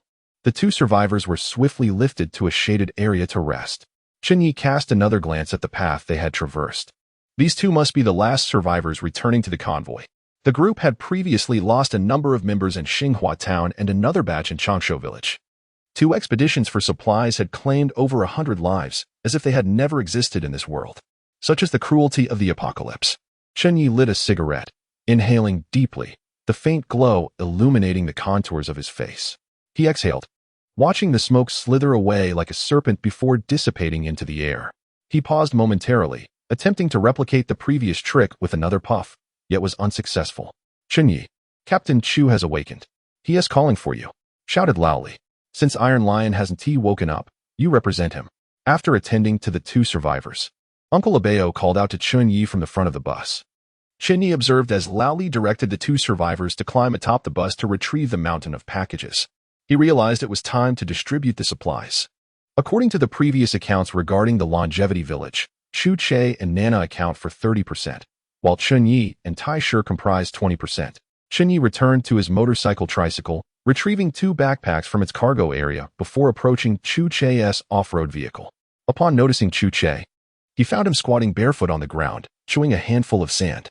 Sensing Chen Ye's gaze, Chu Che turned his head, offering a faint smile that warmed his pale countenance. The abilities of the guide sequence enable us to sense the presence of the bizarre through connections with the land, and the sand serves as the finest medium for this purpose.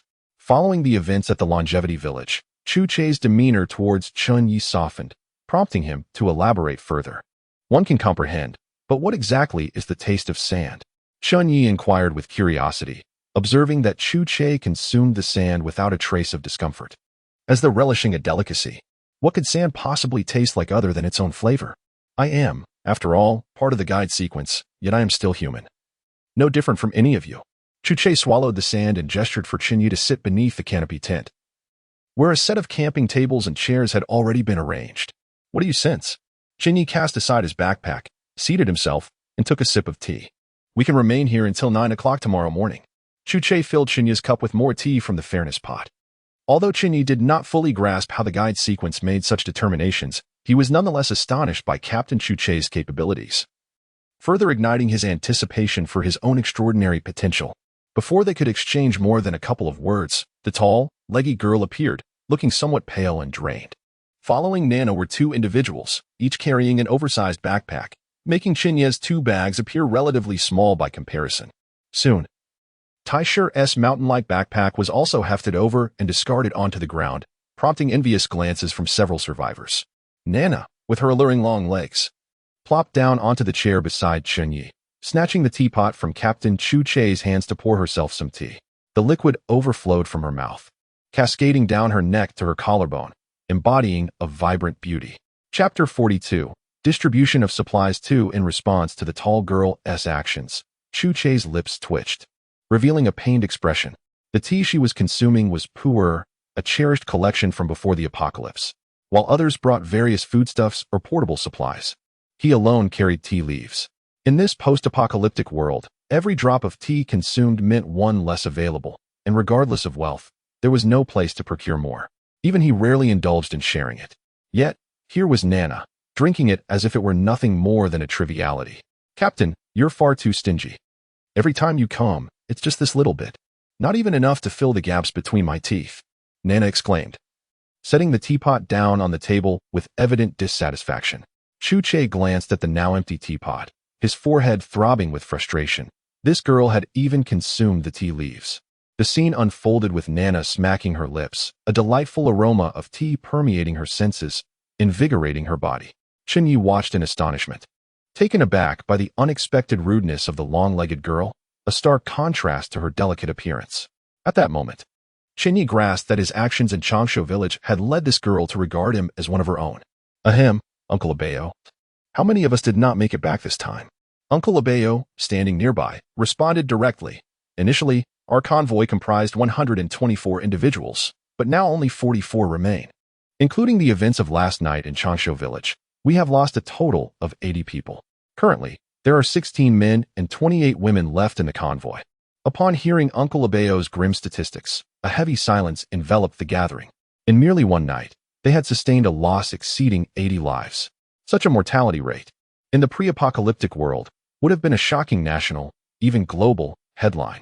Yet now, aside from the survivors in the convoy, no one was aware of this tragedy. Even the survivors themselves seemed indifferent to it. Chen Ye was taken aback by the enormity of the loss. Initially, he had estimated that around half would be missing. During their earlier expedition to gather supplies in Changshu village, over half of those who ventured out were men. Their strength and speed allowed for a greater haul. Yet it was precisely this advantage that led many to never return from Changshu village. Those survivors who had vehicles managed to survive. The rest, who failed to reach the camp, had perished. What had transpired in Changshu village to account for such staggering losses? Chu Che finally found the opportunity to pose this question. Nana recounted all the events that had transpired since their arrival in the village, with Chen Ye supplementing her narrative. Chu Che, Uncle Abeo, and Old Li listened intently. When they learned of the towering willow tree at the village's center, adorned with the corpses of the deceased, both Uncle Abeo and Old Li turned pale. As ordinary individuals, even the mere thought sent chills down their spines. The hunchbacked old corpse, with human heads on its back, was a nightmare incarnate. Did that hunchbacked old corpse not exhibit any aggressive behavior towards you? Upon hearing their account, Chu Che fell into deep contemplation and posed this probing question. Nana paused, recalling that, during their time in Changshu village, the hunchbacked old corpse had indeed not attacked the survivors. This anomaly was perplexing.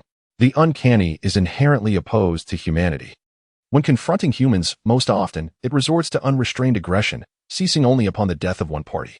Chen Ye confirmed Chu Che's assertion. No. That hunchbacked old corpse merely observed our actions, displaying a degree of intelligence. This too lingered as a mystery in Chen Ye's mind. He sensed that the hunchbacked old corpse was concealing some formidable secret. Chu Che then turned his gaze to Chen Ye and inquired, "What are your thoughts, Chen Ye?" After a moment of introspection, Chen Ye gravely replied, I have a hypothesis. The uncanny appears to be gradually growing stronger, possibly even acquiring intelligence.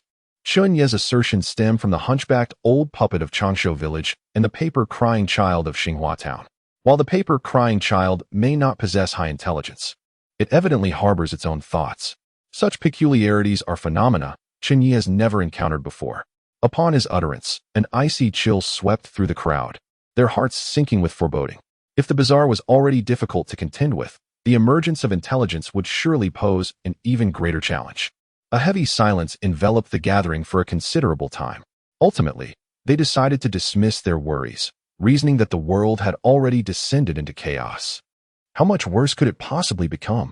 Let us divide the supplies collected from Changshu village. As the Iron Lion remained unconscious, Old Li would take his place. The previous agreement stood.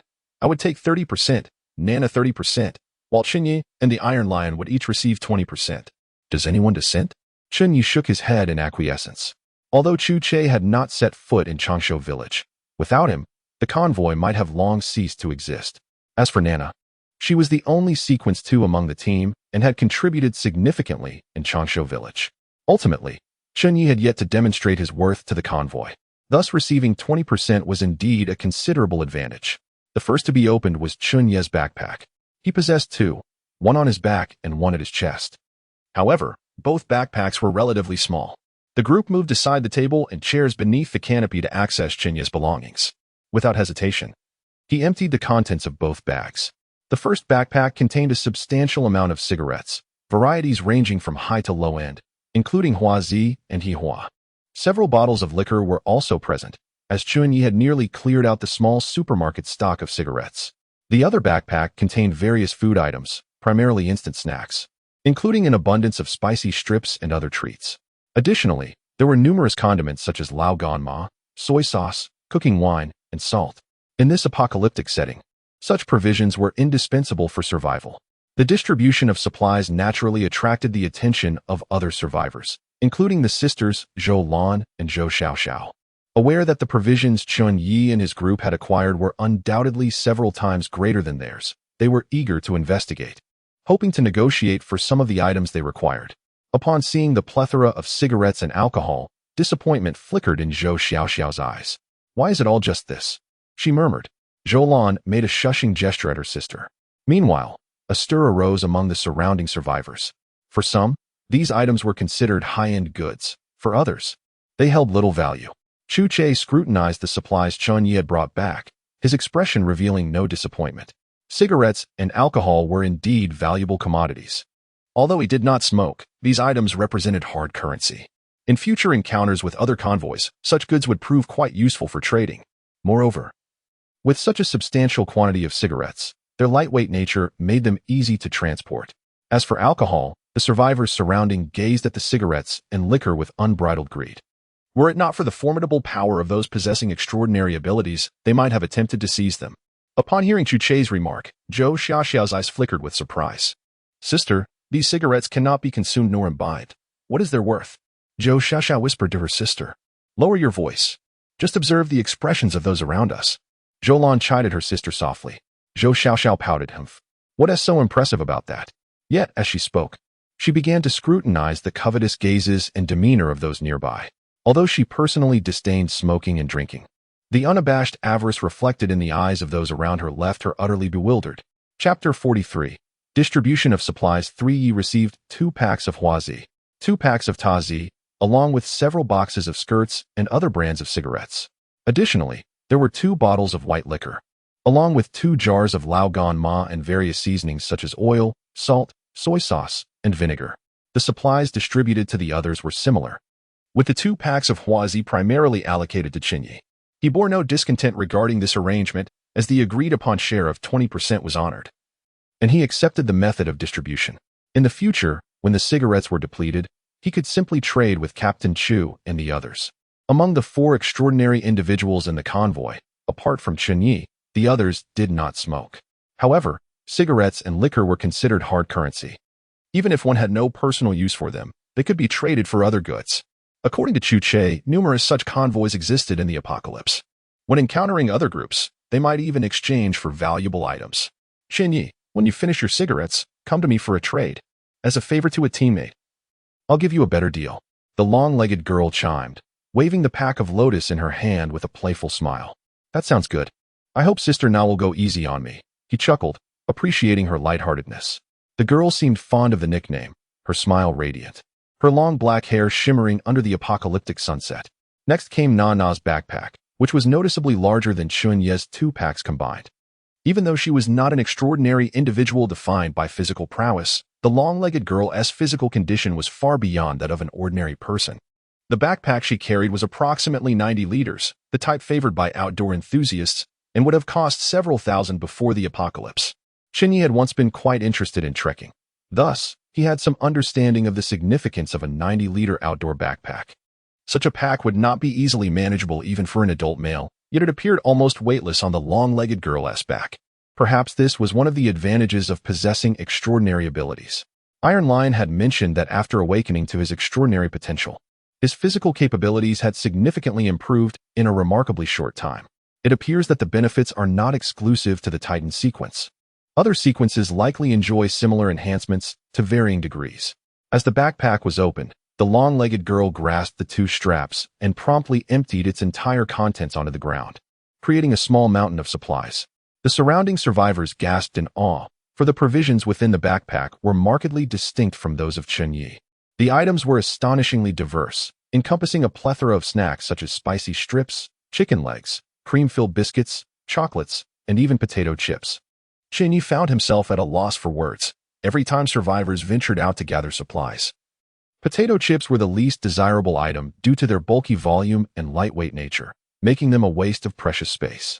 To his surprise, the long-legged girl had collected such an abundance of them. Among the items, there were also numerous toiletries, including toothpaste and shampoo, as well as feminine hygiene products. Chen Ye could understand this. After all, young women have a natural inclination towards beauty, and it was entirely reasonable for her to carry such items. Among the survivors, girls constituted the majority, and many of them gazed at these supplies with sparkling eyes, reminiscent of the earlier male survivors' reactions to cigarettes and alcohol. Additionally, there were essential goods like potatoes, flour, and rice, evidently sourced from the cellar of the village chief's grand villa. The long-legged girl was not finished yet. She opened another backpack, which she had previously carried in front of her. This bag was significantly smaller than the 90-liter one on her back. As the contents of this backpack were revealed, the expressions of the crowd turned peculiar. It was filled entirely with beer. Cans of beer brimmed within this bag. During such trying times, this audacious girl had thought to collect alcohol? Chen Ye's eyes widened in astonishment, realizing the truth. Each of the 4 extraordinary individuals in their convoy had their own peculiar tastes. Captain Chu Che favored tea, the long-legged sword-wielding girl delighted in wine, while he himself preferred tobacco. He wondered what the large fellow enjoyed. Chu Che's expression mirrored resignation, clearly accustomed to Nana's antics. The girl, with her elegantly arched brows, shot a fierce glare at the onlookers, daring them with her captivating eyes. What are you staring at? I will take whatever I desire. The survivors instinctively averted their gazes at her fierce demeanor. I'll take this, the rest we can share, exclaimed the long-legged girl, as she extracted a can of hair dye with a cheerful grin. Chen Ye cast a glance, but chose not to respond.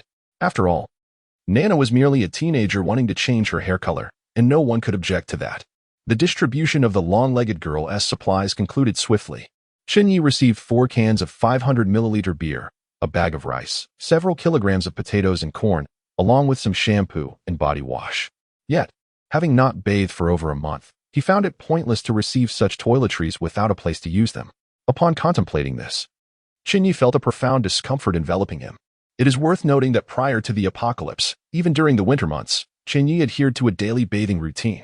After several months without a shower, he felt as though he were on the verge of decay. Regarding beer, Chen Ye harbored no particular obsession. He intended to return the lotus flower to the long-legged girl shortly. Lao Li, substituting for Tai Shi, had distributed a considerable amount of supplies, his face beaming with joy. In a world ravaged by calamity, resources were of paramount importance. Ultimately, it was Tai Shi's substantial backpack, resembling a small mountain, that drew Chen Ye's keen interest. Previously, at the little supermarket beneath the large poplar tree, the hefty figure had been zealously collecting supplies with this very backpack. His large hands had swiftly gathered every item from the shelves into the bag, claiming nearly half of the supermarket stock. This backpack was evidently not a product of industrial assembly lines. Rather, it appeared to have been handcrafted post-apocalypse to facilitate the collection of supplies. The exterior of the backpack was already marred by numerous damages, with dust coating many areas.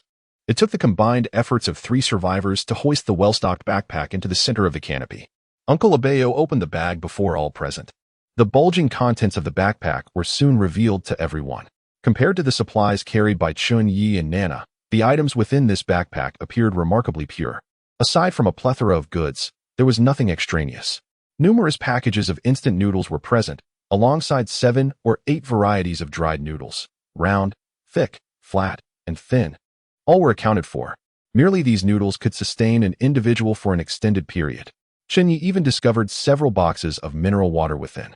Upon seeing the mineral water, his eyes gleamed with renewed hope. It is crucial to understand that in the desert, food and water hold equal significance. The water procured in Xinghua town was nearly depleted. This mineral water arrived just in time to alleviate his urgent needs. Furthermore, the bottles themselves were coveted resources in this desolate world, usable for water storage. Should they encounter another torrential rain like the one from the previous night, these empty bottles would prove invaluable. Additionally, there were various canned fruits and meats, as well as an abundance of potatoes, corn, and flour.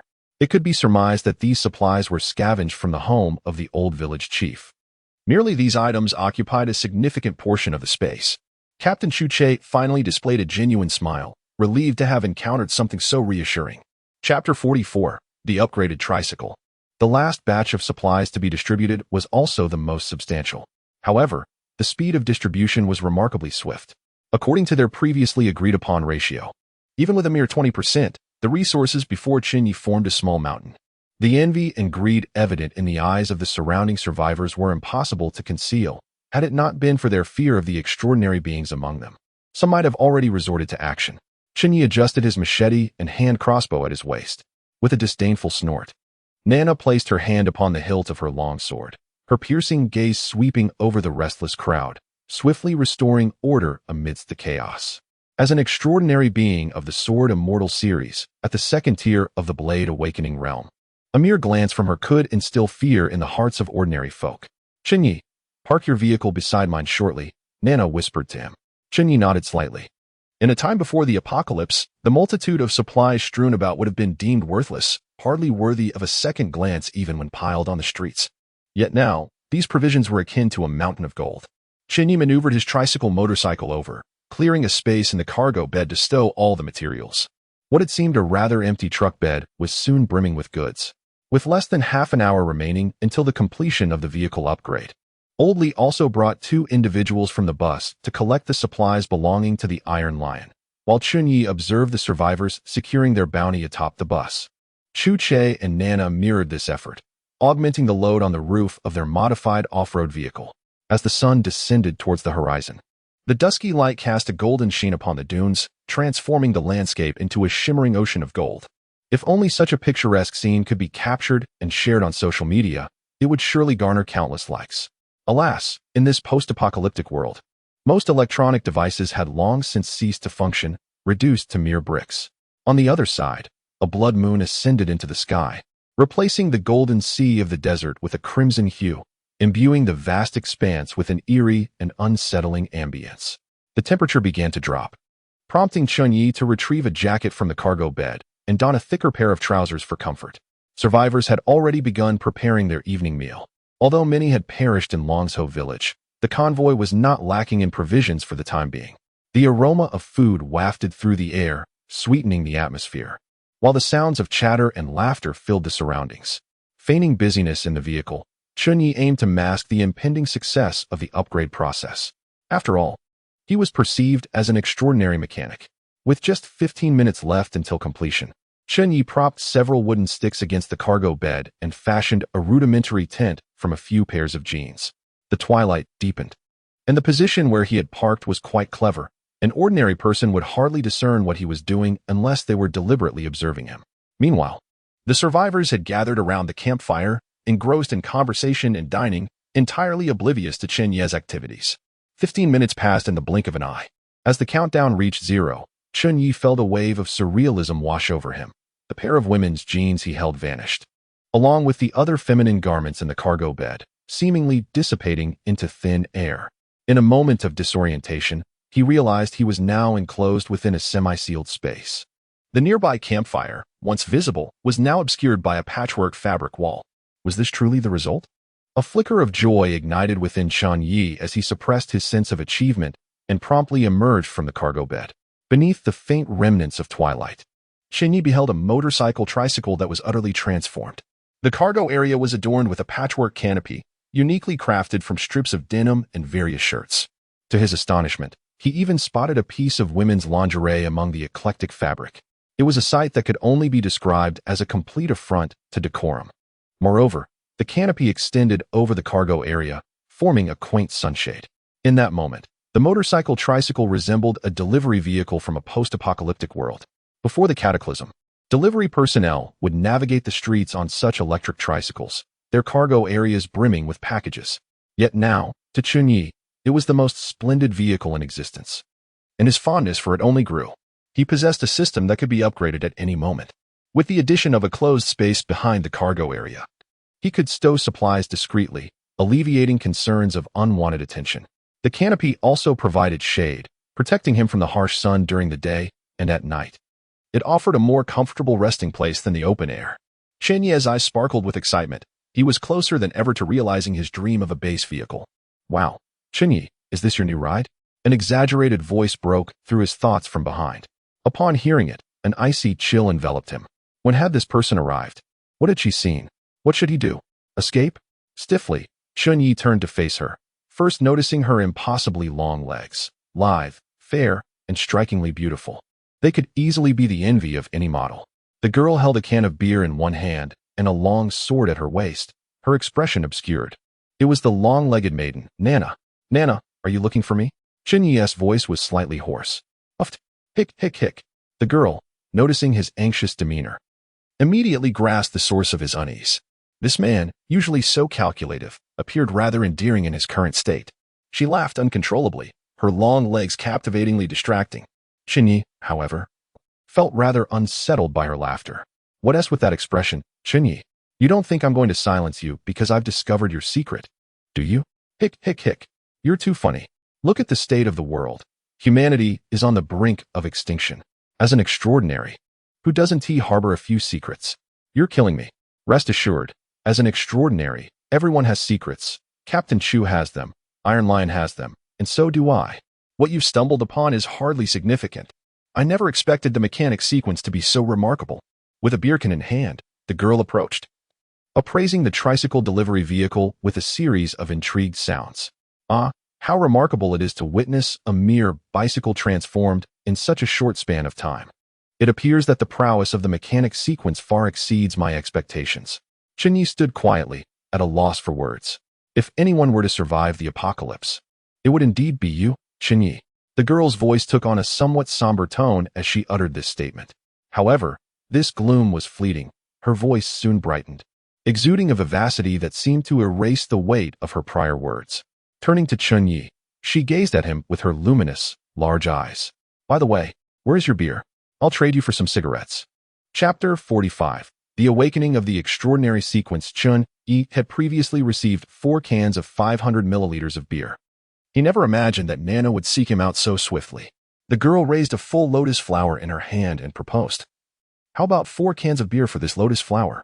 You'd be making quite the profit. It was worth noting that Nana had previously taken more cigarettes from Chen Ye than he had from her, claiming a substantial 30% of his supplies. Nana, your calculations seem overly ambitious. You expect to exchange an entire lotus flower for all my beer? Chen Ye lit a cigarette, casting a discerning glance at the girl. At that moment, he noticed that her hair had transformed into a vibrant pink hue. It seemed she had utilized one of the bottles of hair dye. Truly, even in an apocalypse, this young girl was attentive to her appearance. A strong scent of hair dye wafted through the air, causing Chen Ye to feel mildly uncomfortable. Wait a moment, it is the dead of night. With such dim lighting, how could I possibly discern the color of her hair? Moreover, she is quite a distance away. How could I detect the fragrance of her hair? Is it possible that I am on the verge of awakening the extraordinary sequence? Chen Ye, you heartless fellow. This lotus flower would fetch $300 to $500 under normal circumstances. while your 4 cans of beer are worth far less," Nana exclaimed, her discontent evident upon hearing Chen Ye's refusal. Suppressing his inner exhilaration, Chen Ye engaged in a negotiation. "Sister Nana, you cannot phrase it that way. We are in an apocalypse. Both beer and cigarettes are rare commodities." In the end, Chen Ye successfully exchanged his 4 cans of 500 milliliters of beer for an entire lotus flower from the girl, along with a cigarette. Consequently, his total stock of cigarettes had now reached over 7 packs. With such an ample supply, Chen Ye, an avid smoker, felt reassured that he would not face a shortage anytime soon. Nana departed from Chen Ye's motorcycle tricycle, muttering under her breath. Chen Ye, smiling, tucked a pack of Huazi and a pack of Taizi into his backpack. The faint glow of his cigarette illuminated his smiling face. It must be said that Captain Chu's method of distributing supplies is remarkably equitable. Regardless of whether the supplies are needed, they are allocated according to a pre-established distribution system. If one desires more of a particular item, they must engage in private trade. This approach significantly mitigates the chances of team members venting their frustrations at Captain Chu due to perceived inequities in distribution. For instance, Nana, who enjoys drinking but has little fondness for smoking, opted to trade her allocated cigarettes with Chen Ye for beer. Even if Nana endures a minor setback, she would not direct her grievances towards Captain Chu.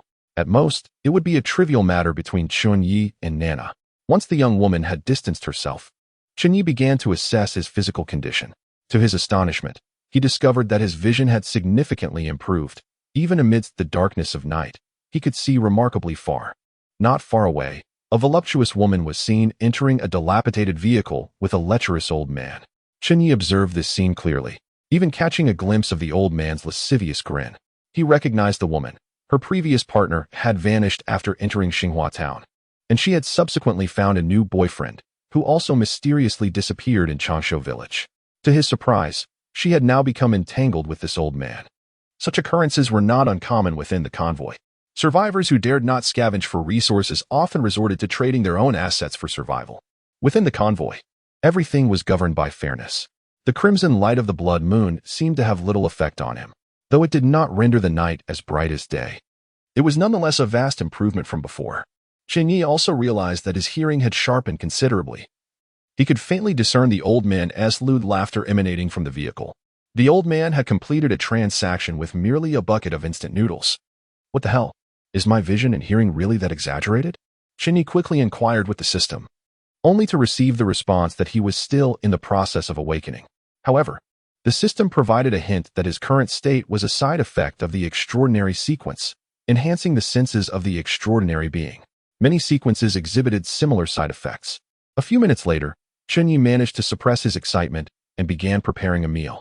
During the distribution of supplies, he had been allocated a substantial quantity of block alcohol, over 100 pieces, gathered by Tai Shi from a small supermarket, which had nearly been depleted by him. The canister gas for the portable stove had already run out, but thankfully, with the block alcohol on hand, he avoided yet another day of cold rations. Feeling somewhat lazy, Chen Ye opted to simply boil some noodles, pouring half a bottle of mineral water into the pot, intending to prepare a simple bowl of noodles. Even the most basic noodles were a rare delicacy in the apocalypse. Just then, he heard a somewhat timid voice call out, "Mr. Chen." Upon looking up, he was met with the pale visage of a bespectacled college student, Xiao Fu. Previously, during their time in Changshu village, while everyone else shunned the elderly woman, it was this student who had shown her kindness. He was also one of the last 2 to return to the convoy. Yet, now he appeared to be unwell. After a night of heavy rain, coupled with the scorching sun during the day and a subsequent drop in temperature, it was commendable that he had managed to endure thus far. "What is it?" Chen Ye asked. "Mr. Chen, could you possibly exchange some alcohol with me?" The college student said, carefully gauging Chen Ye's expression. "What do you have to offer in exchange?" Chen Ye replied, unwilling to generously part with his resources simply out of pity for the individual before him. The university student hesitated for a moment before finally mustering the courage to say, "My bicycle, I wonder if it can be given?" Chen Ye was taken aback for a moment. "You are giving me your bicycle? What will you do?" "We have already arranged with Brother Li that we will board the bus, and the bicycle will be of no use. It's not just my bicycle that I can offer you. My brother's bicycle can also be yours." "I understand that, Mr. Chen is a member of the mechanic sequence, so I presume these 2 bicycles would be of value to you," the young man said, somewhat nervously. After pondering for a moment, Chen Ye ultimately agreed to the exchange, trading 20 units of alcohol for the two bicycles. Such a price would have been considered a fraud before the apocalypse. The young man left joyfully with his 20 units of alcohol. However, the two men did not suffer a loss either. The Iron Lion's bus now had many empty seats, and there was no need for them to continue carrying the bicycles, which they would have to abandon anyway. Chen Ye's offer of 20 units of alcohol to the two was a form of resource recycling. With the system in place, any material in Chen Ye's hands could prove useful. For instance, the parts from these bicycles could be dismantled to reinforce the bike shelter. Due to the need to conserve the points for killing, the bike shelter, while appearing decent, was actually quite fragile. A strong gust of wind could easily misalign it. The bicycle wheels could also be used to add a compartment behind the vehicle, thus increasing the capacity for carrying supplies. As Chen Ye contemplated how to maximize the utility of these two bicycles, he awaited dinner. During this time, other survivors approached Chu-Che, Nana, and the Iron Lion's vehicle to exchange goods. The supplies of the other survivors in the convoy were limited, as most of them focused their scavenging efforts primarily on food. In contrast, the resources of Chen Ye and his three companions from the extraordinary sequence were evidently much more abundant. To lead a better life, merely having food was insufficient. The noodles were soon cooked, and Chen Ye added a sausage to the mix. He savored every bit of the dish, finishing it entirely before lying back on the sandy ground with satisfaction. After a brief rest, he began modifying the tricycle. A perfectly round smoke ring floated lazily into the sky. The stars above outnumbered the grains of sand in the desert. Such a starry night would have been nearly impossible to behold before the apocalypse. Aside from the blood-red moon, which appeared ominously sinister, the rest could gradually be accepted. Another perfectly round smoke ring ascended into the heavens. Suddenly, Chen Ye froze. Having smoked for many years, he had always been able to blow smoke rings. However, it was rare to produce several perfectly round ones in succession. How could a person create such perfectly circular smoke rings? Chen Ye speculated about a possibility. There are hundreds of sequences of the extraordinary, many of which remain unknown to people. This was something Chu-Che had mentioned to him. Could it be? Chen Ye was elated, hastily inquiring with the system. System, has the awakening been completed? The system swiftly responded. Host's extraordinary sequence has been fully awakened. Chapter 46, The Supernatural Path. Upon reading the system prompt, Chen Ye felt as though he had been drawn into an endless galaxy. This sensation was beyond the scope of words to describe.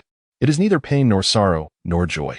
A wondrous energy courses through the entirety of my being, ebbing and flowing like the tides of the ocean washing over my body. With each wave, a profound sense of relaxation envelopes Chen Ye, as if the very essence of this energy cleanses all impurities within. Is this the process of awakening the sequence of the extraordinary? Even my mind feels remarkably clearer. This sensation is ineffable, yet if one must attempt to describe it, it resembles the blissful state of emerging from a sauna, followed by a luxurious full-body massage. As my body strengthens, a torrent of information floods my consciousness.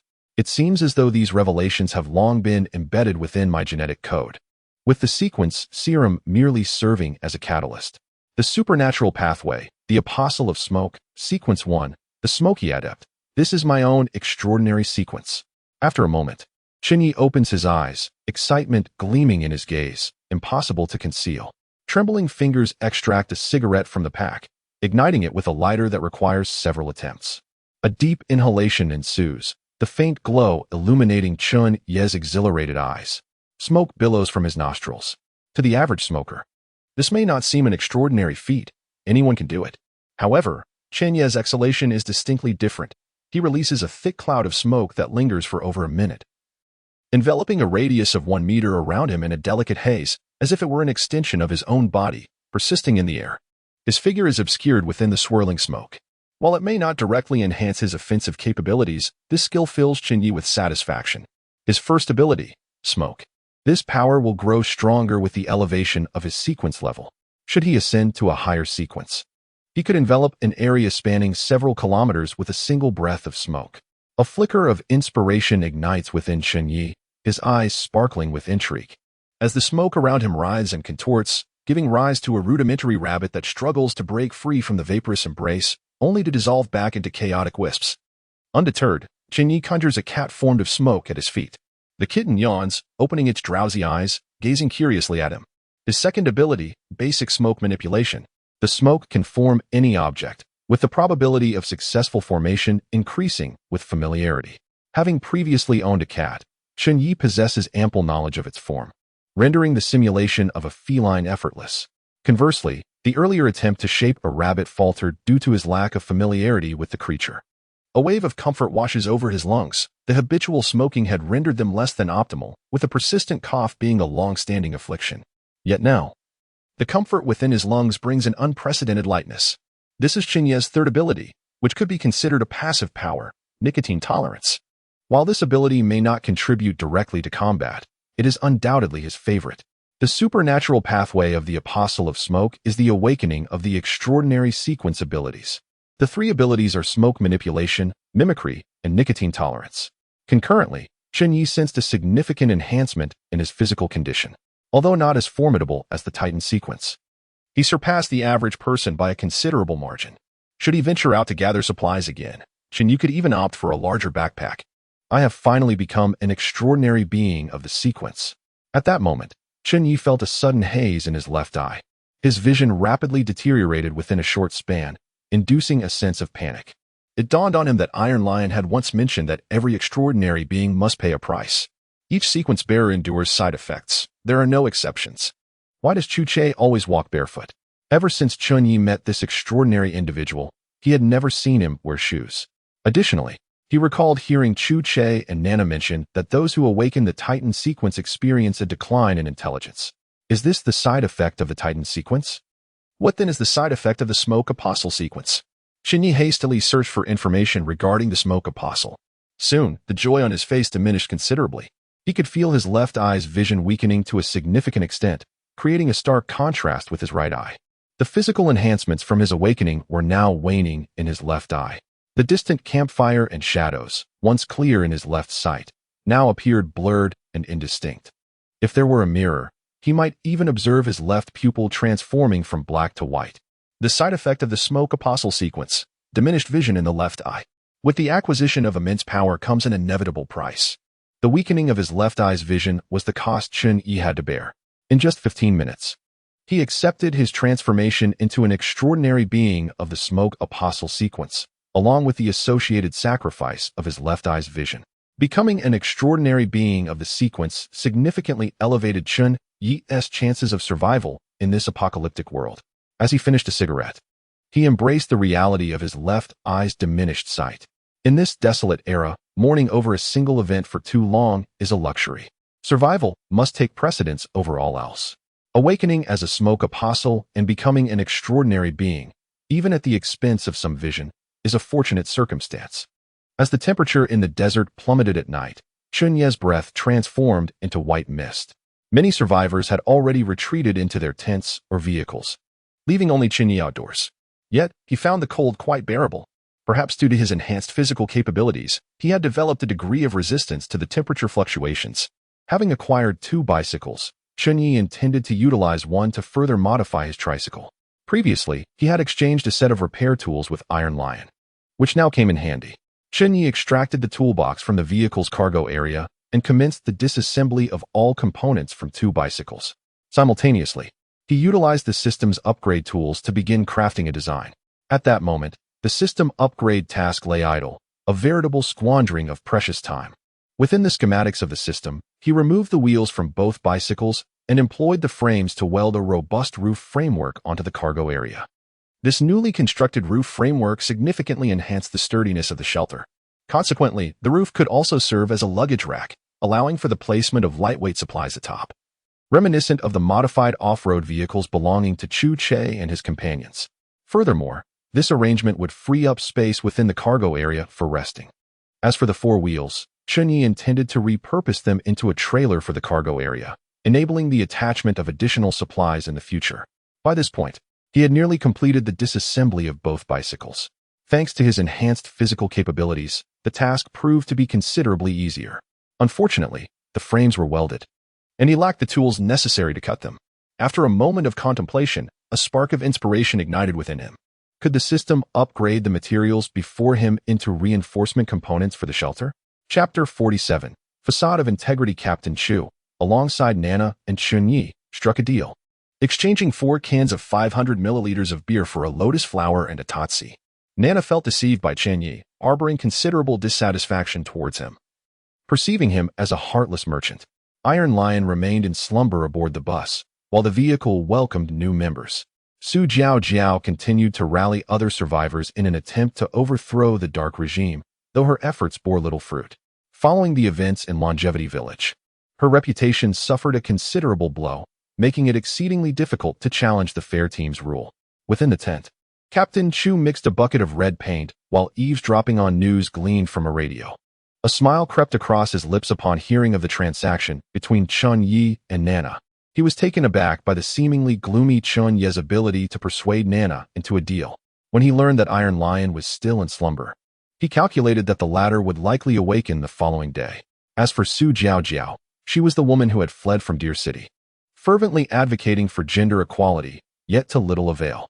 Among the 4 extraordinary members of the team, 3 were male, leaving Su Jiao feeling a sense of injustice, even contemplating the overthrow of Captain Chu's leadership.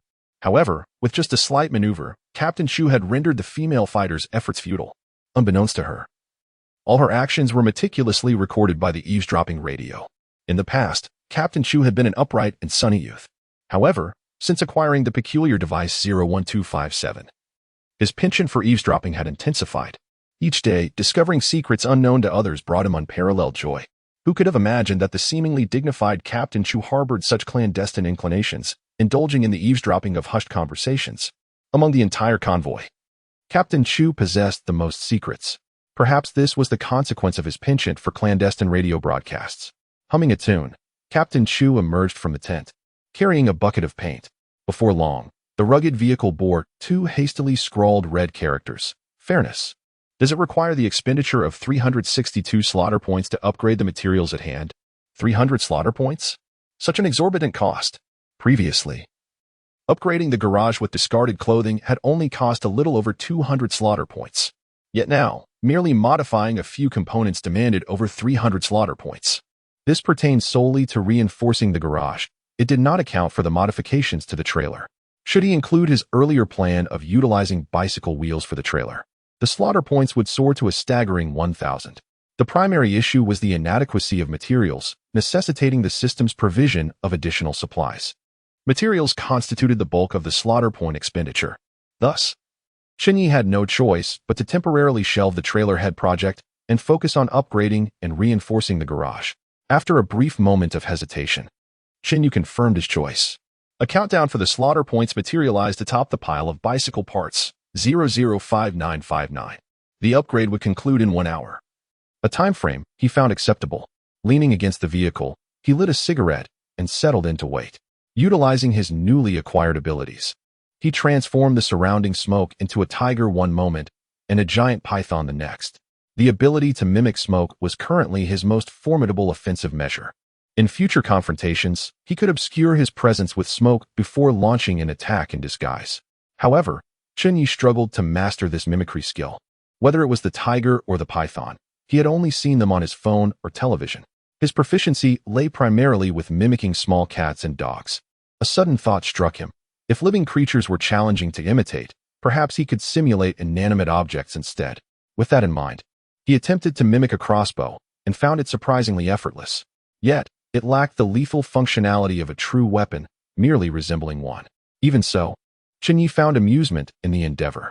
Time slipped away unnoticed as he experimented with mimicking various objects around him, ceasing only when a sharp, needle-like pain pierced his mind. After a prolonged rest, the headache gradually subsided. The desert at night was serene, with only the soft murmur of nearby vehicles and tents, accompanied by the whisper of the wind. Occasionally, muffled, indescribable sounds could be heard, but there was no need to elaborate on those. As the temperature continued to drop, Chen Ye's enhanced physical resilience allowed him to endure the chill. Just a day prior, he would have shivered uncontrollably even within the confines of the garage. An hour passed swiftly. Your component upgrade is complete. Upon receiving the system notification, Chen Ye quickly rose to his feet and approached the vehicle. Beneath the faint glow of the blood moon, Chen Ye observed that the spot where bicycle parts had once been arranged was now filled with numerous steel pipes and various clamps. These components resembled those specifically designed for constructing a shelter, showing no resemblance to the previous bicycle parts that had been modified. Chen Ye joyfully picked up these items to examine them, realizing they were a perfect match for his tricycle. Retrieving his toolbox, he began installing the components onto the cargo area. First, he affixed a base using clamps, then secured the steel pipes to the clamps. He bound the patched canopy and supports together. Previously, the canopy had been a soft structure, merely providing shade and a semblance of privacy. Even a gentle breeze would cause it to sway uncontrollably, and in the event of a dust storm, it would likely be torn apart in an instant. However, with the addition of the stabilizing supports, the entire canopy now exuded a sense of security. There was even a small luggage rack atop the vehicle.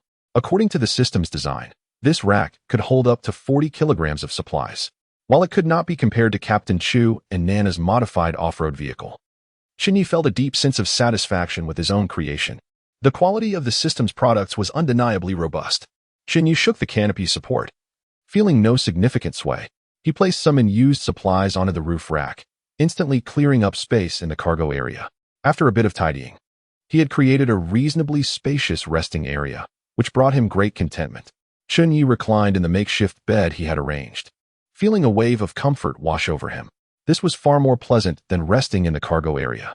In this world of extreme scarcity, having such a private space for rest was indeed a stroke of luck. Just a day prior, if a small car had been parked alongside his tricycle, he would have unhesitatingly discarded his tricycle in favor of upgrading the car. Yet, at this moment, gazing at his gradually modified tricycle, he found himself hesitating. After all, he had painstakingly upgraded this vehicle piece by piece. With the addition of the canopy, the tricycle's carrying capacity had increased, making it comparable to the small car owned by the Zhou sisters. Although it could not rival a four-wheeled vehicle, its fuel consumption was significantly lower. Chen Ye rolled over in the cargo area, ready to drift into slumber. Suddenly, his hand brushed against something resembling a twig. Bringing it closer, he realized it was a willow branch. Was this a branch from the great willow tree of Changshu village? How could it be here? Chapter 48. Have you awakened the second sequence? Chen Ye could never forget the great willow tree of Changshu village, even if he were to die. In the pitch darkness of the canopy, where not even the faintest light could penetrate, he merely reached out and touched it, instantly recognizing it as the branch from that very tree.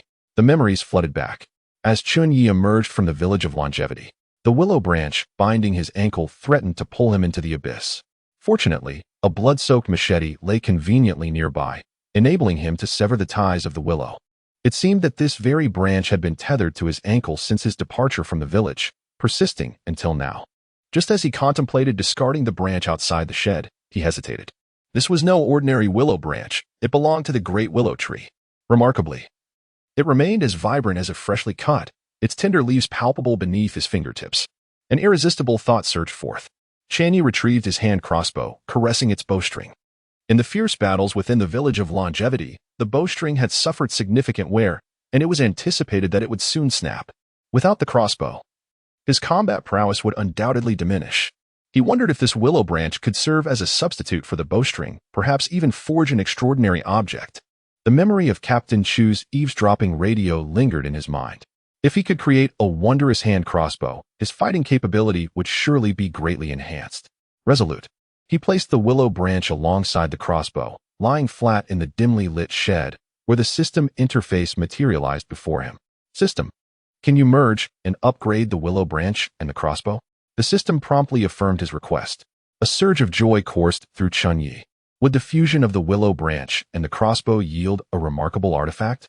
The system confirmed this as well. As he received this response, his right eye gleamed with excitement, and even his mutated left eye sparkled with anticipation. Without a moment's hesitation, he swiftly confirmed the upgrade. This was a wondrous object. According to Nana and Chu Che, every extraordinary item possessed its own unique abilities. It remained uncertain what kind of artifact would emerge from the fusion of the willow branch and the crossbow. He speculated that its ranking would likely be modest, as the willow branch was merely an inconspicuous fragment of the grand tree. Even if it ranked beyond 10,000, Chen Ye would not dismiss it. Any extraordinary object would suffice. However, the response he received left him disheartened. Upgrading the crossbow requires 5,000 kill points. Insufficient kill points. The host is encouraged to strive harder and accumulate more kill points. The system's cold notification felt like a bucket of icy water poured over him. After amassing over 7,000 kill points through a series of upgrades, he now found himself with just over 4,000. Far from adequate. The chill of the desert night exceeded Chen Ye's expectations. The temperature plummeted at an alarming rate, and by midnight, he was jolted awake from the cold. It was worth noting that even with his enhanced physical constitution, he still felt the biting chill. He gathered his thickest garments, layering them for warmth, which provided some relief. Chen Ye couldn't help but lament the drastic temperature fluctuations in this post-apocalyptic world. Thankfully, he had upgraded the shed during the day. Had he been forced to rest outdoors, he might have succumbed to the cold. While the shed did little to elevate the temperature within, it was certainly better than nothing. By morning, the temperature began to rise once more. As dawn breaks, the temperature is most agreeable, with a long-sleeved garment providing just the right amount of warmth. The sanguine moon has descended, making way for the blazing sun that leaps over the horizon, casting a golden hue upon the desert once more. The white frost from the previous night is dissipating at a conspicuous pace. The campsite begins to stir with life. Some survivors emerge from the bus, their faces smeared with dust and fatigue. Activity can also be observed around several nearby tents. The survivors who had chosen to stay in the tents last night are those who possess motorcycles, opting for a life of independence rather than joining the bus convoy. While there are benefits to boarding the bus, ensured sustenance and security, resources are distributed uniformly, with all provisions surrendered to Old Li for collective allocation. Conversely, living independently allows for personal control over one's supplies. As long as resources are available, life within the convoy can feel even freer than it did before the apocalypse. Tasks that were impossible in the past now require only a loaf of bread to accomplish. A robust woman emerges from a vehicle, followed by a frail old man. He playfully hands her a piece of chocolate while lewdly winking, his expression exceedingly distasteful. The woman shoots him an annoyed glance before sauntering away. The Zhou sisters, still groggy from sleep, also emerge from the bus. The drastic temperature shift from last night caught them off guard. Fortunately, they had prepared in advance and donned the down jackets they had previously scavenged, preventing them from succumbing to the cold. Yawn. Sister, it was so frigid last night. Zhou Xiaoxiao recalls the shivering chill of the previous night and can't help but shudder. Since her identity was revealed by other survivors a few days ago, she has abandoned her disguise as a male. The hat she often wore has been removed, revealing her delicate features and short hair that frames her face, lending her an air of playful charm. Clad in feminine attire, she sparkles in the golden morning light, rivaling her older sister's mature allure. It's no wonder that the entertainment industry once eagerly awaited her debut. Zhou gathers her long hair, still with remnants of sleep in her eyes. I visited Yinzhou before during filming and was aware of the significant temperature fluctuations, but this disparity is quite abnormal. Xiao. Make sure to gather more warm clothing next time you scavenge for supplies. Understood, sister. Sister, my breath stinks. I need to brush my teeth. No way. Have you lost your mind? We are in an apocalypse, in the desert, where water is precious. You know that. Zhou glares at her younger sister. Ultimately, unable to resist her sister's coaxing, they find a secluded spot, sharing half a cup of water to brush their teeth. Just then, college student Xiao Fu disembarks from the bus and is captivated by the enchanting scene of the sisters, feeling his heart race as he quickly averts his gaze. The bus sways slightly as a large figure steps down, stretching luxuriously towards the sun. It is the towering Iron Lion. The individual slept for a full day before awakening, with the wounds on his body having mostly healed. It must be said that his physical constitution is truly remarkable. The low temperatures from the previous night posed no challenge for the Iron Lion, who was known for his robust physique. Chen Ye, on the other hand, had taken out all his clothing to ward off the cold, yet he had slept in the car clad only in a short-sleeved shirt and shorts, without even a blanket for warmth. For someone like Chen Ye, a habitual smoker, the first order of business upon rising was to light a cigarette to invigorate himself, while brushing his teeth or washing his face was an afterthought, considering the preciousness of water resources, which were now more valuable than gold. Hey, Yezi, your eyes. The Iron Lion noticed Chen Ye immediately, his attention drawn to Chen Ye's left eye, which bore a white pupil. One eye was black, the other white, lending Chen Ye an air of the uncanny. Nothing to worry about. I awakened the second sequence last night. Chen Ye had no intention of concealing his awakening of the extraordinary sequence from the members of the convoy. They spent nearly every day together, and with only a handful of individuals in the convoy, it was impossible to keep such a secret. He said nonchalantly, besides, awakening the second sequence gives me an advantage when it comes to resource allocation in the future. You awakened the second sequence? The tall Iron Lion stared at Chen Ye, his astonishment evident on his naive face. Chapter 49. Encountering other convoys, the news of Chen Ye's awakening of the second sequence soon elicited gasps of amazement from Chu Che and Nana. However, neither displayed any semblance of envy. The long-legged girl regarded Chen Ye with a somewhat complex expression. Dual sequences are impressive, but they come at a double cost. Can you bear it? The girl's pink hair shimmered beautifully in the morning sunlight.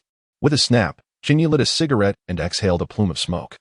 Speaking slowly, I can't worry about that now. We'll address future matters later. The long-legged girl gave Chen Ye a thumbs up. After all, awakening dual sequences was ultimately a positive development. In this apocalyptic world, every additional day of life is a gain. Captain Chu remarked with a gentle smile. The Iron Lion rumbled. Yezi, what is your second sequence? Chen Ye exhaled a smoke ring, and amidst the astonished expressions of those around him, the smoke coiled and transformed into a small cat that twirled around their feet. The smoke cat appeared vividly animated, leaving everyone in awe. This is the most proficient mimicry I possess, Chen Ye declared without any intention of withholding information regarding his sequence. The Apostle of Smoke sequence. The Apostle of Smoke? A supernatural pathway. Captain Chu, who was well-versed and had the ability to eavesdrop on radios, quickly offered his insights. Supernatural pathway? Chen Ye felt a bit perplexed, as he had not encountered the term in the information he had received. There are over 100 extraordinary sequences. Pathways can be understood as broad categories. For instance, the Titan sequence of the Iron Lion and Nana's Sword Saint sequence both fall under the melee category, with humanity's order having collapsed. This is the best way to categorize them now. You can control smoke. It must be a supernatural pathway. It could also be referred to as a superpower pathway. Captain Chu casually imparted some knowledge to the group, which piqued Chen Ye's curiosity regarding the captain's vast erudition. Among the convoy, Iron Lion had previously served as a bus driver, while Nana was once an exemplary student in her final year of high school, having just received an acceptance letter from a prestigious institution before the world descended into chaos. Yet, Captain Chu remained enigmatic, seldom divulging details of his past. After a brief discussion about Chen Ye's second sequence, they intended to return to their respective vehicles in preparation for departure. Captain, will we be able to find a water source today? I feel utterly filthy, complained the long-legged girl with evident dissatisfaction. A water source? I wish we could, but that largely depends on fate. Captain Chu replied. Come on, aren't you from the guiding sequence? Surely you can manage this trivial matter? The girl retorted without reservation, expressing her disdain for the captain. Chen Ye exhaled a puff of smoke and turned to head back to his three-wheeled motorcycle. Each sequence bears its own side effects, and as the rank of the sequence increases, the repercussions grow more severe. For those extraordinary beings possessing dual sequences, they must bear double the cost, such as Chen Ye's now white left eye. A sudden scream shattered the tranquility of the desert morning. The girl with pink hair vanished into thin air. Chen Ye, cigarette in mouth, turned to the source of the outcry and saw a woman in terror, pointing frantically at a nearby tent. What has happened? The long-legged girl inquired gravely, her hand resting on the sword at her waist. Someone is dead, the frightened woman stammered, trembling as she pointed towards the tent. The girl's expression shifted dramatically as she brandished her sword, parting the tent's flap. Inside lay the lifeless body of a man, covered by a thin blanket, curled up in a fetal position. Upon witnessing this scene, Chen Ye quickly deduced the cause of death. The previous night had brought a significant drop in temperature, and the man, lacking adequate warm clothing, had succumbed to the cold of the desert night. Chen Ye recognized this man as one of the few in the convoy who owned a motorcycle, and one of the scarce individuals who had escaped from Changshu village. Unlike others, he had opted not to join the bus, but instead erected a tent at the campsite. While boarding the bus may seem more comfortable, it required surrendering all personal supplies to be managed collectively, a prospect many were unwilling to accept. In a world ravaged by the apocalypse, lacking supplies equated to a loss of freedom. Conversely, possessing resources in such dire times granted one a semblance of control, perhaps even more than in the world before. For instance, the elderly man with a rickety vehicle seemed to thrive amidst the despair that enveloped other survivors, who wandered about in a state of dejection and anxiety. Captain Chu allowed individuals to make their own choices, permitting them to live according to their decisions. Yet, it was tragic that this man had frozen to death the previous night. I warned him repeatedly to go to the bus. He just wouldn't listen to me. The woman lamented, weeping and cursing, though it was unclear whom she was directing her ire towards. The gathered survivors expressed their sorrow, seemingly confronted with the reflection of their own uncertain futures. Chen Ye's emotions were somewhat affected. Had he not already awakened his extraordinary sequence, had he not possessed sufficient resources, and had he not upgraded his tricycle shelter, he might have succumbed to the cold last night. In such a post-apocalyptic world, death is an all-too common occurrence. Familiar survivors dug a large pit in the desert, hastily burying the man's body in the sand. The woman stood before the sand grave, tears streaming down her face. Yet, Chen Ye's gaze was drawn to the motorcycle. The man may have perished, but his motorcycle remained. Perhaps it could be repurposed to enhance his tricycle. Currently, the tricycle relied solely on a single engine, giving it the impression of a small horse pulling a heavy cart. The previous night's rain was the best testament to its inadequacy. His tricycle could not keep pace with the four-wheeled vehicles, let alone the two-wheeled motorcycles. The tricycle was simply too bulky, laden with too many supplies. However, considering the woman's current state, discussing the motorcycle with her seemed rather inappropriate. It would be best to wait until evening. At 9 in the morning, the convoy set off punctually, with an unspecified destination ahead. Compared to the liveliness of previous days, today's convoy appeared remarkably subdued. Captain Chu Che's modified vehicle bore the bold inscription "Fairness" painted in red. The letters were somewhat crooked, but the meaning was still discernible. Originally, Captain Chu intended to inscribe the same on the long-legged girl's off-road vehicle, but she vehemently refused. Thus, he resorted to marking the large bus belonging to the clumsy Iron Lion.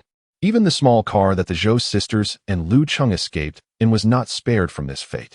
As the convoy departed, the desert's temperature had already begun to rise. Fortunately, the upgraded shelter provided significant relief. Grasping the handlebars, Chen Ye found comfort beneath the shade cast by the awning. Iron Lion had previously invited him onto the bus, but Chen Ye had politely declined. While entering the bus would have provided comfort, it would also jeopardize the secrecy of his upgrade system. Surrendering all his resources was out of the question. After upgrading the shelter, the tricycle's weight had increased by at least several dozen pounds, compounded by the supplies distributed yesterday. With the added weight and the wind resistance from the shelter, even when Chen Ye pressed the throttle to its maximum, he struggled to keep up with the convoy ahead. Currently, there were no cyclists or pedestrians in the convoy, leaving Chen Ye as the last in line. Even the lecherous old man's tricycle outpaced his. Fortunately, the desert road conditions were decent. Although many sections were covered in sand and dust, there was still a path to traverse, albeit with some inconvenience.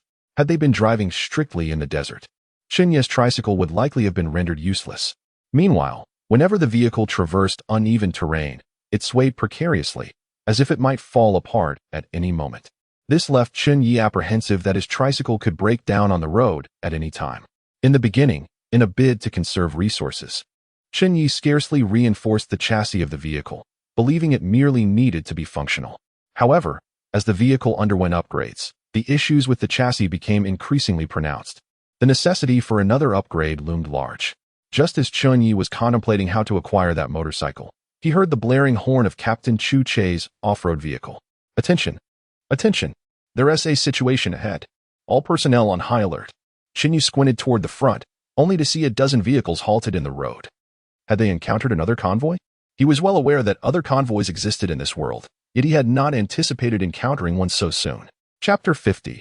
Time to change vehicles. As the announcement reverberated through the convoy's speaker, a palpable tension enveloped the entire group.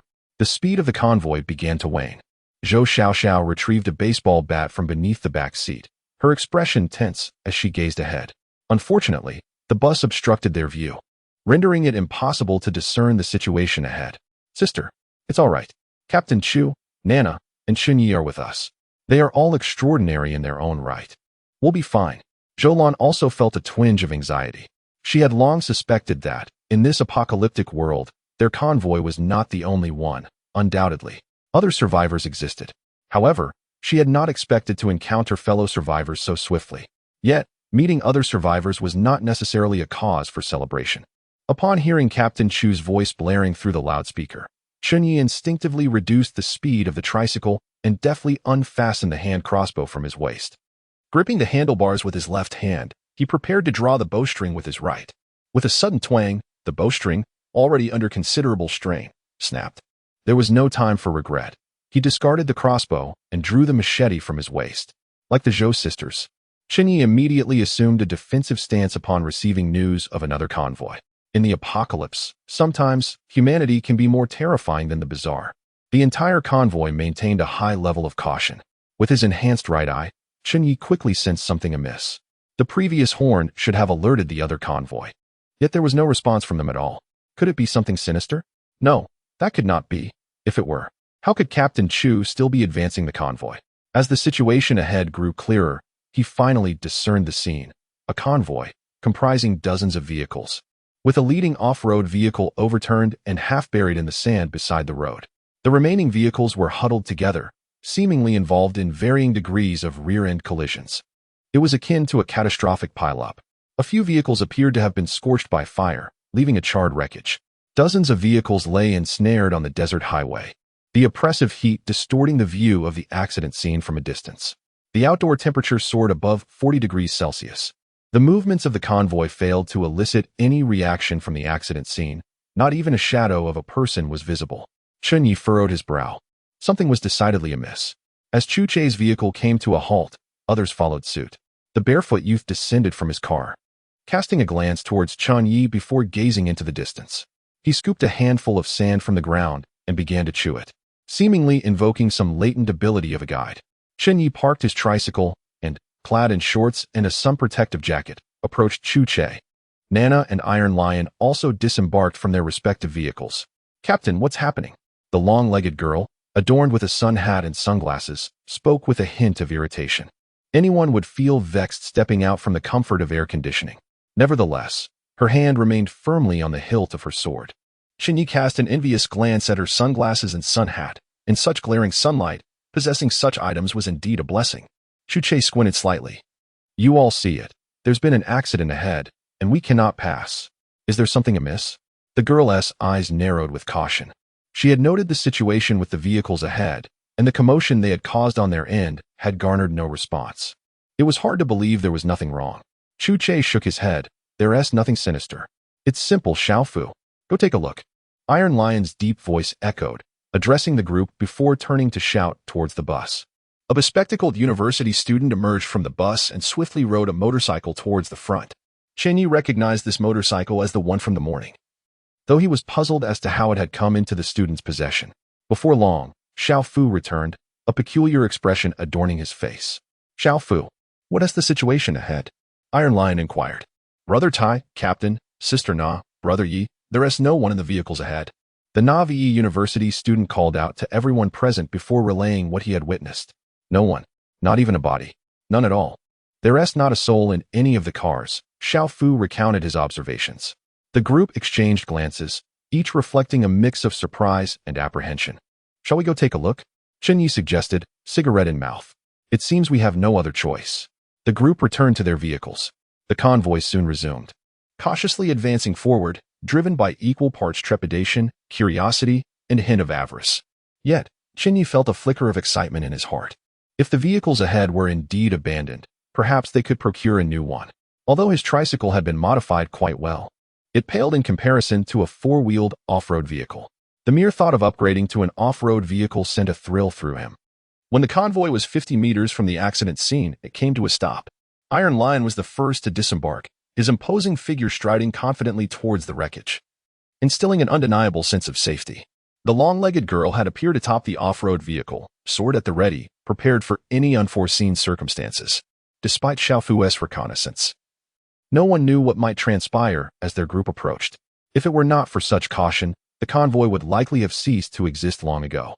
Chen Ye took a deep drag from his cigarette, nearly consuming half of the stick in one go. The dense smoke billowed from his nostrils, swiftly enveloping the surroundings in a faint haze. A mewling sound of a kitten emerged from within the smoky veil. Chen Ye's right eye fixated intensely on the colossal figure in the distance. As soon as he observed the large entity signaling safety towards him, his heart finally eased. An exhilarating rush surged within him. With so many vehicles around, perhaps he could procure a suitable one. That way, he would no longer have to rely on this dilapidated tricycle. He would finally be part of the car-owning community. The mere thought sent a thrill through him. Chapter 51. Alternative options in the current apocalyptic backdrop. The significance of a reliable vehicle is irreplaceable. The extraordinary figures of the guiding sequence led the convoy in a continuous migration along the road. A modified off-road vehicle capable of transporting supplies and providing shelter is the most coveted asset among survivors. Within the convoy, A pair of such modified vehicles drew envious glances from many. In today's urban landscape, acquiring an abandoned vehicle is not particularly challenging. Yet, no one dares to attempt it. The larger the city, the more terrifying it becomes. When Captain Chu selected paths for the survivors, he always aimed to steer clear of these densely populated areas, favoring routes that were sparsely inhabited and rarely traversed. Only by choosing such pathways can they evade the eerie pursuers. Thus, obtaining a vehicle is no easy feat, let alone a suitable one. Upon spotting dozens of vehicles ahead, many survivors shared the same exhilaration as Chen Ye. With so many cars parked, how could they possibly fail to find an appropriate one? Hey, I'm taking the lead. A youth on a motorcycle zoomed past Chen Ye's tricycle, casting a challenging glance at him, exuding a sense of triumph. Among the convoy, there were 4 extraordinary figures, yet only Chen Ye's tricycle appeared utterly decrepit. Young man, keep it up. Perhaps today you'll acquire a fine vehicle. I'm off ahead. The old man on his old man Lu motorcycle whizzed by as well. In the past, it would have been hard to determine whether Chen Ye's tricycle or the old man's motorcycle was faster. However, after Chen Ye had installed a canopy, even with the throttle fully twisted, the speed could not be raised. A sly smirk crept onto Chen Ye's lips, a glimmer of malicious amusement flickering in his eyes. These individuals truly underestimated the extraordinary nature of their sequence. Just as the motorcycle sped past, its wheels lost traction, resulting in a scream as it careened into the desert beside the road. The fallen motorcycle obstructed the path of the old man Lo. Who would have imagined that the old man, with a few deft maneuvers, would effortlessly navigate around the obstructing motorcycle? Serve you right for being so cocky, huh? Ha ha. The old man even taunted the rider, who was now disoriented from the fall. The irate motorcyclist muttered curses under his breath, while a tricycle deftly maneuvered around the fallen motorcycle, sluggishly advancing. The scene of the massive vehicular collision, which had previously only been glimpsed in the news, now felt unsettlingly real to Chen Ye. The vehicles most severely damaged had been utterly contorted, their original shapes rendered unrecognizable. A few others had been reduced to mere skeletons, charred beyond recognition. Yet, there were no signs of human life. Not a single soul, alive or deceased, could be seen. This was an exceedingly bizarre occurrence. After parking the tricycle, Chen Ye lit a cigarette, exhaling a cloud of smoke that swirled around him, mixing with the haze. Ethereal wisps of smoke danced at his feet. Several survivors, noticing Chen Ye, cast furtive glances in his direction, their expressions a blend of envy and wariness. Isn't Chen Ye supposed to be in the auxiliary sequence? He doesn't seem to fit that description, Zhou Xiaoxiao whispered to her sister after catching Chen Ye's gaze. Zhou Lan responded with a friendly smile before advising, I don't know, but let us not meddle. We should quickly check for any supplies we can utilize. The sisters parked their vehicle and hastened towards the site of the catastrophic accident. The survivors resembled scavengers, filled with anticipation as they approached. Chen Ye intended to locate a vehicle that had sustained less severe damage for transportation. With his system, he could restore any vehicle that wasn't too badly wrecked. The cars at the epicenter of the crash were certainly off the table. He was first drawn to a 2-door compact car, whimsically dubbed Chopped Pepper Fish Head by netizens. Before the apocalypse, this model had captured the hearts of many, particularly mothers and office workers, despite its modest speed of under 100 kilometers per hour, perfectly catering to their daily needs.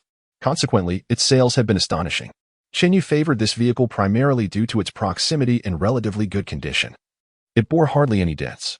Although the issue of recharging posed a challenge, it was not insurmountable for him. By installing a couple of solar panels, he could easily resolve the power supply dilemma, eliminating the need to risk searching for gasoline in the future.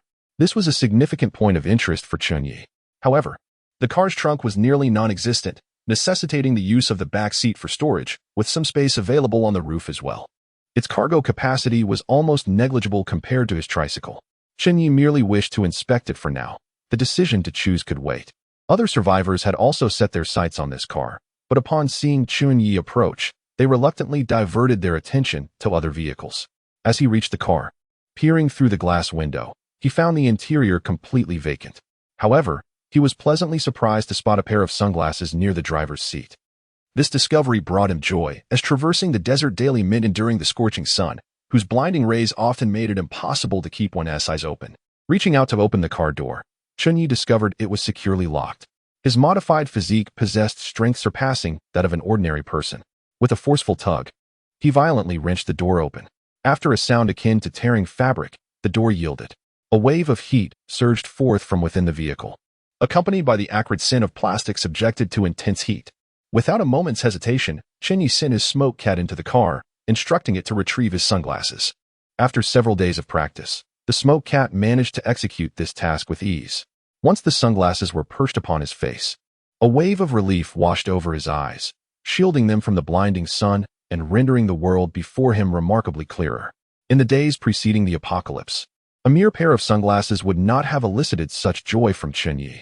Yet now, amidst the desolation, every scrap of resource held immense value. Taking a seat inside the vehicle, he endeavored to start the engine and assess its condition. Unfortunately, the vehicle remained unresponsive. The protracted duration of inactivity had depleted the battery, rendering it inoperable. Chen Ye felt a twinge of regret, but resolved to search the interior for any additional supplies. Regrettably, he found nothing of use.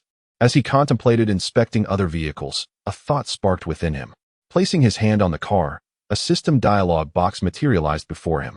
System, monitor vehicle condition. The system promptly responded. Vehicle integrity at 89, generally sound, currently in a state of battery depletion. Satisfied, Chen Ye closed the door. This vehicle, a formidable option, could serve as a backup. He decided to explore other cars. Not far off, he spotted a Jeep Wrangler, though it lay on its side. A group of survivors was milling about it. He approached, hopeful for an unexpected find. Chapter 52. An unexpected surprise. The accident scene was strewn with dozens of vehicles, including several luxury cars. Among them, Chen Ye even spotted a Lamborghini, alongside others he had only ever seen on screens. Yet, these vehicles bore the scars of collision, their forms grotesquely disfigured. The million-dollar Lamborghini was a wreck, its front end utterly obliterated. From a distance, Chen Ye surmised that repairing such a vehicle would require a fortune in resources. When selecting a vehicle, practicality was paramount. Powerful performance, ample trunk space, durability, and fuel efficiency were essential criteria.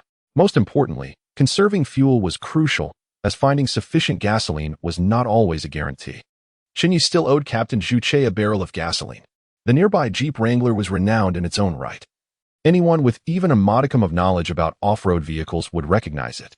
Before the apocalypse, whenever this vehicle traversed the streets, it captured the attention of many passers-by. Its reputation as a rugged off-roader made it a coveted choice for numerous individuals. A few survivors were gathered around the vehicle, discussing its fate, with some attempting to right it from its sandy entrapment. Alas, the vehicle was lodged too deeply. Without proper tools, their efforts were futile. Upon noticing Chen Ye's approach, a flicker of apprehension and resignation crossed the faces of the survivors. If Chen Ye had taken a liking to this vehicle, they would have had to forfeit it. The survivors encountered extraordinary sequences, and retreat was their only option. It was the end of days, where brute strength reigned supreme. Chen Ye inspected the condition of the car. The door appeared to have suffered an impact, with a significant dent caving inward. Moments ago, a survivor had attempted to open it, but failed. The vehicle was partially ensnared in sand, rendering the tires invisible. Among the two tires exposed, one was already punctured, deflated, and hanging limply from the rim. The roof seemed to have been struck by some substantial force, leaving a considerable gash. Even the exposed chassis exhibited slight deformation. System, assess the condition of the vehicle. Chen Ye placed his hand on the door. Vehicle condition integrity, 69, requires comprehensive repairs. The vehicle is currently undrivable. 69. Chen Ye clicked his tongue, finding this integrity neither particularly high nor low. Nevertheless, he was reluctant to abandon the car. System, how many kill points are required for complete restoration? How much time will it take? Complete restoration requires 7 days and 12 hours, necessitating 13,728 kill points. Hearing the staggering number of kill points and the extensive time frame, Chen Ye had no choice but to concede. Given the current circumstances, there was simply insufficient time to repair the vehicle. The over 10,000 kill points also deterred him. Suddenly, a glimmer of hope sparked in Chen Ye's eyes as he noticed something in the trunk through the glass. Grasping the trunk's handle, he devoted several minutes to forcibly dismantling it. For this, he had even returned to the tricycle to fetch tools. This was only possible due to his enhanced physical capabilities. Otherwise, a regular person would not even dare to attempt it. The items within the trunk astonished Chen Ye. There were two 30-liter fuel barrels, essential gear for long-distance travelers, specifically designed as spare fuel containers.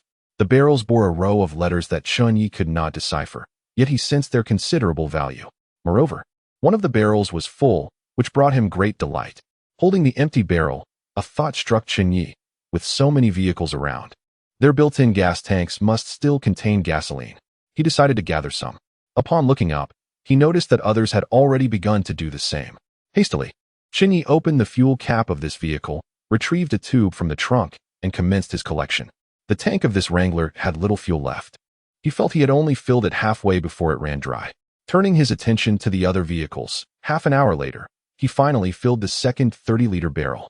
Observing that several cars remained unsearched, he reluctantly left them for others.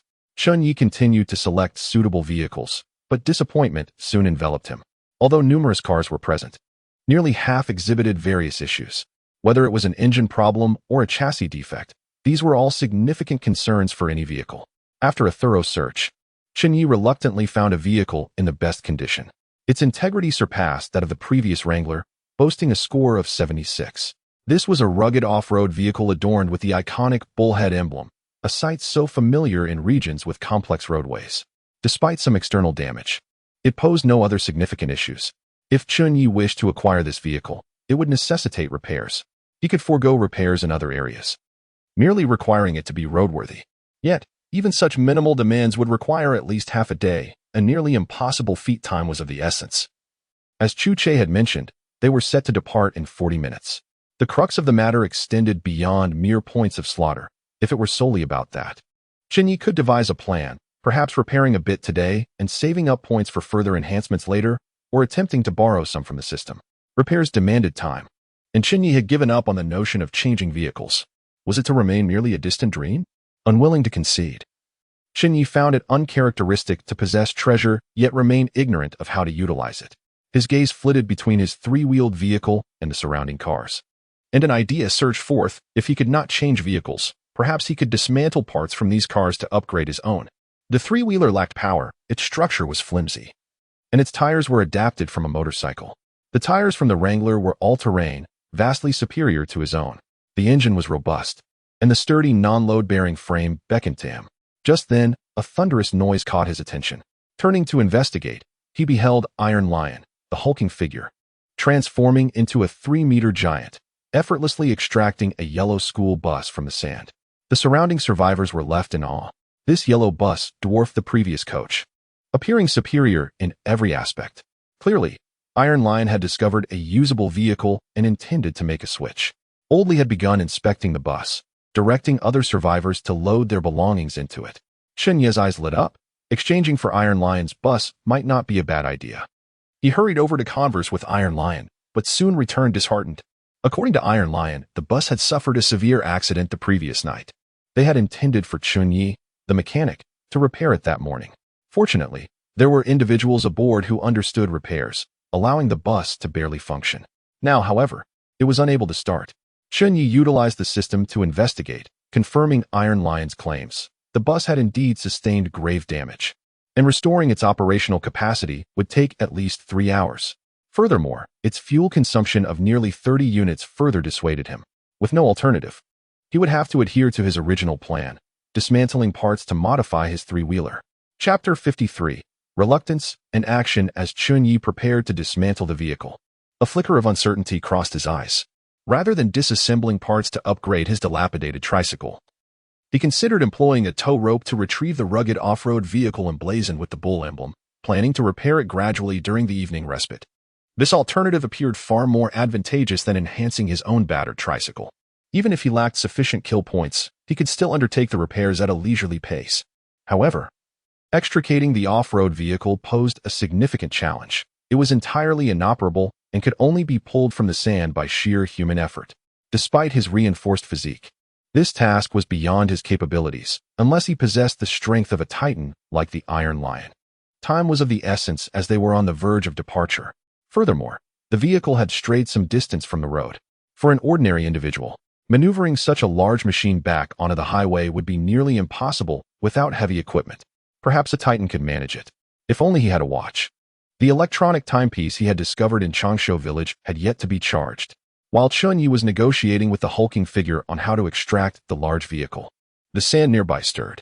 A decayed desert lizard emerged, raising its head from the sand, its green eyes scanning the convoy as if verifying something, seemingly having received some information. The rotting lizard swiftly turned and fled into the distance. In truth, this was not the only decayed desert lizard. As Chen Ye and his companions disembarked, several such lizards had been watching the group of survivors with their piercing green eyes. At the same time, Captain Chu Che's expression darkened considerably. The sight of the vehicular accident was entirely unforeseen. The Pathfinder sequence could sense peculiarities, but their awareness of vehicles or individuals was not as acute. Abandoning the search for these supplies was out of the question. Not only would Chen Ye and his team refuse, but Captain Chu himself would also object. This unexpected delay had disrupted their prior travel plans. Within his senses, the nearest anomaly was located 20 kilometers from the convoy, remaining stationary. Additionally, there was the enigmatic presence that had been trailing the convoy. This morning, as the convoy set off, they had managed to shake off the anomaly from their detection range. However, when Captain Chu witnessed the decayed lizard hastily retreating into the distance, his countenance shifted dramatically. Focusing intently, Captain Chu attempted to sense the departing lizard. It exuded an aura of strangeness. To his astonishment, this single rotting lizard was indeed an anomaly. The peculiar aura emitted by these decayed lizards was exceedingly faint. Without deliberate effort to sense it, their presence would remain undetected. Captain Chu's expression morphed as he expanded his sensing range once more. Soon, his demeanor changed again. The anomaly that had previously been 20 kilometers away had now shifted, now only 18 kilometers from the convoy. Cold sweat trickled down his forehead. It was over. They were all doomed. Not a single one would escape. The sudden sound emanating from the radio heightened Captain Chu's anxiety. It was unclear what the eavesdropping radio had picked up, but it was unmistakably reminiscent of the spicy flavors of Sichuan hot pot. Ache! Just as Uncle A Bao loaded a barrel of gasoline into the trunk, he noticed the unease etched on Chu Che's face. Even that peculiar radio emitted an unsettling noise. Uncle A Bao, inform everyone. Now, we must leave immediately. Isn't there still half an hour left? There is no time. We must go right now. Captain Chu's expression was grave, tinged with a hint of panic. Realizing the severity of the situation, Uncle A Bao swiftly jumped into the vehicle. Attention! Attention! Attention! All convoy members, now! Immediately! Depart at once! All convoy members! Leave at once! Leave immediately! The abrupt blare of the horn startled the survivors, who were still bustling about gathering supplies. They froze and turned their gazes towards the source. Rest assured, Yi Zi, you assisted me in Xinghua Town and again in Changshu Village. Your affairs are my own. I will undoubtedly help you. Just as Iron Lion pounded his chest in assurance. Uncle A Bao's voice echoed through the loudspeaker. Chen Ye's expression shifted, and Iron Lion's countenance also darkened. The other survivors, witnessing this, displayed expressions of alarm and hurriedly scrambled towards their vehicles. Captain Chu Che's modified off-road vehicle, emblazoned with the word justice, roared to life, its engine growling as it surged towards those still on the road. The vehicles, previously occupying the thoroughfare, were forcibly pushed aside by the modified off-roader. The abrupt turn of events caught Chen Ye off guard, and his expression soured. He believed there must be a compelling reason for Chu Che's actions, likely due to a newfound danger, hence the urgent departure. Yet, after much effort to find a suitable vehicle, leaving now felt profoundly disheartening. Was he truly to let this opportunity slip away? Yi Zi, what shall we do? The recently acquired yellow school bus was already packed with people. Old Li was waving at Iron Lion, urging him to return to the vehicle swiftly. Chen Ye glanced at Iron Lion and then at the distant off-roader adorned with a bull emblem. Gritting his teeth, he declared, Iron Lion, help me just this once. I refuse to give up. As Chen Ye uttered these words, Iron Lion's gaze gradually solidified with determination. All right, but Yi Zi, time is of the essence. Chen Ye cast one last reluctant glance at the distant bull emblem off-roader, gritting his teeth as he proclaimed, change of plans. At that moment, Captain Chu Che's modified vehicle appeared to be obstructed, hindered by the sheer volume of cars on the road, creating immense resistance. Just then, another modified off-roader suddenly burst forth, ramming directly into the rear of Captain Chu's vehicle. It was the long-legged girl, Nana. The two off-road vehicles, propelled by their formidable power, began to carve a path through the chaos of the crash. The other vehicles behind them stirred into motion, trailing closely behind. Concurrently, Chen Ye sprang into action, racing alongside Iron Lion towards the overturned Wrangler at the roadside.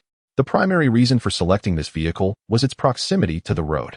While it was not easy to transport the car, disassembling a few components proved to be quite straightforward.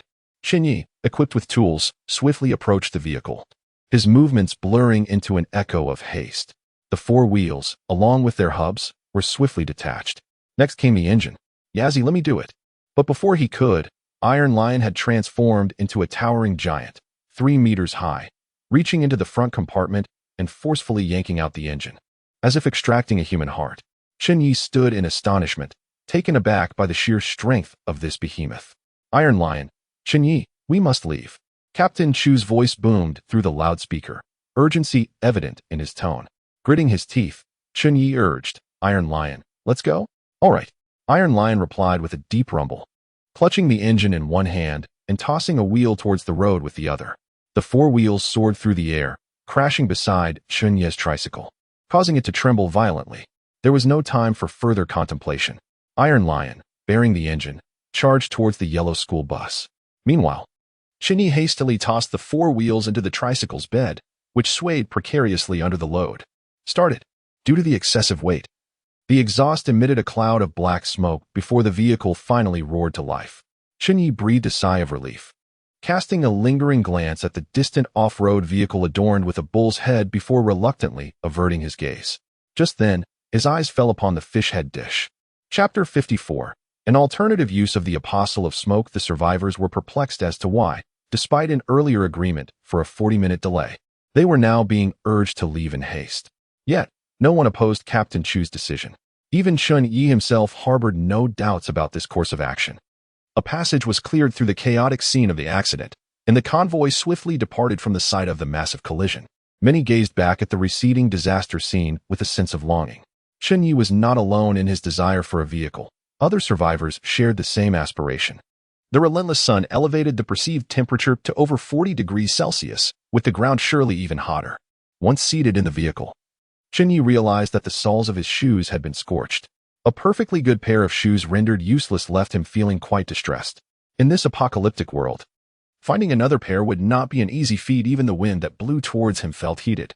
Sweat had not yet trickled down to his chin before the oppressive heat evaporated it, leaving only a trace of white salt at his temples. Merely stepping out of the vehicle for a brief moment had left his exposed skin reddened from the heat. The only solace was the shelter of the car roof, providing a fleeting reprieve from the sun, allowing Chen Ye to relish a moment of shade. The sunglasses he had salvaged from the fish head dish shielded him from much of the blinding sunlight. Had it not been for the increasingly distant convoy, Chen Ye's experience would have been far more pleasant. After loading a substantial amount of supplies and 4 hefty tires onto his tricycle, its speed had diminished to a crawl. Behind the tricycle was a cart laden with chopped chili fish heads. Indeed, it was that very cart parked by the roadside. Chen Ye, unwilling to relent, decided to tether the cart with a rope, intending to take it along. This cart was in pristine condition, and if it could be modified to complement his tricycle, perhaps with the addition of a solar charging panel, it might even transform his tricycle into a hybrid system. In the future, even in the absence of gasoline, he would not need to worry about the issue of range. Fortunately, the cart was not excessively heavy. Otherwise, no matter how determined Chen Ye was, he would find it impossible to drag it along. Previously, his tricycle had been a small horse pulling a heavy load. Now, it felt akin to a small horse attempting to pull a tank. The throttle was fully twisted, yet the speed remained inadequate, comparable to that of a cyclist. Sister, look at Chen Ye. He is truly being greedy, attempting to swallow an elephant whole. His tricycle is already overloaded. It certainly cannot move, Zhou Xiaoxiao remarked disdainfully, seemingly unimpressed by Chen Ye's foolish actions. Ever since their time in Changshu village, her perception of Chen Ye had notably shifted. Following the previous incident, Zhou Xiaoxiao had come to understand all too well that survival for an ordinary person in a post-apocalyptic world was exceedingly difficult. They could perish on the migration route tomorrow or starve to death the day after due to a lack of supplies. Their continued survival thus far was not a testament to their prowess, but rather a stroke of luck. Consequently, Zhou Xiaoxiao desired to mend her relationship with Chen Ye, seeking some form of protection. Yet, she found it difficult to humble herself to curry favor with others. Before the apocalypse, she had been the adored star of the entertainment industry, cherished by many even before her debut. For someone of her former stature, altering her mindset was no trivial matter. Some individuals might never accept change, even in a lifetime. Each time she encountered Chen Ye, she could not help but fixate on him. However, whenever their gazes met, she instinctively averted her eyes, her heart filled with trepidation. She was acutely aware that a man like Chen Ye, if faced with danger, might indeed use her as a shield. For instance, she had witnessed him using that elderly woman as a scapegoat without a shred of remorse during their time in Changshu village. As for why Zhou Xiaoxiao had fixated on Chen Ye rather than seeking out other extraordinary individuals, it was simple. Among all the extraordinary beings, Chen Ye was undoubtedly the most viable choice. He was, after all, an individual rather than part of a pre-established circle like Captain Chu, Iron Lion, or Nana, who each had their own established networks. It would be challenging for Zhou Xiaoxiao to integrate into those groups. Xiaoxiao, I've noticed you've been quite attentive to Chen Ye lately. You wouldn't be. Sister, what nonsense are you spouting? I merely wish to mend our relationship. I simply intend to use him, nothing as sordid as you suggest. Using him. Be careful not to get burned by the fire you play with. Not a chance. Sister, shall we give him a ride? His tricycle lacks sufficient power and is struggling to move. Zhou glanced into the rearview mirror. Indeed, Chen Ye's vehicle was slowing down considerably, on the verge of being left far behind by the convoy. Yet, Chen Ye remained utterly unfazed, even taking the time to light a cigarette. Zhou internally scoffed. This man truly leaves one at a loss for words. How can he be so calm at a time like this? But just then, the smoke enveloping him began to swirl increasingly, thickening around him. Zhou widened her eyes in astonishment. Beside her, Zhou Xiaoxiao was equally taken aback, unsure of what to say. Sister, what is he doing? The smoke writhed and churned, as if something were about to emerge from its depths. Suddenly, a horse composed of smoke galloped forth. Both sisters stared wide-eyed. Sister, this is the extraordinary sequence. The horse, emerging from the haze, appeared somewhat rigid, with certain aspects appearing slightly distorted. Zhou felt this smoky steed was unlike any she had encountered during her time on set, yet she remained profoundly astonished. Meanwhile, Chen Ye felt a sense of satisfaction. After all, he had only seen horses on television and had merely glimpsed them at tourist attractions. Achieving such a simulation was no small feat. Two ropes made of smoke extended and bound to the tricycle-less frame. The smoke-formed horse reared its hooves and began to gallop wildly. The distance between the tricycle and the convoy visibly diminished. In the off-road vehicle ahead, the long-legged girl, Nana, witnessed this spectacle, her eyes glinting with amusement. How interesting. The apostle of smoke sequence can be wielded in such a manner. On the yellow school bus, the lethargic giant, Iron Lion, also caught sight of the unfolding scene and remarked in a deep voice, Yezi, that's impressive. Immediately after, the clumsy giant collapsed and fell into a deep slumber. Earlier, Iron Lion had used his transformation ability to extricate the vehicle from the sand. Each use of his transformation power necessitated recovery through sleep. In the eyes of Captain Chu Che, Chen Ye's actions were sheer folly. The abilities of the extraordinary sequence were considered invaluable and should be reserved solely for combat, not squandered elsewhere. Fortunately, after merely 10 minutes, Chen Ye ceased his endeavor of conjuring the horse to pull the tricycle. Such exertion was exceedingly draining. In just those few minutes, he felt a wave of dizziness wash over him. As the temperature began to drop and the setting sun painted the desert in golden hues, the convoy finally resolved to halt and make camp. Traveling at night was ill-advised. The blood moon once again graced the sky. At last, Chen Ye's tricycle trudged along. Having employed the smoke mimicry ability twice en route, he still found himself lagging far behind the convoy. Even that old man's vehicle outpaced him significantly, at least because it carried less cargo. However, upon witnessing the results of his efforts, Chen Ye was filled with a sense of accomplishment. Following this, he intended to utilize his scant remaining kill points to upgrade his vehicle. After the upgrade, there is no need to worry about vehicle issues for the foreseeable future. One can focus entirely on enhancing personal strength or weaponry. Up until now, Chen Ye has been preoccupied with the prospect of upgrading with 5,000 kill points. Chapter 55. The tricycle transforms into an apocalyptic pickup. By the time Chen Ye arrived at the camp, he was utterly exhausted. The 4 all-terrain tires atop the tricycle, along with the rims, had caused the cargo bed to slightly deform under their weight. Additionally, the 2 spicy fish heads collided with the rear of Chen Ye's vehicle due to inertia when he came to a stop. Numerous survivors cast envious glances in Chen Ye's direction, and whispers filled the air. A strikingly attractive woman bit her lower lip, seemingly eager to approach Chen Ye. Previously, this woman had claimed the title of the social butterfly within the convoy. Though not as breathtaking as the Zhou sisters, she still elicited admiration from many men. She had previously attempted to win over Captain Che, but her efforts were in vain. Now, noticing Chen Ye's rising stature, her attention shifted toward him, biting her fingernail. Her gaze flickered with a dangerous allure. This migration proved to be more exhausting than any prior journey, necessitating the use of smoke simulation abilities twice to catch up. After parking the tricycle, Chen Ye's first action was to withdraw a cigarette from his pocket, inhaling deeply to savor the rich aroma of nicotine and alleviate his fatigue. As a seasoned smoker, his instinct during fatigue was not to rest but to indulge in a cigarette. In the past, he might have hesitated, considering the health risks associated with smoking. However, since awakening his extraordinary sequence, the detrimental effects of smoking no longer troubled him. This newfound freedom allowed him to smoke without concern. Glancing at his cigarette supply, he realized that at this rate, they would last less than a month. Easy. You're back. Just as Chen Ye leaned against the vehicle to rest, the large and somewhat simple-minded Iron Lion approached. Chen Ye offered him a cigarette. Care for one? Iron Lion swiftly declined, waving his hands. I don't smoke. Afterward, he tossed a cigarette in Chen Ye's direction. Chen Ye looked at the large fellow with surprise. Iron Lion chuckled sheepishly. Well, Ye, if you have some time, could you take a look at my vehicle? It seems to have some issues. Chen Ye glanced toward Iron Lion's tent, where several survivors were crouched beneath the vehicle, illuminated by a flashlight that flickered intermittently. Your vehicle just got replaced, and it's already having problems? A hint of frustration crossed Iron Lion's face. Yes, the previous bus had issues, and after finally finding this school bus, I thought it would be better, but it turns out it has problems too. Our team has been examining it for quite a while, and still can't identify the issue. That's why I thought of you. You're a mechanic, and I'm sure you can help. Iron Lion's team included maintenance personnel capable of addressing minor issues, but when they encountered a problem beyond their expertise, it was time for Chen Ye to step in. Iron Lion brought over a cart.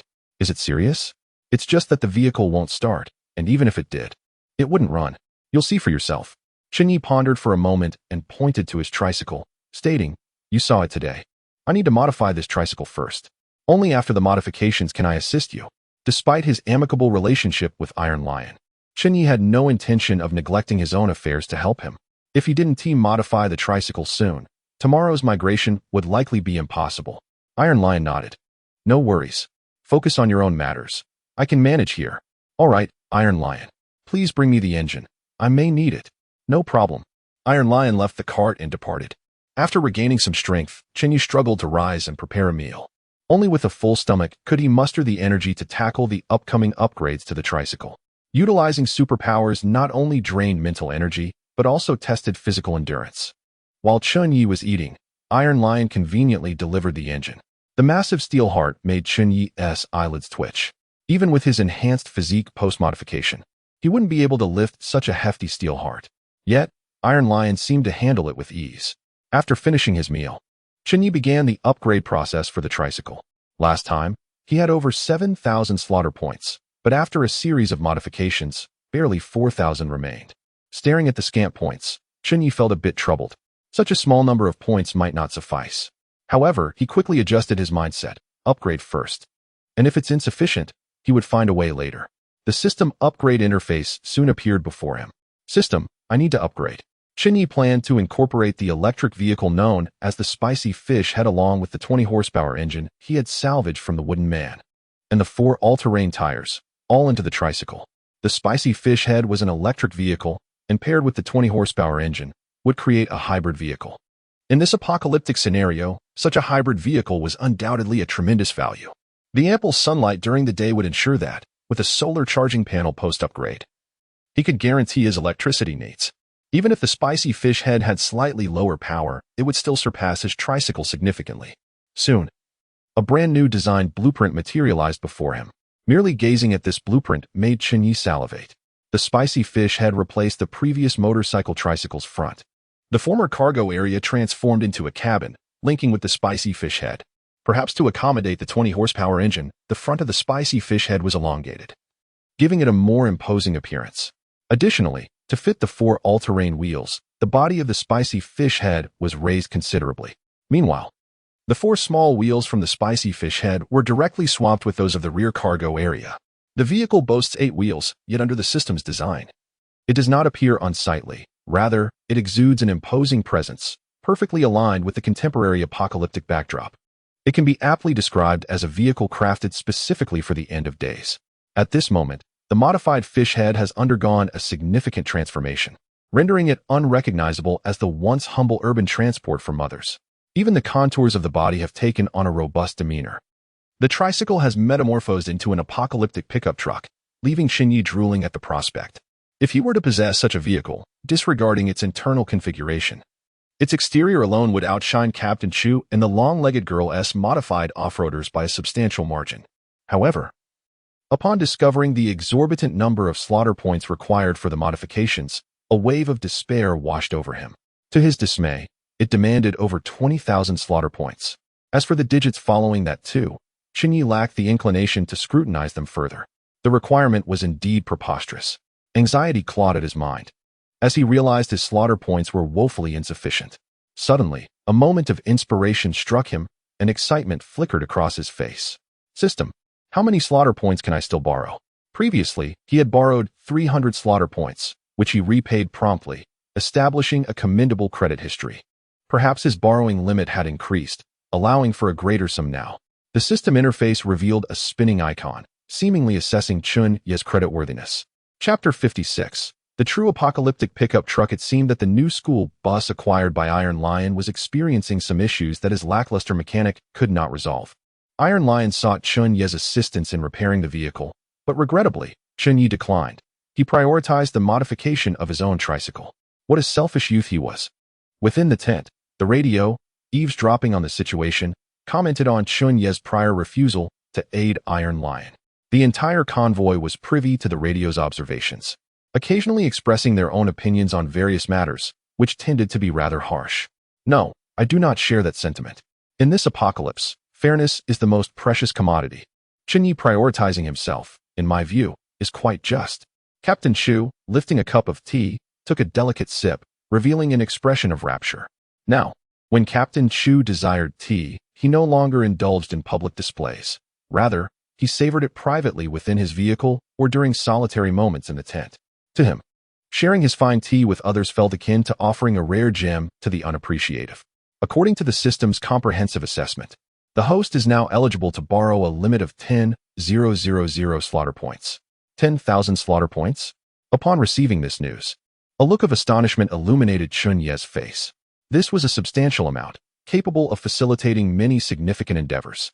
Coupled with the remaining 4,000 slaughter points, he now possessed a total of 14,000 points.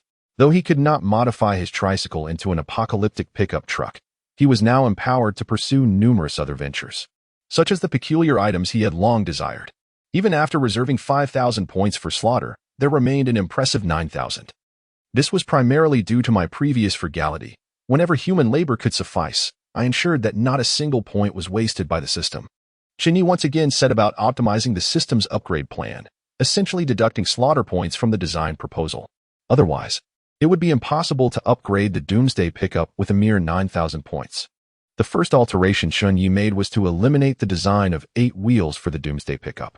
While this design appeared visually striking and somewhat practical, it consumed an excessive amount of slaughter points, and fuel consumption would significantly increase. Even in electric drive mode, managing 8 wheels would prove cumbersome. Thus, Chen Ye restructured the 8-wheel design, reducing it to 4 wheels, retaining the 4 all-terrain tires salvaged from a Wrangler. These tires were essential. One never knows when the road may vanish, rendering them invaluable. Previously, the slaughter points had dwindled from over 20,000 to just above 10,000. This change resulted in considerable savings. Chen Ye then scrutinized the design blueprints, noting the inclusion of a suspension modification. According to the system's design draft, this suspension system promised an excellent driving experience for the occupant, particularly vital on rugged terrain. After a moment of hesitation, Chen Ye decided not to eliminate the suspension modification, but opted for a more economical alternative. Next came the issues surrounding the chassis and framework. Upon viewing the system's quotes for these modifications, Chen Ye felt a pang of regret. Previously, during a major vehicular accident, he had contemplated dismantling a chassis and framework. But Captain Chu Che's abrupt departure had thwarted this plan. Reviewing the system's upgrade proposal, he discovered that these 2 modifications would cost several thousand slaughter points. Regardless of how painful the expense, these upgrades were unavoidable. Once a simple tricycle, the Doomsday pickup now demanded these enhancements. Yet, it was still possible to trim some slaughter points. Following the system's prompts, Chen Ye endeavored to streamline the design without compromising operational integrity. Moving on to the cargo bed, which had already been upgraded before, this iteration was even more refined. The entire cargo bed was converted to metal, including the canopy, which was now robust enough to withstand rain, far surpassing the previous patchwork design. Without hesitation, Chen Ye reinstated the former patchwork scheme. Before him, the design blueprint now appeared far from unattractive. It was more befitting of the Doomsday Pickup's name. The previous version resembled a toy for the scion of a wealthy family amidst the apocalypse. But now it truly embodied the essence of a doomsday vehicle, a weathered and battle-hardened pickup. The forthcoming designs aim to economize wherever possible. Air conditioning in the cabin? A staggering 500 slaughter points? Unacceptable. Delete. A walkie-talkie? No, that too must go. A radio? Discarded. Automatic seats? They too were to be removed, replaced by manual ones. Even the automatic fuel-electric switch system was transformed into a manual one by Chen Ye. This system was primarily designed to automatically switch to electric mode when the fuel tank ran dry. To conserve his precious kill points, Chen Ye opted for a manual operation. Henceforth, whenever he found himself devoid of fuel while operating the vehicle, it would come to a halt, requiring him to manually switch to electric mode. As long as it did not jeopardize his survival, even a slight saving of kill points warranted his unwavering modifications. He even removed all four wheels. The system's installation would demand dozens of kill points, a cost he preferred to avoid by undertaking the installation himself. Even the steel heart of the vehicle retained only the pre-installation slot, as he resolved to complete the remaining installation tasks on his own. Under the system's guidance, this doomsday pickup truck ensured basic mobility without a hitch, though any semblance of comfort was utterly forsaken. After half an hour, Chen Ye's newly designed doomsday pickup bore little resemblance to a tractor. Upon reviewing the system's budget, he was dismayed to discover a requirement of 6,000 kill points. Alas, there was no further optimization possible. It had to remain as is. Chen Ye confirmed the upgrade plan on the interface. An hourglass countdown materialized above the tricycle. 095959, 10 hours. Acceptable. By around 7 the following morning, the upgrade would be complete. With 14,000 kill points initially, 6,000 had been spent, leaving him with 8,000. The upgrade of the peculiar item would consume another 5,000, leaving him with merely 3,000, previously possessing 14,000. He now felt a pang of anxiety upon realizing he had dwindled to just 3,000 kill points. Having resolved the tricycle's modification and upgrade issues, Chen Ye stood, brushing off the sand from his trousers, and proceeded towards the yellow school bus owned by Iron Lion. The incessantly flickering beam of a flashlight indicated that they had not yet given up hope. Chapter 57. Exchange for solar charging panels. Having taken Iron Lion's belongings, it was only fitting that he assist in repairing the vehicle. Upon Chen Ye's arrival, many paused their tasks, gazing at him with anticipatory expressions. Yezi, you're here? Yes. Let me take a look. Is it not yet repaired? No, I don't know why. Had I known, I wouldn't have switched to this vehicle. A hint of frustration crossed Iron Lion's comical face. This school bus was undoubtedly superior to the previous bus. The space alone was approximately 30% larger than that of the former vehicle. Additionally, the interior height was significantly greater, offering a much more spacious environment. For someone as robust as Iron Lion, a larger vehicle was certainly a necessity. No worries, I'll take a look. Chen Ye approached, and the survivors still engaged in repairs readily cleared the way for him. At this moment, the engine compartment of the school bus lay nearly dismantled, exposing its steel heart alongside a sheen of oily residue. It must be said that Taisher was fortunate to discover a functioning school bus in such an environment, which is quite a remarkable feat. Chen Ye placed his hand against the bus's metallic surface, and a system dialog box appeared before him. System. Assess the condition of this vehicle. Assessment complete. The vehicle's integrity is at 87. Upon seeing this level of integrity, Chen Ye surmised that the bus was likely in good shape. The issues that Taisher had previously mentioned were probably just concerns prompting him to take a look. In such apocalyptic times, the significance of reliable transportation is self-evident. System. Provide a list of vehicle issues. A table swiftly materialized before him. The table contained 7 or 8 issues, half of which pertained to the vehicle's exterior, such as paint peeling or body deformation. Chen Ye quickly identified the abnormal sounds and the lack of throttle power that Taisher had referenced. At a glance, these issues did not seem to pose immediate threats to the vehicle's operation. However, if left unresolved for an extended period, minor issues could escalate into major problems. As Taisher had only recently acquired the bus, he harbored some apprehensions. The activities of Chen Ye and Taisher soon caught the attention of other survivors. The convoy consisted of just over 40 individuals, and any news quickly spread throughout the group. For instance, it was known that Chen Ye had previously belonged to the mechanic sequence and had awakened some supernatural abilities. Now, it was evident that he was assisting Taisher with vehicle repairs. Consequently, everyone was eager to witness Chen Ye's method of repairing the bus. Observing Chen Ye with his hand pressed against the yellow school bus, the surrounding crowd began to murmur. "Sister, what is Chen Ye doing? Why is he so still?" "I don't know. He must be activating some extraordinary ability."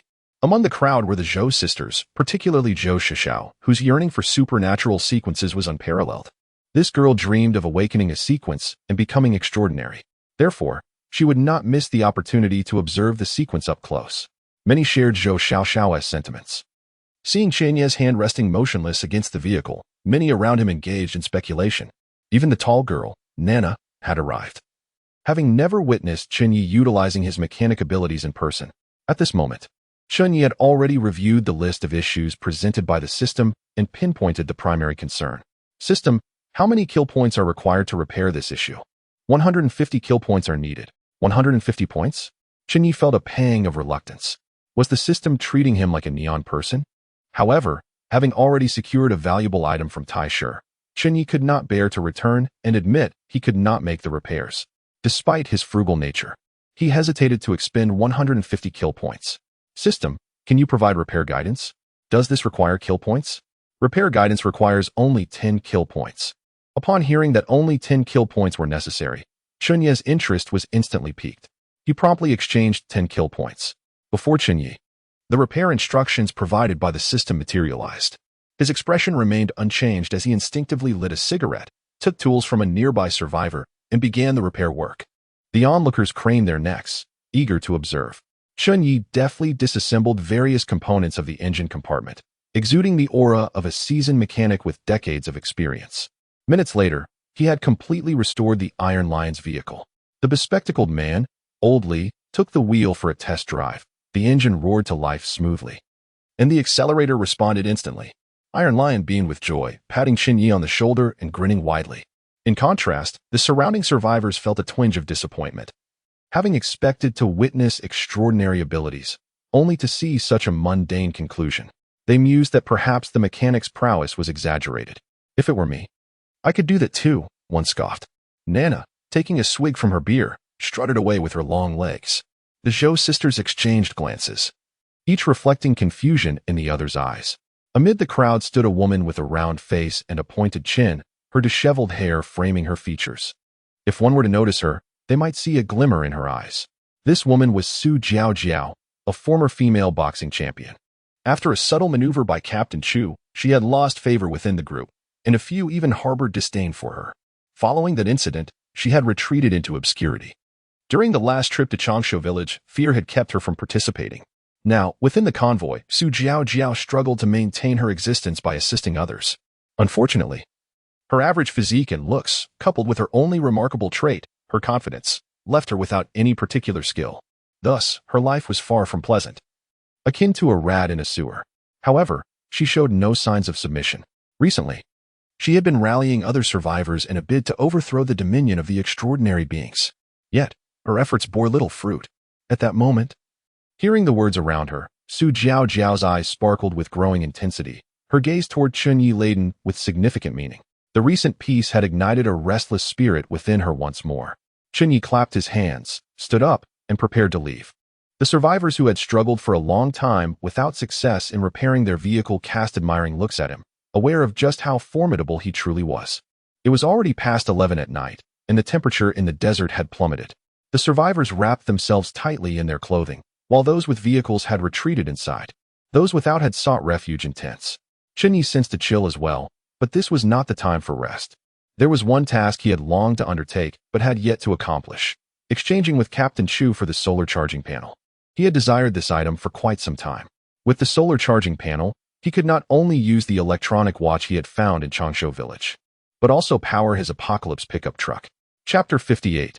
Extraordinary materials. Of course, Che was aware of Chen Ye's assistance in repairing the school bus for the Iron Lion. With his knack for eavesdropping on the radio, nothing within the team escaped Captain Chu's keen ears. Take Su Jiao, for instance, who was always restless.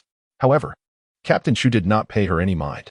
To act against this woman without just cause would contravene the principles of fairness he upheld within the team. As the captain, he was resolute in adhering to the rules he had established. Moreover, this woman had the audacity to consider Chen Ye the weakest link in the entire team.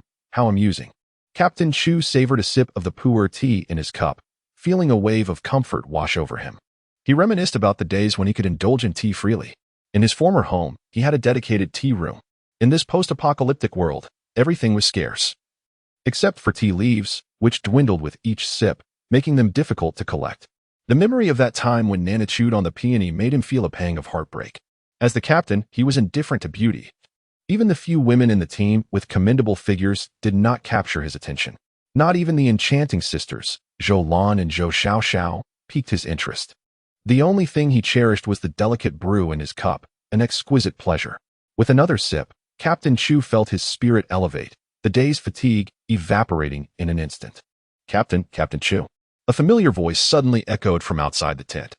Captain Chu's heart skipped a beat as he hurriedly prepared to stow away his tea set in a nearby box. Just as he grasped the teapot to conceal it, the flap of the tent was lifted from the outside, revealing a handsome, somewhat scruffy face. Chen Ye, surprised at the sight before him. Chen Ye had not expected to find Captain Chu engaged in such a clandestine activity. Captain Chu was furtively shoving something into the box.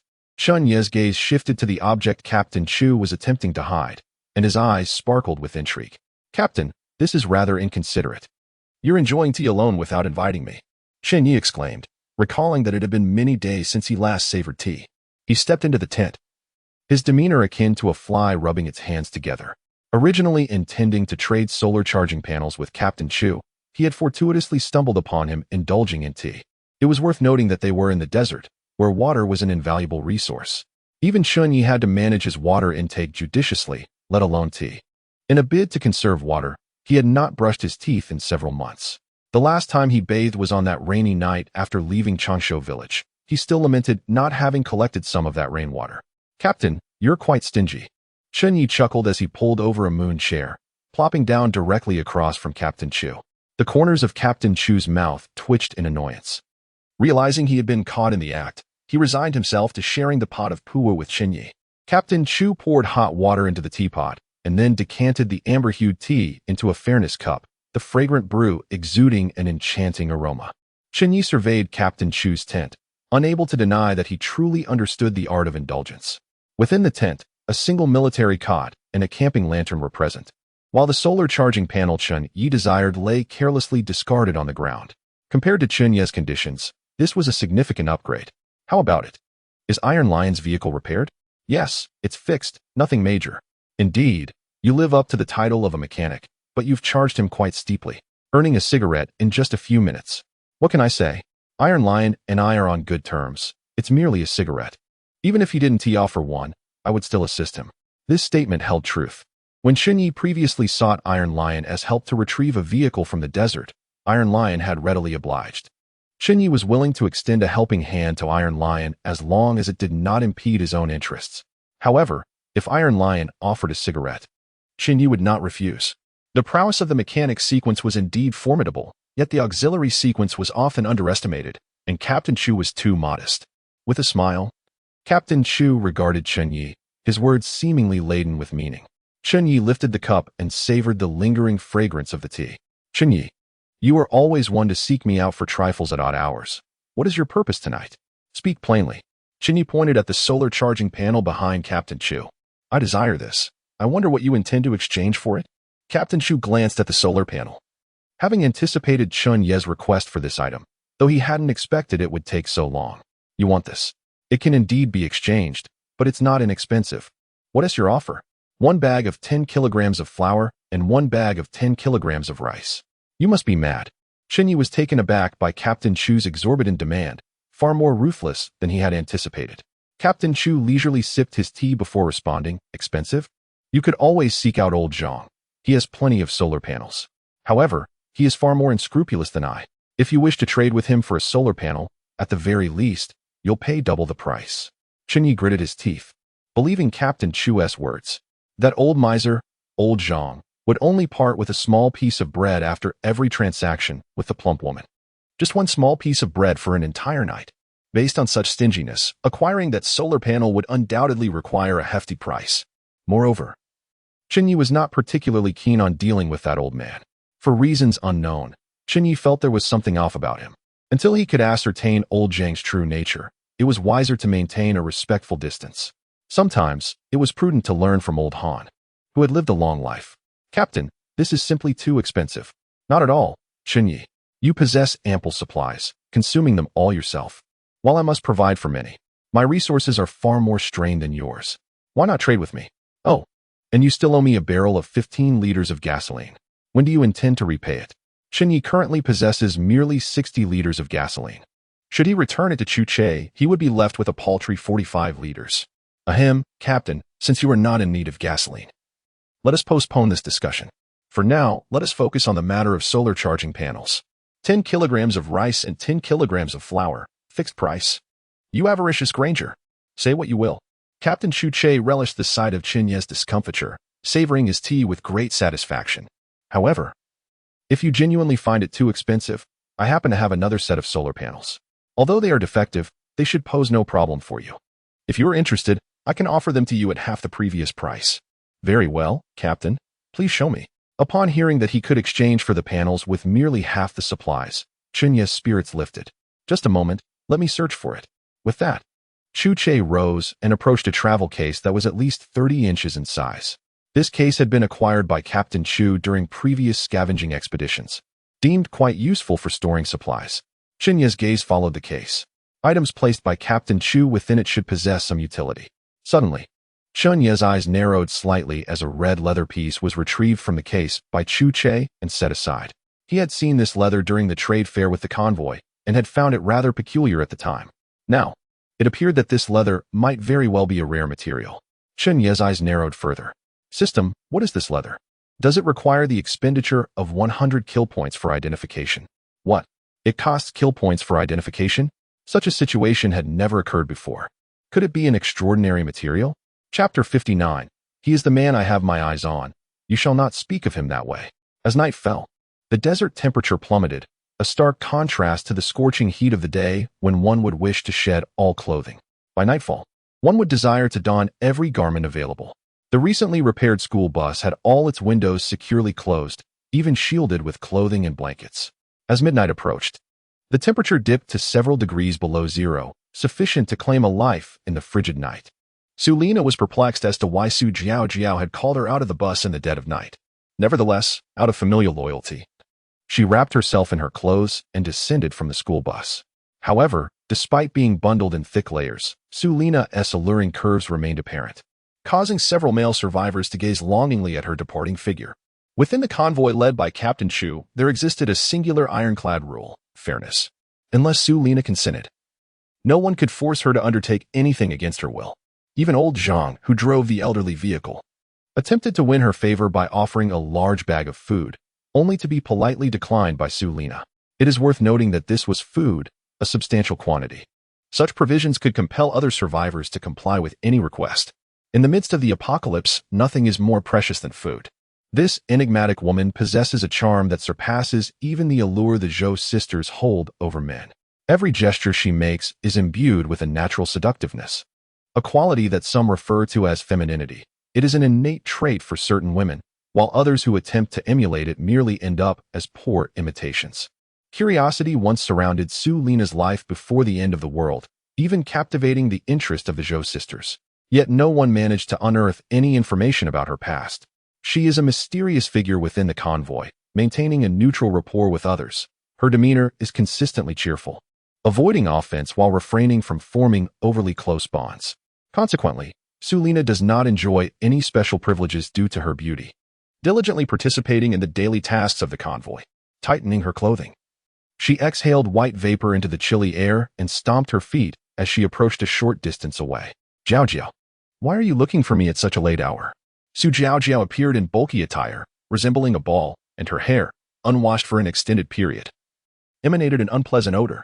However, she seemed unconcerned, as most individuals in the convoy shared a similar state. Even Su Lina, standing before her, was not significantly better off. "Sister Lina, I have something to discuss with you." Su Jiaojiao glanced around, her eyes betraying a hint of wariness. "Jiaojiao, let's skip the suspense. It's too cold for that. Speak your mind." "All right, Sister Lina, don't you think our convoy is rather unfair?" Su Lina's expression shifted to one of caution. "What do you mean?" "Sister Lina, there are 43 of us in the convoy, with 4 in the extraordinary tier, 3 men and only 1 woman. Doesn't that seem inequitable?" Su Lina remained silent, subtly stepping back, distancing herself from Su Jiaojiao. Evidently caught in a fervor, Su Jiaojiao continued, "Sister Lina, we clean the compartments daily and cook for the men, who even take advantage of us. Don't you think that's unjust? Why should those men, who contribute nothing, enjoy better meals while we toil just to scrape by?" Her indignation was palpable as she clenched her teeth.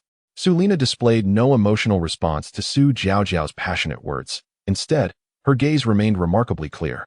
In fact, she began to regret having stepped down to engage in this conversation. This woman has lost her mind. "What do you intend to do?" Su Lina inquired with a hint of curiosity. "Sister Lina, I want to establish fairness within this convoy. I want every individual to have enough to eat, to be warm, and to have a voice. I have already investigated, and the extraordinary tier is not as remarkable as it seems. Today, you witnessed that Chen Ye, despite being extraordinary, was no different from us ordinary people when he was repairing the vehicle. Sister Lina, have you ever considered that perhaps the extraordinary tier is merely a farce?" "Sister Lina, I have devised a plan. Chen Ye is the weakest among the extraordinary sequence, and we shall target him. Is he not part of the mechanic sequence? Once we have control over Chen Ye, we can transform our team. You will be the vice captain, and I shall take the helm as captain, establishing a new utopia in this apocalyptic world."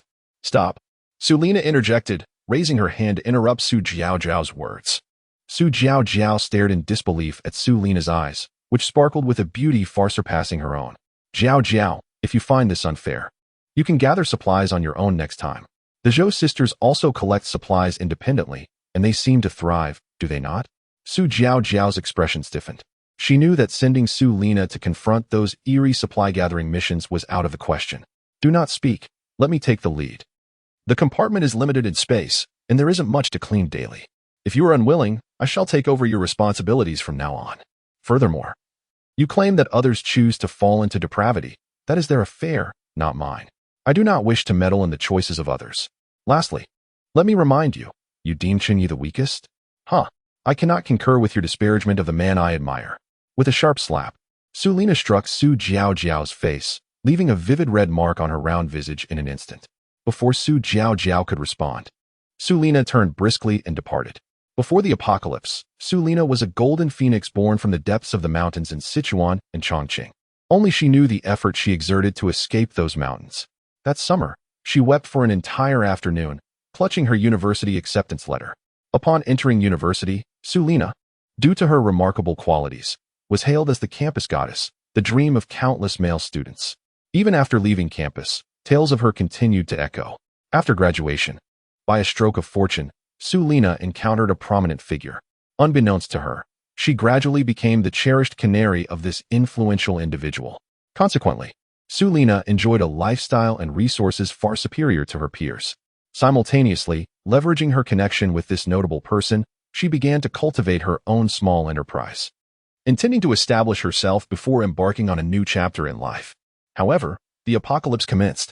Initially gripped by fear, Su Lina surprisingly found her current life to be rather tolerable. Her daily tasks were quite simple: cleaning the compartment, assisting in meal preparations, or attending to various other duties, in exchange for the supplies she required. In this convoy, fairness prevailed. To receive something, one must offer something in return.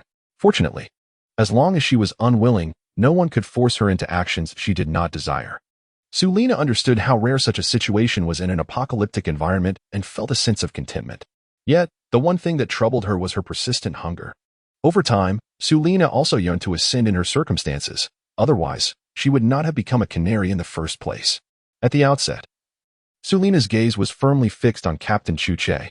Through occasional, seemingly innocuous interactions, she discerned something peculiar about Captain Chu's eyes.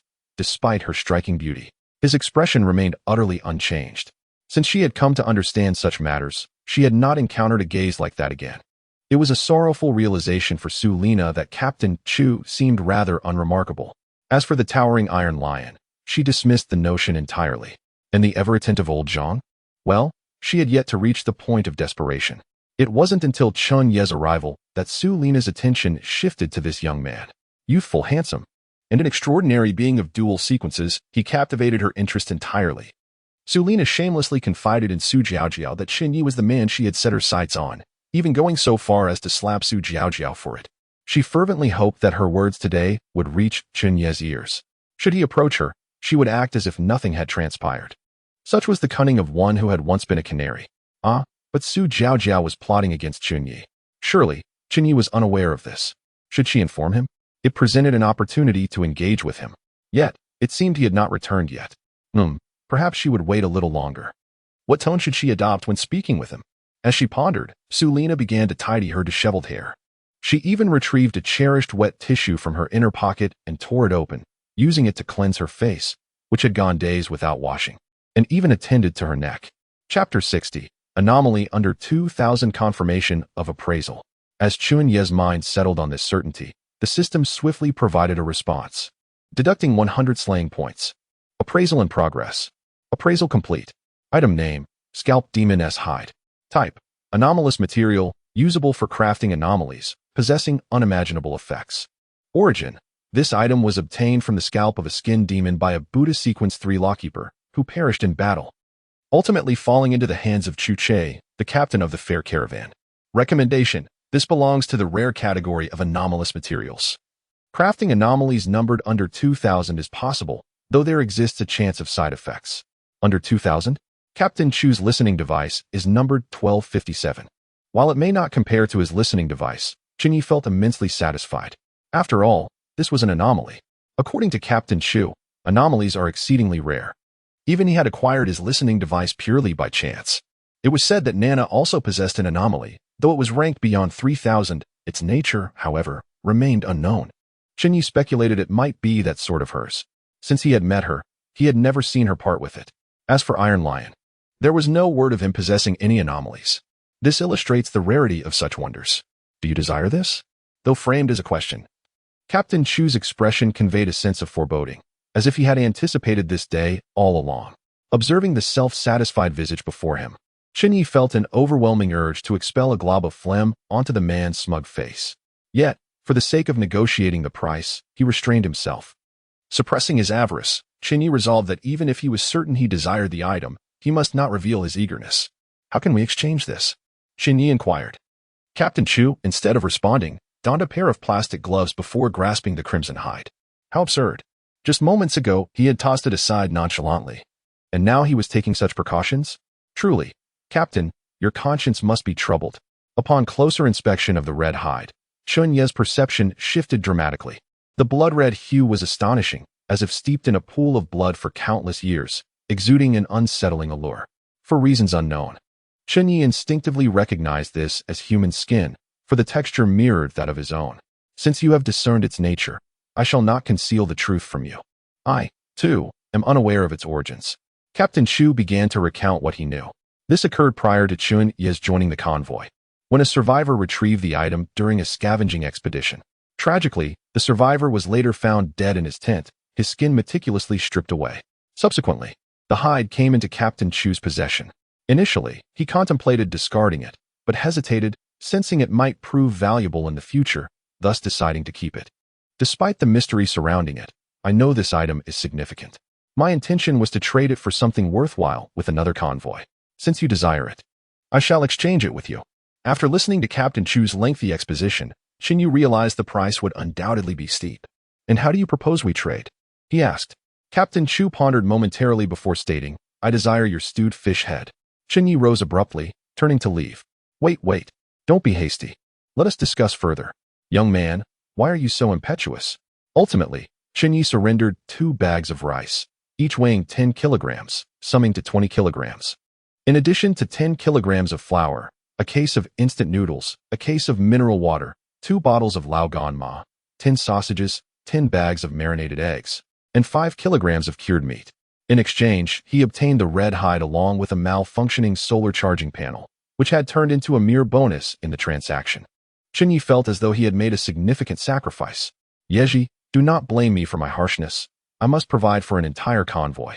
And this scant supply is hardly sufficient. You provide for a convoy? Captain Chu mused. Indeed. The survivors who had escaped from Deer City had received 2 days' worth of provisions from Captain Chu at no cost. Chen Ye, uninterested, exited the captain's tent without another word.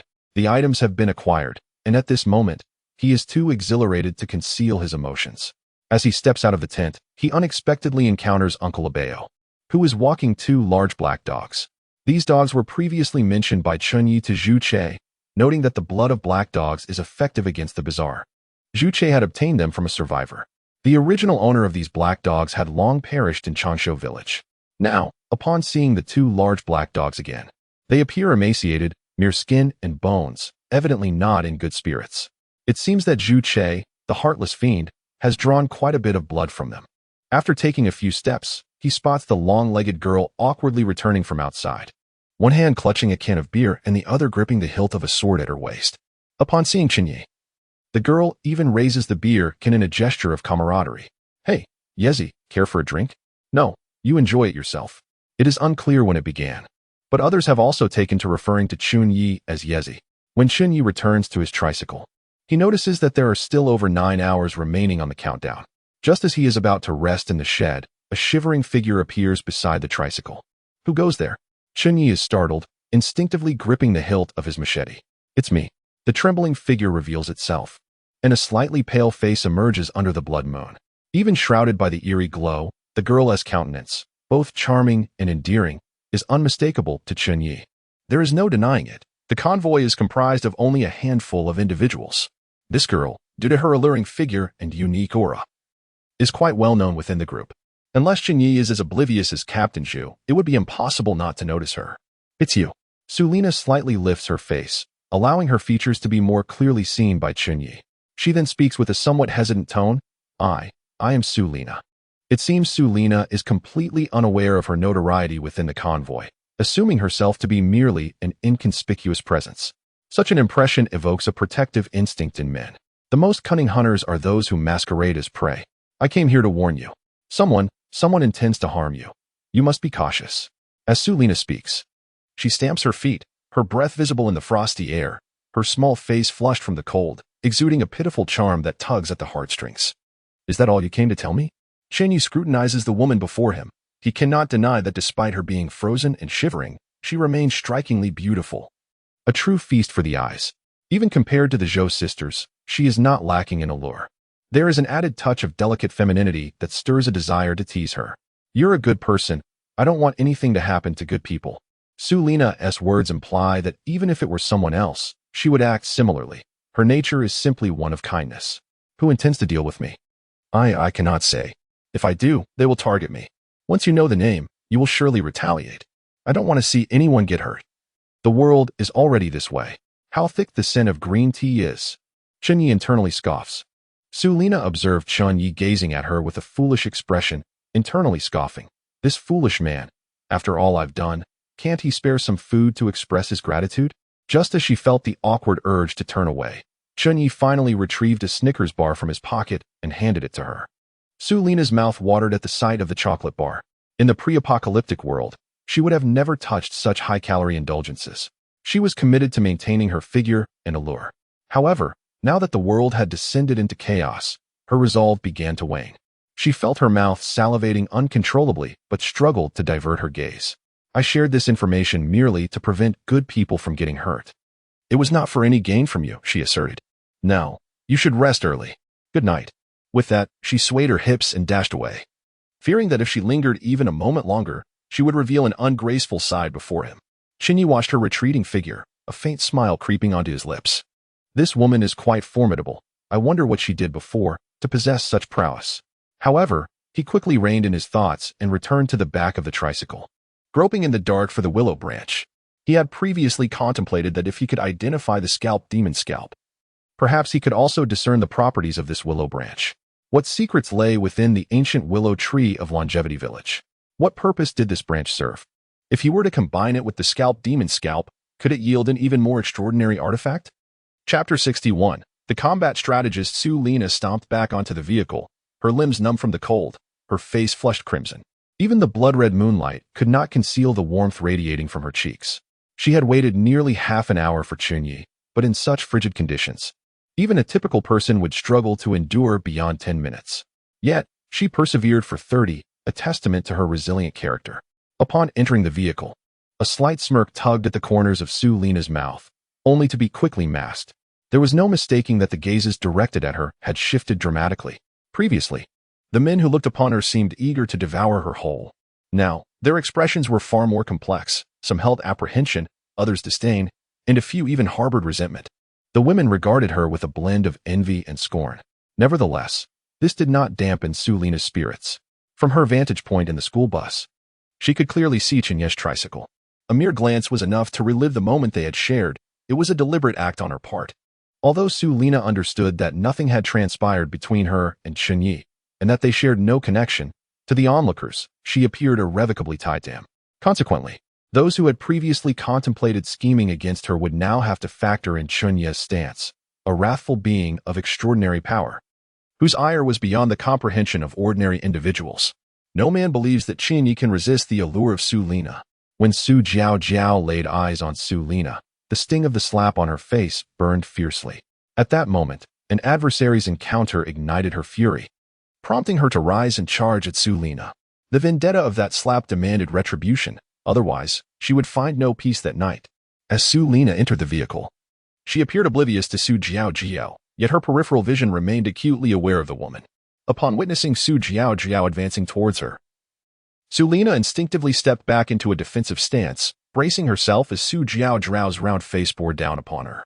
In a surprising twist, Su Lina struck out with an unexpected slap. The sound echoed, momentarily stunning everyone in the compartment. Not only was Su Jiao taken aback by Su Lina's audacity, but the surrounding survivors were equally astonished. Su Lina, I will not back down. Fury brimmed in Su Jiao's eyes, her desire to tear Su Lina apart palpable. Jiao, come down. We are all part of the same convoy. Let us not act rashly. A man rushed forward, urgently attempting to restrain Su Jiao. This man was none other than the university student, Xiaofu, a figure of notable integrity within the Iron Lion group. He commanded respect from both Lao Li and the others. Aside from a few extraordinary individuals, Xiaofu possessed one of the most substantial supplies among the survivors. However, his overwhelming sense of justice led him to deplete his resources within merely a day of returning to the camp. He generously shared with anyone in need, earning a reputation for kindness that quickly spread throughout the convoy, with few remaining who did not owe him a favor. In contrast, the elderly Zhang, who drove an old vehicle, required some form of payment whenever someone sought to borrow supplies. Yet Xiaofu was different. As long as one could perform convincingly, they could obtain ample resources from him. This generosity was one of the reasons he joined the Iron Lion group the very next day. Xiaofu, step aside. I will tear that shameless woman apart. Su Jiao leaped forward, reaching for Su Lina. A hint of perfectly timed panic crossed Su Lina's face, eliciting sympathy from the surrounding male survivors. Jiao, please do not be agitated. Let us resolve this peacefully. We are all in the same vehicle, they urged. Yes. Jiao, perhaps there has been a misunderstanding? Lina, do not fear. We are here. Su Jiao wouldn't dare harm you. The men chimed in, their words only serving to infuriate Su Jiao further. Clearly, I was struck without provocation, yet you fools fail to see that? Why are you all here to counsel me? You simpletons, cannot you see that you are merely enamored with Su Lina? She is already taken. Hide your wretched desires. Who doesn't know you wish to be with Su Lina? Su Jiao was astute enough to avoid delving into her conflict with Su Lina, instead directly exposing the men's petty desires. The expressions on the men's faces grew increasingly grim as their gazes flitted between Su Jiao and Su Lina. A hint of indignation colored Su Lina's face, her eyes glistening with unshed tears, rendering her even more endearing, akin to a wronged bride. Despite being the one who had instigated the altercation, she now appeared the victim. Such acting prowess, had she not ascended to become a prominent figure's prized possession, she would have certainly garnered accolades in the entertainment industry. Jiao, how could you think so poorly of me? You must know the reason behind my actions. Su Lina refrained from addressing the nature of her relationship with Chen Ye, instead shifting the focus onto her adversary. Her demeanor, portraying the guise of having struck out for Jiao's own benefit, was a stark contrast to Jiao's brash and vulgar outburst. Zhao Zhao glared at Su Lina with venomous resentment. You struck me, and you dare claim it's for my own good? Huh. Su Lina, do you believe me as foolish as those simpletons? Su Lina dismissed Zhao Zhao's animosity, secretly deriding her for her ignorance. The latter's combativeness was far too feeble. When Su Lina truly exerted herself, Zhao Zhao was nothing but a feeble opponent. Perhaps only a man like Chen Ye could awaken the slightest semblance of combativeness within her. Yet, with her capabilities, capturing Chen Ye would require no more than 3 days. Should it take longer, she would concede defeat. Refocusing her thoughts, Su Lina directed her attention to the woman before her. Zhao Zhao, incessantly hurling insults at men, was met with furrowed brows and disapproving gazes from those around, including the college student who had attempted to intervene. Zhao Zhao, I understand your dissatisfaction with the convoy. Why some receive more while others struggle to make ends meet? You yearn for rebellion and seek to rally me. You aspire to lead, with me as your deputy. But that is not the case. They gather supplies themselves. With so many comrades absent, it is only fair that those who can take more to eat. They risk their lives for it. We gain food without effort. And I already consider that a blessing. I am immensely grateful. My intention in striking you was to awaken you. In this apocalypse, if you wish to live well, you must labor for it. You can emulate the Zhou sisters, who venture to gather supplies. If they can, why can't you? The convoy is dwindling in numbers. Cease this commotion. Without hesitation, Su Lina unveiled Zhao Zhao's schemes before everyone, implicating the Zhou sisters in the process. Zhao Zhao's complexion gradually paled, her body swaying slightly. The expressions of those around her shifted upon hearing Su Lina's revelations, their gazes towards Zhao Zhao transforming entirely. The message was clear. Zhao Zhao had intended to instigate a coup. This time, whether male or female survivors, the way they regarded Zhao Zhao changed, marked by wariness, disdain, and even disgust. Even the women who once sympathized with Su Zhao Zhao altered their perceptions after Su Lina exposed the Zhou sisters, relinquishing their empathy for Su. Only Su Lina nonchalantly returned to her seat, as if nothing had transpired. How amusing, indeed. I never anticipated that there would be such an intriguing woman within the convoy. I wonder what sparks might fly when Su Lina encounters Chen Ye. Captain Chu savored a sip of the vibrant tea, finding fulfillment not only in taste, but also in her psyche. The events unfolding in the school bus were eavesdropped upon by a radio, gratifying Captain Chu's desire for clandestine knowledge. Not far away, Chen Ye glanced curiously at the school bus, only able to hear the sounds of an argument. Yet the specifics eluded him. He refocused his attention on the willow branch before him. System, assess this willow branch and reveal its nature. Chapter 62. The Apocalypse Pickup Upgrade completed previously. The appraisal of the red leather consumed 100 points of kill value. Chen Ye was mentally prepared to expend another 100 kill points for this willow branch. Though it pained him internally, he resolved to proceed with the appraisal. However, when the system indicated that only 10 kill points were required, he felt a mix of disappointment and relief. The disappointment stemmed from the assumption that an appraisal costing merely 10 kill points could not yield anything of significance. The relief, however, arose from the minimal expenditure. The system quickly provided the answer. Item name: Willow Branch of the Binding Grievance Willow. Type: Rare material, can be used to craft extraordinary items. Origin: This item is a severed branch from the Binding Grievance Willow, cut by an unnamed individual. There are many such branches on the tree. Commentary: This belongs to the category of rare extraordinary materials, inferior to common extraordinary materials. It turns out that the large willow tree in Changshu village is known as the Binding Grievance Willow. The name is quite fitting. As the corpses beneath, it could be considered vengeful spirits. But what does it mean to be an unnamed individual? Can the system truly mock people? Previously, when appraising the scalp of the skinning ghost, the system provided a commentary indicating it could be used to craft items numbered within 2,000. Yet this time, no such hint was offered. It seems the willow branch of the Binding Grievance is not quite on par with the skinning ghost's scalp. Nevertheless, Chen Ye diligently stored the willow branch away in the dark. The system still had an upgrade task pending. He could only proceed to the next task once the upgrade was completed. The system can only accommodate one upgrade task at a time. It cannot simultaneously engage in two. In contrast, appraisals or inquiry tasks typically do not occupy the system's upgrade quota, as they can be promptly answered. To upgrade the extraordinary item, he would have to wait until after 7 o'clock the following morning. Lighting a cigarette, the faint glow illuminated a small area in the shed, while his left eye, with its altered white pupil, flickered in the darkness. Chen Ye's thoughts rapidly spread outwards, momentarily drifting back to the time before the apocalypse, before the end of the world. Chen Ye was merely an ordinary person. Every day, I commute to work, and during my leisure time, I indulge in short videos, often reflecting on the present moment.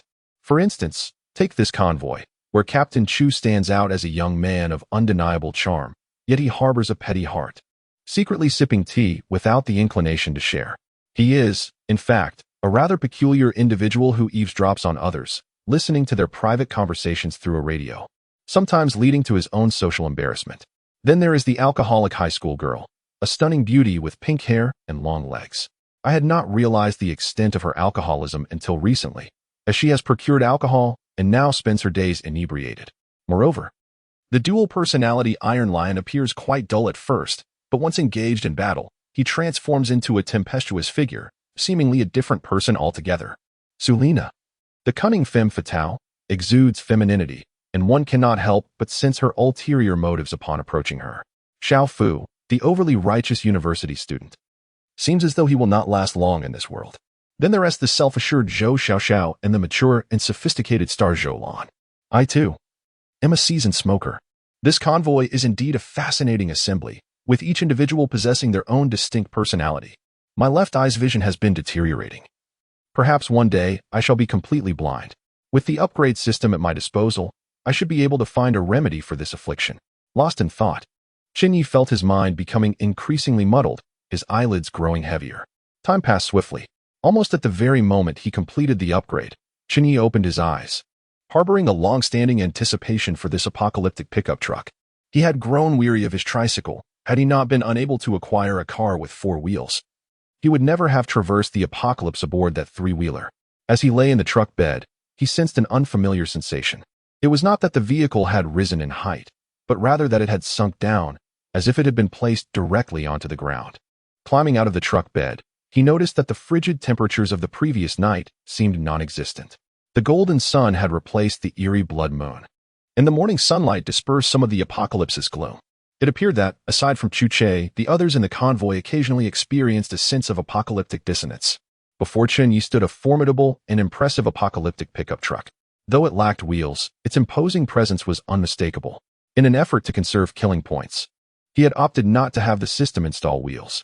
Every bit saved mattered. The truck's front was short, nearly the same length as a van.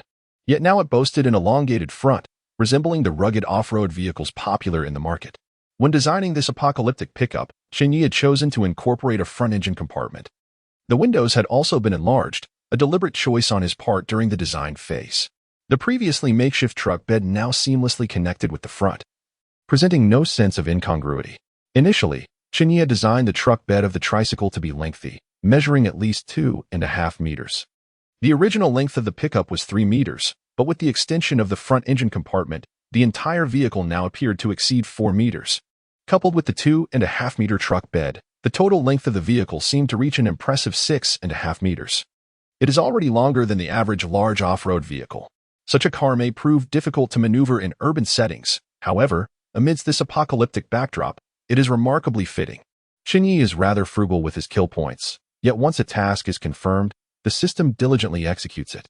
The paint, however, appears somewhat worn, with patches revealing the underlying material. This is also a consequence of conserving kill points. After all, it is the end of the world, and even if the paint is dilapidated, it does not hinder survival.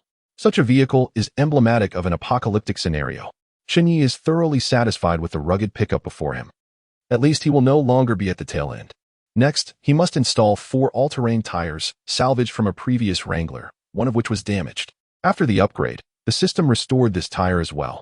Chen Ye retrieves a jack from the truck bed and begins to mount the tires. The jack elevates the vehicle at an angle, allowing Chen Ye to hoist the tires into place, although his enhanced physique may not rival that of an Iron Lion.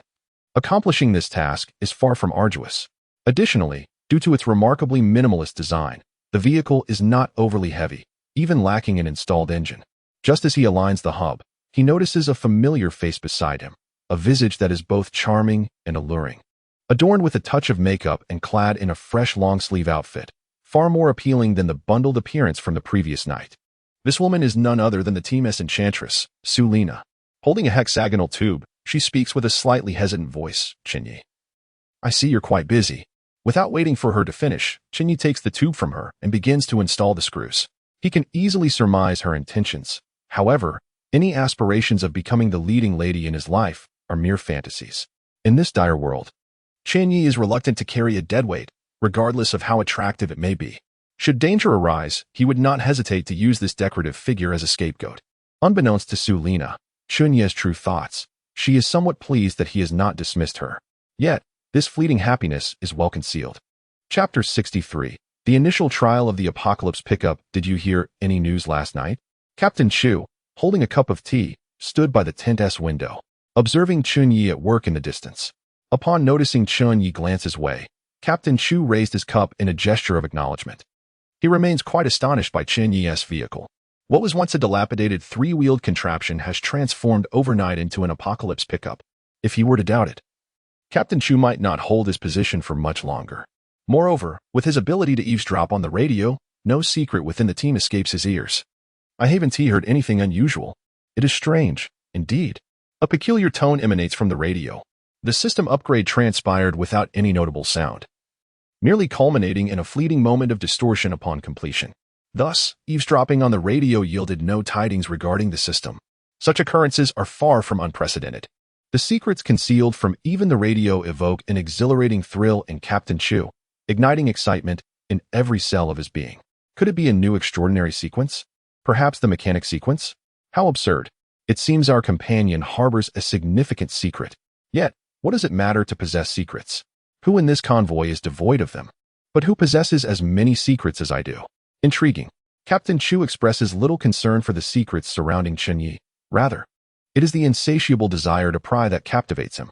What preoccupies Captain Chu is the perverse pleasure derived from overhearing secrets, not the intrinsic value of the secrets themselves. Even if he were to uncover Chen Ye's considerable secrets, Captain Chu has no intention of compelling Chen Ye to divulge them.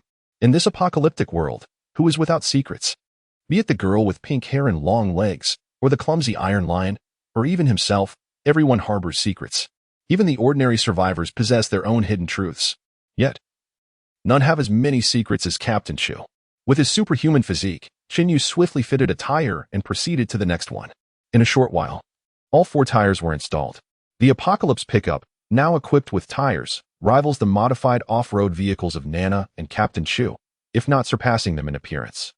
Boasting a length of 6.5 meters and a width of 2.5 meters, it resembles a colossal beast crouching on the desert road.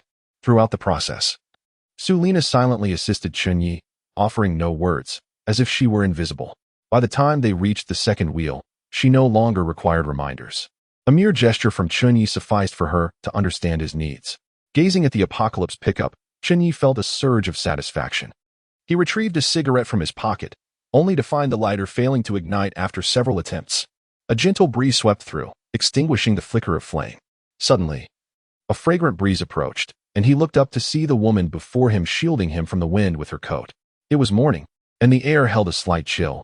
She wore a windbreaker over a fitted black turtleneck and snug jeans, evidently having put thought into her appearance. Her alluring curves presented themselves before Chen Ye's eyes. Noticing his gaze, the woman's face flushed, and she turned away, unable to meet his eyes. Their interaction resembled a scene from a popular short video. It was surprising that after days without a bath, she bore no unpleasant odor. Lighting his cigarette, the woman tucked away her coat, her cheeks still flushed as she turned her gaze toward the distant crimson clouds. The subtle allure did not incite Chen Ye to engage in any inappropriate behavior. Before he could finish his cigarette, he grasped it between his lips and began the installation of the engine. This post-apocalyptic pickup truck operates on a dual power system, utilizing both gasoline and electricity. The electric propulsion system is powered by the 27-horsepower engine previously used in the Spicy Fish Head vehicle, with the battery boasting a capacity of approximately 10 kilowatt-hours.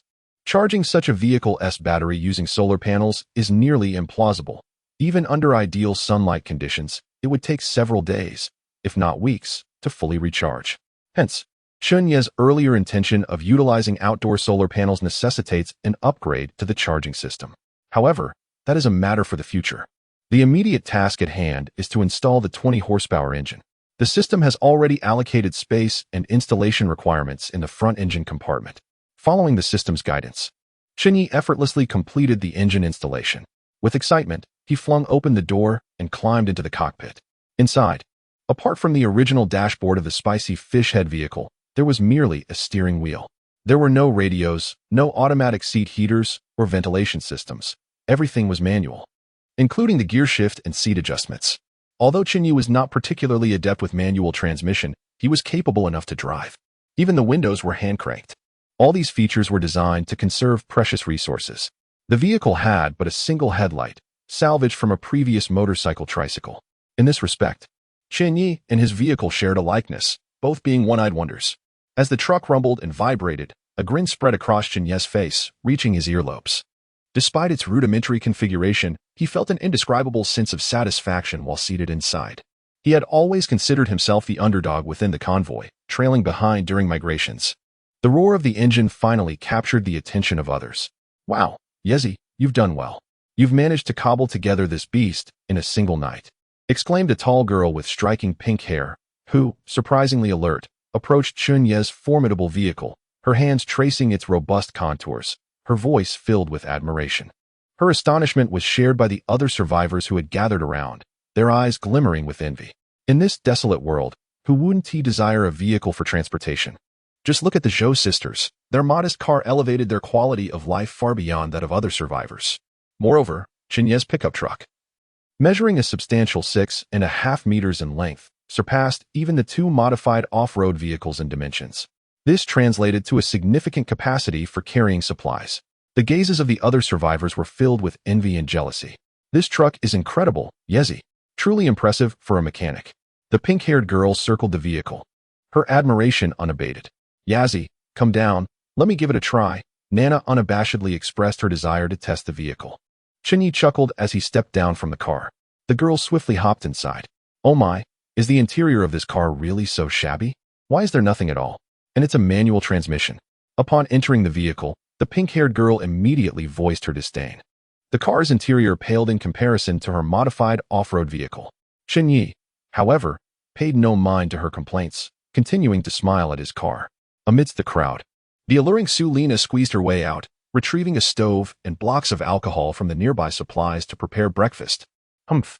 While everyone else envies your achievements, I am the only one concerned about whether you have enough to eat. This time, let us see how you can escape my grasp."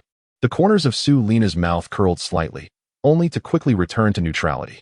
Suddenly, the engine of the Doomsday pickup roared to life, the vehicle creaking ominously, causing the surrounding survivors to gasp in alarm. At that moment, the car lurched forward, its tires screeching violently. The nearby survivors, caught off guard, were thrown into panic, some crying out in fright as they attempted to evade it. The truck surged forward 3 or 4 meters, and an elderly man, startled, cried out, scrambling on all fours. The vehicle barely 2 meters away from him. Just as the truck was about to collide with the old man, it screeched to a halt, leaving deep tire marks on the road. The old man, now drenched in cold sweat, stared blankly at the enormous vehicle, his body going limp as he collapsed to the ground. This elderly man was none other than old Zhang, the driver of the old man's joy. Nana jumped out of the car, her face slightly flushed. "Wow, after so many years without driving a manual, I didn't expect my hands to feel so rusty." The old man wished to curse, but upon seeing the long-legged girl, he forcibly swallowed his words.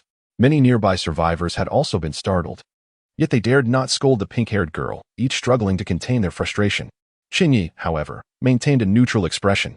After all, the desert was vast. Even if Nana drove recklessly, it was unlikely to lead to disaster. Moreover, while the car was indeed rudimentary, it was still a product of the system, ensuring a level of quality. With the vehicle sorted, it was time to plan the upgrade for the extraordinary item. Chapter 64. The first extraordinary item. Even the formidable Iron Lion gazed at Chen Ye's Doomsday pickup with eyes alight, filled with envy. As the crowd dispersed, returning to their respective places, some lingering gazes of envy remained fixated on Chen Ye's vehicle. There was no denying it. While the car may have lacked practicality, it was visually striking, especially its imposing and majestic design, perfectly suited for a post-apocalyptic world. A steaming bowl of noodles was placed before Chen Ye by Sulina.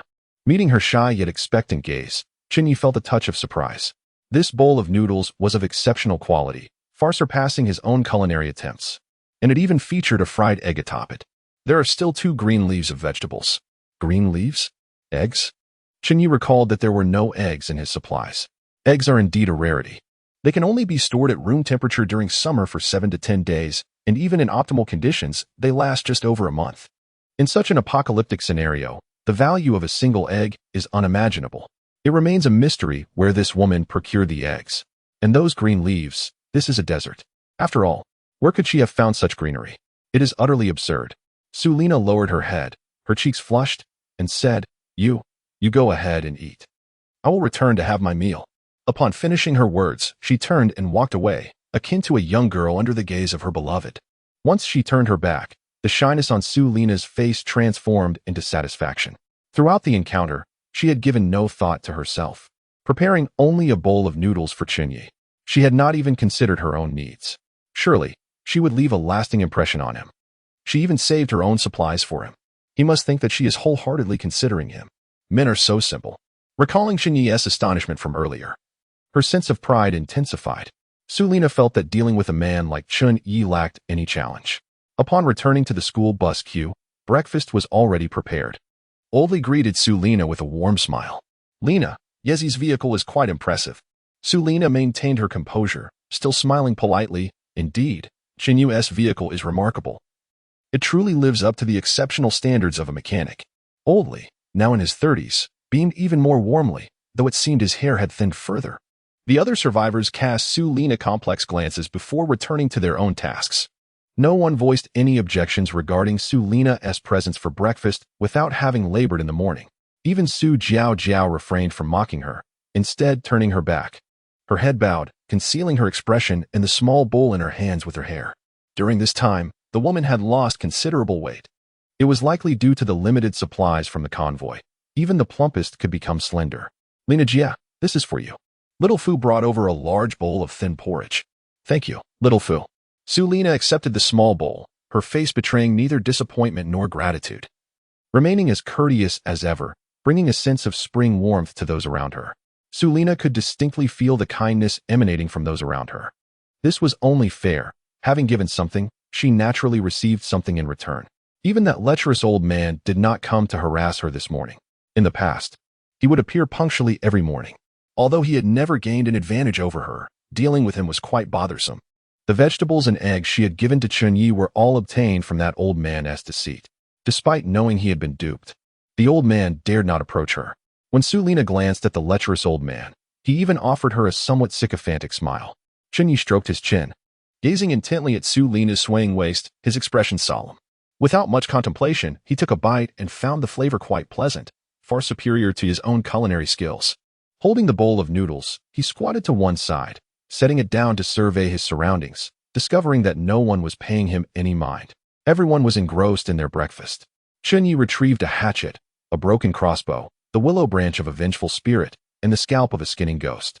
He resumed eating the noodles while his mind began to formulate an upgrade strategy. Among these items, the most precious was undeniably the red scalp of the skinning ghost. If the upgrade with this material proceeded smoothly, he might even obtain a peculiar object numbered within 2,000. The significance of such an item could be grasped by observing Captain Chu's reverence for the treasure of a listening radio. Additionally, there was the high school girl with pink hair and long legs, rumored to possess a sword numbered beyond 3,000. Yet Chen Ye had never seen her part from that weapon. As he slurped the noodles, his gaze wandered over the 4 items before him. System. How many kill points are required to fuse the scalp of the skinning ghost with the hatchet for an upgrade? A spinning circular ring soon appeared. The answer elicited both excitement and disappointment in Chen Ye. The system indicated that 30,000 kill points and 86 hours, equivalent to 3.5 days, were required. Such a vast number of kill points was beyond Chen Ye's reach. He currently had only 8,000, and he even owed the system an additional 10,000.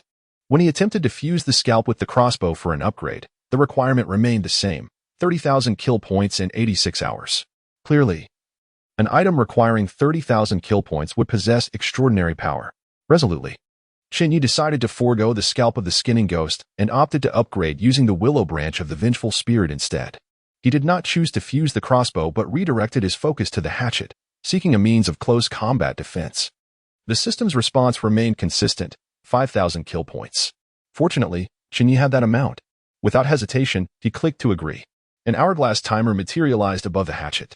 Suddenly, Chen Ye recalled another matter: black dog blood. This substance could potentially have a certain effect on the bazaar, thus qualifying as a peculiar item. Why not try it? Resolute in his decision, he set down the bowl once more and turned to rummage through the cargo area. Soon, a small bag of somewhat viscous black dog blood appeared in his hand. It took only a small expenditure of kill points to obtain an appraisal result. Item name: quick-drying ordinary black dog blood. Type: ordinary peculiar material. Origin: collected from a common black dog.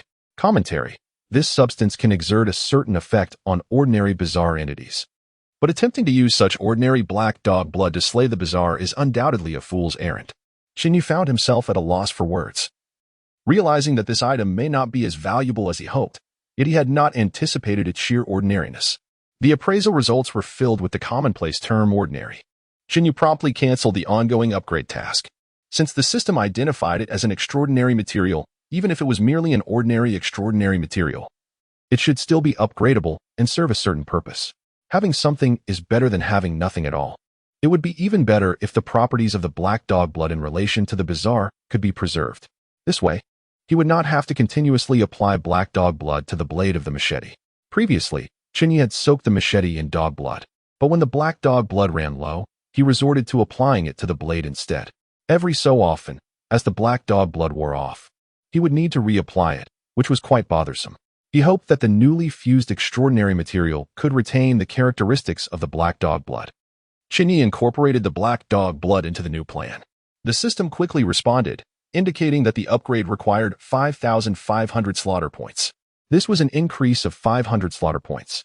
With 8,000 slaughter points, spending 5,005 left him with 2,005, which was sufficient for unforeseen needs.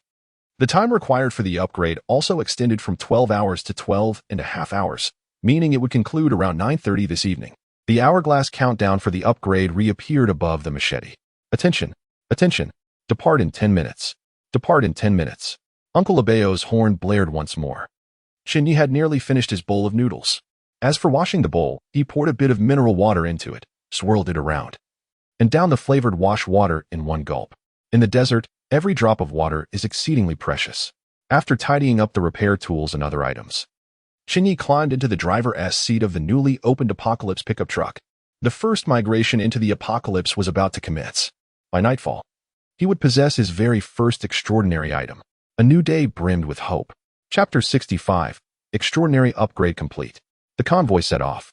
Leading the way was Captain Chu's modified off-road vehicle, emblazoned with the word fairness in red paint. Following closely was a tall, leggy girl from the third year, known for her fondness for alcohol. Through the window, Chen Ye noticed that the woman had once again overindulged, slumped over in the passenger seat. He could hardly fathom how she managed to remain inebriated for 20 hours of the day. Noticing Chen Ye's gaze, she waved her beer at him. He raised his cigarette in acknowledgement, a silent camaraderie between a smoker and a drinker. The mighty pickup trembled slightly as it shifted into gear. This imposing vehicle, adorned with a distinctly apocalyptic style, trailed behind the long-legged girl-esque car.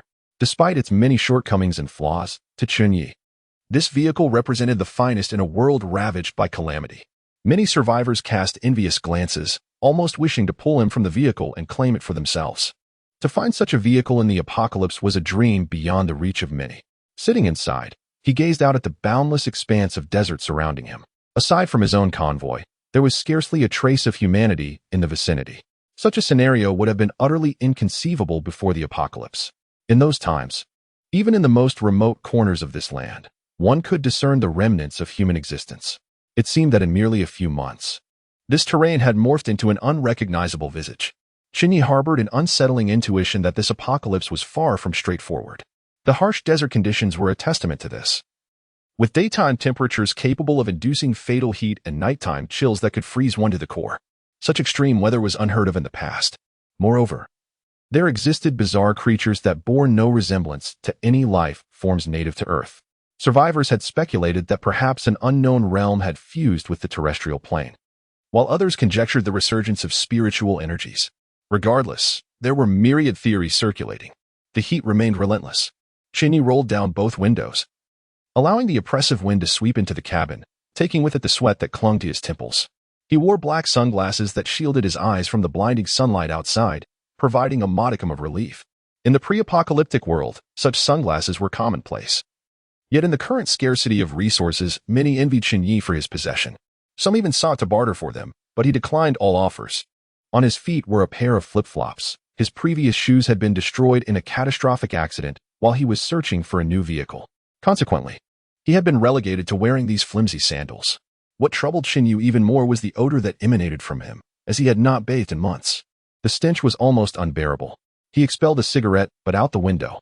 Gripping the steering wheel with one hand while retrieving a bottle of mineral water from the passenger seat with the other, he drained the last remnants of water. Feeling a slight moisture return to his mouth, then cautiously tucked the empty bottle beneath the passenger seat. In the past, he would have casually discarded such bottles into a trash bin, but now, even these containers were treasured resources. Who knew when he might stumble upon a new water source? These empty bottles had become vessels for potential sustenance, and he had accumulated dozens of them. As time wore on, the initial thrill of driving began to dissipate, leaving Chen Ye with a sense of ennui. How he longed for a radio to play some melodies or perhaps an air conditioning unit to alleviate the discomfort. Furthermore, the vehicle's rigidity was excessive. The slightest pebbles on the road transmitted their jarring impact directly to his back. The minimal shock absorption designed into the vehicle was utterly ineffective. Perhaps this was the nature of human desire. Once one acquired a car, the yearning for a more comfortable environment followed. Noticing that the convoy was gradually slowing down, he leaned forward to peer ahead, only to find two charred vehicles abandoned by the roadside, mere skeletal remains of their former selves. Captain Chu's vehicle had come to a halt. Suddenly, a young man emerged from one of the cars, rushing forward. The individual known as Chen Ye is acquainted with a certain Captain Chu, who is the last third occupant of his vehicle. Captain Chu's car is comprised of three individuals. Uncle Abeo, who typically manages the miscellaneous affairs of the convoy, while Captain Chu generally refrains from engaging in the convoy's matters. The third person is a young man referred to as Xiao Wang, who acts as Uncle Abeo's assistant, occasionally taking the wheel and assisting with various tasks.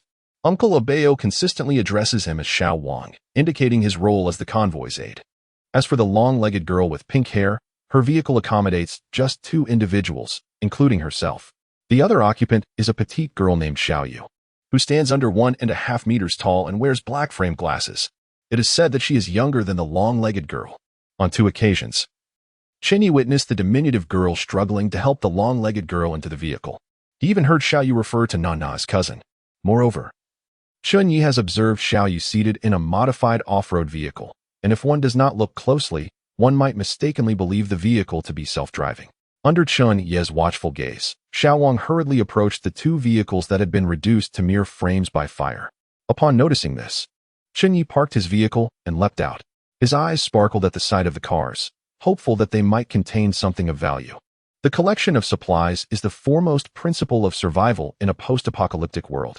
Behind him, others disembarked from their vehicles, likely sharing the same sentiment of hoping for a stroke of luck. "Ye go," Xiao Wang called out, busy assessing the situation, and greeted Chen Ye as he approached. Chen Ye nodded, surveying the two charred vehicle frames before him.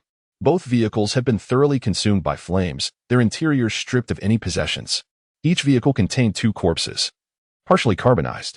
Finding nothing of use, Chen Ye returned to his vehicle, disappointment etched upon his face, a sentiment echoed by the others. The convoy resumed its somber journey, returning to its previous state of desolation. No one knew where they would rest that evening, nor when this arduous existence would come to an end, nor when this migration would cease. Each individual gazed despondently at the endless expanse of desert. At that moment, the sound of a horn pierced the air. "Attention! The route has changed. We must leave the paved road. Attention! We must depart from the paved road." This announcement disrupted many individuals' rhythms. The faces of the Zhou sisters and those in another car shifted dramatically. Navigating the sandy terrain is an entirely different experience from traveling on a highway, especially for smaller vehicles, which would undoubtedly suffer more. The convoy gradually came to a halt, prompting several individuals to approach Uncle Abeo for clarification. Chen Ye, cigarette in mouth, sought out Captain Chu. Nana and Taisher also gathered nearby. Captain Chu's countenance was somewhat grim. "There is no choice. Danger lies ahead, and if we proceed now, I fear none shall survive." "Is it truly that perilous?" Chen Ye flicked the ash from his cigarette, his expression growing more serious. "It is quite perilous. Although our fleet boasts 4 extraordinary sequences, when confronted with formidable anomalies, you would likely find yourselves at a disadvantage," Captain Chu remarked earnestly. "Oh, let's just proceed off the road. Our vehicle is in good condition. The tall, leggy girl with pink hair swayed her head as she spoke. Perhaps due to having indulged a bit too much, she struggled to maintain her balance, leaning against Chen Ye's shoulder while giggling foolishly. Chen Ye could only sigh, his lips curling in slight exasperation. Unbeknownst to him, a pair of enchanting eyes hidden within the yellow school bus harbored a hint of jealousy. All right, everyone. Do not fret too much. As long as we refrain from moving forward, we shall remain safe. For now, let us return and release some air from the tires. Traversing the desert requires one to adjust tire pressure according to the terrain. Chen Ye returned to his vehicle, letting some air out of all 4 tires before settling back into the driver's seat. After departing the highway, the initial tension within the convoy soon dissipated. However, the Zhou sister sedan became ensnared in the sand once, but was swiftly extricated by Nana's vehicle. As night gradually descended, Captain Chu still had not commanded a halt. A palpable tension enveloped the convoy. Chen Yu's cigarette remained lit, filling the cabin with smoke.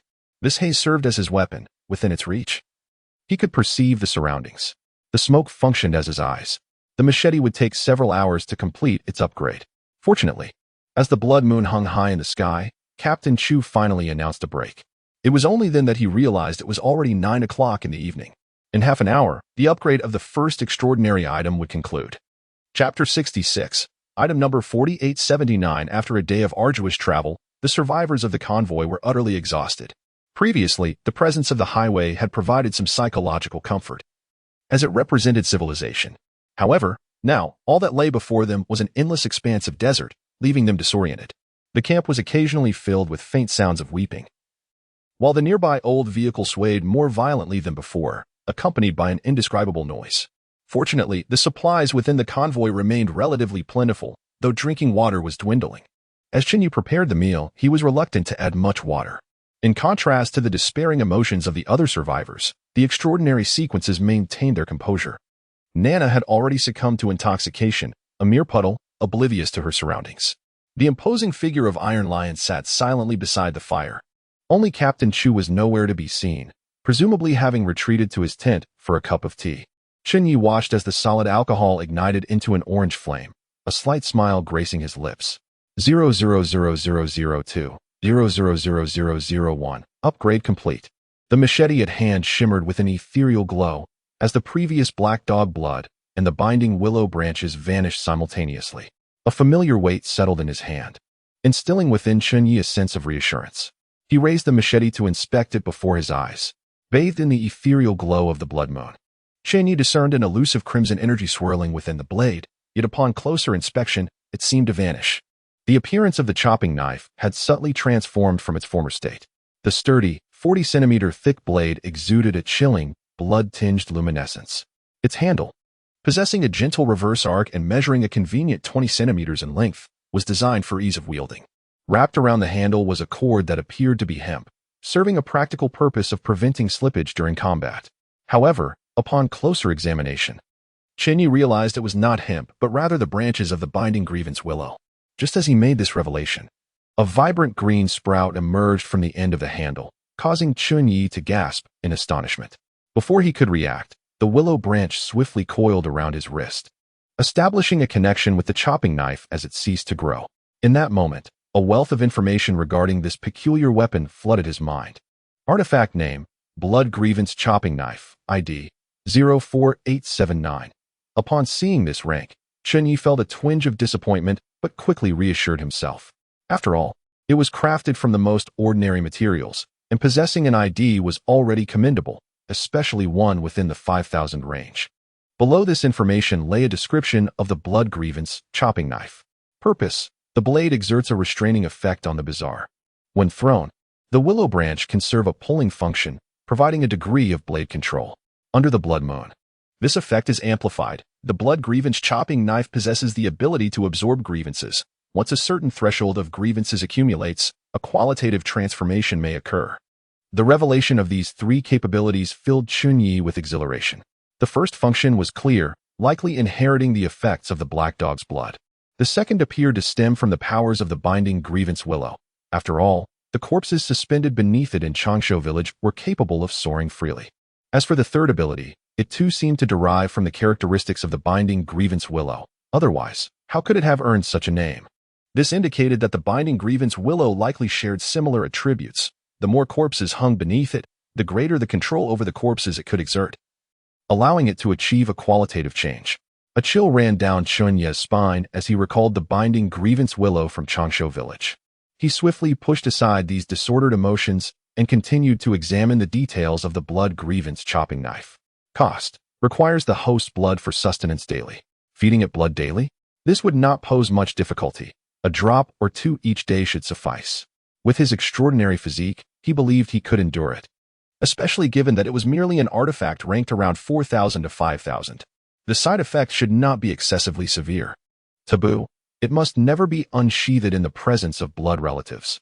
Otherwise, the blade shall turn against family members. Blood relatives?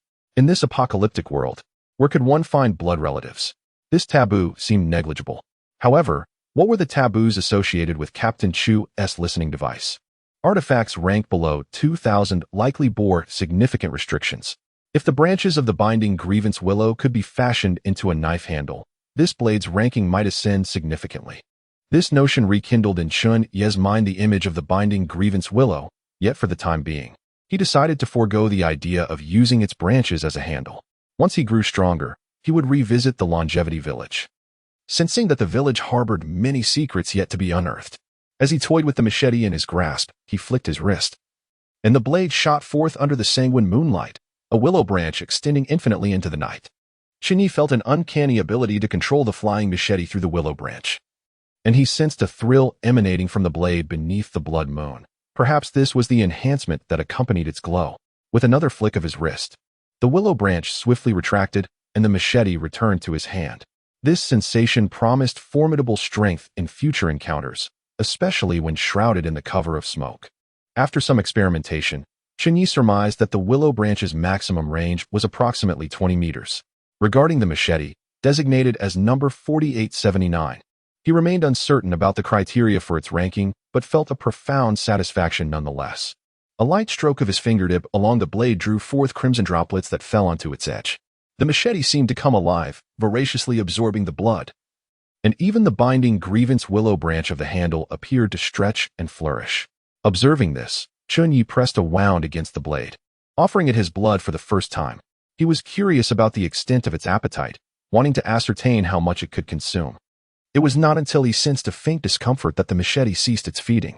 The willow branches entwined around the handle quivered slightly, as if celebrating in delight. This degree of bloodletting was bearable for him, likely due to the blade's modest ranking, which made the cost seem reasonable. Yet, he pondered the identity of those who assigned these rankings. What might the top 100 extraordinary items entail, and how immensely powerful could they be? A burnt odor wafted through the air, jolting him from his thoughts. His meal. The pot was a charred mass, exuding an unpleasant scent. That evening, Chen Ye dined on a burnt meal, yet he could not bring himself to discard it. His spirits remained buoyant, having acquired his very first extraordinary item. After finishing the unpalatable dinner, a gentle breeze arrived, surprisingly carrying a hint of warmth.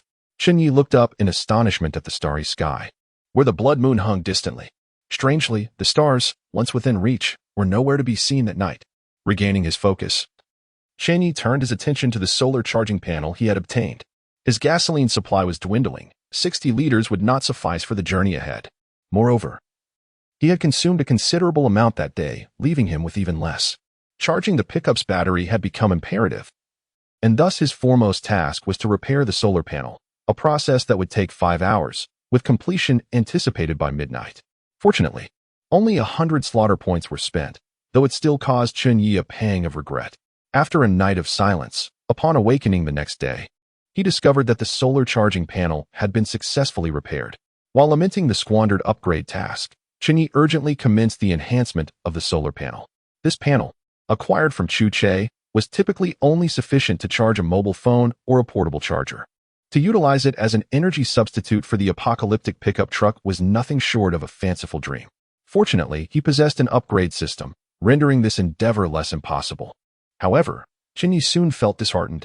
To achieve the desired charging efficiency, he would need to increase the surface area of the solar panel while simultaneously enhancing its conversion efficiency.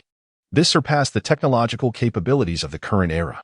Thus, the system quoted a staggering price of 50,000 slaughter points. The points in Chen Ye's possession were grossly inadequate.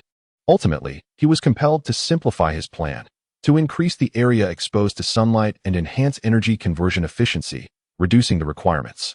A mere 50 hours of sunlight to fully charge the panel would suffice, yet even this demanded 5,000 slaughter points. This predicament left Chen Ye feeling utterly lost. What was he to do? Was he to seek another loan from the system, despite still owing on the previous one? The system was unlikely to grant him another loan. Just as Chen Ye contemplated attempting to secure further financing, a piercing scream echoed through the camp, laden with terror.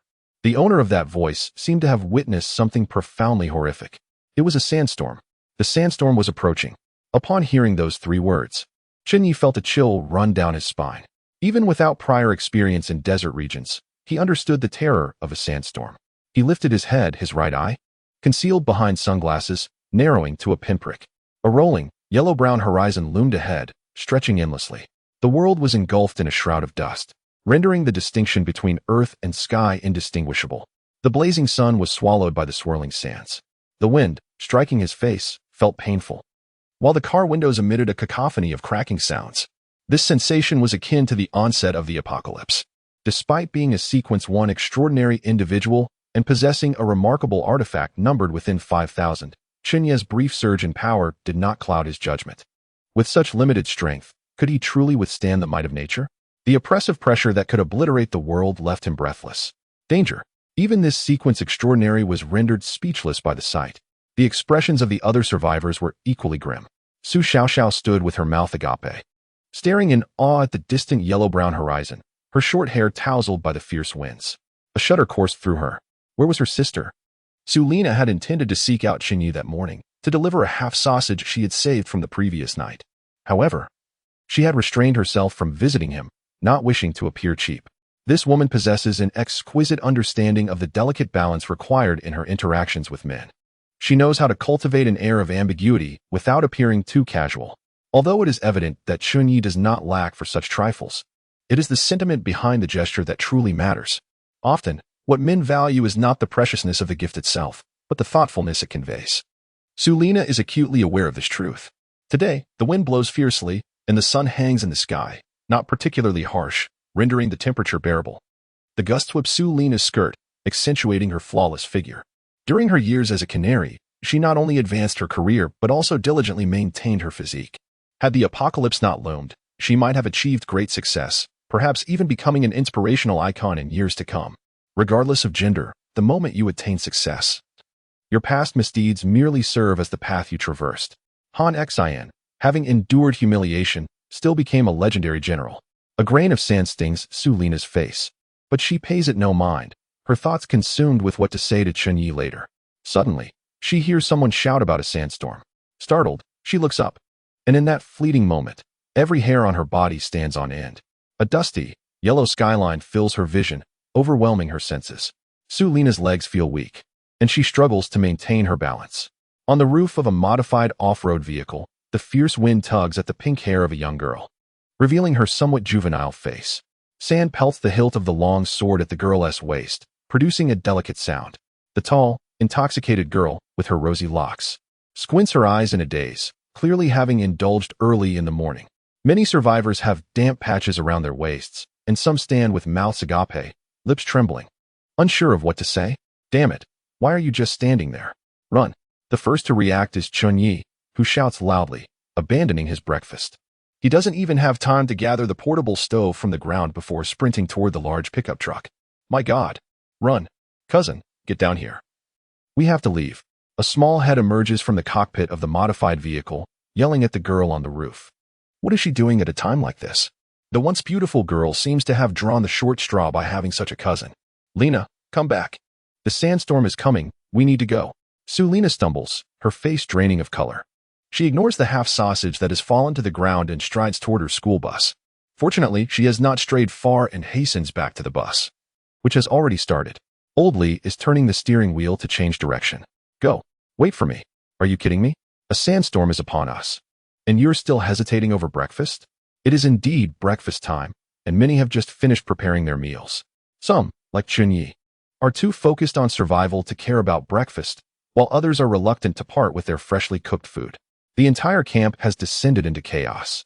Chen Ye has rushed back to the cockpit of the pickup truck, struggling to close the door as the sound of sand battering against the vehicle grows louder, and scratches begin to appear on the windows. He ignites the engine and shifts gears. The vehicle lurches into motion. In the distance, a modified off-road vehicle has already surged ahead, its body emblazoned with the word fairness, causing a flutter of anxiety. Following closely is another modified off-roader, Nana's vehicle. Chen Ye curses under his breath, realizing that it is no wonder these two have attained extraordinary status. Their speed in fleeing is unparalleled. Even the school bus, wobbling unsteadily, manages to take the third position. Despite the distance, the roar of its engine can still be heard as it accelerates wildly. The sandstorm approaches faster than anticipated, the yellow horizon looming ominously close. A torrent of sand lashes against the windows, causing the vehicle to sway slightly. Inside the lead off-roader, Che. Aren't you the guide? How could you not sense such a massive sandstorm? Uncle Abeo inquires loudly while gripping the steering wheel. Captain Chu glances back at the approaching Nana and mutters in frustration, I am a guide, not a meteorologist. I can sense anomalies, but not the weather. Unless I elevate my status. The last part of Captain Chu's statement remains unspoken. Even the small car that fled from Deer City has joined the fray. Chen Ye carries many secrets, which is why he always parks his car farther away when the camp halts. This disadvantage becomes apparent as others race ahead while his vehicle lags behind. Furthermore, Chen Ye drives a manual transmission, making acceleration slower than that of the other vehicles. Added to this is the fact that he only began driving a manual transmission vehicle yesterday, which further hinders his speed. Sister! Sister! Chen Ye, say my sister. A piercing voice cuts through the wind, reaching Chen Ye's ears. Had it not been for his exceptional physical attributes, he might not have heard it at all. It is Zhou Xiao, her head thrust out of the window, short hair flapping in the wind, shouting desperately towards Chen Ye. Last night, during the camping trip, the Zhou sisters' vehicle was parked in the middle of the camp, far from Chen Ye's. In such circumstances, it proves difficult for Zhou Lan to make it to her car. Chen Ye glances in the rearview mirror and sees the stunning Zhou Lan finally emerging from behind a sand dune. In the camp, personal hygiene in the morning is a troublesome affair. Brushing teeth and washing faces can be overlooked, but one cannot forego using the restroom. For the girls, resolving personal matters is even more complicated. Especially for a celebrity like Zhou Lan, even in the apocalypse, there are always eyes watching her. Thus, every morning, when addressing personal hygiene, Zhou Lan must venture far to find a safe spot. Today, her location is relatively close to Chen Ye's vehicle. A choice she has made deliberately. After all, it is the apocalypse. Should any problems arise, a loud call for help would summon Chen Ye. After all, the previous incident has long since passed. Surely, this man would not harbor a grudge to this day. Just as Zhou Lan resolved her personal issues, she overheard the word sandstorm.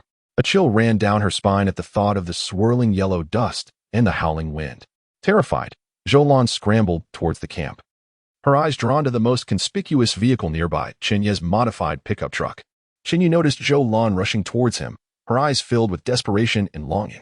If he were to halt the vehicle, perhaps she could climb aboard. However, he might be engulfed by the impending storm. Yet, Chen Ye had no intention of stopping. No matter how captivating a beauty may be, nothing is more precious than one's own life.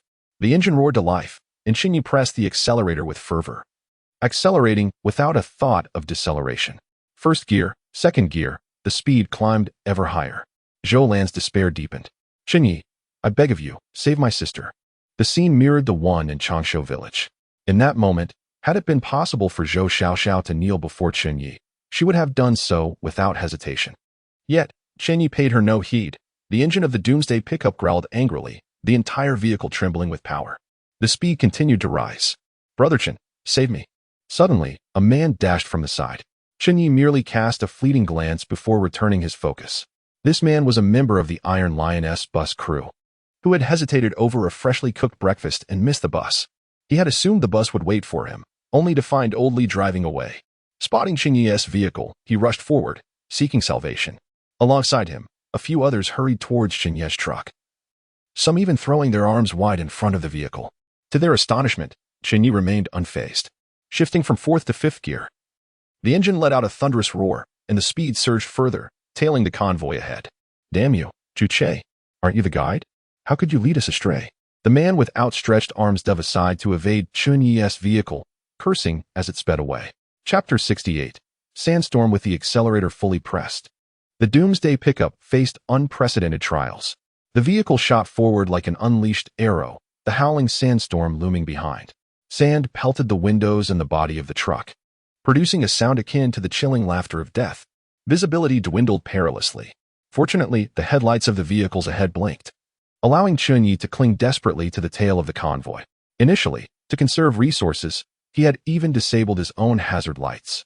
Only one headlight emitted a feeble glow. The convoy raced ahead, teetering on the brink of being consumed by the storm.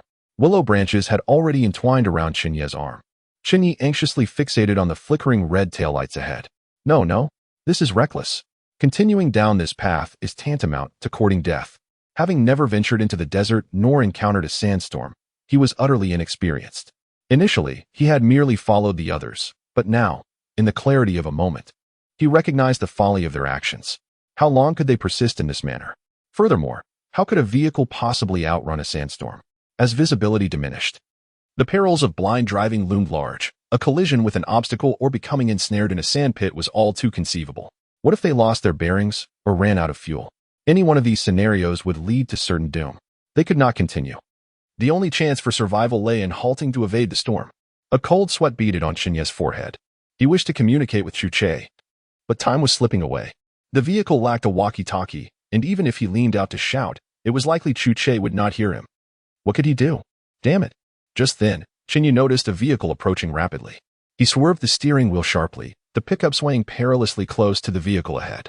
A glance revealed that Chu Che and Nana's vehicle had come to a complete stop, as had the yellow school bus belonging to Taisher. All the vehicles had activated their hazard lights. Understanding dawned on Chen Ye. Captain Chu had registered the danger. Indeed, it had barely been a matter of minutes since their journey began, and yet he had already reacted. Chen Ye observed something shifting near Captain Chu's vehicle. And soon 2 off-road vehicles moved closer to Taisher's bus. Realizing the gravity of the situation, Chen Ye gradually directed his vehicle towards the bus. Inside, he felt the rear canopy being violently buffeted by the gale. Constructed from repurposed women's clothing and later reinforced with bicycle materials, the canopy's integrity was questionable at best. Chen Ye was not optimistic about its survival and hoped merely that their supplies remained largely intact. Surrounding Taisher's yellow school bus, Chen Ye and the others formed a protective circle. The howling wind grew louder, and the sand intensified, pelting the windows with increasing ferocity. Scratches marred the once clear glass, rendering it nearly opaque. The sandstorm loomed ominously, akin to a colossal beast roaring in proximity, poised to devour this band of insignificant creatures. Suddenly, a distant, anguished cry pierced the air. Through the window, he witnessed a motorcycle being lifted by the wind, hurtling toward the dim horizon, with a shadowy figure trailing behind. Though the face was obscured, Chen Ye surmised it to be a survivor from their convoy. The sunlight above had been entirely eclipsed by the encroaching storm, plunging the surroundings into an eerie twilight.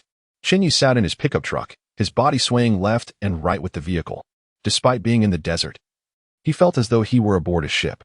Was this sandstorm truly so terrifying? Bang! The left window shattered, blown apart by the fierce winds. The violent gusts rushed into the cab, tousling Chen Ye's hair into a tangled mess. He hurriedly stuffed his sunglasses into his pocket, preparing to find something to shield himself from the now broken window. Bang! The right window also exploded, shards of glass slicing his cheek. No! Another distant yet piercing scream echoed. Chen Ye squinted into the horizon, unsure of what was transpiring.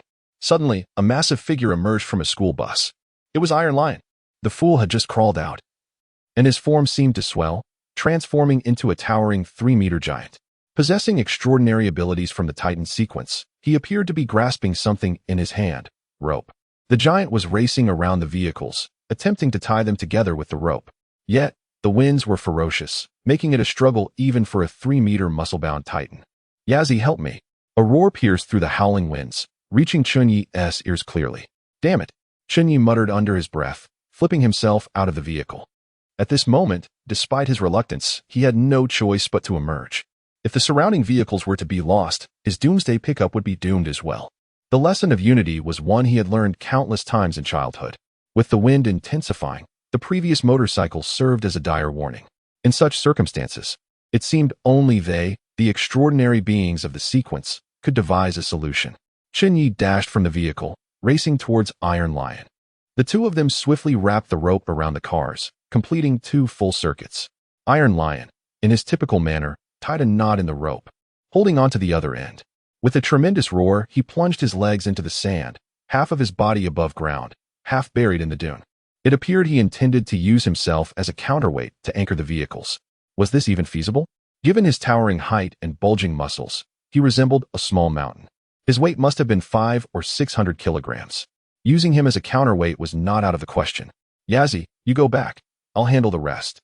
Iron Lion's voice intermittently cut through the wind. You big fool, I'm here to help you. A cascade of pink hair sliced through the storm like a sword. It was Nana.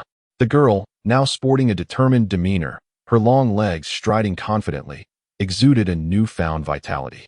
She grasped the rope behind Iron Lion, murmuring incantations, while her sword unleashed a brilliant 2-meter arc that pierced the earth.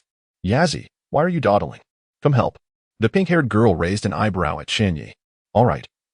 Everyone has their own methods. Let me show you mine. With a flick of his wrist, Chen Ye sent a green willow branch spiraling toward the thick rope. In Chen Ye's grasp, the machete whirled in a mesmerizing fashion before striking the ground with fervor. Go. It resonated with a deep hum, creating a profound crater that was swiftly obscured by the encroaching sands. The willow branch tautened, firmly anchoring the rope. For the first time, the bloodthirsty machete was not wielded against a phantom, but was instead employed by Chen Ye to fly a kite. Yazzie, you certainly have your tricks. The pink-haired girl managed to wink at Chen Ye amidst the chaos. Chen Ye's expression remained stoic, even as the sandstorm intensified around him. Through the vibrations transmitted by the willow branch, he could distinctly sense the escalating winds, which threatened to lift him off his feet, compelling him to grip the branch even tighter. The bound vehicle emitted a series of creaks and groans from the metal being compressed. Chapter 69. The avenging maiden. Captain Chu Che's visage was notably grim. The ferocity of the sandstorm outside exceeded his expectations. This was his first encounter with such a natural calamity, and his initial panic had led him to make erroneous decisions. Fortunately, he quickly regained his composure. Nevertheless, his countenance remained taut, as a strange aura drew nearer.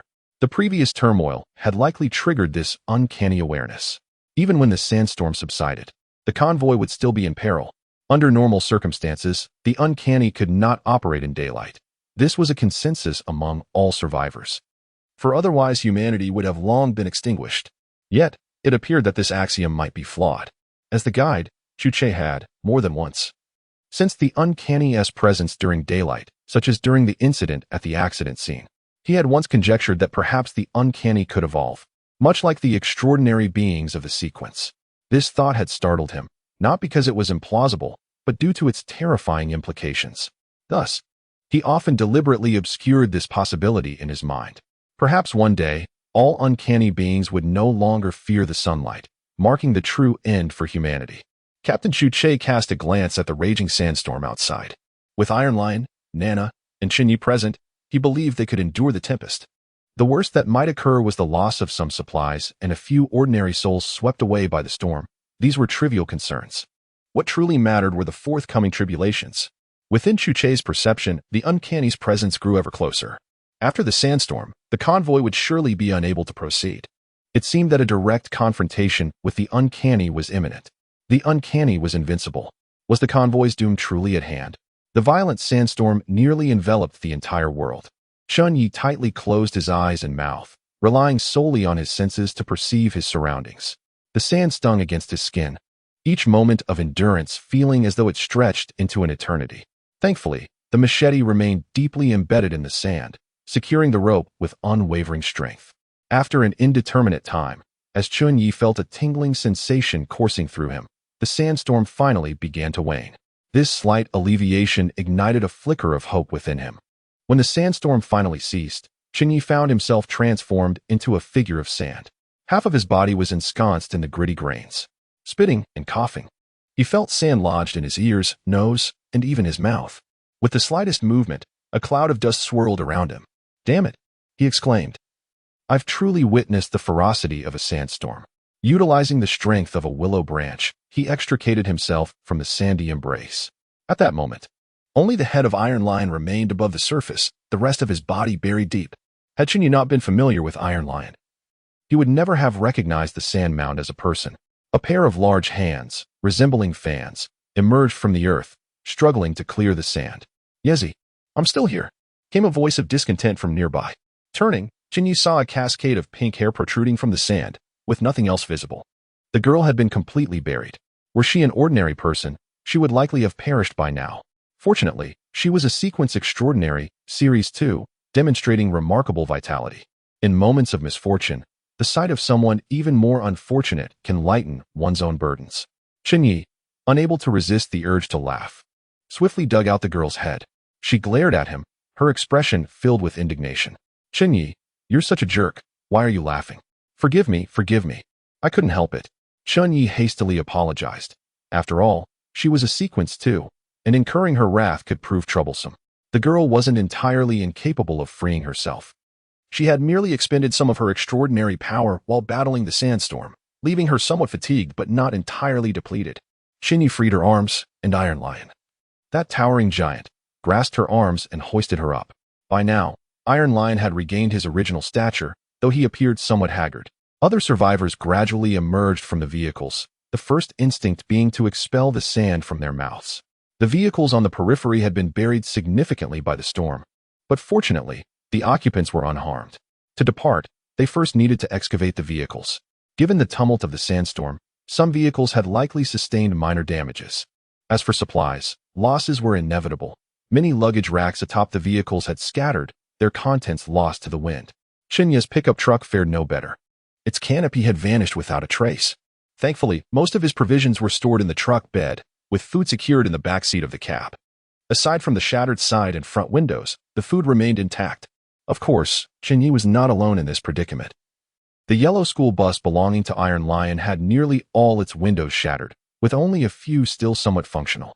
Iron Lion's bus, being the tallest, had endured the brunt of the sandstorm's wrath. Chen Ye lit a cigarette, seated atop a nearby sand dune, savoring the rich aroma that swirled around him, dissipating the fatigue and tension that had enveloped his body. Before him lay a desolate expanse, an unfamiliar landscape transformed by the ferocity of the sandstorm. At that moment, Chen Ye could no longer discern the direction of his previous camp. Chen Ye, thank heavens you're all right. You scare me to death, Su Lina exclaimed, her hand pressed against her chest in a fit of concern. Yet, she was not in a much better state herself. Her appearance was disheveled and gray, a far cry from the captivating woman she once was, now seemingly quite disheartened. Nevertheless, she had rushed to him immediately after the storm, anxious for his safety, which stirred a flicker of emotion within Chen Ye, though merely a fleeting one. He could not bring himself to believe that this woman had developed feelings for him after only a brief acquaintance. It was improbable. In the face of danger, he would still regard her merely as a shield, a scapegoat. I'm fine, what about you? Was there significant loss of food and supplies? Iron Lion had the largest stock. If his supplies were severely impacted, the convoy would be in dire straits. Su Lina tucked a stray strand of hair behind her ear, preparing to respond when a sharp, venomous voice pierced the air. Chen Ye, you bastard. A petite figure dashed towards him like a sword, though similarly covered in dust. Her eyes burned with resentment and hatred. Instantly, Chen Ye recognized her, Zhou Xiaoxiao. The fact that he had not saved her sister had ignited a fierce animosity within her. Zhou Xiaoxiao was consumed by rage, desperate to avenge her sister, whom she had witnessed being engulfed by the storm. Once regarding her sister as tiresome, timid, and weak, Xiaoxiao now felt her heart bleed at the thought of her sister's disappearance. In her hand, she clutched a fruit knife, a remnant from their previous scavenging. All she yearned for was to plunge the knife into the heart of the man before her, seeking vengeance for her sister. Chen Ye exhaled a plume of smoke, the tendrils coiling around the young woman's limbs as if binding her. This was the power of the extraordinary sequence. Ordinary individuals stood powerless before it. Chen Ye, I will kill you. I will kill you, she screamed, her eyes ablaze with fury. In her mind, he had become her sworn enemy. The tension between them quickly drew the attention of those around them. The dust-covered figures turned to observe. Many were struck by a deep sense of unease as they witnessed Chen Ye effortlessly subdue the girl with nothing but smoke. You wish to kill me? Why? He asked, not without incredulity. You claim I killed your sister, Zhoulan. The girl's voice, hoarse from shouting, echoed her anguish. Chen Ye furrowed his brow, perplexed. Have you lost your mind? When did you see me kill your sister? Had it not been for you, had you intervened to save her, she would not have perished. Bullshit. If I had stopped to save her, I would have died instead. Zhou Xiaoxiao retorted vehemently. Are you so foolish? Why would I risk my life for your sister? Isn't it your sister who provided you with gasoline in your time of need? Have you forgotten, Zhou Xiaoxiao? Chen Ye's words left Zhou Xiaoxiao momentarily stunned. Tears streamed down the young girl's cheeks, carving a path through the dust on her face, her lips bitten until they bled. Her exquisite features were marred by distress. Yet her bloodshot eyes remained fixed on Chen Ye with fierce intensity. The girl yearned for an outlet for her vengeance, and the man before her seemed an apt target. Chen Ye's brow furrowed deeper in concern. Sulina stood nearby, utterly at a loss. Chu Che emerged from the vehicle, his expression pale and his body trembling slightly. "Be careful, there's something sinister." Just as Chu Che uttered these words, a horrifying visage suddenly lunged from beside Chen Ye. It was a massive, terrifying human face, towering to the height of an adult man. The face opened its cavernous mouth and lunged at Chen Ye. A chill ran down his spine, too close, too sudden. There was no escape. Instinctively, Chen Ye grasped Zhou Xiaoxiao by the neck, using her as a shield. This future star, anticipated by the entire entertainment industry, was unwittingly thrust into the role of a scapegoat. Chapter 70. The scorpion with a human face. As Zhou Xiaoxiao was held before Chen Ye, she beheld the enormity of the grotesque face, which bore a bizarre grin, its mouth stretching grotesquely wide. Under the gaze of Zhou Xiaoxiao's sheer terror, that gaping maw yawned open, revealing layers of teeth, not the sharp fangs of a beast, but the flat molars of a human, arranged in terrifying layers within that vast mouth. Zhou Xiaoxiao felt as though her heart was gripped tightly by a giant hand. Since she became aware of her surroundings, Zhou Xiaoxiao had known she had a superstar sister. Inspired by this, she aspired to become a star herself. With her striking looks, she garnered attention even before her debut, while her peers toiled day and night. Hoping for a stable job, Zhou Xiaoxiao had already transcended the realm of the ordinary.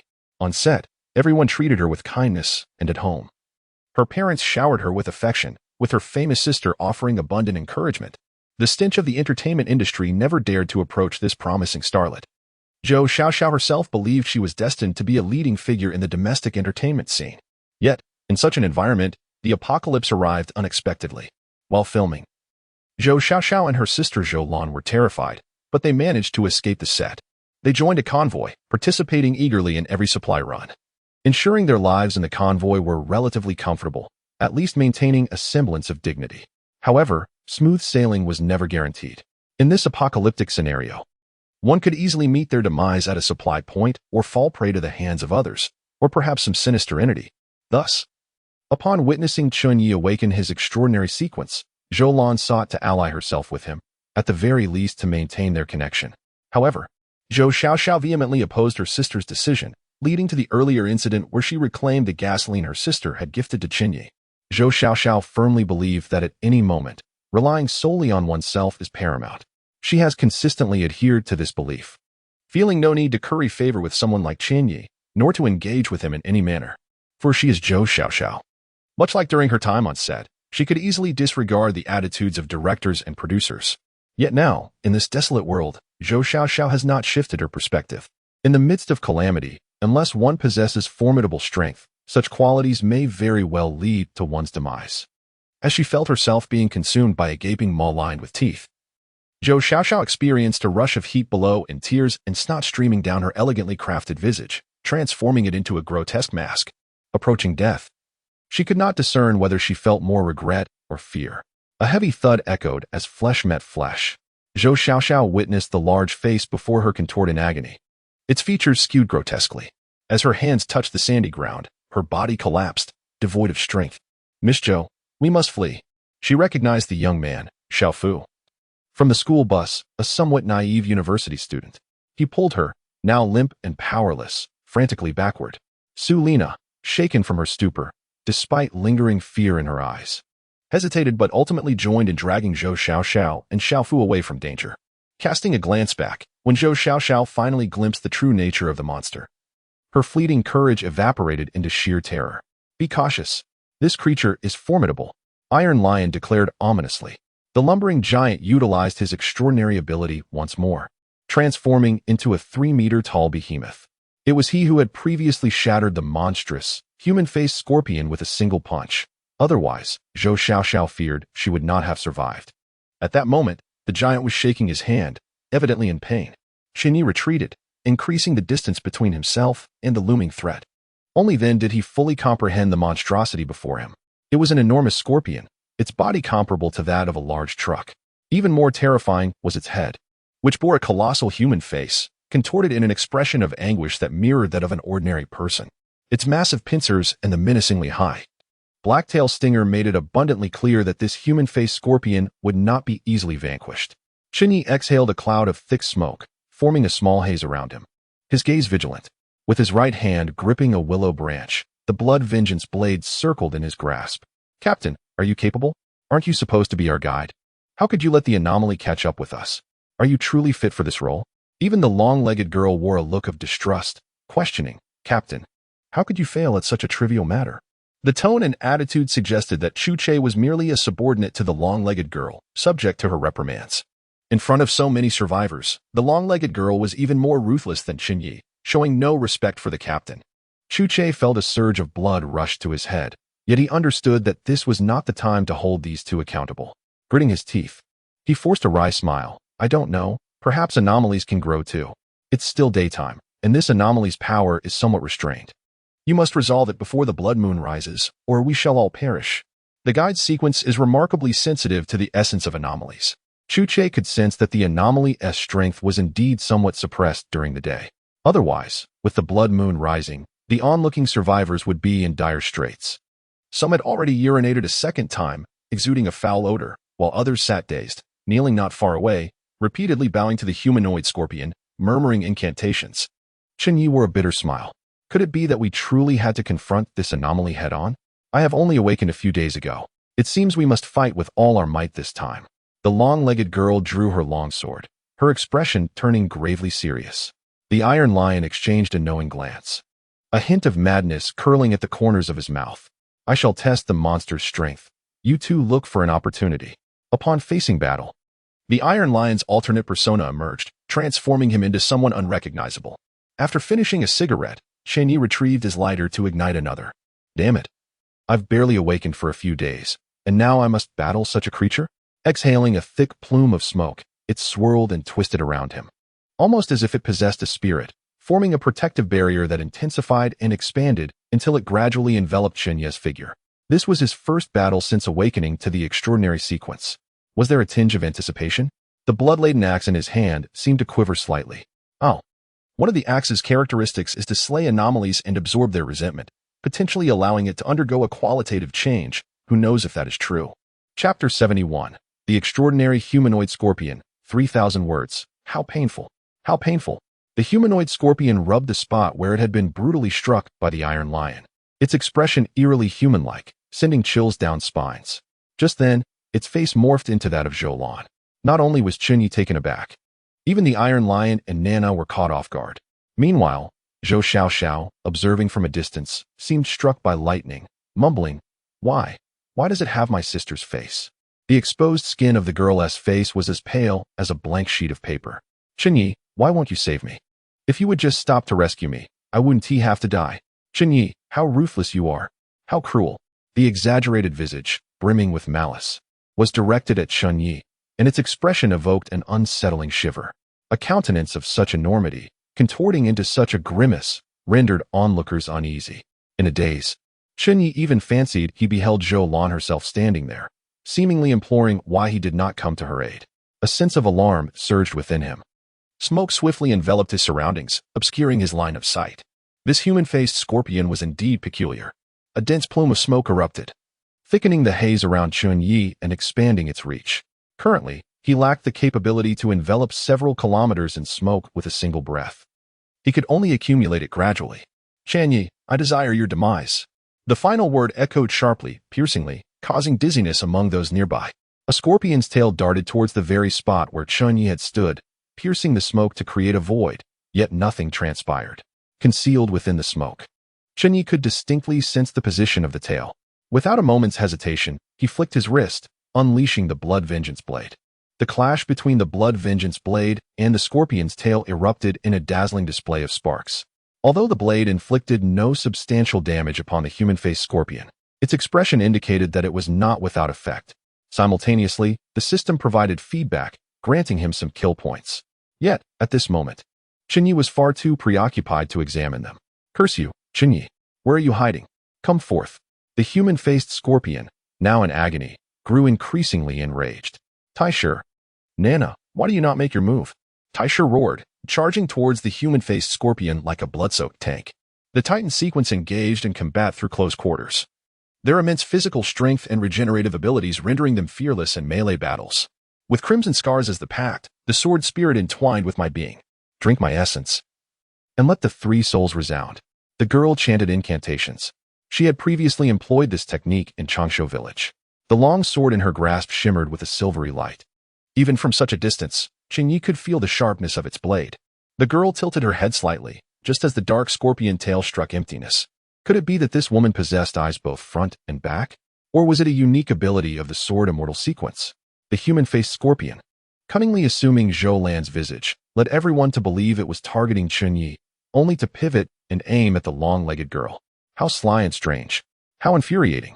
The girl's figure danced like a butterfly amidst flowers, her long sword leaving a trail of wounds upon the human-faced scorpion. Truly, she was a sword immortal of the second tier, adept at the opening of the blade. Before the towering giant, over 3 meters tall, the human-faced scorpion appeared somewhat diminutive. Its entire body was encased in a formidable exoskeleton, rendering Tai Shi's attacks seemingly insufficient. A slap to the face. Chen Ye's voice resonated through the smoke. The girl's long sword whirled, aiming directly for the scorpion's eyes. Qin, do you see who I am? Just as the sword was poised to pierce the human-faced scorpion's eyes, its grotesque visage contorted once more, morphing into a countenance that was both charming and irate. This woman's face bore a resemblance to the long-legged girl, yet appeared more mature. When the young girl beheld that face, she became utterly entranced. Sister? Nana? Wasn't she indeed Nana? Staring at that visage, the sword in the girl's hand felt as though it had been rendered immovable, her entire being frozen in place. She stood there, trembling violently, fixated on that face. Hee. Chi, do you still remember me? My dearest sister, how I long for you. You consumed me. Yet I hold no grudge, for we have finally merged into one. You are now me, and I am you. Sister, my beloved sister. Chen Ye felt an ominous sensation as his eyelids twitched uncontrollably. Indeed, the uncanny was never easy to confront. Iron Lion, take action. Enough of this supernatural charade. Iron Lion sensed the abnormality, maneuvering around the two massive pincers, braving the sting of the scorpion's tail, and charged toward the human-faced scorpion. Die? His colossal fist came crashing down toward the creature's face. To his astonishment, the scorpion's face contorted once more. Boss, do you recognize me? The visage twisted again, revealing that of an elderly woman with silver hair. Upon seeing that face, Chen Ye's heart sank. You fool, don't look at him. But it was too late. The enormous human face wore a benevolent expression. Boss, after all these years, you have worked hard. At that moment, Iron Lion's massive frame trembled violently, his eyes reddening. Chen Ye had never witnessed such an expression on Iron Lion before. Meanwhile, Captain Zhu, who had been closely monitoring the battle, was as anxious as an ant on a hot stove. Should Chen Ye and the other two falter, the entire convoy would meet its doom. Zhu Che glanced at the sun overhead. The previous sandstorm had passed, and sunlight once again bathed the earth. In his perception, the abilities of the human-faced scorpion had been significantly suppressed. Nevertheless, this subdued anomaly rendered the three utterly defenseless. Should the blood moon rise, they might not even have a chance to resist. Damn it! A chopping knife, accompanied by willow branches, thrust toward that enormous face. Chen Ye. That face transformed once more into Zhou Lan. The chopping knife descended with relentless force. The human-faced scorpion, unable to comprehend the likes of Chen Ye, read only Zhou Lan's face in his mind. Why could this individual before it still strike? Unbeknownst to the scorpion, even if it were the true Zhou Lan, Chen Ye would still be capable of delivering the blow. A gash appeared on the face. Chen Ye, look at me. Who am I? The human-faced scorpion transformed yet again. It was the visage of an old woman. Chen Ye hesitated for but a fleeting moment. All around him, smoke billowed, and several large dogs surged forth from the haze, charging at the human-faced scorpion. The smoke mimicked the forms of Iron Lion and Nana, both remaining rooted in place, tears streaming down their faces as they murmured incomprehensible words. The smoke dogs lunged at the scorpion, tearing at that enormous face. The scorpion's pincers waved, shattering the smoke dogs with ease. Moments later, several identical smoke dogs emerged from the haze. The chopping knife whirled wildly. Thick white smoke billowed from Chen Ye's mouth and nostrils, its tendrils expanding ominously. Chen Ye, look at me, you wretch. Faced with another familiar visage, Chen Ye swiftly brandished his knife, carving a fresh gash across the face of the man-faced scorpion. The creature, bewildered, could not comprehend the mercilessness of this individual. Each face he beheld was drawn from his own memories. How could he wield such brutality? Unbeknownst to the man-faced scorpion, the battlefield was gradually shrouded in a thickening haze that severely impaired its vision. The scorpion's tail lashed out wildly, puncturing the fog with a series of holes, only to have them swiftly concealed by the swirling smoke. The massive pincers flailed about chaotically, raising clouds of vapor in their wake. Survivors widened their eyes, desperate to discern the unfolding combat, yet the scene grew increasingly obscure.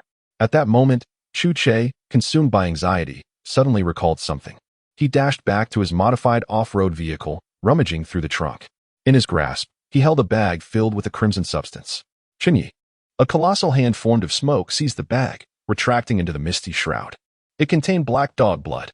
Previously, Chen Ye had mentioned that this substance could exert a certain influence over the bizarre. Chen Ye had committed this information to memory. The two large black dogs raised within their convoy were periodically drained of a portion of their blood. This was a hard-earned reserve. By now, the two dogs had already cowered in a corner of the vehicle, terrified. "Ah, Chen Ye, I shall slay you." A voice laced with bitter malice rang out. Although Chen Ye could not see clearly, he sensed the eerie presence waning. Within the smoky haze, Chen Ye poured the bag of black dog blood over the man-faced scorpion. A plume of black smoke erupted. "Nana, big oaf, you two imbeciles, are you still not awake? I've been fighting for ages, and you just stand there?" Chen Ye raised his hand and struck the young girl's delicate face with a resounding slap. Crack! The merciless Chen Ye showed no mercy. A bright red handprint instantly bloomed on her cheek, visibly swelling. Crack! He swung around and delivered a blow to Iron Lion as well. Both regained their senses. 10 minutes later, amidst the swirling smoke, anguished roars echoed, leaving the surrounding survivors trembling in fear. The man-faced scorpion, now besieged by the enraged girl and Iron Lion, found its breath weakening. Chen Ye, concealed within the fog, seized every opportunity to strike. Sometimes he hurled his machete, other times he unleashed his transformed canine form. Among the three, Chen Ye possessed the weakest attack power, yet his inflicted damage was no less significant. Notifications of kill points accumulated within the system. Standing behind Iron Lion, who was robust enough to shield against incoming strikes, Chen Ye remained strategically positioned. Iron Lion, drenched in blood, appeared even more exhilarated, fighting with reckless abandon. His machete transformed into a whirlwind of strikes. The girl coughed up a mouthful of blood onto her sword, its blade shimmering as she cleaved through half of the man-faced scorpion's head. In the realm of sword immortals, the existence of the sword immortal at the second level of the opening blade realm is undeniably formidable when fully focused. With a swift motion, the heavy cleaver, imbued with tremendous kinetic energy, cleaved down upon the head of the human-faced scorpion. The scorpion's vengeful voice was abruptly silenced. Chen Ye received a notification from his system. "You have slain the human-faced scorpion, earning 20,000 points of slaughter." Chapter 72. Clear Grudges and Affections. The powdered-haired maiden that final strike gathered all of Chen Ye's strength. The human-faced scorpion cast a resentful glance, its massive form gradually losing vitality. The enormous human visage began to dissipate under the sunlight, and even its colossal body slowly transformed into specks of ethereal light, vanishing into the cosmos. With a heavy thud, Iron Lion seated himself upon the sand dune, his body shrinking gradually. At that moment, he resembled a bloodied figure, riddled with multiple penetrating wounds. In the midst of battle, he was like a different person. The scorpion's stinger had pierced him, creating a gaping wound. Yet he did not flinch or evade. During his most frenzied moments, Iron Lion grasped the stinger with one hand and unleashed a torrent of punches with his iron fist. Chen Ye also collapsed onto the sand dune, disregarding the clinging grains of dirt. The smoke began to dissipate. The battlefield was finally revealed to the survivors. Chen Ye rummaged through his pocket, retrieving an empty cigarette case, which he crumpled and tossed aside in frustration. Cursing his bad luck, he recalled that during the height of the battle, in an effort to create a smoke screen, he had managed to consume half the cigarettes in one go. Had it not been for the smoke, he feared he might have met a grim fate at the hands of the human-faced scorpion. He suspected that Nana would have perished as well. Several times, when danger loomed, she had slipped into the smoke, rendering herself invisible to the scorpion. The abilities of the smoke apostle proved invaluable, though its mimicry aspect was somewhat lacking. Considering how long it had been since Chen Ye awakened as a smoke apostle, he knew he could not compare to seasoned individuals like Nana and Iron Lion. He was eager to assess the slaughter points he had accumulated from this encounter. Knowing full well that the final blow had been delivered by him, essentially, a finishing strike. Suddenly, a resounding slap landed squarely on Chen Ye's face, causing him to stagger. Reality flickered before him, and even the system interface was disrupted. As he looked up, he first beheld a pair of long, slender legs, followed by a delicate waist. And finally, a cascade of pink hair. The visage that greeted him was puffed and swollen, resembling a bun, with one eye nearly squeezed shut. "This is for you," she exclaimed, delivering a slap in return. "That hurt like hell. Did you put all your strength into that?" After striking Chen Ye, Nana clutched her swollen cheek, lamenting her plight. A young girl, reduced to such a state, could be considered disfigured, even though the powers of the sequence beyond the ordinary allowed for remarkable recovery. Her appearance had indeed been marred, albeit temporarily. Chen Ye observed Nana's demeanor and burst into laughter, eliciting an eye roll from the pink-haired girl. "Here you go. I am quite clear on our grudges. You struck me, and I returned the slap, but you also saved me. This pack of cigarettes is my way of repaying you." The pink-haired girl produced a pack of Huazi cigarettes from seemingly nowhere and tossed it to Chen Ye. She truly could not comprehend the allure of smoking. She had once attempted to emulate Chen Ye's habit, but found it intolerable after just one puff. This pack of Huazi now conveniently belonged to Chen Ye. He extracted a cigarette and lit it, exclaiming, "I never imagined we would slay an anomaly. Since the apocalypse began, I have only heard tales of anomalies being vanquished. But today, we have accomplished it ourselves." The pink-haired girl's voice dripped with nostalgia. "Anomalies cannot be killed, at least not by ordinary people." A clear voice resonated among them. Chu Che, barefoot and leisurely, approached, his gaze fixated on the dissipating human-faced scorpion. "I have heard of a sequence too transcendent who single-handedly defeated an anomaly. That is impossible." At the mention of sequence 2, Nana reacted like a cat whose tail had been stepped on, indignant. If what Chu Che said were true, it would be quite the slap in the face.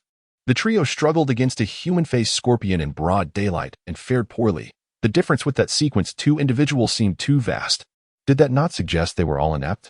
As the foremost expert of the fairness team, the pink-haired girl refused to accept this reality. Chu Che turned, a smile gracing his face as he regarded Chen Ye and the pink-haired girl, his expression conveying that they knew far too little about this world. As for Iron Lion, he had already succumbed to slumber upon a sand dune, snoring resoundingly. "You know too little. You have only tapped into a fraction of sequence transcendent power. Even you, Nana, with the unique sword immortal lineage of Xia, possess immense potential. Do not disappoint me. And Chen Ye, your supernatural prowess is formidable. Had it not been for you, we might have perished." The pink-haired girl felt a twitch in her eyelid, and Chen Ye was also slightly irked. "What are you pretending to be, Zhuge Liang? Speak plainly." The pink-haired girl was exasperated. "Cough. Have you ever heard of the potion capsule?" "What is that?" The potion capsule is a type of elixir capable of, to some extent, awakening the potential of sequence transcendent abilities. This potion is rarer than sequence injectables. I have only heard of it. Do not even entertain the thought of obtaining a potion capsule. Sequence transcendent powers, anomalies, and so much more. Our knowledge is painfully limited. Chen Ye felt a flicker of intrigue. A potion capsule?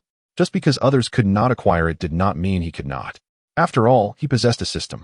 If sequence injectables could be exchanged, surely potion capsules could also be obtained. Suppressing his thoughts, he turned his gaze toward Chu Che, whose expression was rather peculiar. The leader's eyes sparkled as he fixated intently on the spot where the human-faced scorpion had vanished, his footsteps gravitating toward that direction. Following his gaze, Chen Ye observed a dark object lying on the sandy ground. Chen Ye was startled as the object before him stood up and approached the shadowy figure. The pink-haired girl curiously followed suit. Captain Chu walked to the spot where the human-faced scorpion had dissipated and picked up an object from the ground. It was a black shell, the material appearing neither like iron nor plastic. Chen Ye recognized it as the exoskeleton of the human-faced scorpion. Previously, when the Iron Lion transformed into a 3-meter-tall giant and swung his fist wildly, it had inflicted no damage upon the scorpion. This was a rare material. Is this really a rare material? The pink-haired girl inquired, her curiosity evident. Chu Che ran his fingers over the black, hard shell, his eyes sparkling with excitement. What a remarkable item. If this were to be auctioned, it could fetch billions. He mused, lamenting its unfortunate fate. Chen Ye immediately initiated an appraisal, spending 60 points of his kill value. His previous appraisal of the skin of the flayer had cost 100, so this was relatively inexpensive, likely indicating its lesser value.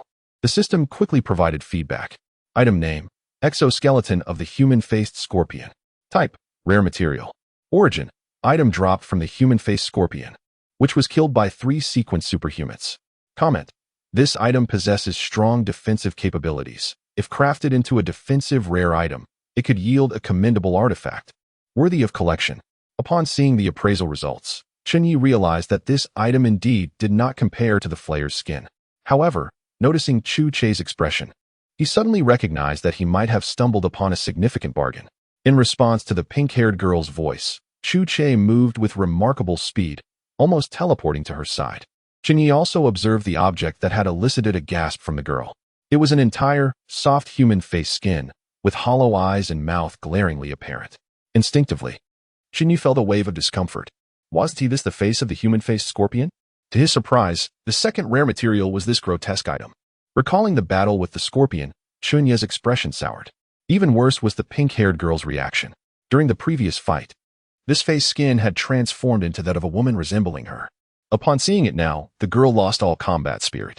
It was no wonder her expression was far from pleasant. Conversely, Captain Chu's demeanor was one of exhilaration as he eagerly grasped the face skin, unable to part with it. After spending 90 points of kill value, Chen Ye received the basic information about the face skin before him. Item name: face skin of the human-faced scorpion. Type: rare material. Origin: item dropped from the human-faced scorpion, which was killed by 3 sequence superhumans. The item in question is the skin of a human-faced scorpion, renowned for its remarkable ability to transform and heal. It is an extraordinary material, and had it not been for the daylight, the human-faced scorpion would have been nearly indestructible, making it a rare treasure worthy of serious collection. In contrast, Chu Che's eyes gleamed with excitement as he caressed the skin in his hands, muttering to himself about his newfound fortune. The pink-haired girl, however, displayed a look of disdain and turned away. Chen Ye, on the other hand, exhibited a keen interest in this piece of human skin. The appraisal fee for this item was 90 kill points, which, while less than the previously acquired skin of a flayer, still suggested its value. Yet, upon witnessing the expression on Chu Che's face, Chen Ye found himself at a loss for words. The flayer's skin he had previously obtained from him was evidently far more precious than this human-faced scorpion skin. According to the system's appraisal results, the flayer's skin could be used to craft artifacts numbered within 2,000. In contrast, this human skin lacked such a designation. Even if it could not create an artifact within that range, it would surely be of considerable worth. Are you also interested in this item? Captain Chu, noticing Chen Ye's intense gaze, wore a sly expression. The skin he had given Chen Ye previously, though its nature was unknown, was likely precious. As it was acquired by chance, he felt no regret in parting with it. After all, Chen Ye was a member of their team, and it would ultimately benefit them all. However, this human-faced scorpion skin. Chu Che rubbed the skin in his hands, his expression growing more cunning. To have slain the human-faced scorpion. If not for Nana's sword, Iron Lion standing in front, your smoke and mist, or my own serendipity, we would never have succeeded. Thus, this human-faced scorpion skin and the shell are shared among the 4 of us. Don't you agree? Upon hearing Chu Che's declaration, Chen Ye found himself without a counter-argument. Indeed, he could not deny the truth in Chu Che's words. Without any one of them, they would not have been able to conquer the human-faced scorpion, let alone obtain its skin and shell. Agreed.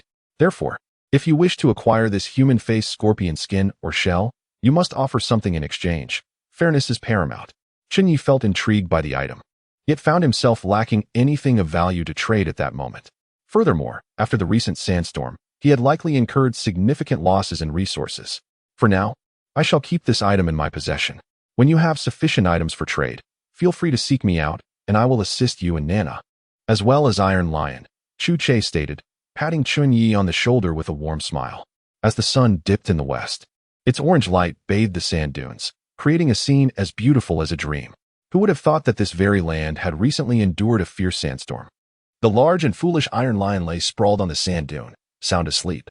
Old Lee had already arranged for a canopy tent to shield them from the harsh, blazing orange sunlight. The wounds on Iron Lion's body had begun to heal, though several were noticeably darkened, evidently inflicted by the venomous stinger of the human-faced scorpion. Thick, black blood oozed slowly from the wound. Old Lee had left behind a young girl to tend to the Iron Lion. Whenever the dark blood seeped out, the girl would take a towel and wipe it away. Upon noticing Chen Ye's approach, she instinctively recoiled, clearly overwhelmed by fear of him. Most of the vehicles lay buried beneath the sand dunes, with 2 small cars nearly entirely concealed. Extracting the cars from the dunes proved to be a formidable task, especially as the sand was soft after the recent sandstorm, further complicating the survivors' efforts. At this moment, distinctions between genders vanished, and all survivors worked tirelessly, using any tools available to dig out the sand. In this apocalyptic context, vehicles were undoubtedly one of the most crucial assets. Chen Ye promptly assessed his apocalypse-style pickup truck. Both side windows had shattered, and even the windshield had not escaped damage. The truck's canopy had also suffered, leaving nothing but a bare truck bed. The supplies once secured atop the canopy were now lost to the winds. Fortunately, some food remained intact. Although the chopped pepper fish head was merely a two-door compact vehicle, it still had a back seat where Chen Ye had stored provisions. The sandstorm had stripped away the canopy but spared the cabin, albeit with some deformation due to pressure. According to system diagnostics, the vehicle remained largely intact, which offered Chen Ye a modicum of relief. The truck already exuded an apocalyptic charm, and after the storm, it possessed an even more pronounced aura of desolation. Chen Ye consoled himself with the thought that driving without windows might provide a refreshing breeze. A group of survivors worked tirelessly until midnight, finally managing to extract all the vehicles. In the aftermath of the sandstorm, Chen Ye noted a significant reduction in the number of people in the convoy. Previously, when they had departed from Changshu village, there had been over 40. Now, fewer than 30 remained. Uncle A Bao's wrinkles appeared deeper than before.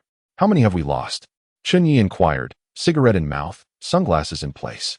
2 survivors on motorcycles went missing, and another named Akai is also gone, Uncle A Bao lamented. Though merely in his 40s, he now bore the weight of someone in their 50s. He was responsible for the day-to-day affairs of the convoy, having spent time with these individuals. With their absence, a sense of sorrow weighed heavily on his heart. As long as we are alive, that's what matters. In this situation, we can hardly look after ourselves, Chen Ye replied, his tone flat and devoid of emotion. He was not well acquainted with these individuals. Their interactions had been limited to mere nods and passing. Even with Zhou Lan missing, he felt no emotional upheaval.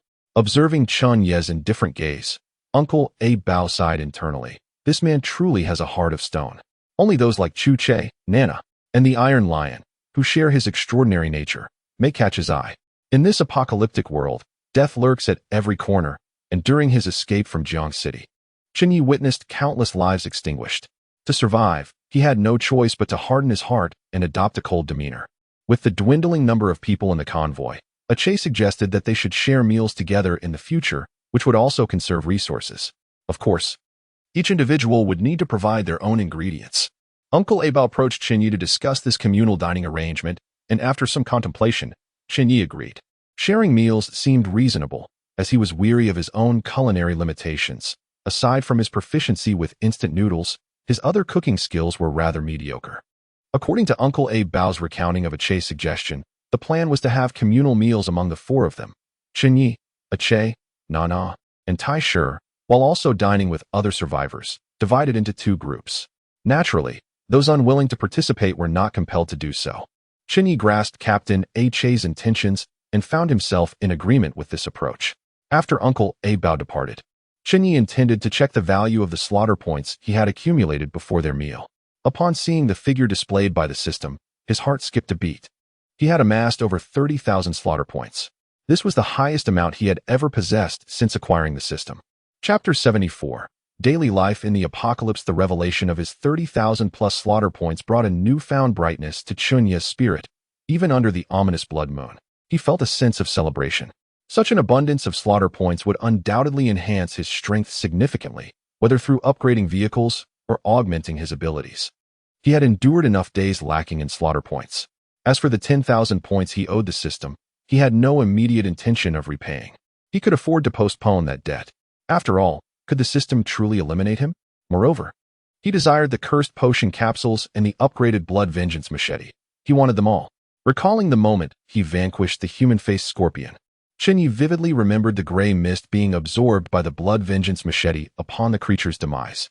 He recalled the machete's 3rd trait, which allowed it to absorb accumulated resentment and undergo a transformation. He had previously neglected to examine this feature.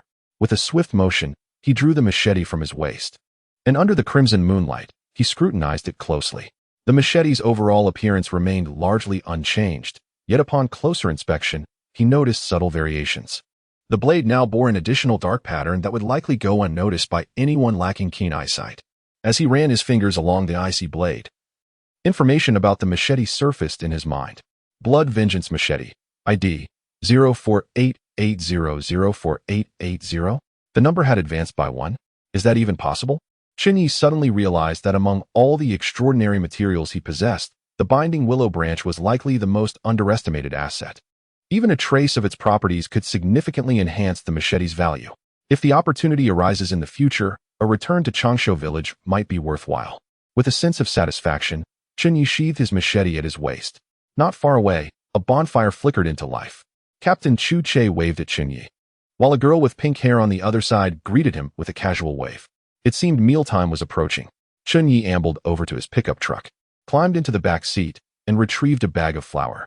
After a moment's thought, he also pulled out some cured meat that had been sitting in the vehicle for several days. His lack of culinary skills had deterred him from consuming such fine provisions, fearing waste.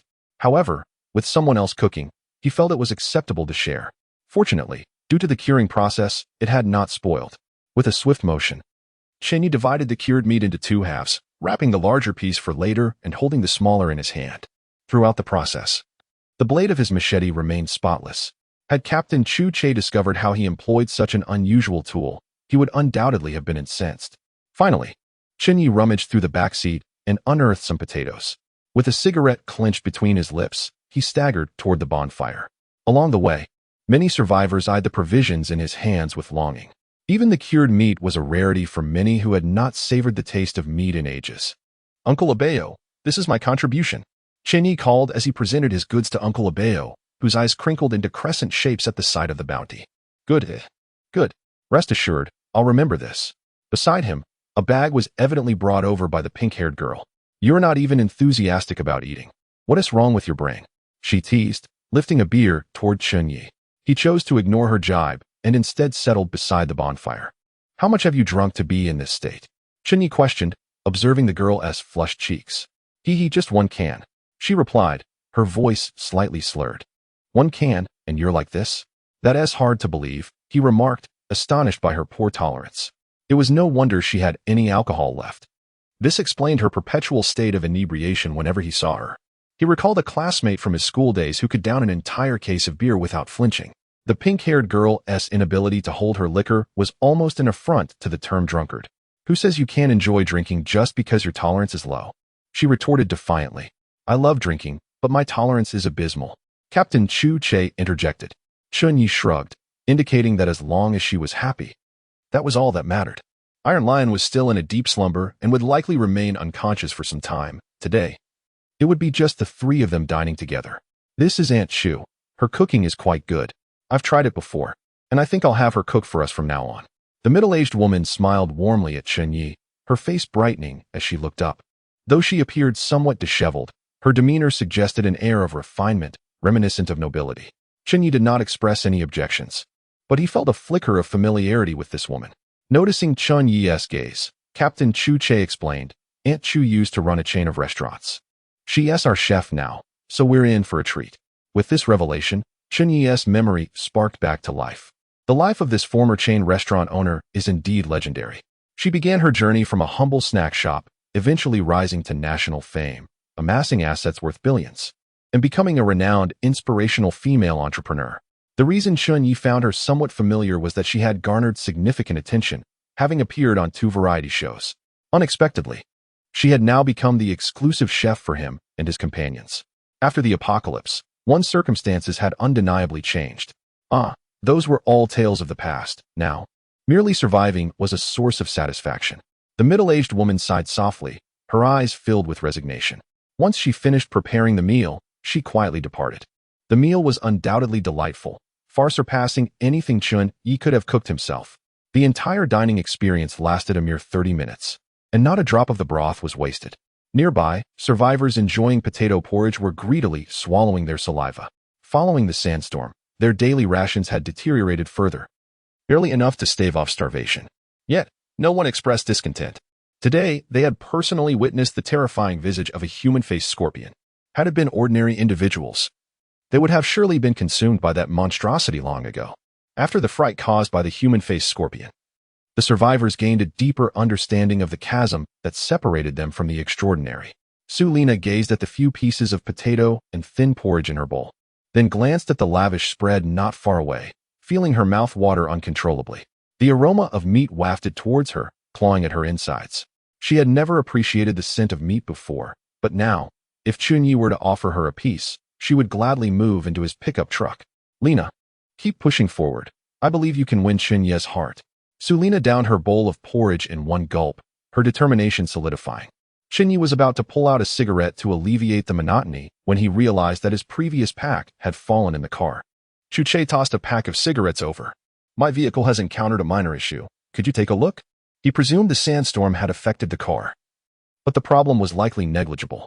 Before Chen Ye could say anything, a pink-haired girl also threw a pack of cigarettes his way. Help me check this too.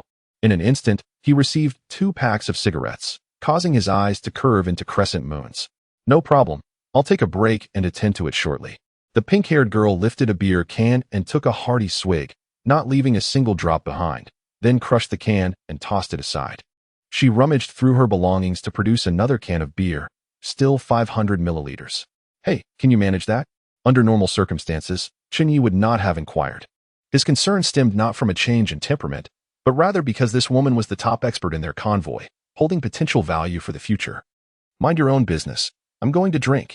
The pink-haired girl downed half of the newly opened beer, her intoxicated gaze fixed on Chen Ye. Though her words bore a hint of hostility, they were softened by a poignant, mournful tone, almost endearing. Chen Ye rubbed his nose, not particularly offended by her words. After all, she was merely a girl in her teens. As an adult of many years, I find myself weary. Nonetheless, take your time to drink. I shall return to my slumber. A yawn escapes me, though in truth, Chen Ye is not fatigued. Rather, he is contemplating how to allocate the value of his impending actions. Chapter 75, After Dawn, When Nothing Has Transpired, 3,000-word chapter. Chen Ye, did I instruct you to leave? Just as Chen Ye prepared to rise, the pink-haired girl seized his pant leg. He furrowed his brow slightly. He was not the type of man who could be swayed by the mere presence of a woman, even if the pink-haired girl was undeniably charming and potentially advantageous. His patience had its limits. Upon lowering his gaze, he was met with the sight of her large, glistening eyes, brimming with tears, bathed in the blood-red moonlight. There was an ethereal, heart-wrenching beauty about her. It was a chaotic allure, distinct from that of Zhou Xiaoxiao or Sulina. To borrow a phrase from internet vernacular, she embodied the pinnacle of innocent allure. Chen Ye had never encountered such a version of Nana before. Beside them, Captain Chu Che became animated at this scene. His usually indifferent eyes sparkled with interest, akin to a dog spotting a bone. Chen Ye could discern the flames of gossip igniting within him. Ahem, you two carry on. I'm feeling drowsy and shall retire to rest, he declared. Wait, wasn't he that my line just now? Not at all. You're mistaken. Captain Chu Che replied with a knowing grin, his gaze laden with innuendo. I understand. Fear not. No one shall intrude. Enough of that, Chu Che. Chen Ye thought to withdraw his leg, but the pink-haired girl clung to him tightly, rendering his escape impossible. Suppressing his impatience, he decided to exercise a bit more forbearance. Considering they were part of the same team, acknowledging her prowess, and recognizing that she might prove beneficial to him in the future. All right, Nana. You've had quite enough to drink. I haven't had that much, she protested. Chen Ye, please listen to me. The girl leaned heavily against his shoulder, her breath reeking of alcohol. During dinner, she had barely eaten, and it seemed she had been drinking to drown some unspoken concern. It is well known that when inebriated individuals utter the phrase, "You listen to me," it signals that a tale is about to unfold. Chen Ye, did you know? My name isn't actually Nana, it's Chen Qian. Nana is my sister's name, Sun Na. As Captain Chu Che sensed the potential for gossip brewing that evening, the seemingly composed yet inwardly restless captain felt a surge of excitement, as if a swarm of ants were crawling beneath his skin. He had an affinity for secrets, often associating them with intrigue. However, he preferred to overhear rather than participate in such revelations. The thrill of eavesdropping on others' secrets was, for him, a substantial delight in life. Captain Chu Che recalled instructing Uncle Abeo not to disturb Chen Ye and Nana before retreating to his vehicle and activating his listening device. She even had time to brew a pot of pu'er tea. Chen Ye, do you know? Perhaps it was the battle with the human-faced scorpion during the day that awakened the deepest and darkest secrets hidden within the heart of a young girl. Chen Ye remained silent, quietly assuming the role of a listener. Even Chen Ye, upon hearing this tale, could not suppress the overwhelming shock that surged within him. Nana, originally surnamed Sun, was named Sun Qianqian. Nana was merely a nickname bestowed upon her by her elder sister. Had it not been for the apocalypse, Nana, no, Sun Qianqian, might have been an esteemed freshman at one of the country's top universities, living a carefree life within the ivory tower. Sun Qianqian was born into a remarkably happy family. Including her, there were 7 members: grandparents, parents, an elder sister, herself, and a younger brother. Their family was affluent. Both parents held respectable jobs with substantial incomes, and they were well regarded in their community. The grandparents received a monthly pension of several thousand yuan. Her sister was a graduate student at a prestigious university, poised for a brilliant future upon graduation. As for her younger brother, though somewhat mischievous, he was undeniably adorable. Such a family was undoubtedly the envy of many. Sun Qianqian often found herself feeling fortunate for her familial bliss, until one fateful day, everything changed. Just yesterday, she had received her acceptance letter. The following morning, upon rising, Sun Qianqian noticed that all her family members were clustered at the door, seemingly gazing at something. Rubbing her eyes, she donned a charming little bare nightgown and approached the doorway. What met her eyes was an enormous tree, its trunk so thick that it completely obscured the entrance. The Sun family's residence was a 3-story European-style villa where they all resided together. This colossal tree stood in the front yard, a landscape tree planted by her grandfather, albeit never this large. Its canopy nearly enveloped the entire house, blocking even the entrance. Her father, wishing to seek help, had no choice but to leap through the window into the yard. That scene was indelibly etched in Sun Qianqian's memory. The tree opened its gaping maw, and, amidst Sun Qianqian's screams and the watchful gaze of her family, it devoured her father in one swift motion. The tree was alive. It swallowed him. Tears as large as beans cascaded down the young girl's cheeks, her body trembling slightly. Chen Ye reached out to comfort the girl's pink hair, though his mind was racing with questions. Why was it a tree again? First, the ancient willow and longevity village, and now this man-eating tree. Was there some commonality between these two trees? The girl, trembling, raised her beer in her hand and took a hearty gulp, the golden liquid cascading down her fair neck, dampening the front of her clothing. That tree, that peculiar tree, after devouring her father in front of the entire family, became animated. Its branches slithered like serpents, forcefully breaking through walls and penetrating the interior of the house. The grandparents, mother, and younger brother were all ensnared by those serpent-like limbs. As if partaking in a buffet, the tree consumed her entire family before Sun Qianqian's very eyes. Only the elder sister and Sun Cici trembled in the corner, huddled against the wall. At that moment, Sun Cici's mind was a blank canvas. Fortunately, her elder sister, Sun Nana, being the more astute of the two, discerned a cruel pattern about the monstrous tree. It appeared that the tree was relatively safe while consuming its victims. This realization prompted Sun Nana to make a fateful decision. As she was ensnared by the branches and drawn toward the gaping maw, she pushed her sister away, sacrificing herself to grant Sun Cici the sole opportunity for survival. As Sun Cici watched her sister being devoured, despair seized her, rendering her motionless and bewildered. Just as she resigned herself to death, the ominous tree ceased its attack, revealing a fruit, crimson as blood, before her eyes. The alluring fragrance of the fruit tantalized her senses. According to Sun Cici, she could not fathom why, but she grasped the fruit and devoured it voraciously. In that moment, she experienced the flavors of her grandparents, parents, sister, and brother intertwined within that singular fruit. Such a description may seem inadequate, yet it was her truth. Chen Ye, do you understand why you all belong to Sequence 1 while I am relegated to Sequence 2? The girl was now in tears, her face obscured, her body limp as if reduced to a puddle of sorrow. Chen Ye had begun to form a conjecture regarding her inquiry. Could it be linked to that fruit? Meanwhile, Captain Chu Che, eavesdropping from the car, wore an expression of grave concern. He was certain that Sun Cici's rapid ascension was indeed due to that fruit, tainted with the blood of kin. Ah, yes, that fruit. Chen Ye, I consumed it, along with my entire family, she lamented, tears streaming down her face. The girl was utterly devoid of strength, collapsing against Chen Ye's shoulder after uttering those words. Chen Ye remained silent, at a loss for words. Comforting others was not his forte, yet in this circumstance, remaining silent felt equally inappropriate. After a lengthy pause, he finally mustered the words, "This is not your fault. In this apocalypse, Many have lost their loved ones. The statement felt woefully inadequate. I actually detest alcohol and have never touched a drop in my life. Yet, the absence of it haunts me daily, every moment, every second. The faces of my grandparents, parents, sister, and brother linger before my eyes. The girl wept bitterly, exuding an aura of vulnerability. Chen Ye felt compelled to offer some solace and, straining his mind, said, "What use is crying? Your most pressing concern now is vengeance. Once you grow strong, return and chop that tree down for firewood." Captain Chu Che, still eavesdropping a short distance away, furrowed his brow in disbelief at such a method of consolation. Yet, Sun Cece abruptly lifted her head. The notion of vengeance had never crossed her mind. Her entire family had perished overnight, with the culprit being a tree. How could one seek revenge?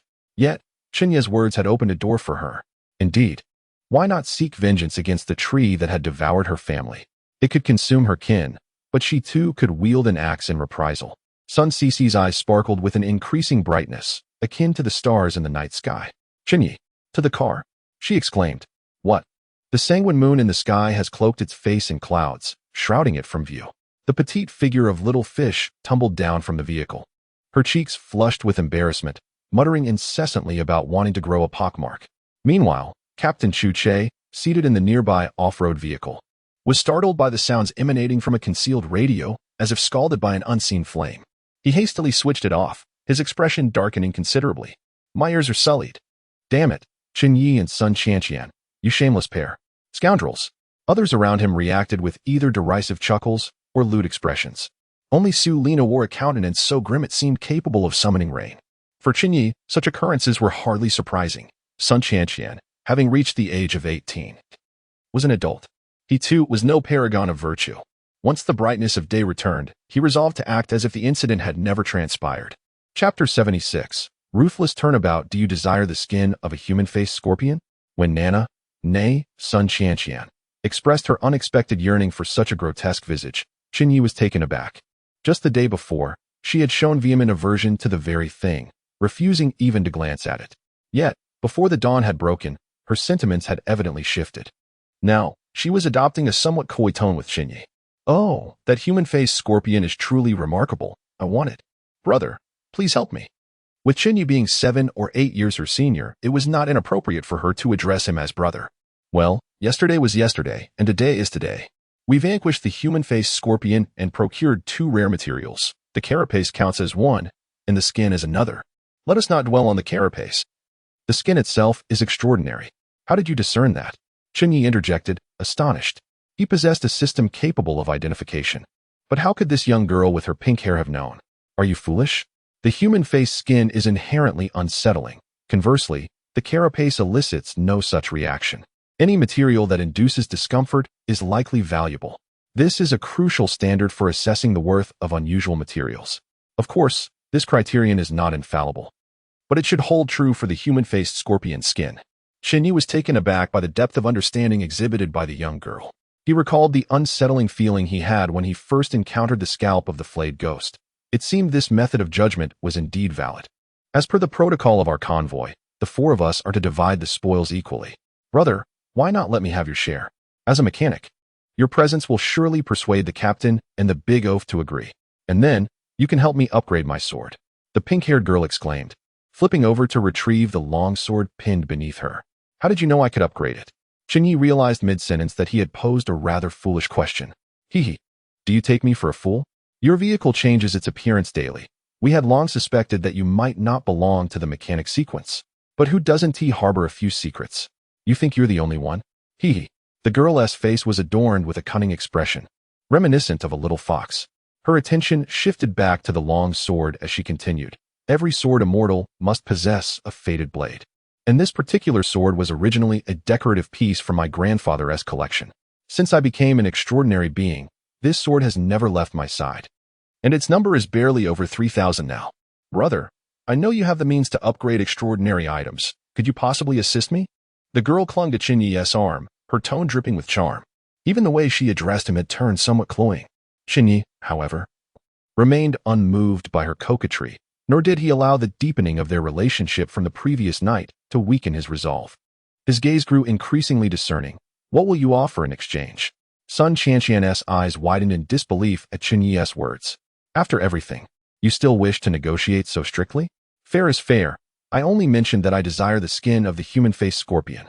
Here's the deal. I will trade you a portion of that shell for a portion of the human-faced scorpion-esque skin. I can assist you in crafting extraordinary items. But my services do not come cheap. Furthermore, I can also represent you in discussions with Chen Ye and Iron Lion, but I reiterate, what do you have to offer in return? Chen Ye's demeanor was entirely that of a negotiator. Chen Ye, you can just get lost. Scram. The outcome was that Chen Ye was unceremoniously kicked out of the modified off-road vehicle. At that moment, the first light of dawn began to illuminate the horizon, and the temperature had yet to fully rise. Fortunately, as a sequence extraordinary, Chen Ye found the chill bearable. Just as he shrugged and prepared to depart, the car door swung open once more. A head of pink hair and a charming face appeared before Chen Ye, who disdainfully remarked, "Scoundrel. Remember this, it was I who toyed with you." Bang! The door slammed shut again. Chen Ye stood there, rooted to the spot, a sudden wave of humiliation washing over him. Returning to his dilapidated pickup truck, he reclined in the cargo bed. The canopy had been torn apart by the sandstorm, its remnants carried away to who knows where. Reflecting briefly on the humiliating experience from the previous day, he composed himself. Chen Ye began to contemplate how to upgrade. Currently, 3 upgrade paths lay before him. The first was to enhance the blood revenge machete. He still possessed the scalp of the Flayer Ghost. However, this would require the expenditure of 30,000 slaughter points. While he had sufficient slaughter points, depleting them entirely would render him defenseless in any subsequent emergencies, leaving the system nothing more than a mere ornament. The second option was to exchange for a potion capsule through the system. Ever since Chen Ye mentioned the potion capsule, Chen Ye had kept the name in mind. According to Captain Chu, the potion capsule could fully unlock human potential, significantly enhancing the prowess of extraordinary beings, and was even more precious than sequence syringes. Certainly, there exists a similar effect to the magical fruit consumed by Sun Qianqian. However, it is best to refrain from such considerations. To forge a magical fruit from the flesh and blood of loved ones in pursuit of transcendence is an act one could not bring themselves to commit, even with a heart of stone. System, how many points of slaughter are required to exchange for a potion capsule? Potion capsule, an elixir synthesized from humanity's collective wisdom prior to the apocalypse, capable of significantly unlocking human potential, possessing extraordinary value.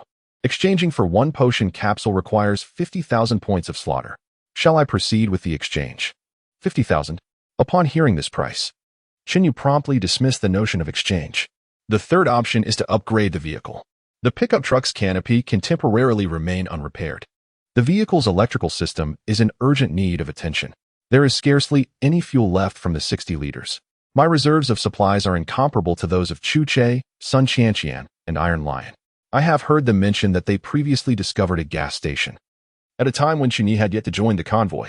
These individuals procured ample fuel from that station. I cannot possibly compare to their resources. As of now, I still owe Chen Ye 15 liters of fuel. Without alternative fuel, this apocalypse pickup will soon require borrowing again in just a couple of days. Thus, this matter is of utmost urgency. After haggling with the system, the final decision entails consuming 15,000 points of slaughter to upgrade the solar charging panel within 48 hours. Once completed, it will facilitate 20 ideal hours of sunlight, fully charging the vehicle's built-in 10 kilowatts of electricity. Under optimal conditions, the chopped pepper fish head can achieve a travel distance of 100 kilometers. The Apocalypse pickup truck model is significantly larger than the chopped pepper fish head, and achieving 70 kilometers would be a blessing. 70 kilometers should suffice, as the convoy's daily migration distance is not fixed. Upon reaching a sufficiently safe location, Chen Ye opts to rest and set up camp. Some days, they may cover 100 kilometers, while on others, it may only be a few dozen. As Chen Ye confirmed this upgrade plan, he felt his fingers tremble.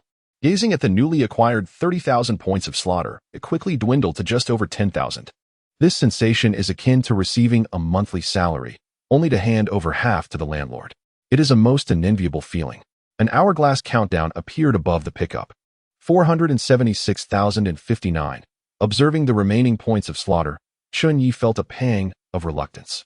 It was disheartening that 30,000 points of slaughter had yielded no enhancement in combat capability, no upgrades to extraordinary items, nor any personal enhancements. Moreover, the electrical system of the Apocalypse pickup simply cannot be neglected. After pondering, Chen Ye recalled the potion capsule once more. Since sufficient points of slaughter were unattainable, could there not be an alternative solution? Do martial arts novels not speak of internal cultivation techniques? Surely, there must be a means to enhance one's strength? Chapter 77. News from other convoys. Since awakening his extraordinary sequence, Chen Ye has devoted this period to practicing his extraordinary abilities. The enhancement of one's abilities is undoubtedly the most effective means of survival in a post-apocalyptic world. However, this method of training is rather rudimentary. Continuously smoking and exhaling clouds of smoke, then employing extraordinary powers to emulate various animals, or enveloping oneself in a shroud of mist, may yield some improvement. Nevertheless, the advancement is limited. During the last encounter with the human-faced scorpion, Chen Ye expended considerable time and effort, generating smoke to create a fog. Had his adversary been human and without assistance, Chen Ye would likely have met his demise. This method, though simplistic, fosters gradual growth and strength, albeit at a significant consumption of smoke. If not for his tolerance to nicotine, this passive ability would deter Chen Ye from such practice. Chen Ye once inquired of Chu Che. The guide sequence is particularly unique, functioning with a high-frequency perception of the bizarre around the clock. Thus, Chu Che's extraordinary abilities are honed daily. According to Chu Che, as long as one lives long enough, the enhancement of the sequence's extraordinary powers is inevitable. Though the process may be rather slow, the essence of Chu Che's approach mirrors that of Chen Ye's.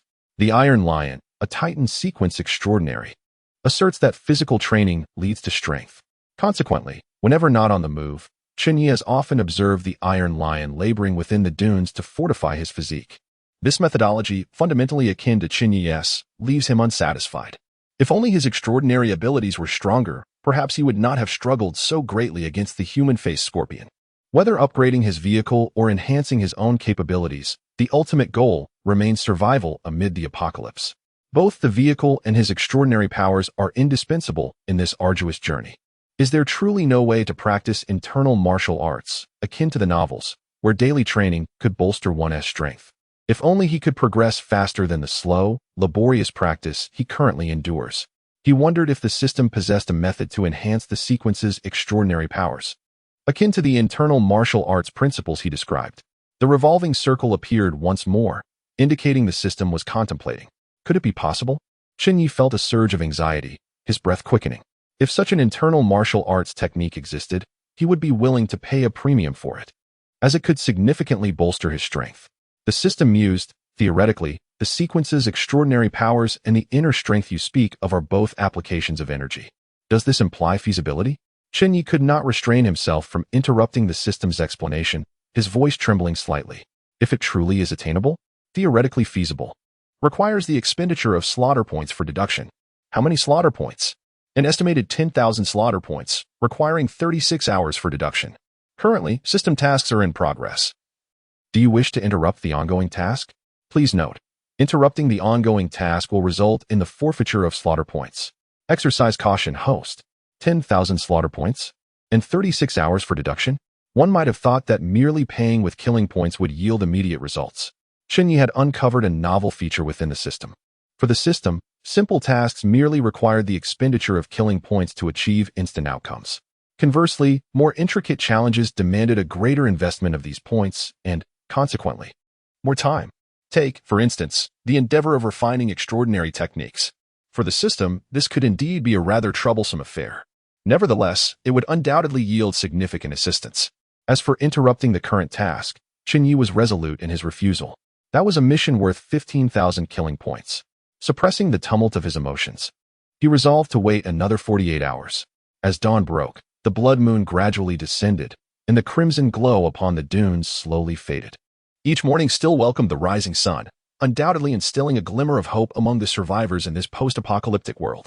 Even Chen Ye, upon witnessing such a sunrise each day, felt a slight alleviation of the gloom within. People had begun to stir. The camp was alive with the sounds of movement as some ventured from their vehicles to attend to personal hygiene, while others commenced the preparation of meals. From a nearby dune emerged a graceful figure, her long pink hair shimmering in the sunlight. Yet, this pink-haired girl was drenched in sweat, her hair clinging to her face and neck. In her hand, she wielded a longsword. Surely she was not about to practice her swordsmanship at this hour. After a night of exertion and the current moment, it seemed that her breakfast consisted of porridge. It must be said that the cook was quite remarkable, for even the simplest rice porridge was infused with an enticing aroma. The Iron Lion remained in slumber. According to Chu Che, during the battle with the human-faced scorpion, the injuries sustained by the Iron Lion were of secondary concern. The true dilemma lay in the poison coursing through its veins. Had it been any other sequence one, they would have succumbed to the toxin long ago. When the pink-haired girl encountered Chen Ye, there was not a hint of embarrassment between them, as if nothing had transpired the previous day. Chen Ye was momentarily taken aback, but soon composed himself. Unbeknownst to him, Sun Qianqian felt a flutter of anxiety regarding Chen Ye's expectations of her. To the young girl, Chen Ye belonged to the post-2000 generation. While she was a product of the 2010s, born in 2012, she would turn 18 this year in 2030, and only after this month would she be 19. Chen Ye, being of an older vintage, might possess different viewpoints. In her youth, she had observed that those of an older generation often held antiquated beliefs, thinking that once something significant occurred, one was bound to remain together for a lifetime. This notion weighed heavily upon her.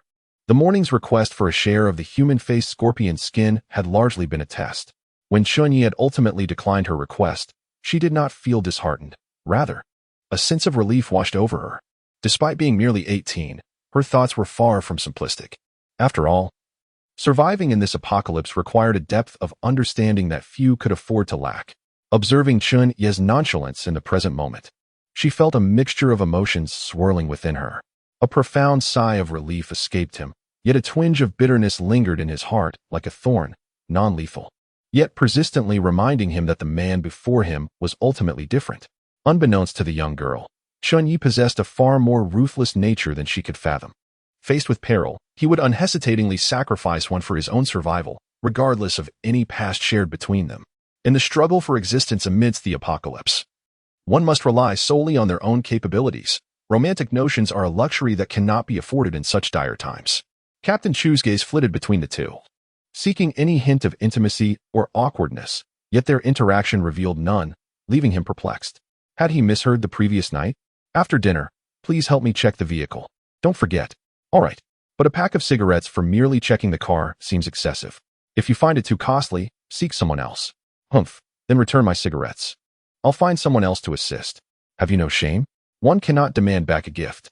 Stop. I did offer compensation.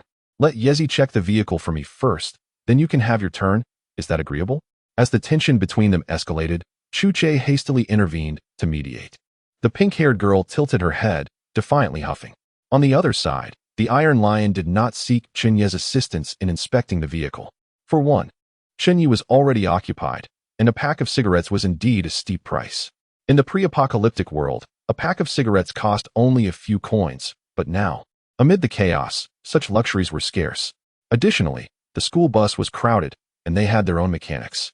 Only when faced with insurmountable issues would they turn to Chen Ye for aid.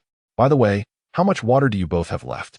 Chu Che posed a grave question immediately after setting down his bowl. Chen Ye replied, I have about 4 or 5 bottles left. I have more, 10 bottles remaining. Chu Che's brow furrowed slightly, his demeanor unusually serious. Everyone should conserve their water. We should encounter another convoy in the coming days.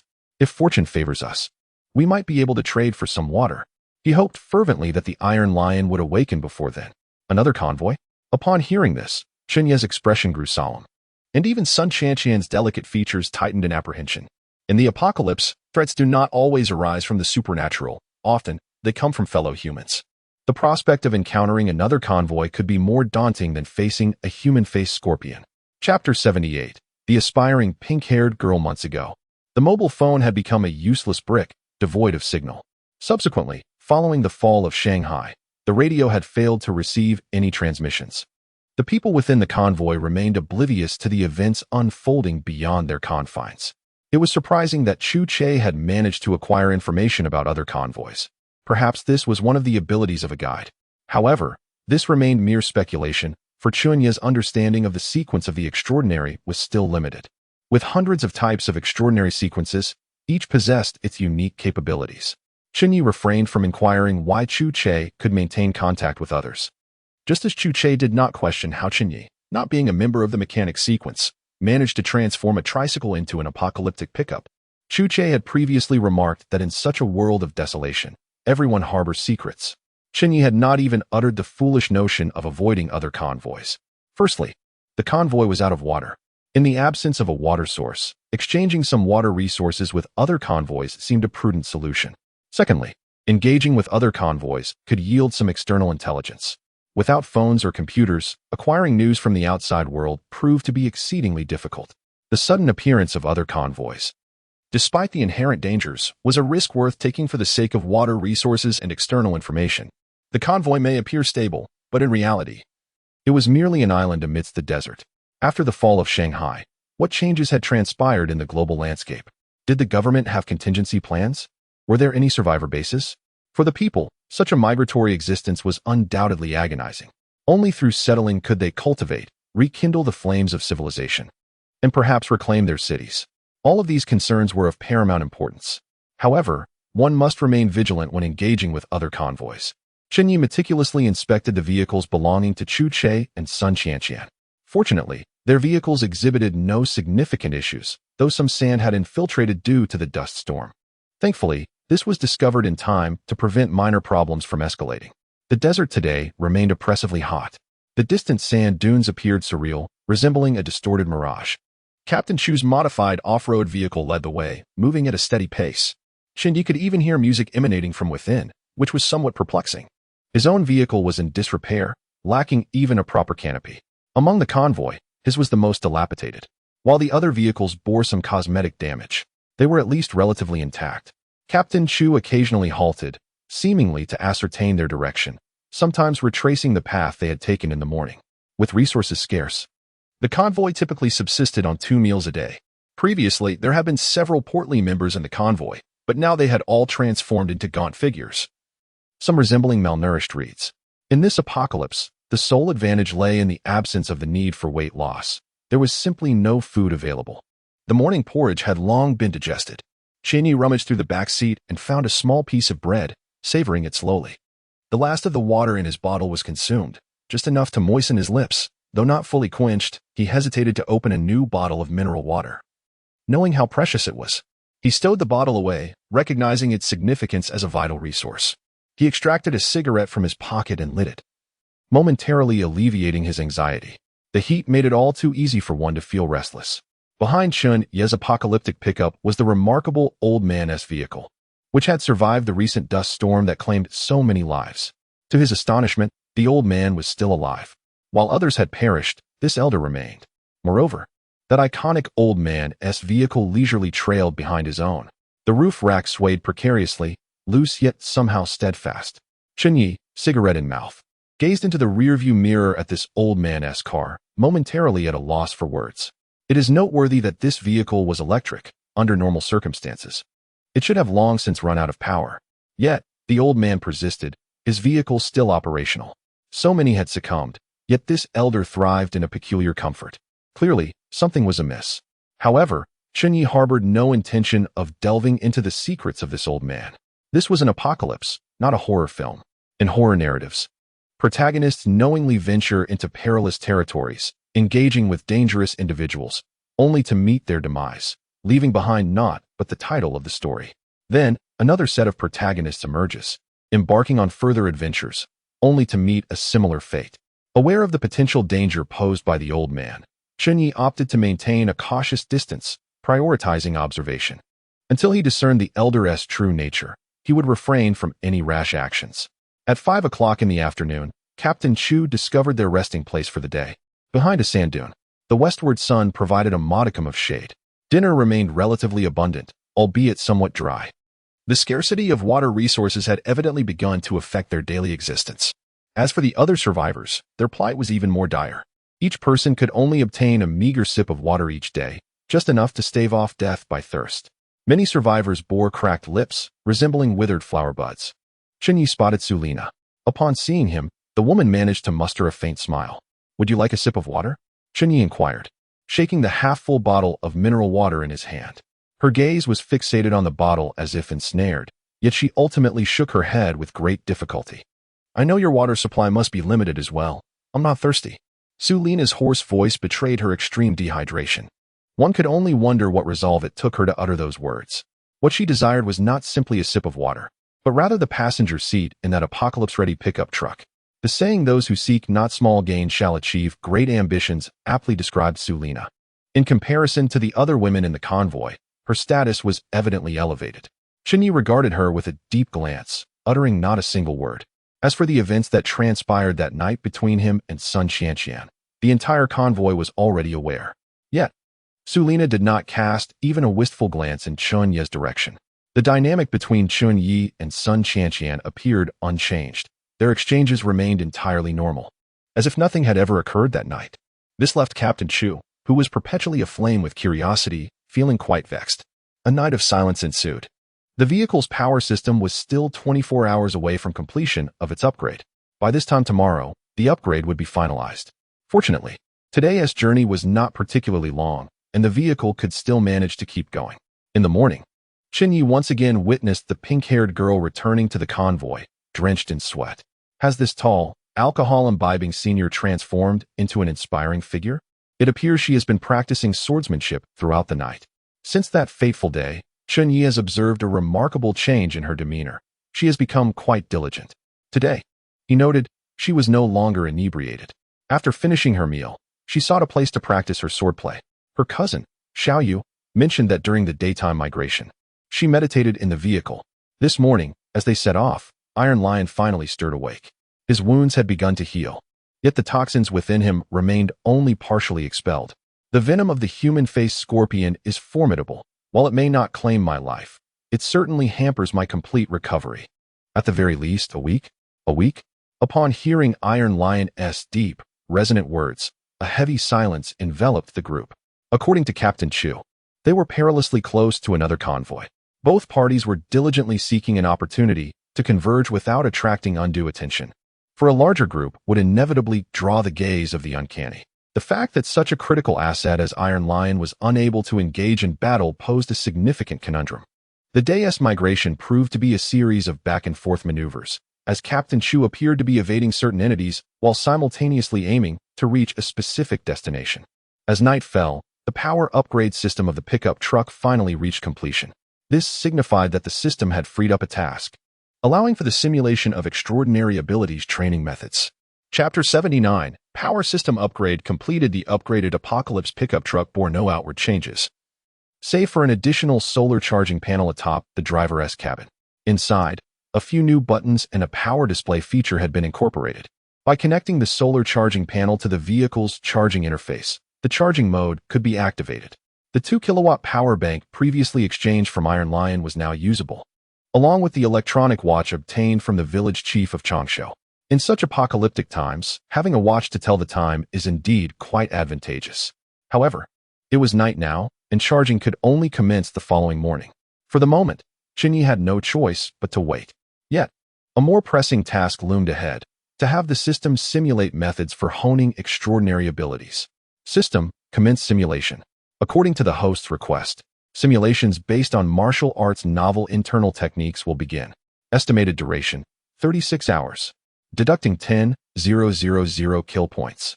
355,959. 355,958. Watching his kill points diminish from 30,000 to 5,000, Chen Ye winced in dismay. These kill points were far too easily exhausted. Fortunately, starting tomorrow, the pickup would be able to operate in a hybrid oil-electric mode, promising substantial fuel savings in the future. It would take 2 days to fully charge the electric vehicle's battery, with a theoretical range of 100 kilometers, though realistically it would likely be closer to 70 kilometers, or perhaps even less.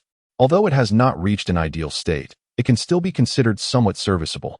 In the future, should there be any opportunities for slaughter points, it could be upgraded, ultimately liberating us from fuel consumption.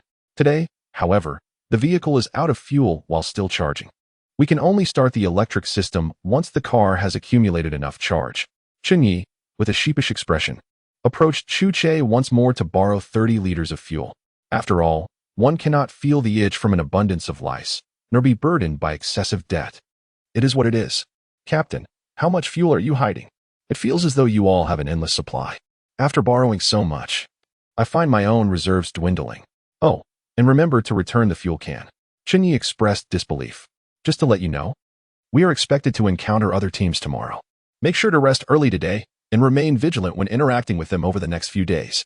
As Chen Ye departed with the fuel can, Chen Ye imparted this advice. Tomorrow? So sudden? Refueling the vehicle with this 30 liters will sustain us for a while. Not far away, he observed a girl with pink hair practicing her swordsmanship atop a dune. Under the blood moon, her long sword glimmered like a dragon, reflecting the moonlight and evoking a palpable chill. This woman seems to have grown stronger. After refueling, he returned the can. The night passed in silence. Upon rising the next morning, Chen Ye sensed something amiss within the camp. First, there was Captain Chu, who surprisingly donned a new outfit, appearing considerably cleaner. The young girl, Sun Qianqian, also looked much sharper, her spirit evidently high. Even the Iron Lion had tidied himself up. What is this? We are to meet another team today. We cannot afford to appear inferior. Sighing, Chen Ye poured himself nearly half a cup of water, dampened a towel, and wiped his face. As for his attire, there was little choice. His previous garments had been swept away by a sandstorm, leaving him with only this outfit, and the flip-flops on his feet were all he possessed. Today, the convoy seemed to have a premeditated plan, heading eastward as soon as they set out. Chen Ye activated the solar charging panel. Beep. A sound indicated that the dashboard was displaying a charging status. Upon seeing the power level illuminate, Chen Ye felt a nostalgic haze of civilization wash over him. As the sun grew increasingly fierce, Captain Chu found a spot to halt. Grasping a handful of sand, he savored it as one might enjoy broad beans. After sampling a few grains, he cast the remainder aside. This place will be safe until tomorrow morning. Other survivors had begun to set up camp, some extracting tents from their vehicles, while others unloaded provisions. Barefoot, Chen Ye ascended a dune, shielding his eyes from the sun as he scanned the horizon, evidently searching for the anticipated convoy. In this prolonged apocalypse, it was the first sighting of others of his kind, which stirred a mix of anticipation and caution within Chen Ye. It is evident that Captain Chu did not encounter any other teams and entrusted this honorable task to the team assistant, Xiao Wang. Descending from the dunes, they sought a shaded area and erected a canopy. Today, Captain Chu surprisingly decided to share his cherished tea leaves, and they sat beneath the canopy, sipping tea and engaging in light-hearted conversation. Meanwhile, Xiao Wang stood alone atop the dune, braving the scorching heat of nearly 40 degrees. Fortunately, he had the foresight to bring along a tattered sunshade. Here they come, Captain. They have arrived. Not long after settling down, a voice filled with excitement rang out from Xiao Wang atop the dune. The group immediately rose and made their way toward him. Other survivors also perked up, their faces illuminated with anticipation as they climbed the dune. This marked the first encounter with another team in months. Upon reaching the summit, they followed Xiao Wang's pointing finger. In the distance, a long line of tiny figures was gradually approaching. Due to the great distance, Chen Ye could not discern the state of the approaching team. Yet he sensed something amiss about this procession. This did not resemble a typical team. A voice of skepticism arose. Isn't their pace unusually slow? There are so many of them. Indeed, the line appeared to stretch for nearly several hundred meters. Suddenly, the sound of jingling bells echoed through the air. Could it be a caravan? Chen Ye pondered, though he remained silent. Soon, his suspicions were validated. It was indeed a caravan, slowly making its way toward them across the desert, evoking a sense of surrealism. Were it not for the modern attire of the individuals and the supplies on the camels, Chen Ye might have believed he had time traveled. The caravan was extensive, with more than 30 camels, as Chen Ye estimated. Only a few camels at the front carried riders, while the rest bore an abundance of supplies, seemingly more than that of any fair team. He wondered if they had just returned from a supply gathering. As the caravan drew nearer, Chen Ye noticed another peculiar detail. At the forefront sat a barefoot old man, hunched and shaded by a canopy, a pipe clutched between his lips. He must be one of Captain Chu's companions, a guide of extraordinary caliber. Behind him, several camels also carried riders, while the majority of individuals walked beside them.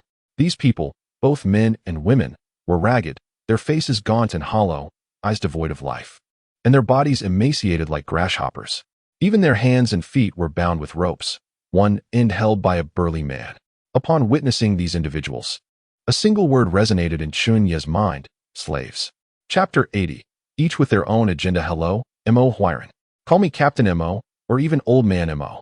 The elder, with a pipe dangling from his mouth and a beaming smile akin to a blooming chrysanthemum, stood barefoot on the scorching sand, extending his hand toward Captain Chu.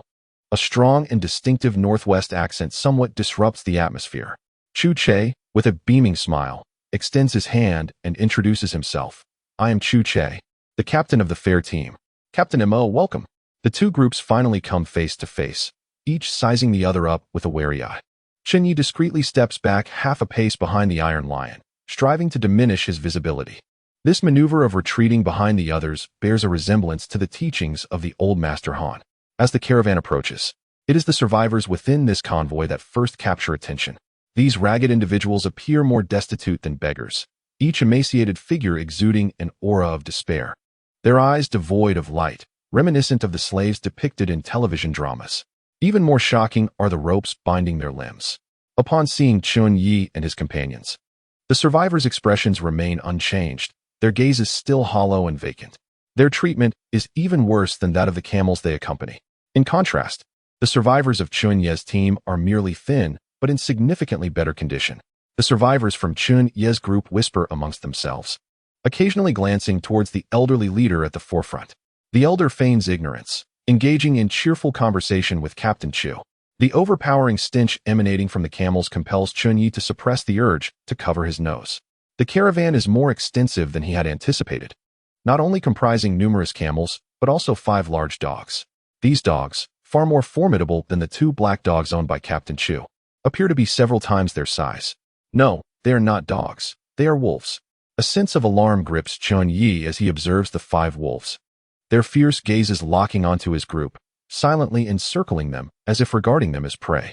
Chen Ye's pupils constrict slightly. A strange howl pierces the air, and the 5 wolves crouch low, slinking toward a man nearby. Chen Ye follows their gaze and sees a young man in his 30s. The youth emits peculiar sounds, seemingly communicating with the wolves. The 5 wolves circle around him, displaying an unusual obedience. This man possesses the ability to control wolves. He must be of a remarkable sequence. Captain Chu, allow me to introduce you to Zhang Lei, a vital member of our team. Mo Huiran announces, gesturing towards the young man frolicking with the wolves, neglecting to mention his sequence. However, given the circumstances, one can surmise that his extraordinary ability likely relates to beast taming. Furthermore, this is Ding Dong, another significant member of our team. The elder points to a robust woman with her arms crossed. Her appearance is unremarkable, yet the hand wraps she wears and her stern demeanor suggest she is not to be trifled with. As Mo Huiran introduces her, the woman merely nods in acknowledgement, saying nothing further. Chen Ye, however, takes note of the hand wraps, recognizing them as protective gear used by boxers during training. Thus, it can be inferred that her extraordinary sequence is connected to the wraps she wears. The individual beside me is Lu Yang, a child yet to reach adulthood, whose immaturity should not be held against him. The last figure in this gathering is a youth cloaked entirely in a hooded robe, currently seeking refuge from the sun behind a camel. Chen Ye observed a disconcerting truth. The surrounding survivor slaves appeared to harbor an extraordinary fear of this young man. Even other extraordinary companions from the sequence seemed reluctant to approach him. As Chen Ye turned his gaze towards the youth, he flashed a toothy grin and made a gesture across his throat, mimicking a throat-slitting motion. Was this a provocation? No, it was not directed at me, but rather aimed at the hulking figure of Iron Lion. Indeed, the brute's face flushed crimson, and his aura wavered unsteadily. Chen Ye, emulating the youth's demeanor, pointed at their group and declared, Iron Lion, Sun Qianqian, Chen Ye. Well, your introductions were succinct. Mine shall be even more so. As for our sequence, I know not your abilities, nor shall you glean knowledge of ours. These few must represent the extraordinary individuals of the caravan, akin to our own, totaling 4. However, Iron Lion's combat prowess has yet to be restored, placing him at a slight disadvantage. Having recently awakened, my abilities remain in their infancy. If I could obtain the systematic training methods, my strength would surge rapidly, granting me a greater sense of security. Moreover, those 5 wolves, each towering to the stature of an adult, could very well conceal some lethal trump cards. Chen Ye harbored no illusions about the capability of his group against the adversary. His discerning gaze swept the surroundings as he mentally plotted a retreat route in case they were overpowered. It is worth noting that Chen Ye has long regarded the old sorcerer Han as a life idol. He had become well-versed in the tactics of retreating behind the crowd and fleeing to safety, without any sense of shame. If one can win, seize the spoils. If not, flee. This is wisdom even a child comprehends. In the recesses of Chen Ye's mind, plans for the imminent conflict began to crystallize. They had only just met mere minutes ago, Yet both parties had established their camps behind the sand dunes. Chen Ye's encampment sprawled around several vehicles, while the caravan had arranged its camp according to the positions of the camels. It was then that Chen Ye realized the caravan possessed a far richer supply of resources than his own. Various tents and an array of supplies were laid out, occupying an area 3 times larger than Chen Ye's camp. The ragged survivors, both male and female, sluggishly unloaded their belongings under the watchful eye of a man wielding a whip. "Captain Chu, your caravan seems rather scant in numbers," Mo Huiran remarked, his weary eyes glinting as they surveyed the survivors of the fair caravan. Every survivor caught and his gaze paled, fear etched across their features. In this apocalyptic reality, survivors had come to understand that ordinary individuals possessed no rights. The plight of the common folk within this caravan served as a stark reminder. "Captain Mo, in these dire times, fewer people is indeed preferable. Captain Chu, your convoy is quite impressive, and you still have vehicles. However, I dare say acquiring fuel might pose a challenge." "Ha ha ha. Indeed, Captain Mo, you speak the truth. You wouldn't believe it, an old man and a young lad, 2 barefoot souls, engaged in a warm and friendly conversation. If one were unaware, one might assume they were long-lost friends. Yet, in reality, both harbored ulterior motives. Despite the old man's frail appearance, he was quite shrewd, employing various tactics to glean information about the convoy. Captain Chu was no easy mark. While maintaining a watertight defense, he too sought to uncover the other's intentions. Chapter 81. The mega-influencer with millions of followers. As the blood moon hung high, an eerie atmosphere enveloped the desert. Beneath the dunes, the campsite buzzed with an unusual liveliness. However, this revelry was confined to a rather small circle. Other survivors salivated at the aroma of meat wafting from the crackling fire. The large pot over the flames contained perhaps only a few cans of meat and some dried vegetables. Those with discerning palates would previously have dismissed such canned goods entirely. Yet now, these were exceedingly rare delicacies, and even a single bite was a coveted treasure. Nearby, a gramophone played music, while 7 or 8 individuals sat in a circle around the fire, engaging in lively banter. The large pot, with a diameter of nearly a meter, had been salvaged from the back of a camel. The ingredients within were split evenly between the 2 groups in an unspoken agreement. In such apocalyptic times, feeding 7 or 8 people was nothing short of a calamity. A few bottles of white liquor had also been uncorked, and Captain Mo Huiran had a full glass at hand. Each sip he took seemed to bring him immense delight, as if he were savoring a divine nectar. In truth, the white liquor they were drinking was neither renowned nor of fine quality. It had been gathered earlier in Changshu village, where a small supermarket could hardly boast any premium spirits. You see, I used to be a village official, and my household comprised only 7 or 8 souls. Our village may not have compared to the affluent ones, but we fared well enough otherwise. Aside from a lack of water, things were quite satisfactory. Then, an influx of newcomers arrived, claiming that the outside world was haunted and that cities had vanished. How could I possibly believe such tales? Yet, the number of arrivals grew steadily. "Young Chu, you cannot fathom." Each person insisted that cities were gone, that humanity had vanished. You cannot imagine the panic that gripped my heart at that moment. The former Captain Chu had now been reduced to Young Chu. Chu Che grimaced at the appellation. "You old rascal, you're the captain, and so am I. We stand on equal footing, yet you call me Young Chu? And in front of so many others? Is that appropriate?" However, for the sake of extracting information, Captain Chu had no choice but to endure it. "Brother, take your time, let us drink slowly." Chu Che poured his drink into the old man's glass. After all, Chu Che had little fondness for alcohol. If he gave it away, so be it. The old man's eyes narrowed into slits, clearly relishing both tobacco and spirits, welcoming all that came his way. "This won't do, this won't do," he exclaimed, feigning disapproval even as his actions betrayed his true intentions. "Young Chu, you cannot imagine how cunning these people are. In the beginning, our village welcomed them with sumptuous food and drink, yet they were still dissatisfied and resorted to theft. My goodness, this wretched group is truly despicable." The elder, while indulging in wine, extended his chopsticks into the pot to fish out meat, his mouth watering as he spoke. The general situation was that the city had been eerily overrun. Survivors arrived at our village, leading to conflicts. Subsequently, even our village became afflicted by the strange occurrences, prompting them to flee, their experiences mirroring those of many others. "Brother, did the government or military not take any action? With so many of us and countless troops, how could there be no response at all? I heard that Shanghai has fallen." "That is Shanghai, a colossal city with tens of millions of inhabitants. How could it possibly be lost so easily? Chu Che's expression grew somber, laced with disbelief. How could there be no response? Go fetch that fat man, the elder commanded, tossing a piece of meat with his chopsticks. A thin, monkey-like man leaped up, snatched the meat, and hastily chewed it, disregarding the scalding heat as he rushed towards the group of enslaved. Soon after, a tall, slender man appeared, a stark contrast to the portly figure. Xiao Chu. This man used to be quite rotund. Reportedly, he held a leadership position. Now, due to the lack of food, he has grown so thin. He escaped from Shanghai. You should hear him out. He knows much. Chu Che's eyes brightened slightly. The gaunt man, suddenly summoned, trembled yet managed to stand firm. You, speak to Brother Chu. After steadying himself, the tall man began to recount his tale. Shanghai, as one of the foremost cities in the nation, has few peers, not just within the country but globally as well.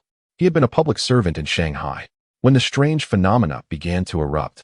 It was evident that the government had made efforts to respond. However, the onslaught was too fierce, leaving the city unable to react in time. According to the tall man's account, it was as if overnight, Shanghai transformed.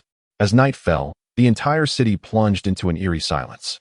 The more densely populated areas witnessed an increase in bizarre incidents, rendering it akin to a hell on earth. This situation naturally drew the attention of higher authorities, who swiftly dispatched military forces. Unfortunately, their efforts proved futile. Conventional weaponry was ineffective against these anomalies. Within just a few days, humanity suffered continuous setbacks, and Shanghai became a no-go zone for people. Subsequently, organized teams were sent into Shanghai for investigation. Countless individuals entered, yet none returned. Shanghai is now recognized as one of the most perilous and deserted zones, not only in the country, but in the world. As he recounted these events, the tall man trembled, tears streaming down his face. Chu Che, sensing the distress, urged him to summarize the events, avoiding further elaboration that might evoke more terrifying memories. Is it possible that without the government, there would be no organization to establish a base? I am well aware of this. Mo Huiran waved his hand, dismissing the lanky figure, and then turned to Chu Che, saying, I have heard there exists a survivor base to the south, housing hundreds of thousands. However, as the numbers grew, it was invaded in a most peculiar manner, leading to many perishing and others fleeing. A member of our caravan once escaped from there, but he passed away a few days ago. Otherwise, I would have had him speak with you. This is not the only instance. There have been several bases that have gradually succumbed to the same fate. From the earlier hundreds of thousands to as few as several hundred, all have vanished. Oh, in this apocalypse, living just one more day is a blessing. Do not overthink it. Damn it. Mo Huiran downed the contents of his cup, a hint of crimson gracing his cheeks. Chen Ye poured his own drink into the old man's cup and lit a cigarette.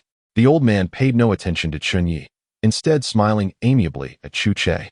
Let us not dwell on it. After all, it's the end of the world. One day at a time. Little Chu, would you like to see a social media star? My little wife is quite the sensation, reputedly once boasting tens of millions of followers. Her daily earnings surpass what we could earn in 10 lifetimes. If not for the apocalypse, I wouldn't even dare to dream of such a prize. Hee hee, she dances beautifully. Would you care to watch? Chen Ye had little interest in such matters. He cast a glance at the system, noting that he had 10 hours remaining for the cultivation technique to be completed, expected to finish by tomorrow morning. However, he feared the caravan would not remain so tranquil. If a conflict arose, he would stay close to Sun Qianqian. A master at the Sword Immortal realm was not to be trifled with. Chen Ye had made up his mind. If he could fight, he would. If not, he would flee. Chapter 82. Chen Ye, you are truly a scoundrel. While Chen Ye was lost in thought, a captivating figure emerged from the crowd. Upon first glance, Chen Ye felt an odd sensation. It was not that this renowned social media star was unattractive. On the contrary, she was quite stunning, standing around 175 meters tall with an alluring figure. The way she moved, with an exaggerated sway of her waist, drew the gaze irresistibly to inappropriate places. No wonder she had become a sensation among millions. Indeed, she exuded charm. Yet, Chen Ye felt an unsettling discomfort, an unusual sensation. Before the apocalypse, a social media star with millions of followers earned as much as a third-tier celebrity, and in some respects, even rivaled first-tier stars. Now, however, she was reduced to being the petite wife of an old man. This suggested that the old man likely had more than one wife. Chen Ye turned his gaze toward the shadows, catching glimpses of eyes filled with desire or repressed longing. The woman, swaying her hips, approached the old man, raising her long legs to sit beside him, and sweetly inquired, "Darling, why did you call for me?" The old man is quite shameless, considering his age. He could easily be this person's grandparent. "Hey there, little darling, this is Captain Chen Ye. It's a joyful evening. How about you dance a little for everyone? Darling, I'm tired and haven't eaten yet. Haha, my sweet little treasure, as long as you dance beautifully, I'll make sure you have plenty to eat tonight." How annoying. The two began to flirt openly, oblivious to their surroundings. Chen Ye observed the scene with growing bewilderment. Not only was he unfamiliar with this immensely popular internet celebrity boasting millions of fans, but the interaction between the two also carried an inexplicable undertone. The usually aloof Captain Chu even shifted slightly aside. Of course, there were others eyeing this internet sensation with evident desire. Feeling a teasing gaze directed at him, Chen Ye looked up to find it belonged to Sun Qianqian, the pink-haired girl, who was watching him with a playful glint in her eyes. Chen Ye was momentarily taken aback, confused by the encounter. At that moment, the old man's petite wife sauntered into the center of the area. Though her attire was not particularly extravagant, compared to the other survivors, she appeared remarkably clean and possessed a certain understated beauty. It seemed the old man treated her quite well. This little darling even winked at Chen Ye, as if hinting at something. For reasons unknown, a shiver ran down Chen Ye's spine. Someone had taken out a mobile phone and started playing music. Although the internet was long gone, using a phone as a music player was still feasible. As the music played, the old man's little darling began to sway her body. It must be said that her dancing was quite impressive, showcasing a solid foundation. If it weren't for the apocalypse, the old man would never have crossed paths with such a beauty. As she danced, Chen Ye began to feel increasingly perplexed. The woman's hands and feet were unusually large, and her frame was somewhat more robust than the average woman's. Upon noticing her Adam's apple, Chen Ye understood this was a transgender individual. Goodness, she had just flirted with me. Chen Ye had never harbored any discrimination against such individuals. He believed everyone should have the freedom to choose their identity.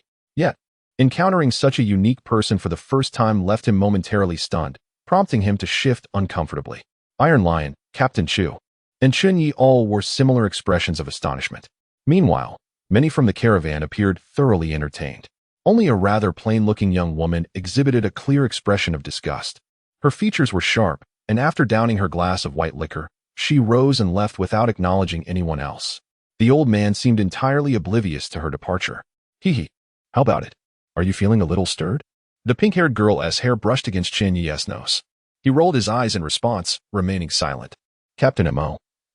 During our journey, have you encountered any other survivor groups aside from us? Captain Chu, typically indifferent to such performances, shifted the conversation to other matters with Captain Mo. The old man displayed a thoroughly contented expression on his face. Upon hearing this, I found myself compelled to engage in conversation with Captain Chu. Indeed, I have encountered 2.5 survivor caravans, including yours. The old man raised his cup and took a sip, emitting a sound of admiration as if the wine in his glass were an exquisite vintage. Previously, I had come across a group that migrated entirely by motorcycle, intending to head south to escape the turmoil. However, in the current circumstances, even the sea may not be a safe haven. Chen Ye and the others listened intently. Such knowledge is invaluable in the apocalyptic landscape, potentially useful at any moment. Before the end of the world, information could be readily accessed online. Now, devoid of the internet, much of it must be relayed through word of mouth. As for the other half of the caravan, the Iron Lion inquired with curiosity. I am uncertain about that half, as I merely caught a glimpse of them from a distance. It appeared that they had established a fortress atop an enormous elephant.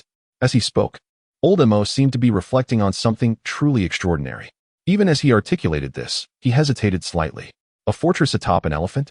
Captain Chu quickly pressed for details, his eyes sparkling with a flicker of understanding, evidently inspired by the notion. Chen Ye, Sun Qianqian, and the Iron Lion exchanged glances. Indeed, it was an elephant. A remarkably large one, with a castle upon its back. Or perhaps it was a creature reminiscent of an elephant. I could see the castle quite clearly. It was indeed a castle, seemingly occupied by hundreds of people. At that moment, the distance between us prevented any interaction. Noticing the skepticism among Chen Ye and the others, Old Mo chuckled heartily, saying, "What of it? I've heard tales of caravans that reside in a sky city. In this apocalyptic era, with the emergence of extraordinary phenomena, What remains impossible? There exists a theory that the bizarre occurrences stem from the convergence of two planes of existence. Many more incredible events are bound to unfold. Do not be so astonished. Have you ever considered the possibility of such extreme weather conditions, scorching during the day and freezing at night? I have heard reports of individuals encountering realms that have never before existed. This is merely the beginning. Perhaps having indulged a bit too much, old Mo continued to ramble, his words flowing incessantly whenever Captain Chu offered the slightest prompt. Consequently, the group learned a wealth of information about the outside world. Yet, when the topic of their ranks arose, the old man would deftly sidestep the conversation, indicating he retained a modicum of lucidity. Originally, the trading was to commence that evening. However, due to the late hour, it had to be postponed until the following day. As the banquet concluded, the guests were just about to rise and return to their vehicles or tents for rest when they noticed the survivors, who had been lurking in the shadows, rushing eagerly towards the remnants of the large pot of food. The individuals were so engrossed in their frantic feast that they scarcely noticed the boiling soup still bubbling in the pot, hastily shoving morsels into their mouths.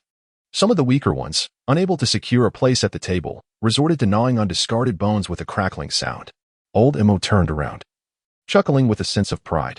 "Ah, the apocalypse is splendid. Take your time, Zhang, there are plenty of bones left. And you too, Wang, how amusing." He beckoned playfully. "My dear, let us return." Those scrambling for bones were all survivors of the caravan, derisively referred to as slaves by old Mo and his companions.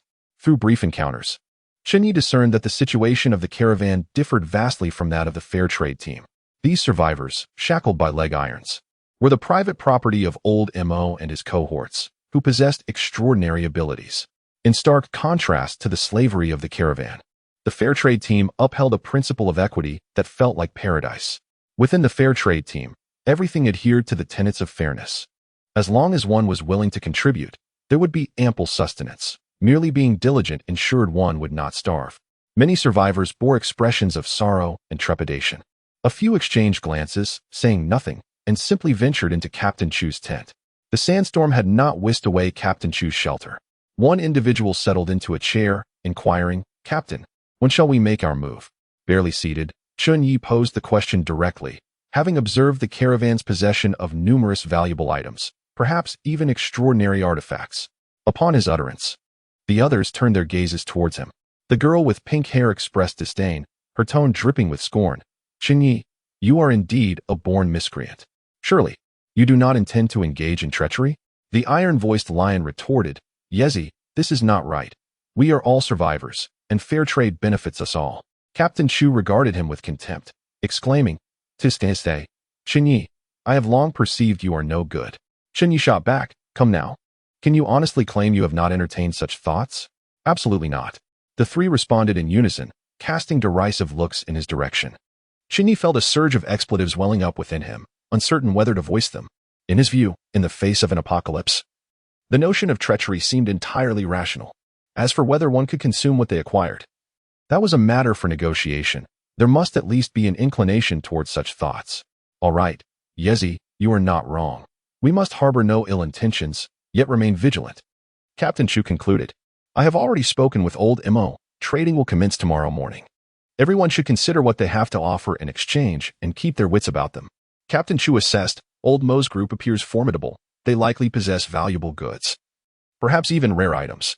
Sun Qianqian, her legs elegantly crossed, mused, "While we have no intention of engaging in treachery ourselves, we must also guard against others who might." She added, "Moreover, old Mo strikes me as cunning. We must remain alert." Chen Ye nodded, feeling a sense of validation, thinking to himself that she was indeed a woman of substance. With a scowl, Taisha remarked, "That child in their team is quite unsettling. You have no idea. Just moments ago during dinner, the child didn't touch a single bite. The one wrapped in a cloak." Chen Ye's interest was piqued. "What do you mean? This child refuses to eat? In this apocalypse, is there truly someone who shuns food? That is peculiar, very peculiar indeed." Taisha furrowed his brow in contemplation. "I am uncertain, but during dinner, this child slipped outside for a moment, and out of curiosity, I followed. Can you guess what I witnessed?" The three of them gazed at Taisha, remaining silent. He scratched his head, a sense of dread lingering as he recounted. "I saw this child seek out a member of their team and methodically smash that person's fingers, relishing in their screams. Had that individual's mouth not been sealed, You likely would have heard it too. The child's expression was bizarre, indescribable. Taisher's countenance darkened, recalling the unsettling scene he had inadvertently witnessed. Upon hearing this, Captain Chu Che's expression shifted to one of hesitation, as if lost in thought. Suddenly, his face altered slightly, and he hesitantly declared, "I believe I have discerned the nature of this child's sequence. It must be the demon sequence." "The demon sequence?" the pink-haired girl exclaimed in astonishment. "Indeed. The demon sequence is rumored to be the most fitting for this apocalypse. Those endowed with this sequence cannot consume ordinary food. Any human sustenance induces a severe rejection reaction. To them, human delicacies are akin to poison. The demon sequence feeds on humanity's negative emotions." Taisher's observation likely pertained to the child's method of sustenance. The group exchanged glances, momentarily at a loss for words, grappling with the existence of such a bizarre sequence. Furthermore, negative emotions serve as fuel for the demon sequence's enhancement. The more intense the negative emotions in an area, the faster the demon sequence gains strength. Upon hearing this, a heavy silence enveloped the group. In these apocalyptic times, negativity is ubiquitous. No wonder Chu Che asserted that the demon sequence is the most suitable for the end of days. They need not fret over food, and can rapidly augment their power. This is truly akin to a chosen one of the version. Even Chen Ye felt a twinge of unease. Were it not for the system he possessed, encountering such a sequence of extraordinary power would surely compel him to flee. He'd only acquire the means to enhance his extraordinary abilities by noon tomorrow. Over this period, there are numerous areas requiring upgrades, whether it be vehicles, peculiar artifacts, or his own strength. Yet, the points for killing are perpetually insufficient. Moreover, his time awakening this sequence has been brief. Given some time, he could easily vanquish such a chosen one.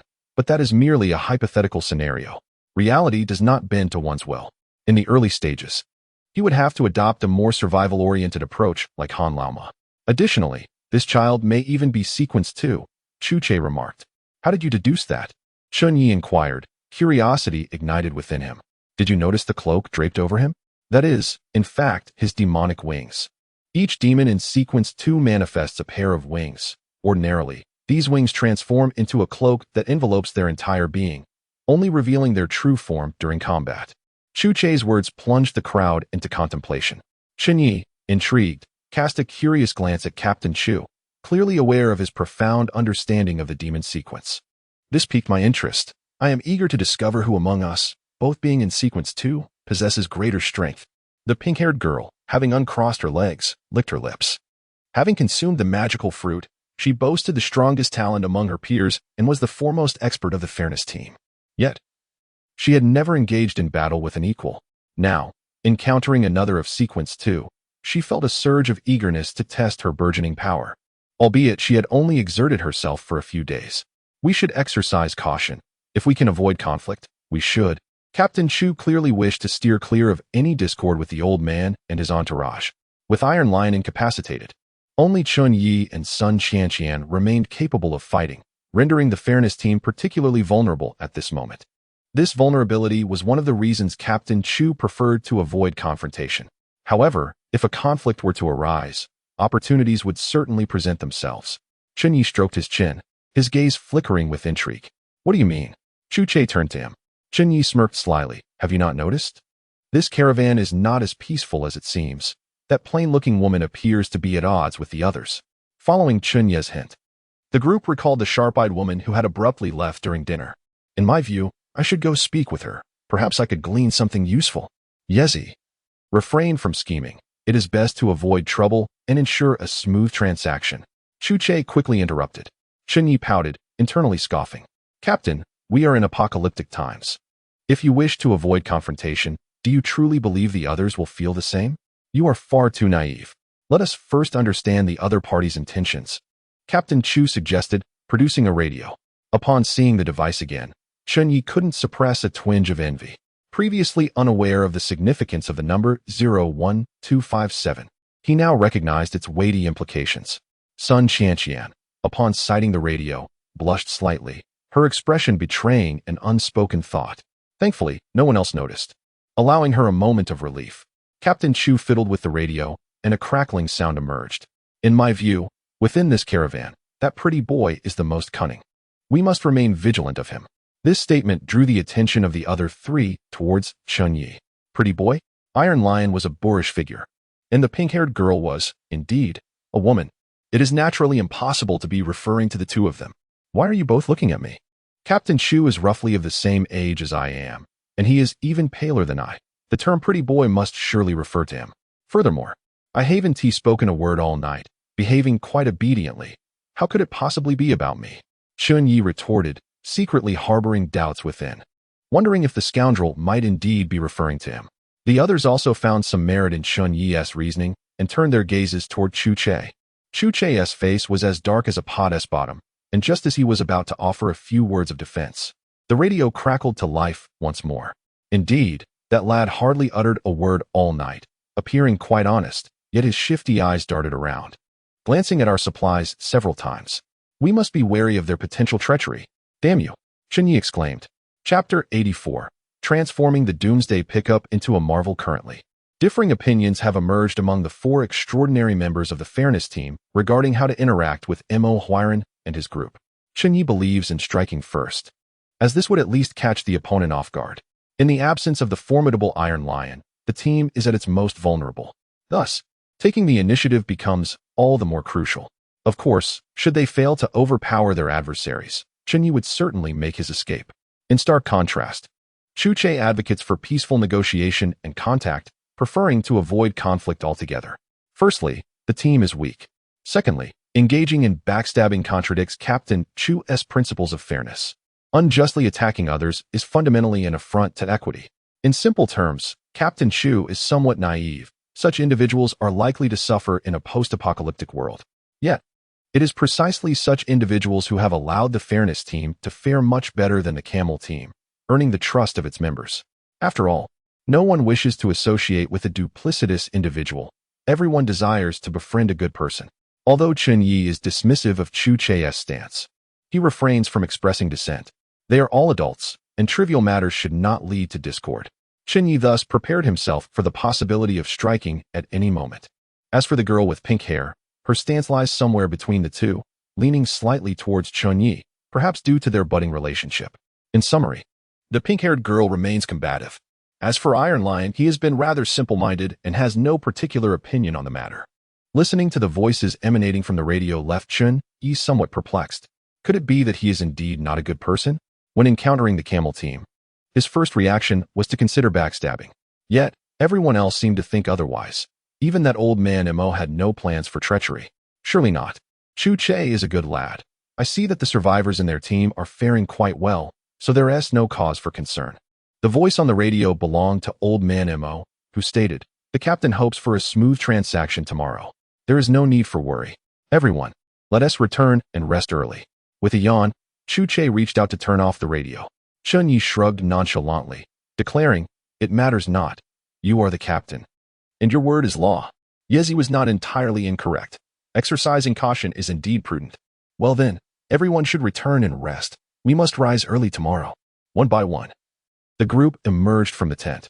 The pink-haired girl trailed behind Chen Ye, nudging his arm with her elbow and whispering, "Do you truly think they would resort to backstabbing each other?" Chen Ye replied softly, "What other choice do they have? What would you do in their place?" The pink-haired girl pondered momentarily before exclaiming, "I understand." With that, she turned and strode towards the distant sand dunes. "Hey, where are you going at this hour?" "To practice my swordsmanship," she announced, flipping her ponytail and leaving Chen Ye with an enchanting silhouette. Chen Ye silently commended her in his heart. The once reckless girl had transformed into an inspiring figure. Not far off, shadows danced among the caravan. Chen Ye glanced over to see the young man commanding the wolf pack, patrolling the caravan with his fierce companions. Beneath the blood moon, Chen Ye's right eye gleamed with intensity. His enhanced vision allowed him to see with remarkable clarity. He observed the man pressing his hand against the foreheads of the camels, seemingly uttering something. Strange syllables occasionally drifted towards him. The previously restless camels grew calm and docile under the man's touch. It was evident that this man's affinity lay with animals. After a lingering gaze, Chen Ye returned to his apocalypse-era pickup truck, having once again returned to sleeping beneath the open sky after the roof had been torn away. If it weren't for the ominous blood moon, the starry sky would indeed be a breathtaking sight. With the absence of human industrial pollution, the air seemed remarkably fresh during this time. He glanced at the countdown for the system's cultivation technique, 13 hours remaining. Once he acquired the technique, his extraordinary abilities would surely develop at a much faster pace. It would not be long before he ascended to Sequence 2. As for tomorrow, Chen Ye tightened the belt of his machete. Even if Chu Che aimed to complete the contact smoothly, it would surely be a formidable challenge. This was, after all, the apocalypse. After Chen Ye and the others departed the tent, Chu Che's eyes flickered as he contemplated Chen Ye's prior words. He adhered to his principles, but was no fool. Chen Ye's reasoning was sound. He was well aware that, as captain, he could not endorse their current readiness to strike. Indeed, Chu Che positioned himself far above the rank of captain. In just a few months, humanity had suffered losses exceeding 99%, perhaps even more. The remaining survivors were few. Every life spared was a small victory. This was also the reason why, despite knowing Su Jiao was causing turmoil within the convoy, he refrained from eliminating her. Reflecting on Chen Ye's words, Captain Chu decided to switch on the radio. That night, he resolved to eavesdrop on the radio's broadcasts, perhaps uncovering some unique insights. Just then, a voice emerged from the crackling static.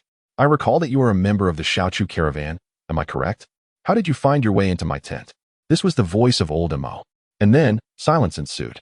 However, the expression on Chu Che's face grew increasingly grim, though brief. The implications of that statement sent chills down one's spine. A member of our caravan? Old Mo is familiar with them. Who could it be? Having ventured into Old Mo's tent? Was it Sun Chanchan, Tai Shi, or perhaps Chen Ye? Just as Chu Che was poised to glean more from the unfolding conversation, the eavesdropping radio fell into a hushed stillness. Even the sound of breathing seemed to diminish. No. Could it be that this traitor is aware of the function of the listening device? Only someone cognizant of its purpose would remain so taciturn. There are myriad methods of communication that require no words. Chu Che's foreboding sense deepened. Who could it possibly be? As dawn broke with a sliver of rosy light on the horizon, the camp began to stir with commotion.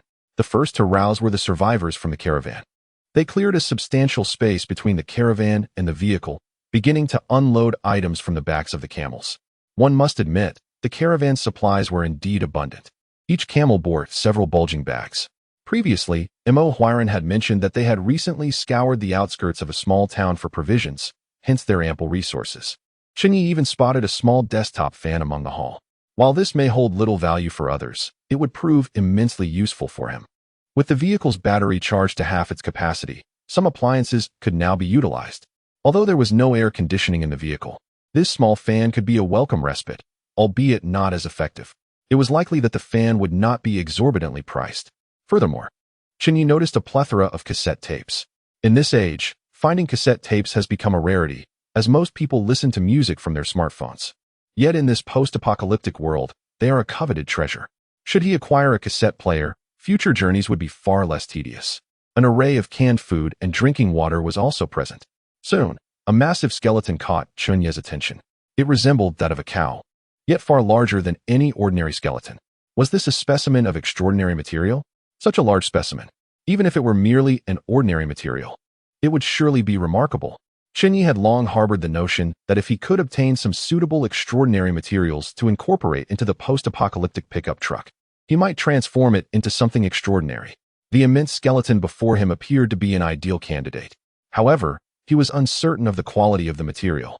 Upon accessing the system for appraisal, he was astonished to discover that it required 70 points of kill value. Chapter 85. Chen Ye's greed. The demand for 70 points of kill value took Chen Ye by surprise.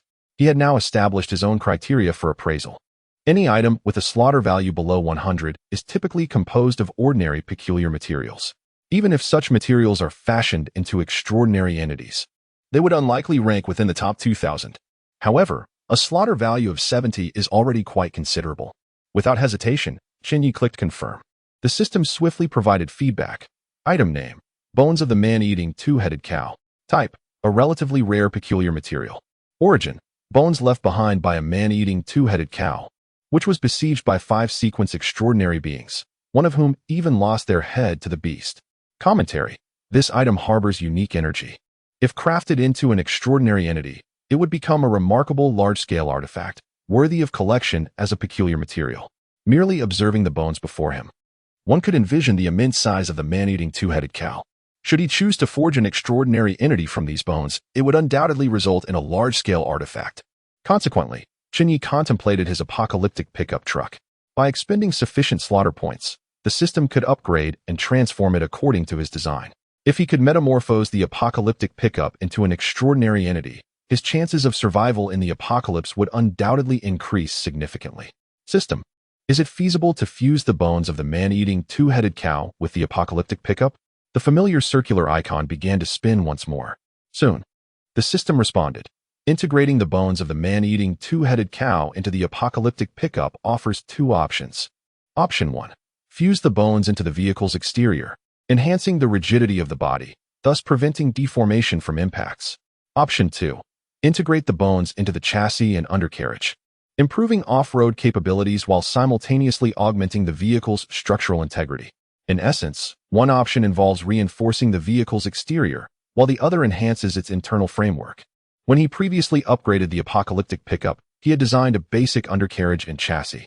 However, at that time, he sought to conserve slaughter points, resulting in a rather rudimentary design, utilizing the cheapest materials provided by the system.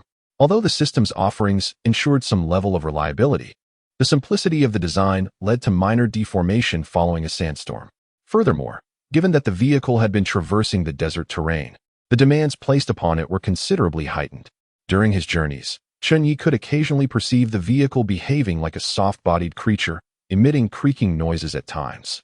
Should a collision occur, the potential consequences were dire, and Chen Ye could even sustain injuries. Of course, this is not to say that the system's products are inadequate. Had he not encountered the sandstorm, the chassis and undercarriage would have sufficed for years of travel on normal paved roads. Yet, this is the apocalypse. In the future, extreme off-road conditions may arise. Thus, a robust chassis and undercarriage are of paramount importance. Originally, he intended to repair the vehicle after completing the training of his extraordinary abilities using the system. Little did he expect to stumble upon these bones. If he were to upgrade the apocalyptic pickup with these bones, its capabilities would undoubtedly be significantly enhanced. Even more peculiar effects may arise. At that time, the Doomsday pickup truck might not merely serve as a vehicle, but transform into an extraordinary artifact. Does Xiao Chen desire this object? As Chen contemplated this in his mind, an aged voice interrupted his thoughts. It was the old man Mo Huiran. With a pipe clenched between his teeth, he regarded Chen with a mischievous grin. His intentions less than benign.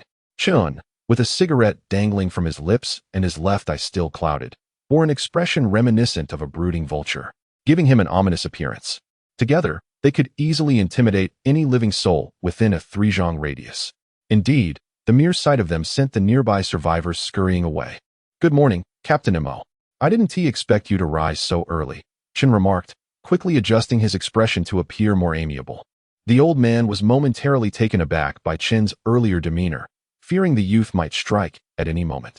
Upon witnessing Chen's softened expression, the old man's own countenance relaxed significantly. "Yes, it is prudent to start early. The sooner we finish, the better, to avoid complications," he replied, his words laden with double meaning. Chen chuckled softly, choosing not to respond. "This bull's bone is a hard-won treasure. Previously, our caravan included 5 extraordinary members, but they were pursued by that man-eating two-headed bull.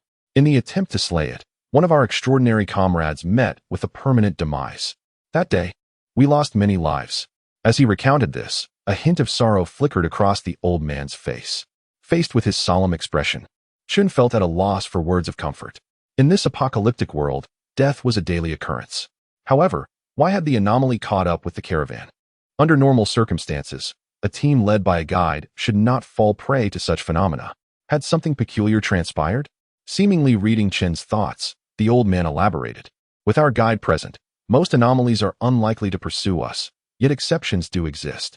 Furthermore, like Xiao Chu, I am merely a Sequence 1 danger sense user, with limited capabilities.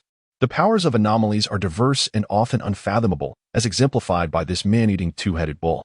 "Well then, young man, I have explained quite a bit. How do you intend to barter for this bull's bone?" Chen's face contorted in discomfort. His most valuable possessions were the Doomsday pickup truck and the bloodthirsty machete at his waist, both of which were irreplaceable. There were some provisions left in the truck, but they were scant and thus not negotiable. He did possess materials from the earlier encounter with the man-faced scorpion, yet that required the agreement of the other 3, which seemed utterly implausible. With an awkward smile, Chen replied, "I'm merely curious, Captain Mo. Such a precious item, I cannot afford to trade. The old man chuckled nonchalantly. No matter, you may also peruse other items. It appeared he was merely a pauper. Old man Mo murmured to himself that a simple exchange of pleasantries would suffice before departing. Chen Ye struggled to divert his gaze from the pile of cow bones, turning instead to observe other items. It must be said that the treasures of the caravan were indeed abundant, far surpassing the meager possessions of a pauper like him. Setting aside the plentiful food supplies, even bottled water was available in dozens of cases. It appeared that Old Man Mo's claim from the previous night about their recent foray into a supply cache was indeed true. Unbeknownst to Chen Ye, his eyes glimmered with an insatiable greed, resembling that of a famished bandit. The survivors of the convoy began to awaken, one by one commencing their tasks. On the opposite side of the caravan, several individuals laid out their supplies. Among them, Iron Lion's provisions were the most plentiful, occupying a significant portion of the open space. Chapter 86. Exaggerated prices. Iron Lion's group boasted the largest number of personnel and the greatest amount of resources. Following the demise of numerous survivors, their supplies effectively became Iron Lion's personal property. Whenever resources were collected, any provisions obtained by the survivors aboard Iron Lion's vehicle were deemed communal assets. Through prolonged accumulation, Iron Lion emerged as the wealthiest individual in the convoy, albeit also the one with the highest consumption rate. These individuals contributed all their resources, and Iron Lion bore the responsibility of ensuring their daily sustenance, preventing them from starving. Should the collection of supplies yield a bountiful harvest, their daily provisions could be somewhat enriched. However, during times of scarcity, as has been the case recently, they were limited to merely 2 bowls of thin porridge daily. Moreover, being on Iron Lion's vehicle also afforded a measure of safety. The 3 survivors who rode motorcycles, despite their seemingly carefree existence, likely met a grim fate. Their bodies now desiccated under the sun. Iron Lion's resources sprawled across the ground, with the most eye-catching items being boxes upon boxes of the latest model smartphones. Before the apocalypse, these devices were considered valuable currency, each fetching over 10,000, with top-tier models reaching as high as 20,000. It remained a mystery from where Iron Lion procured them. Even if these phones had likely turned into mere bricks in the aftermath of the apocalypse, they still captivated attention. Naturally, no one would genuinely contemplate trading for these phones. There were also various clothing items available. As for food, there was some present, but only food could be exchanged for drinking water. Additionally, a few bottles of alcohol and cigarettes were displayed. When these items were presented, Chen Ye could distinctly observe Old Man Mo, the old rascal, drawn in by the scent. Much like Chen Ye, he too was an inveterate smoker, and acquiring cigarettes in this age was no easy feat in comparison to Iron Lion. Sun Qianqian's supplies seemed somewhat meager. However, when she displayed a row of knives, she managed to attract considerable attention. In the Great Xia, obtaining firearms was a daunting task, rendering these knives highly sought after. While these blades were merely ordinary tools and ineffective against the peculiar threats, they held significant deterrent value against humans. In this apocalyptic world, it was not solely the uncanny that could take lives. At times, humanity proved to be far more terrifying. Captain Zhu's possessions are a veritable cornucopia, encompassing a wide array of items. Among them, the most captivating undoubtedly are the 2 peculiar materials acquired from the human-faced scorpion. When presenting these 2 treasures, Captain Zhu had conferred with several individuals. Although everyone was eager to obtain these extraordinary materials for future creations, the pressing concern at hand was the issue of potable water. Reluctantly, the materials had to be offered up. As for Chen Ye's supplies, he had the least among the group. A portion had been swept away during the sandstorm. But fortunately, some food remained in the cockpit, from which he had to extract a fraction. Additionally, he possessed a few bottles of white liquor, collected during his time in Xinhua town and long relegated to a corner. The beer had all been exchanged by Sun Qianqian, and these liquors were initially reserved for bartering in the future, unexpectedly proving useful now. Of course, Chen Ye also had some cigarettes, but under normal circumstances, he would not have considered parting with them. As if perusing the market, Chen Ye strolled past the caravan stalls. From what he gathered, most of the supplies within the caravan belonged to several extraordinary individuals, as the slaves possessed no personal property. Naturally, a few emaciated slaves were present at each stall to assist, ostensibly providing service to Chen Ye and his companions. Together with Tai Shi and Sun Qianqian, they lingered in front of these stalls, even their assistants milling about the caravan's offerings. Meanwhile, Captain Zhu and the old man Mo had retreated into a tent, seemingly negotiating a bulk transaction. How will you trade for this? What size is it? Chen Ye inquired, pointing at a pair of white and red high-top sneakers. If authentic, these shoes would have been valued at over 2,000 prior to the apocalypse. His previous footwear had been incinerated in the desert, leaving him with nothing but flip-flops for the time being. While such footwear sufficed in the desert, possessing a proper pair would be crucial once they departed. The stall was manned by a young man with deeply sunken cheeks. Wearily lifting his head in response, he replied, size 43, 2 pounds of rice, or 10 packs of instant noodles. Noticing the cigarette dangling from Chen Ye's mouth, the young man added, a pack of cigarettes will do too. Any kind will suffice. These shoes are a limited edition, guaranteed authentic. Feel free to inspect. Chen Ye scoffed, have you lost your mind? For just a pair of shoes, you expect to trade for 2 pounds of rice. Had he made such a proposition before the apocalypse, he would have likely faced scorn. The young man, growing agitated, retorted, I paid over 3,000 for these shoes. Is it unreasonable to ask for 2 pounds of rice? You know how things were back then. Just 1 pack of instant noodles. Take it or leave it. 1 pack of instant noodles? The young man's chest heaved violently, as if affronted. Glancing between the shoes and Chen Ye, his eyes shimmered with unshed tears. Gritting his teeth, he uttered, I'll trade. These words seemed to drain the last vestiges of his strength. Chen Ye turned back to the car and retrieved a package of pickled vegetables, tossing it over. The young man stared at the pickled vegetables in hand, his expression akin to one suffering from constipation. At least give me some braised beef. I don't like pickled vegetables. Take it or leave it. That's all there is, Chen Ye remarked. He bent down to grab the limited edition red and white high-top sneakers, taking the box along with them. A middle-aged man approached, snatched the pickled vegetables from the young man's hands, and sneered as he walked away. The young man's lips twitched uncontrollably, tears nearly spilling from his eyes. The shoes were his own, purchased for over 3,000, exchanged for merely a bucket of pickled vegetables, which had now been confiscated. Life had become unbearable.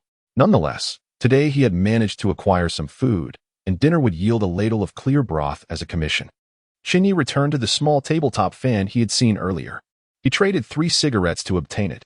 This fan was even less valuable than the sneakers. Without electricity, it served only as a decorative item. As for the cassette tapes, he managed to exchange just 1 cigarette for dozens of them. These items had long been deemed worthless before the apocalypse. Now, they were utterly neglected. Most vehicles now supported Bluetooth playback, and even the older models could only play CDs. Only a select few owned machines capable of playing such antiquities as cassette tapes. Yet, Chen Ye was different. With sufficient kill points, he could exchange for anything he desired. He had resolved to seek out a car player capable of playing cassette tapes once his kill points allowed for it. After consulting the system, he learned that such a player could be obtained for 80 kill points, a price he was willing to pay, as it would alleviate the monotony of driving. Now, Chen Ye found himself in a better position, even contemplating the enjoyment of life. Hey there, how can I trade for that white liquor? An aged voice chimed in beside him.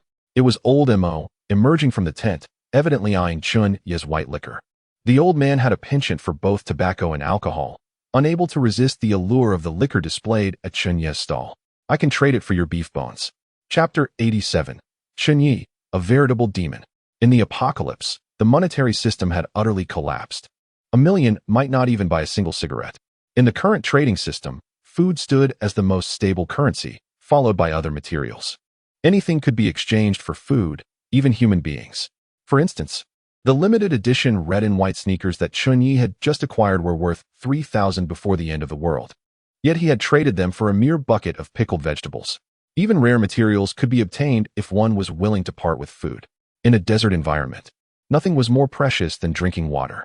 A person can theoretically survive 3 weeks without food. In the absence of water, one can only survive for a mere 72 hours. In an environment such as the desert, this theoretical duration may be even shorter. Thus, it is water resources that are the most precious commodity at present. The negotiations between Chu Che and the old man Mo, alongside the chitin of the human-faced scorpion and its visage, culminated in the acquisition of 10 boxes of mineral water, each box containing 12 bottles, with each bottle holding 550 milliliters. We're at the time before the apocalypse. Such extraordinary materials could be valued at billions. It is crucial to understand that each of these peculiar materials harbors unimaginable powers. However, in the current dire circumstances, These items could only be exchanged for 10 boxes of water. This transaction was not merely for water, it was a matter of life itself. The deal was struck out of Old Man Mo's fear of pushing Chu Che to a desperate brink. Although these peculiar materials could be fashioned into miraculous objects for survival and strange encounters, they could only fulfill this purpose post-transformation. The convoy was devoid of water, and the remaining drinking water could sustain them for merely a day, perhaps even less. It seemed that the peculiar materials would not get the chance to be crafted into miraculous objects before the entire convoy perished due to dehydration. Survival was the foremost priority. Items like tobacco and liquor held value only among specific groups. For instance, possessing cigarettes could allow one to barter with Chen Ye for various goods. In Old Man Mo's eyes, this common white liquor was a rare treasure. In the apocalypse, some alcohol serves as a necessary anesthetic. However, upon hearing Chen Ye's proposal to trade for ox bones, the old man displayed a considerable reaction. "You rascal! I suspected your cunning from the very beginning. You indeed have your sights set on my ox bones."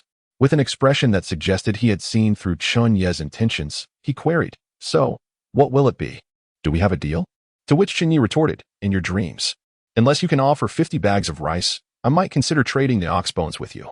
Attempting to exchange 2 bottles of liquor for the bones was utterly implausible. Chen Ye was merely testing the waters. Unless he possessed more liquor, a transaction was unlikely. While one could survive without alcohol, one could not endure without water. "Little Chu, I have another trade proposition. Are you interested?" Upon noticing Chu Che's approach, Old Man Mo's face broke into a lecherous grin. A sense of unease washed over Chu Che, yet he halted his steps. Chen Ye turned to look at a plain-looking woman seated upon a sand dune, her demeanor cold as she wrapped her hands in bandages. As if sensing Chen Ye's gaze, she briefly lifted her eyes to meet his before returning her focus to her task. The entire interaction lasted less than a second. Nearby, a youth shrouded in a cloak also noticed Chen Ye's attention, sneering coldly and mimicking a throat-cutting gesture. Chen Ye was taken aback upon their first encounter. This boy had made the same gesture towards Iron Lion, which had greatly angered him. It now appeared that the boy's target was not Iron Lion, but rather himself. How intriguing. Chen Ye smiled warmly, his grin reminiscent of a gentle spring breeze in May. The young man cast a disdainful glance at Chen Ye, seemingly attempting to provoke him. However, Chen Ye paid him no mind. If such a trivial gesture could ruffle his feathers, he would no longer be Chen Ye. Of course, this did not imply that Chen Ye was magnanimous. One must understand that he possessed a rather petty nature. He intended to settle the score with the young man later.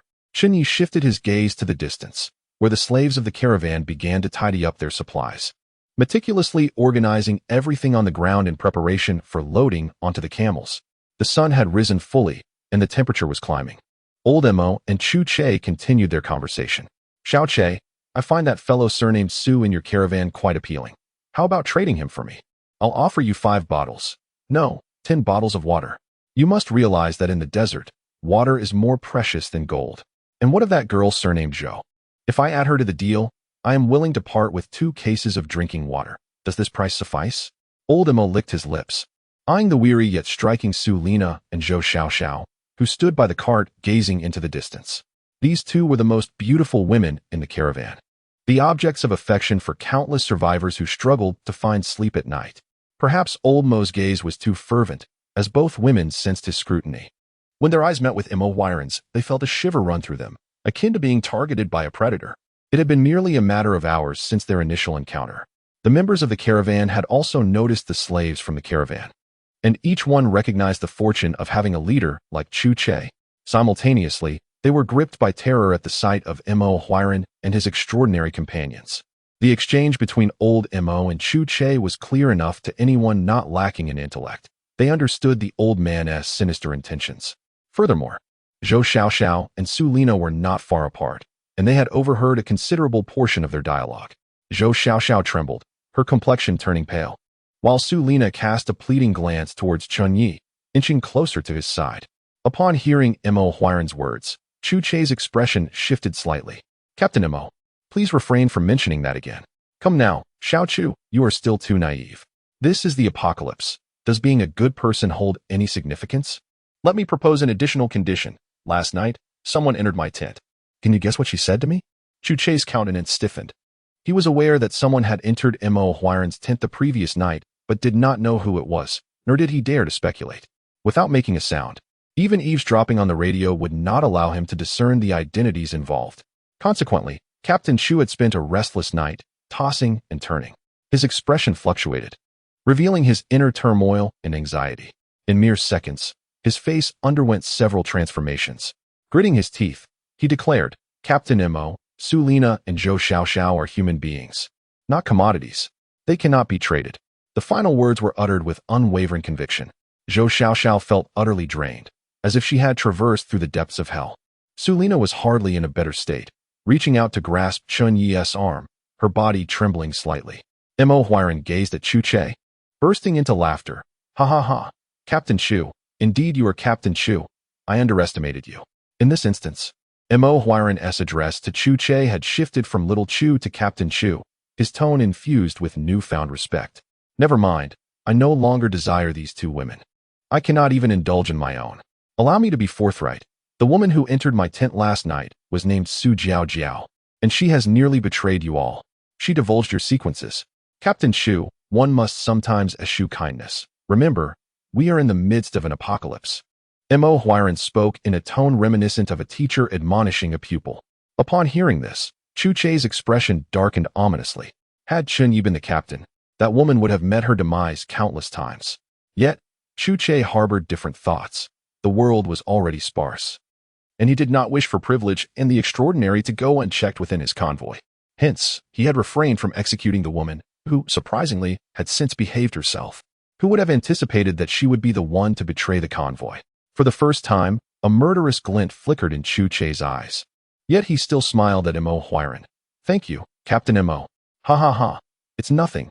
We are both captains, and like you, I despise the presence of traitors within our ranks." Mo Huiran cast a lingering, covetous glance at Su Lina and Zhou Xiaoxiao, licking his lips, feeling a twinge of regret. Such beauties were not easily encountered. Meanwhile, Chen Ye withdrew his greedy gaze from the hunchbacked supplies, those precious bottles of water, the food, and the camels. Upon hearing the conclusion of their conversation, Chen Ye chuckled. "Captain Mo, our captain won't trade with you, but I will. Su Lina is mine.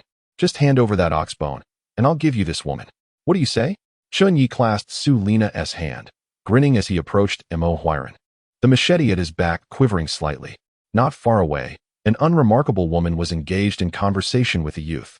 As for Sun Qianqian, she was directing several men to assist her in loading supplies onto a vehicle, her right hand already gripping the hilt of her sword. When Su Lina heard Chen Ye's words, her face turned pale, nearly collapsing to the ground. Chen Ye, how could he do this? He was nothing short of a demon.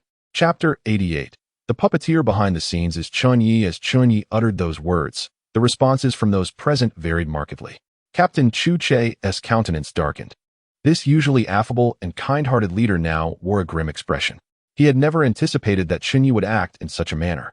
Although ruthless, in Captain Chu's eyes, Chen Ye was merely a survivor, adhering to certain moral boundaries, at the very least.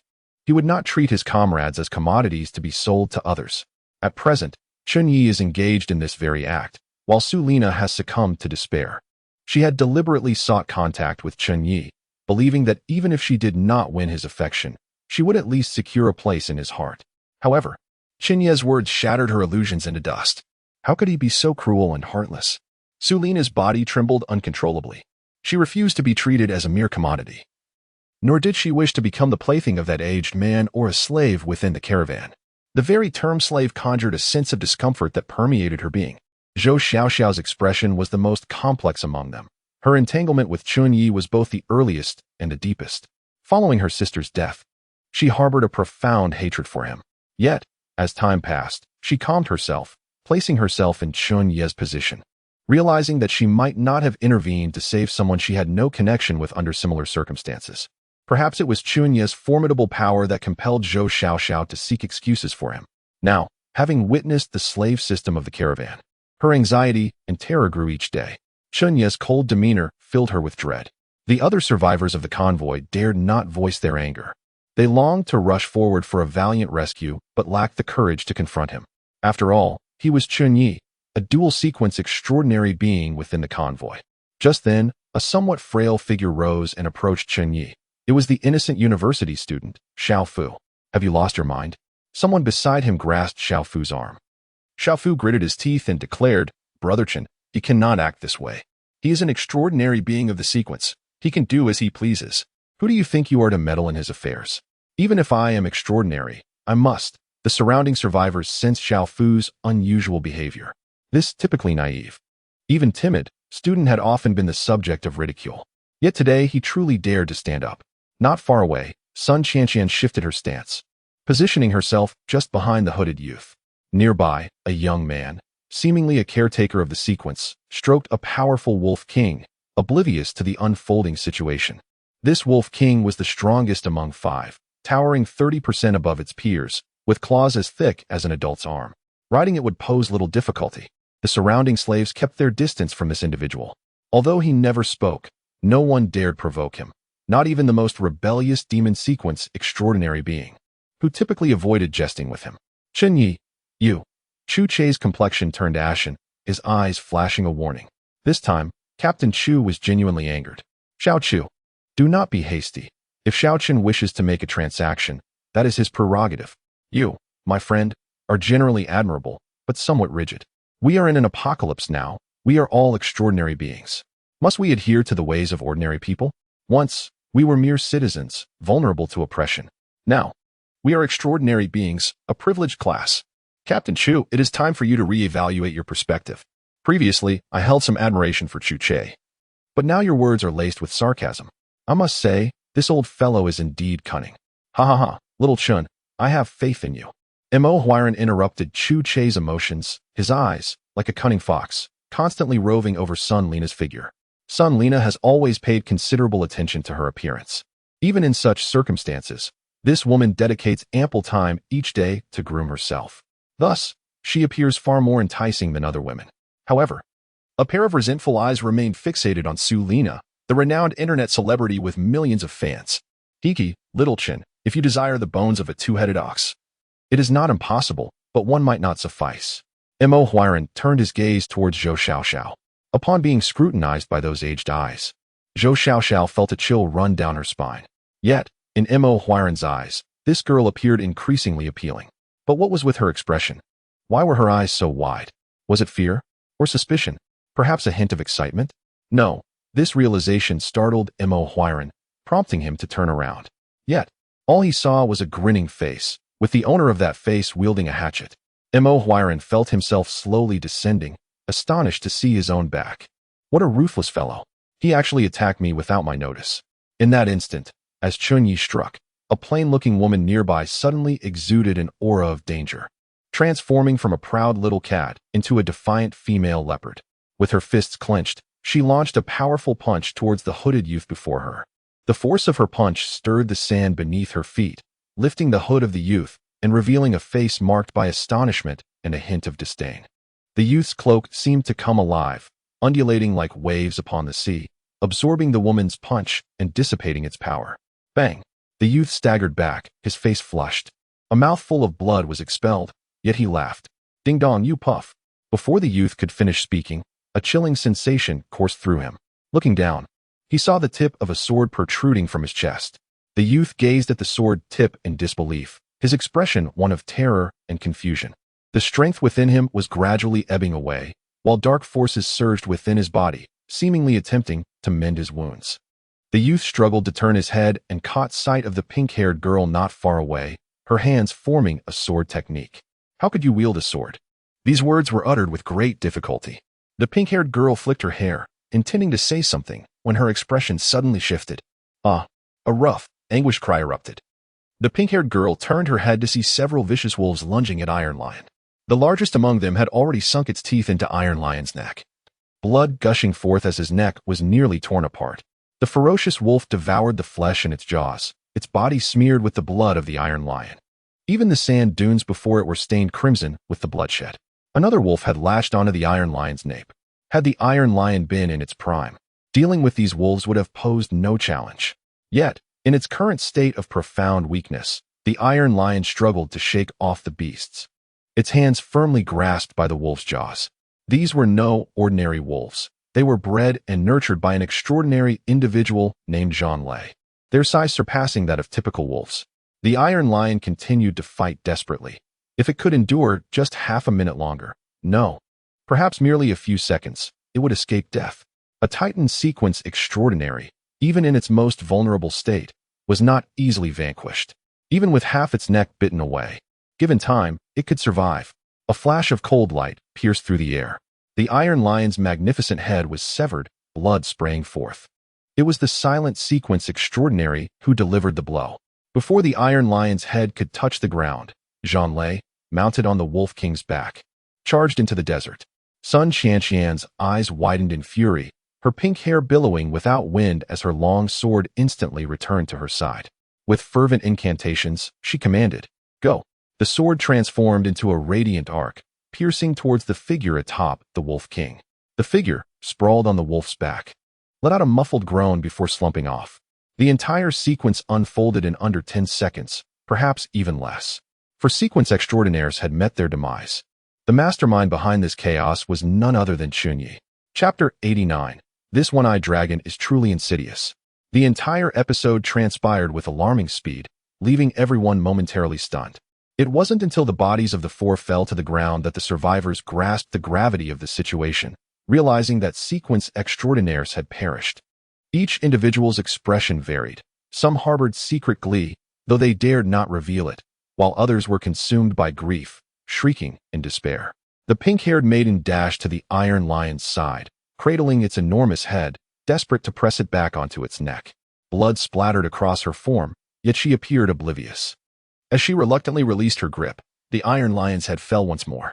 The maiden was left to support it with her hands, hoping this would somehow revive the Iron Lion. "You big fool, you're a Titan sequence, aren't you? You can't die? Come on, wake up. Tell me you're fine. Iron Lion, you big fool." Tears as large as beans streamed from her eyes, falling onto the Iron Lion's face. The bond between the Iron Lion and the pink-haired maiden stretched back longer than her acquaintance with Chen Ye. Before Chen Ye had awakened, they had often collaborated while scavenging for supplies, saving each other countless times. To the pink-haired maiden, the Iron Lion was someone she could trust with her back, and the sentiment was mutual. In the apocalyptic world, both understood the inevitability of death, yet the suddenness of this loss took them by surprise.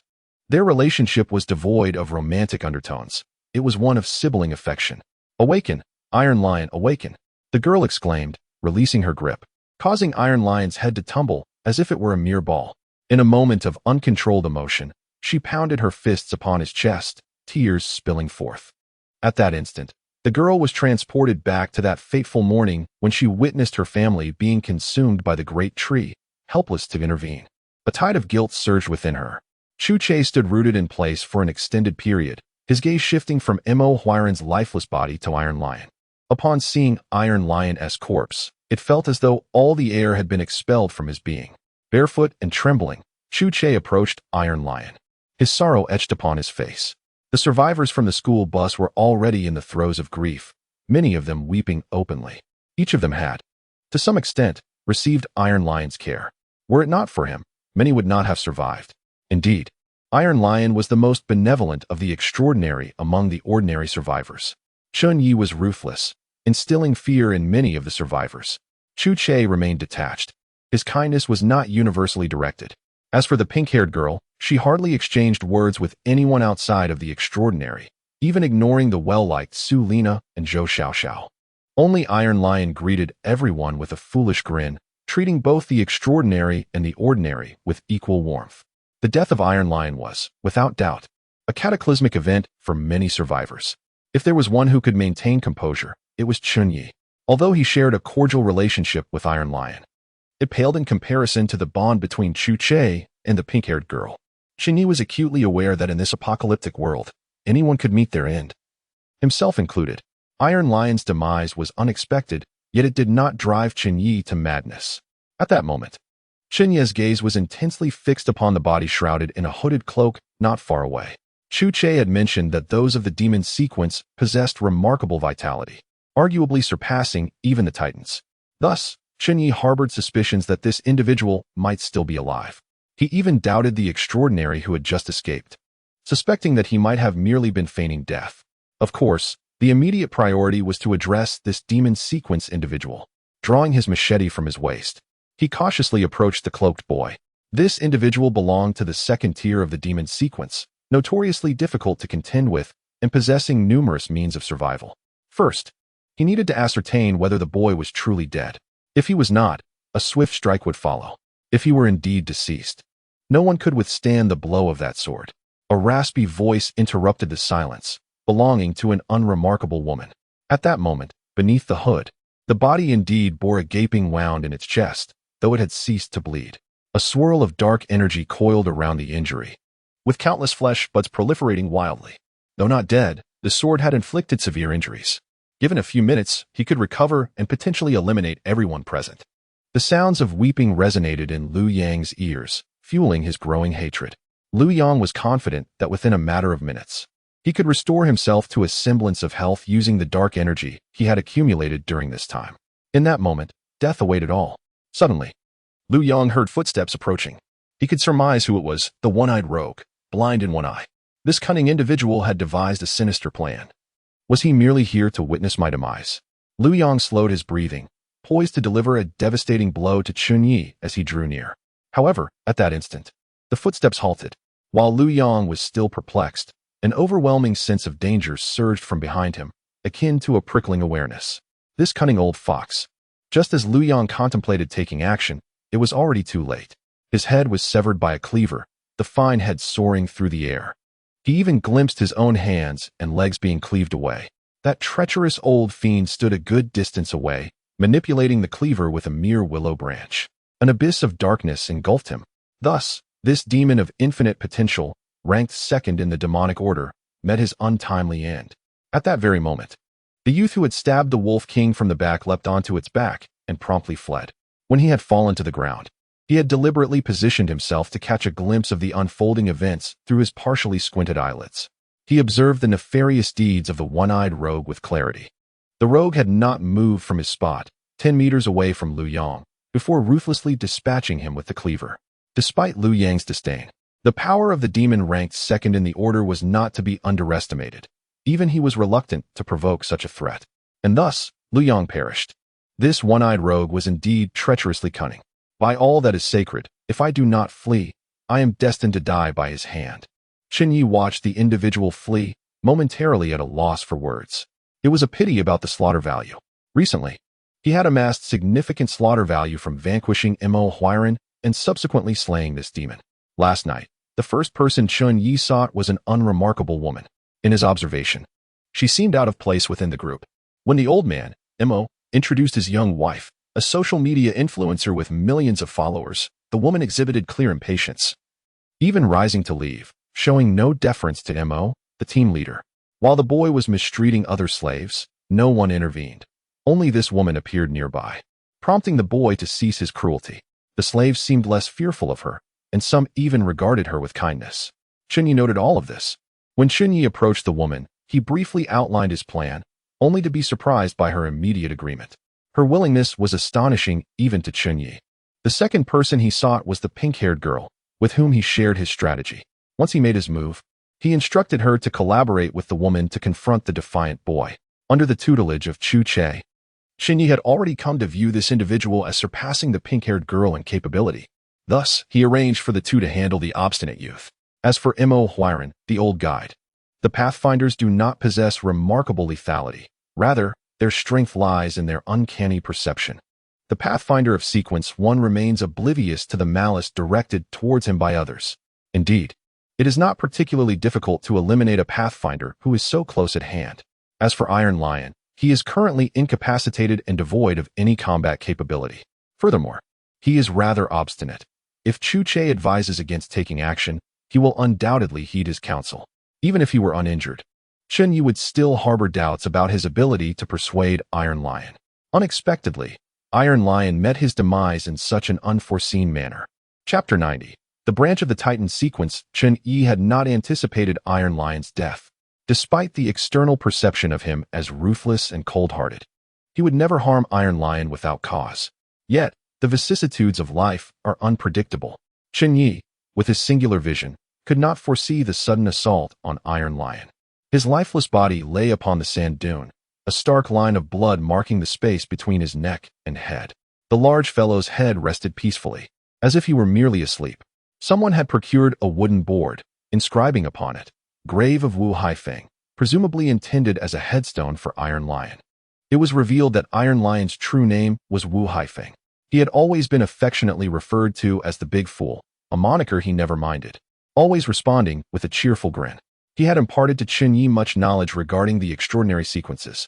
The pink-haired girl wept profusely, her delicate features marred by tears and snot. Her wailing mouth trembled as she cried uncontrollably. Numerous survivors stood before Wu Haifeng's grave, shedding tears in remembrance. For the first time, Chen Ye felt a profound sadness. He had never anticipated Iron Lion's fate. Within the convoy, Iron Lion maintained excellent relations with everyone and had been particularly attentive when Chen Ye first awakened. Much of the knowledge about the extraordinary sequences had been shared with him by Iron Lion. When he was initially regarded as a member of the mechanic sequence, Chen Ye frequently engaged in banter with Iron Lion. The latter clearly understood this, yet he freely divulged all he knew to Chen Ye, even the secrets of the Titan sequence. Had Iron Lion not perished, Chen Ye might have considered him a brother, a rarity for someone as guarded as Chen Ye. "Ache, it is getting late," Uncle A Bao interjected, noting the time was already 10 in the morning. Chu Che did not respond to Uncle A Bao, but instead turned to Chen Ye. "You ought not to act so recklessly. At the very least, you should have informed me." There was no reproach in Chu Che's tone. It was calm and composed. After a moment of silence, Chen Ye replied, "You would not have agreed. If given another chance, I would still take action. However, I would inform Iron Lion in advance, allowing him to take cover." Chu Che fell silent as well, fully comprehending Chen Ye's implication. Had he truly known of Chen Ye's plan, he would surely have opposed it, possibly leading to conflict between them. Chu Che was not a soft-hearted individual. He was aware of the numerous survivors in their group who had been sacrificed for the sake of expediency and had not intervened. In his perception, those individuals were destined to perish. Their existence merely served to afford others a greater chance at survival. One could deem it a necessary demise. Even if they were to survive, Chu Che did not believe himself capable of safeguarding so many lives. He was merely sequence one. From a wholly rational standpoint, Chu Che did not consider Chen Ye's actions to be unjust. Without resources, death awaited them all. The vast, unending desert offered no assurance of escape. Moreover, Mo Huiran and that youth were far from virtuous. One could discern their malevolence from the slave system they had established. "You are too ruthless. Perhaps among us, only you will endure until the end. Should I meet my demise one day, remember to burn a bit of tea for me each year." Chen Ye remained silent. Chu Che poured a cup of tea before the Iron Lion, allowing a few brown leaves to scatter upon the dunes. The normally precious pu'er tea was thus squandered. Yet Chu Che felt no remorse. Chen Ye said nothing, lighting a cigarette, taking a couple of puffs, finding it lacking in interest, and extinguishing the unfinished but beneath his foot. He glanced at the countdown. 2 hours remained until the training simulation would conclude. Time was of the essence. The temperature of the desert began to rise gradually. Chen Ye's words were interrupted by Chu Che. "Wait a moment." "What?" Chen Ye queried, puzzled. Chu Che, gazing earnestly at the corpse of the Iron Lion, inquired, "Do you know how many branches exist within the Titan sequence?" Chen Ye was baffled by Chu Che's question. "As far as I know, Titan sequence 1 is referred to as the Flesh and Blood Apprentice, but at sequence 2, the Titan sequence diverges into 2 branches. One is called the Dual Cranial Giant, and the other, the Eye of Insight. The Eye of Insight sprouts a third eye upon the forehead, possessing remarkable abilities. I once perused a document indicating that for those Titans who pursue this branch and achieve a sufficient sequence, the third eye left behind upon death could even serve as a peculiar artifact." Chen Ye listened, dumbfounded. Is there truly such a thing? Even the tearful, sniffling pink-haired girl had ceased her weeping, engrossed in Chu Che's discourse. "And the Dual Cranial Giant. Do you recall that the Iron Lion possessed 2 distinct personalities? One being the Iron Lion we know, and the other manifesting in battle? How could Chen Ye forget? The duality of the Iron Lion's personality left an indelible impression. Each time they fought, Chen Ye suspected that another being had infiltrated the Iron Lion's form. Chu Che fixed his penetrating gaze upon the massive body before him, his eyes shimmering with insight, presenting an air of sagacity. Yet, internally, Chu Che's thoughts were far from the wisdom he outwardly projected. Initially, upon witnessing the Iron Lion's decapitation, Chu Che had panicked, convinced of the Iron Lion's inevitable demise. Only after regaining his composure did he recall a document he had previously encountered, which detailed the peculiarities of the Titan sequence. Are you suggesting that the Iron Lion could revive? Upon overhearing the conversation of two individuals, the pink-haired girl, her face streaked with tears and mucus, abruptly lifted her head. Those in the vicinity who had a close relationship with the Iron Lion also turned their gazes toward her, their eyes ablaze with intensity. After contemplating for a moment, Chen Ye spoke. When the Iron Lion exhibited his second persona, it may have already been in the throes of birthing the dual-headed giant branch. Perhaps the Iron Lion has not truly perished, but rather never died at all. How could one who has had their head severed still be alive? A nearby survivor, captivated by the discourse, inadvertently uttered this thought aloud. Realizing his misstep, a look of panic crossed his face. Chen Ye, however, showed no signs of reproach. Instead, he remarked, "The sequence of the extraordinary has long transcended the ordinary, and every sequence possesses its own marvel." At that moment, the corpse of the Iron Lion began to convulse. A sizable bulge formed at the chest, as if something sought to emerge from within. The surrounding survivors turned pale. Even those who harbored fondness for the Iron Lion recoiled in terror. Only Chen Ye and a few others exhibited shining eyes, their expressions filled with fervor. The ensuing spectacle was nothing short of horrific. A head struggled to break free from the Iron Lion's chest, while countless unseen hands within clutched at it fiercely, preventing its escape. The struggle bore a striking resemblance to the Iron Lion in battle. Notably, this head was not positioned where the previous one had been, but rather beside it. Indeed, as Chen Ye had posited, this was a manifestation of the dual-headed giant branch. With a thunderous roar, the newly emerged head unleashed a surge of energy, forcing several nearby individuals to retreat several meters. This roar enabled the head to finally liberate itself from its intangible restraints. Those present were left utterly astonished. "You three, Ye, the little girl, and Chen Ye, why are you standing there in a daze? Help me up.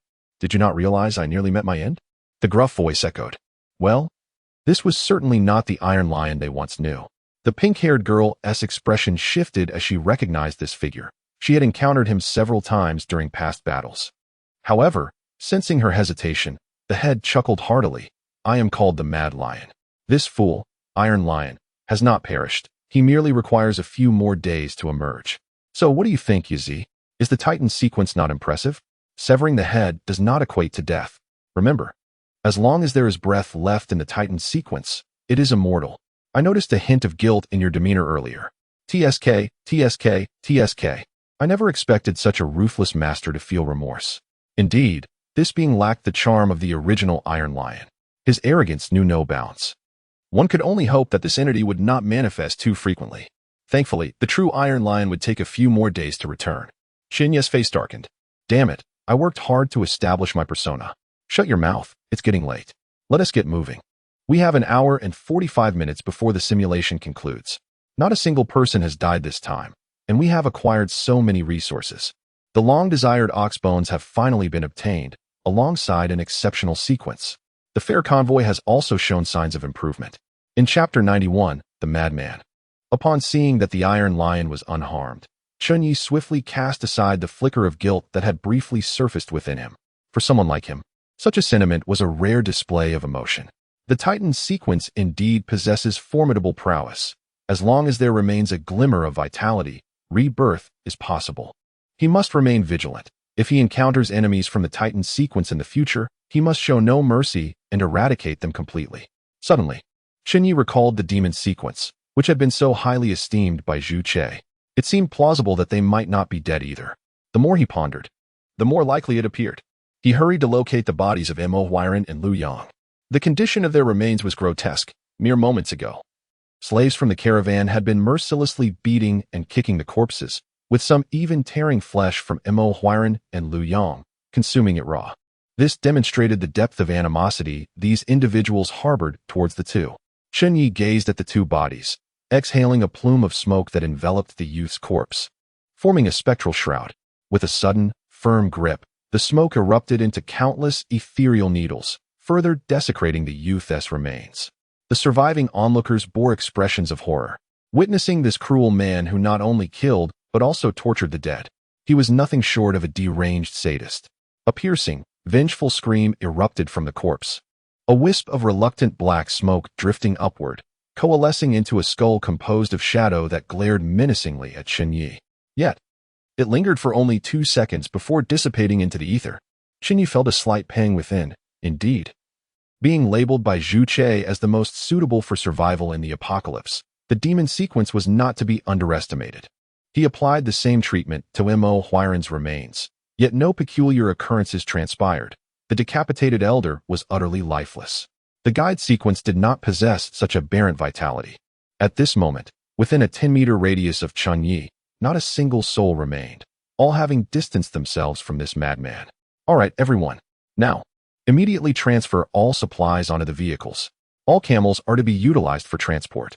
In half an hour, we must depart from this place. Move swiftly. Uncle Abeo's voice resonated throughout the camp. The supplies from the caravan had now transformed into the convoy's provisions. Chen Ye had long set his sights on the ox bones of the man-eating two-headed beast, with a hand formed of smoke. He prioritized grasping the bones and placing them onto his apocalyptic pickup truck. However, he was unprepared for their astonishing weight, and he strained to complete the transfer, causing the vehicle to creak under the pressure. The mass of the bones exceeded all expectations. After enduring a sandstorm, the pickup truck now felt burdened beyond its limits. When it was designed, the primary concern had merely been to ensure it could barely function, with a focus on conserving slaughter points.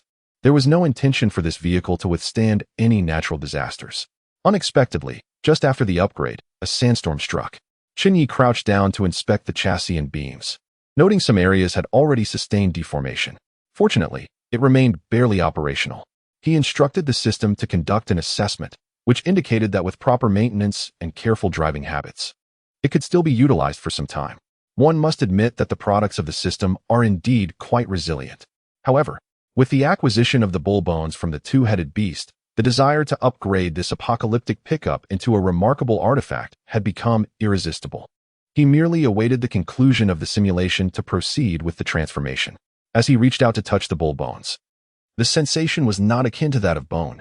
Rather, it felt metallic, cold, eerie, and imbued with an uncanny energy, as if the skeletal structure concealed incomprehensible forces. Should he truly employ these bones to enhance the apocalyptic pickup, it would surely yield a delightful surprise. All the survivors began to mobilize. Even the former caravan slaves had now become new members of the convoy. Uncle Abeo was currently overwhelmed with tasks. The newcomers were already familiar with the convoy's rules. Thus, each individual was eager and swift in their actions. Some survivors, upon understanding the school bus regulations, unhesitatingly joined the Iron Lion's ranks, while others expressed a desire to operate independently. For such individuals, Uncle Abeo promptly allocated a number of camels to the convoy, as no one wished to depart.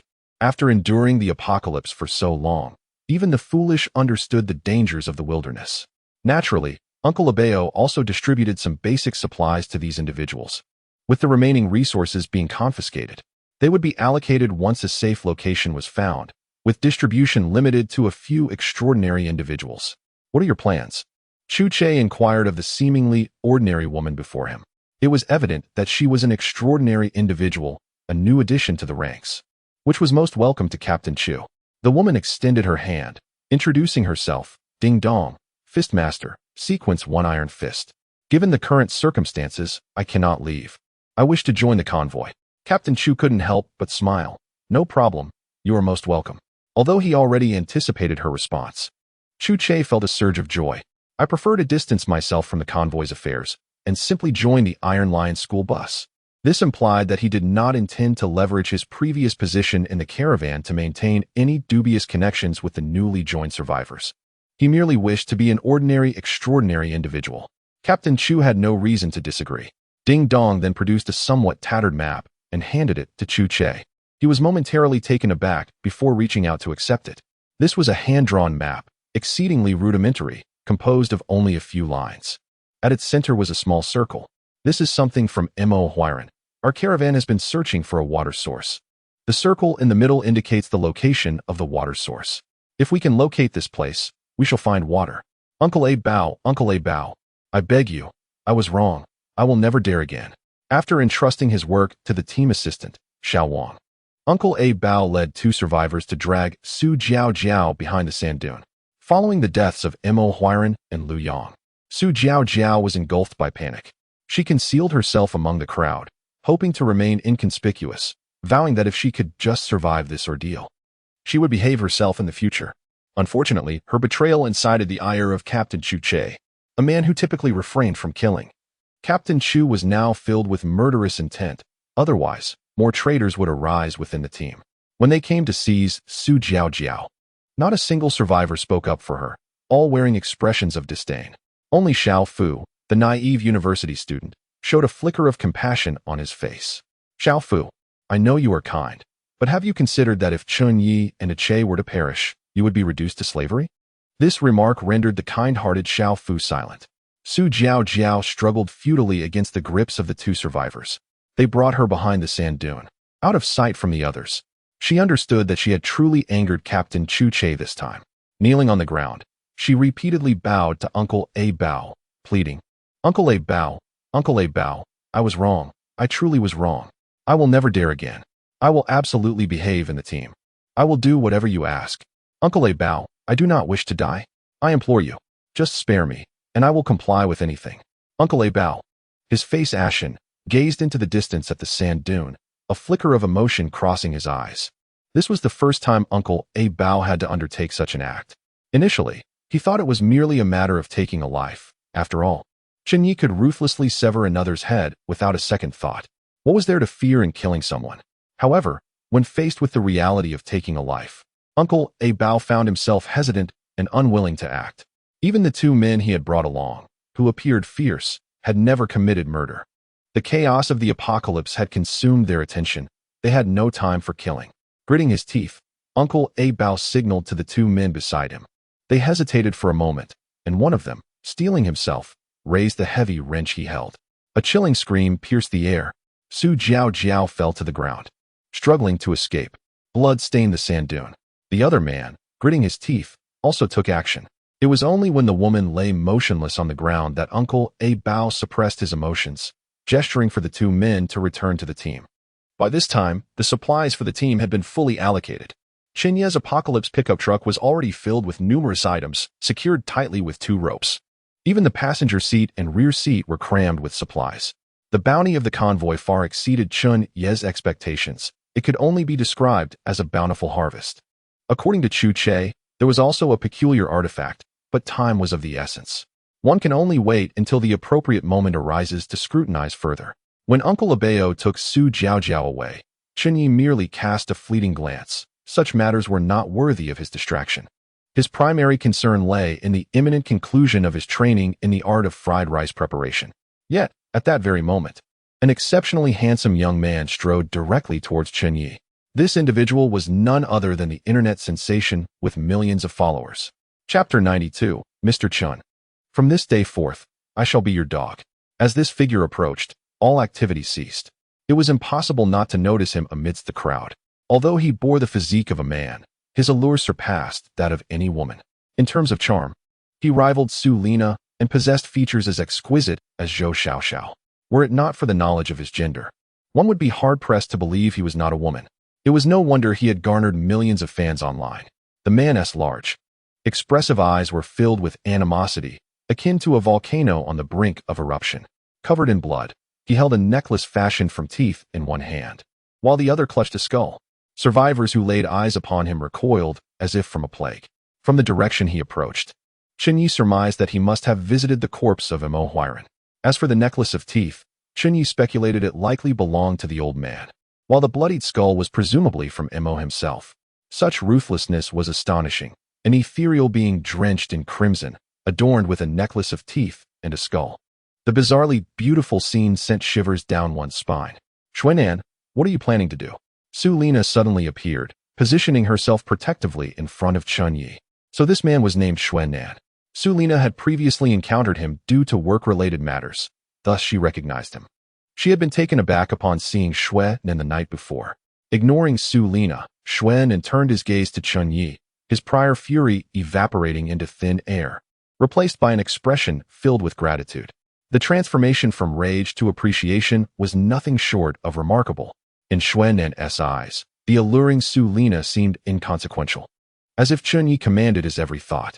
One might assume that Chen Ye could demand his death, and he would comply without hesitation, as if Chen Ye were his deity. Yet, amidst this gratitude lay an undercurrent of profound complexity. With a sudden thud, Xuan'an's knees buckled, and he fell to the sand, bowing 3 times before Chen Ye, discarding the necklace and skull aside. Mr. Chen, from this day forth, Xuan'an shall be your dog. I will do whatever you desire. Upon hearing these words, the onlookers cast curious glances at Chen Ye. A man of such striking beauty, even if not a woman, could still be accepted, one might think. Chen Ye's face turned a shade of green. What are you all looking at me for?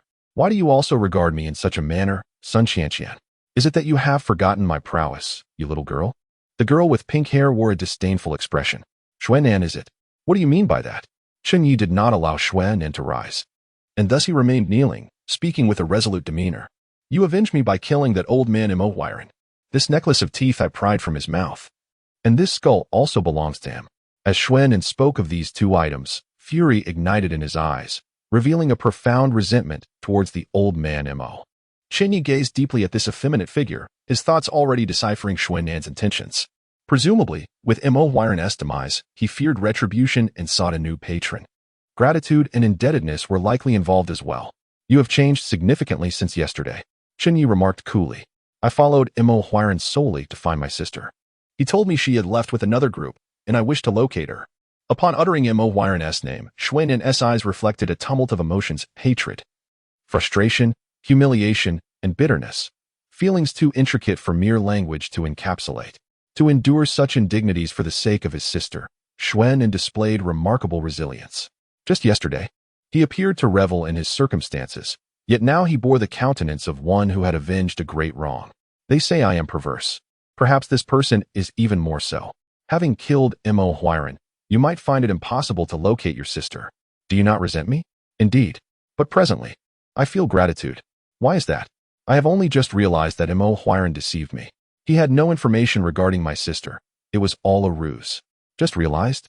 It seemed that with Weirdness' death, Xuan'an had uncovered certain truths among his possessions. Chen Ye found himself indifferent to the specifics of these revelations. The weighty nature of the conversation did not entice his involvement. He waved dismissively. You may rise. I have no need for a dog. Without a moment's hesitation, Chen Ye rejected the notion. Some survivors regarded him with pity, yet he interjected, no buts. The convoy is departing shortly. Be gone. With a casual wave, akin to swatting away a fly, Chen Ye dismissed him. Xuan'an's face flushed crimson, but he nonetheless stood, approached a nearby camel, and mounted it in silence. Set forth. Uncle Abeo's voice echoed through the loudspeaker. The convoy began to move slowly. Behind them trailed a long line of camels. Compared to the previous convoy, this one was evidently more formidable, each vehicle laden with supplies. Captain Chu's rooftop cargo reached nearly 2 meters in height. The pink-haired girl's off-road vehicle struggled to start, its overloaded rack threatening to topple due to unsteady weight distribution. Iron Lion happened to be nearby, steadying it with ease. After ascending to the Titan Sequence 2 as a colossal giant, his height seems to have increased by more than 20 centimeters. Now standing at an impressive 2 meters and 20. Even at over 1 meter 80, Chen Ye finds himself gazing up at this behemoth. As for Chen Ye himself, his Apocalypse pickup truck swayed unsteadily, struggling to start. In contrast to the 2 modified off-road vehicles ahead, the design of Chen Ye's Apocalypse pickup had not anticipated such an abundance of supplies. It was already overloaded. The Iron Lion school bus, however, was even more extravagant. Its roof was crammed with supplies, adding an additional 2 meters to its height, making it visible from afar. Inside, the vehicle was now teeming with survivors. Previously, it had only been half full, but now it was packed to capacity. The soft desert ground made it difficult to get moving. Several survivors disembarked to attempt to push the vehicle out of the sand pit, their faces turning red from the effort, yet they could not succeed. Unable to bear the sight, the Iron Lion effortlessly lifted the bus from the sand. Chen Ye was astounded, his eyes nearly popping out of his head. This colossal figure had grown even stronger. He had seen the Iron Lion push vehicles through sand before, but never with such ease. Behind them, the caravan clinked and clattered as Chen Ye sped through the desert in his Apocalypse pickup, devoid of a windshield or windows. The hot desert wind whipped across his face, driving him to the brink of madness. Glancing at the system, he noted that there was less than an hour until the simulation concluded. He soon spotted the old man again, but merely glanced at him before looking away, knowing that the old man posed a potential threat. Approaching him would be akin to courting disaster. However, the newly joined woman named Ding Dong might provide an opportunity to investigate the old man's true nature. In the lead vehicle, Captain Chu's expression was grave. The departure time had been delayed once more. In his perception, an uncanny presence was trailing the convoy, gaining speed, and would catch up in mere minutes. If given the choice, Captain Chu would certainly prefer to avoid such an encounter. "Accelerate," he commanded, and the modified vehicle surged forward, kicking up a cloud of dust behind it. Observing the acceleration, the pink-haired girl, who had been playing a handheld console in the back, exclaimed, "Cousin, Captain Chu's vehicle is speeding up." The little girl in the driver's seat propped her chin on her hands, peering ahead. The pink-haired girl set down her console, raised her head to watch Chu's vehicle, then turned to glance back. Her brow furrowed. If only they had a walkie-talkie, she could inquire about the situation. Based on her knowledge of Captain Chu, he would not hastily choose to accelerate without reason, which meant that the others, particularly the caravan, might struggle to keep up. The speed of these camels pales in comparison to that of a four-wheeled vehicle. After some contemplation, the girl with pink hair declared, "Let us pursue." As for the caravan, there is always someone who must play the role of the gecko's tail. Lao Wu, Qi Shi, and the captain all accelerated. Meanwhile, bald old Li, who was driving the school bus, furrowed his brow. Beside him sat a hulking figure, the Iron Lion, who lowered his head to peer ahead. The other wound on his neck had healed, sprouting a small fleshy growth. Merely by sitting there, he emanated an immense sense of pressure. Ding Dong, seated behind the Iron Lion, glanced back and remarked, "Surely the leader has a reason for this. Shall we not follow?" This woman, though unremarkable in appearance, possessed a steadfast sense of justice, which explained her alliance with Mo Huiran and the others. She was also astute enough to consult the Iron Lion. Despite having her own ideas, "Let us pursue." The three vehicles surged forward in unison. Chen Ye, not one to be overly sentimental, pressed the accelerator to the floor. The engine roared in fury, causing the vehicle to shake violently as it caught up with the three ahead. Their sudden acceleration soon captured the attention of others, prompting the entire convoy to involuntarily speed up. No one inquired why Chu Che had taken such action. Those who had survived this long were far from foolish, understanding that survival lay in following the captain. From a distance, the convoy kicked up a colossal dust storm. Chen Ye, lacking a windshield, found himself in extreme discomfort as the sand kicked up by the front tires infiltrated his vehicle, quickly coating his face and body in a gray haze. He deftly maneuvered the steering wheel, aligning his vehicle parallel to the one in front. Previously, to avoid encountering quicksand, the trailing vehicles had followed the tire tracks of those ahead. Now, with the vehicles side by side, the onslaught of sand diminished significantly, allowing Chen Ye to gain a clearer view of the situation ahead. Other vehicles soon followed suit, accelerating to catch up. However, the camels trailing behind were in dire straits. The normal speed of a camel hovers around 10 kilometers per hour. Even if they could sprint, such speed could only be sustained for 3 to 5 minutes. Having just acquired so many camels and survivors, it seemed they might soon become fodder for the bazaar. Not to mention the survivors. These camels alone represented a source of high-quality meat. In these times, finding fresh meat in the desert was an exceedingly rare privilege. Yet, Chen Ye soon sensed something amiss. The camels were surprisingly swift. Although they could not catch up to his vehicle, they were capable of gradual acceleration, lagging behind the apocalyptic pickup truck. It did not take long for Chen Ye to deduce the cause. Within the caravan, there had been a sequence of caretakers. This sequence of extraordinary individuals possessed weak combat abilities, but remarkable talents for nurturing extraordinary species. If these were merely ordinary camels, it was likely that Mo Huiran and his group would have perished long ago. Such abilities, had they existed before the apocalypse, would have astonished the world. Indeed, each extraordinary sequence possesses its own incredible abilities. Some camels, unburdened by cargo, swiftly distinguished themselves from the herd behind. System simulation complete. A notification from the system appeared before me, reminiscent of the method previously employed to train extraordinary abilities. Without affording Chen Ye a moment to scrutinize the system's message, a resounding bang echoed. Chen Ye felt the vehicle sway violently. Before he could examine the system's notification, control was lost. He slammed on the brakes, and the vehicle lurched sharply to the right, colliding forcefully with a nearby old man-esque car. The impact overturned the vehicle, even crushing it. The car tumbled onto the sandy ground, its 4 tires spinning helplessly. It turned out the collision was with a large rock. causing the vehicle to lose balance and flip. When Chen Ye extricated himself from the car, he was in a state of utter disarray, sand covering his hair and face. The old man's car was left in a wretched state due to the collision with Chen Ye's doomsday pickup. An aged figure emerged from the driver's seat of the old man's car. Previously, this elder would greet Chen Ye with a beaming smile, even displaying a touch of servility. Yet now, his expression was grim, tinged with resentment. It seemed he had not softened his demeanor due to Chen Ye's status as an extraordinary sequence, or perhaps he had never truly regarded it with any significance. Those previous displays of friendliness were merely superficial. At that moment, Chen Ye had no time to ponder the old man's thoughts, his mouth filled with sand. A herd of camels galloped past them, raising a cloud of dust, moving at an unimaginable speed, as if fleeing from some great terror. Many of the camels were frothing at the mouth. A profound sense of danger surged within him, a familiar feeling he had encountered several times before. Odd.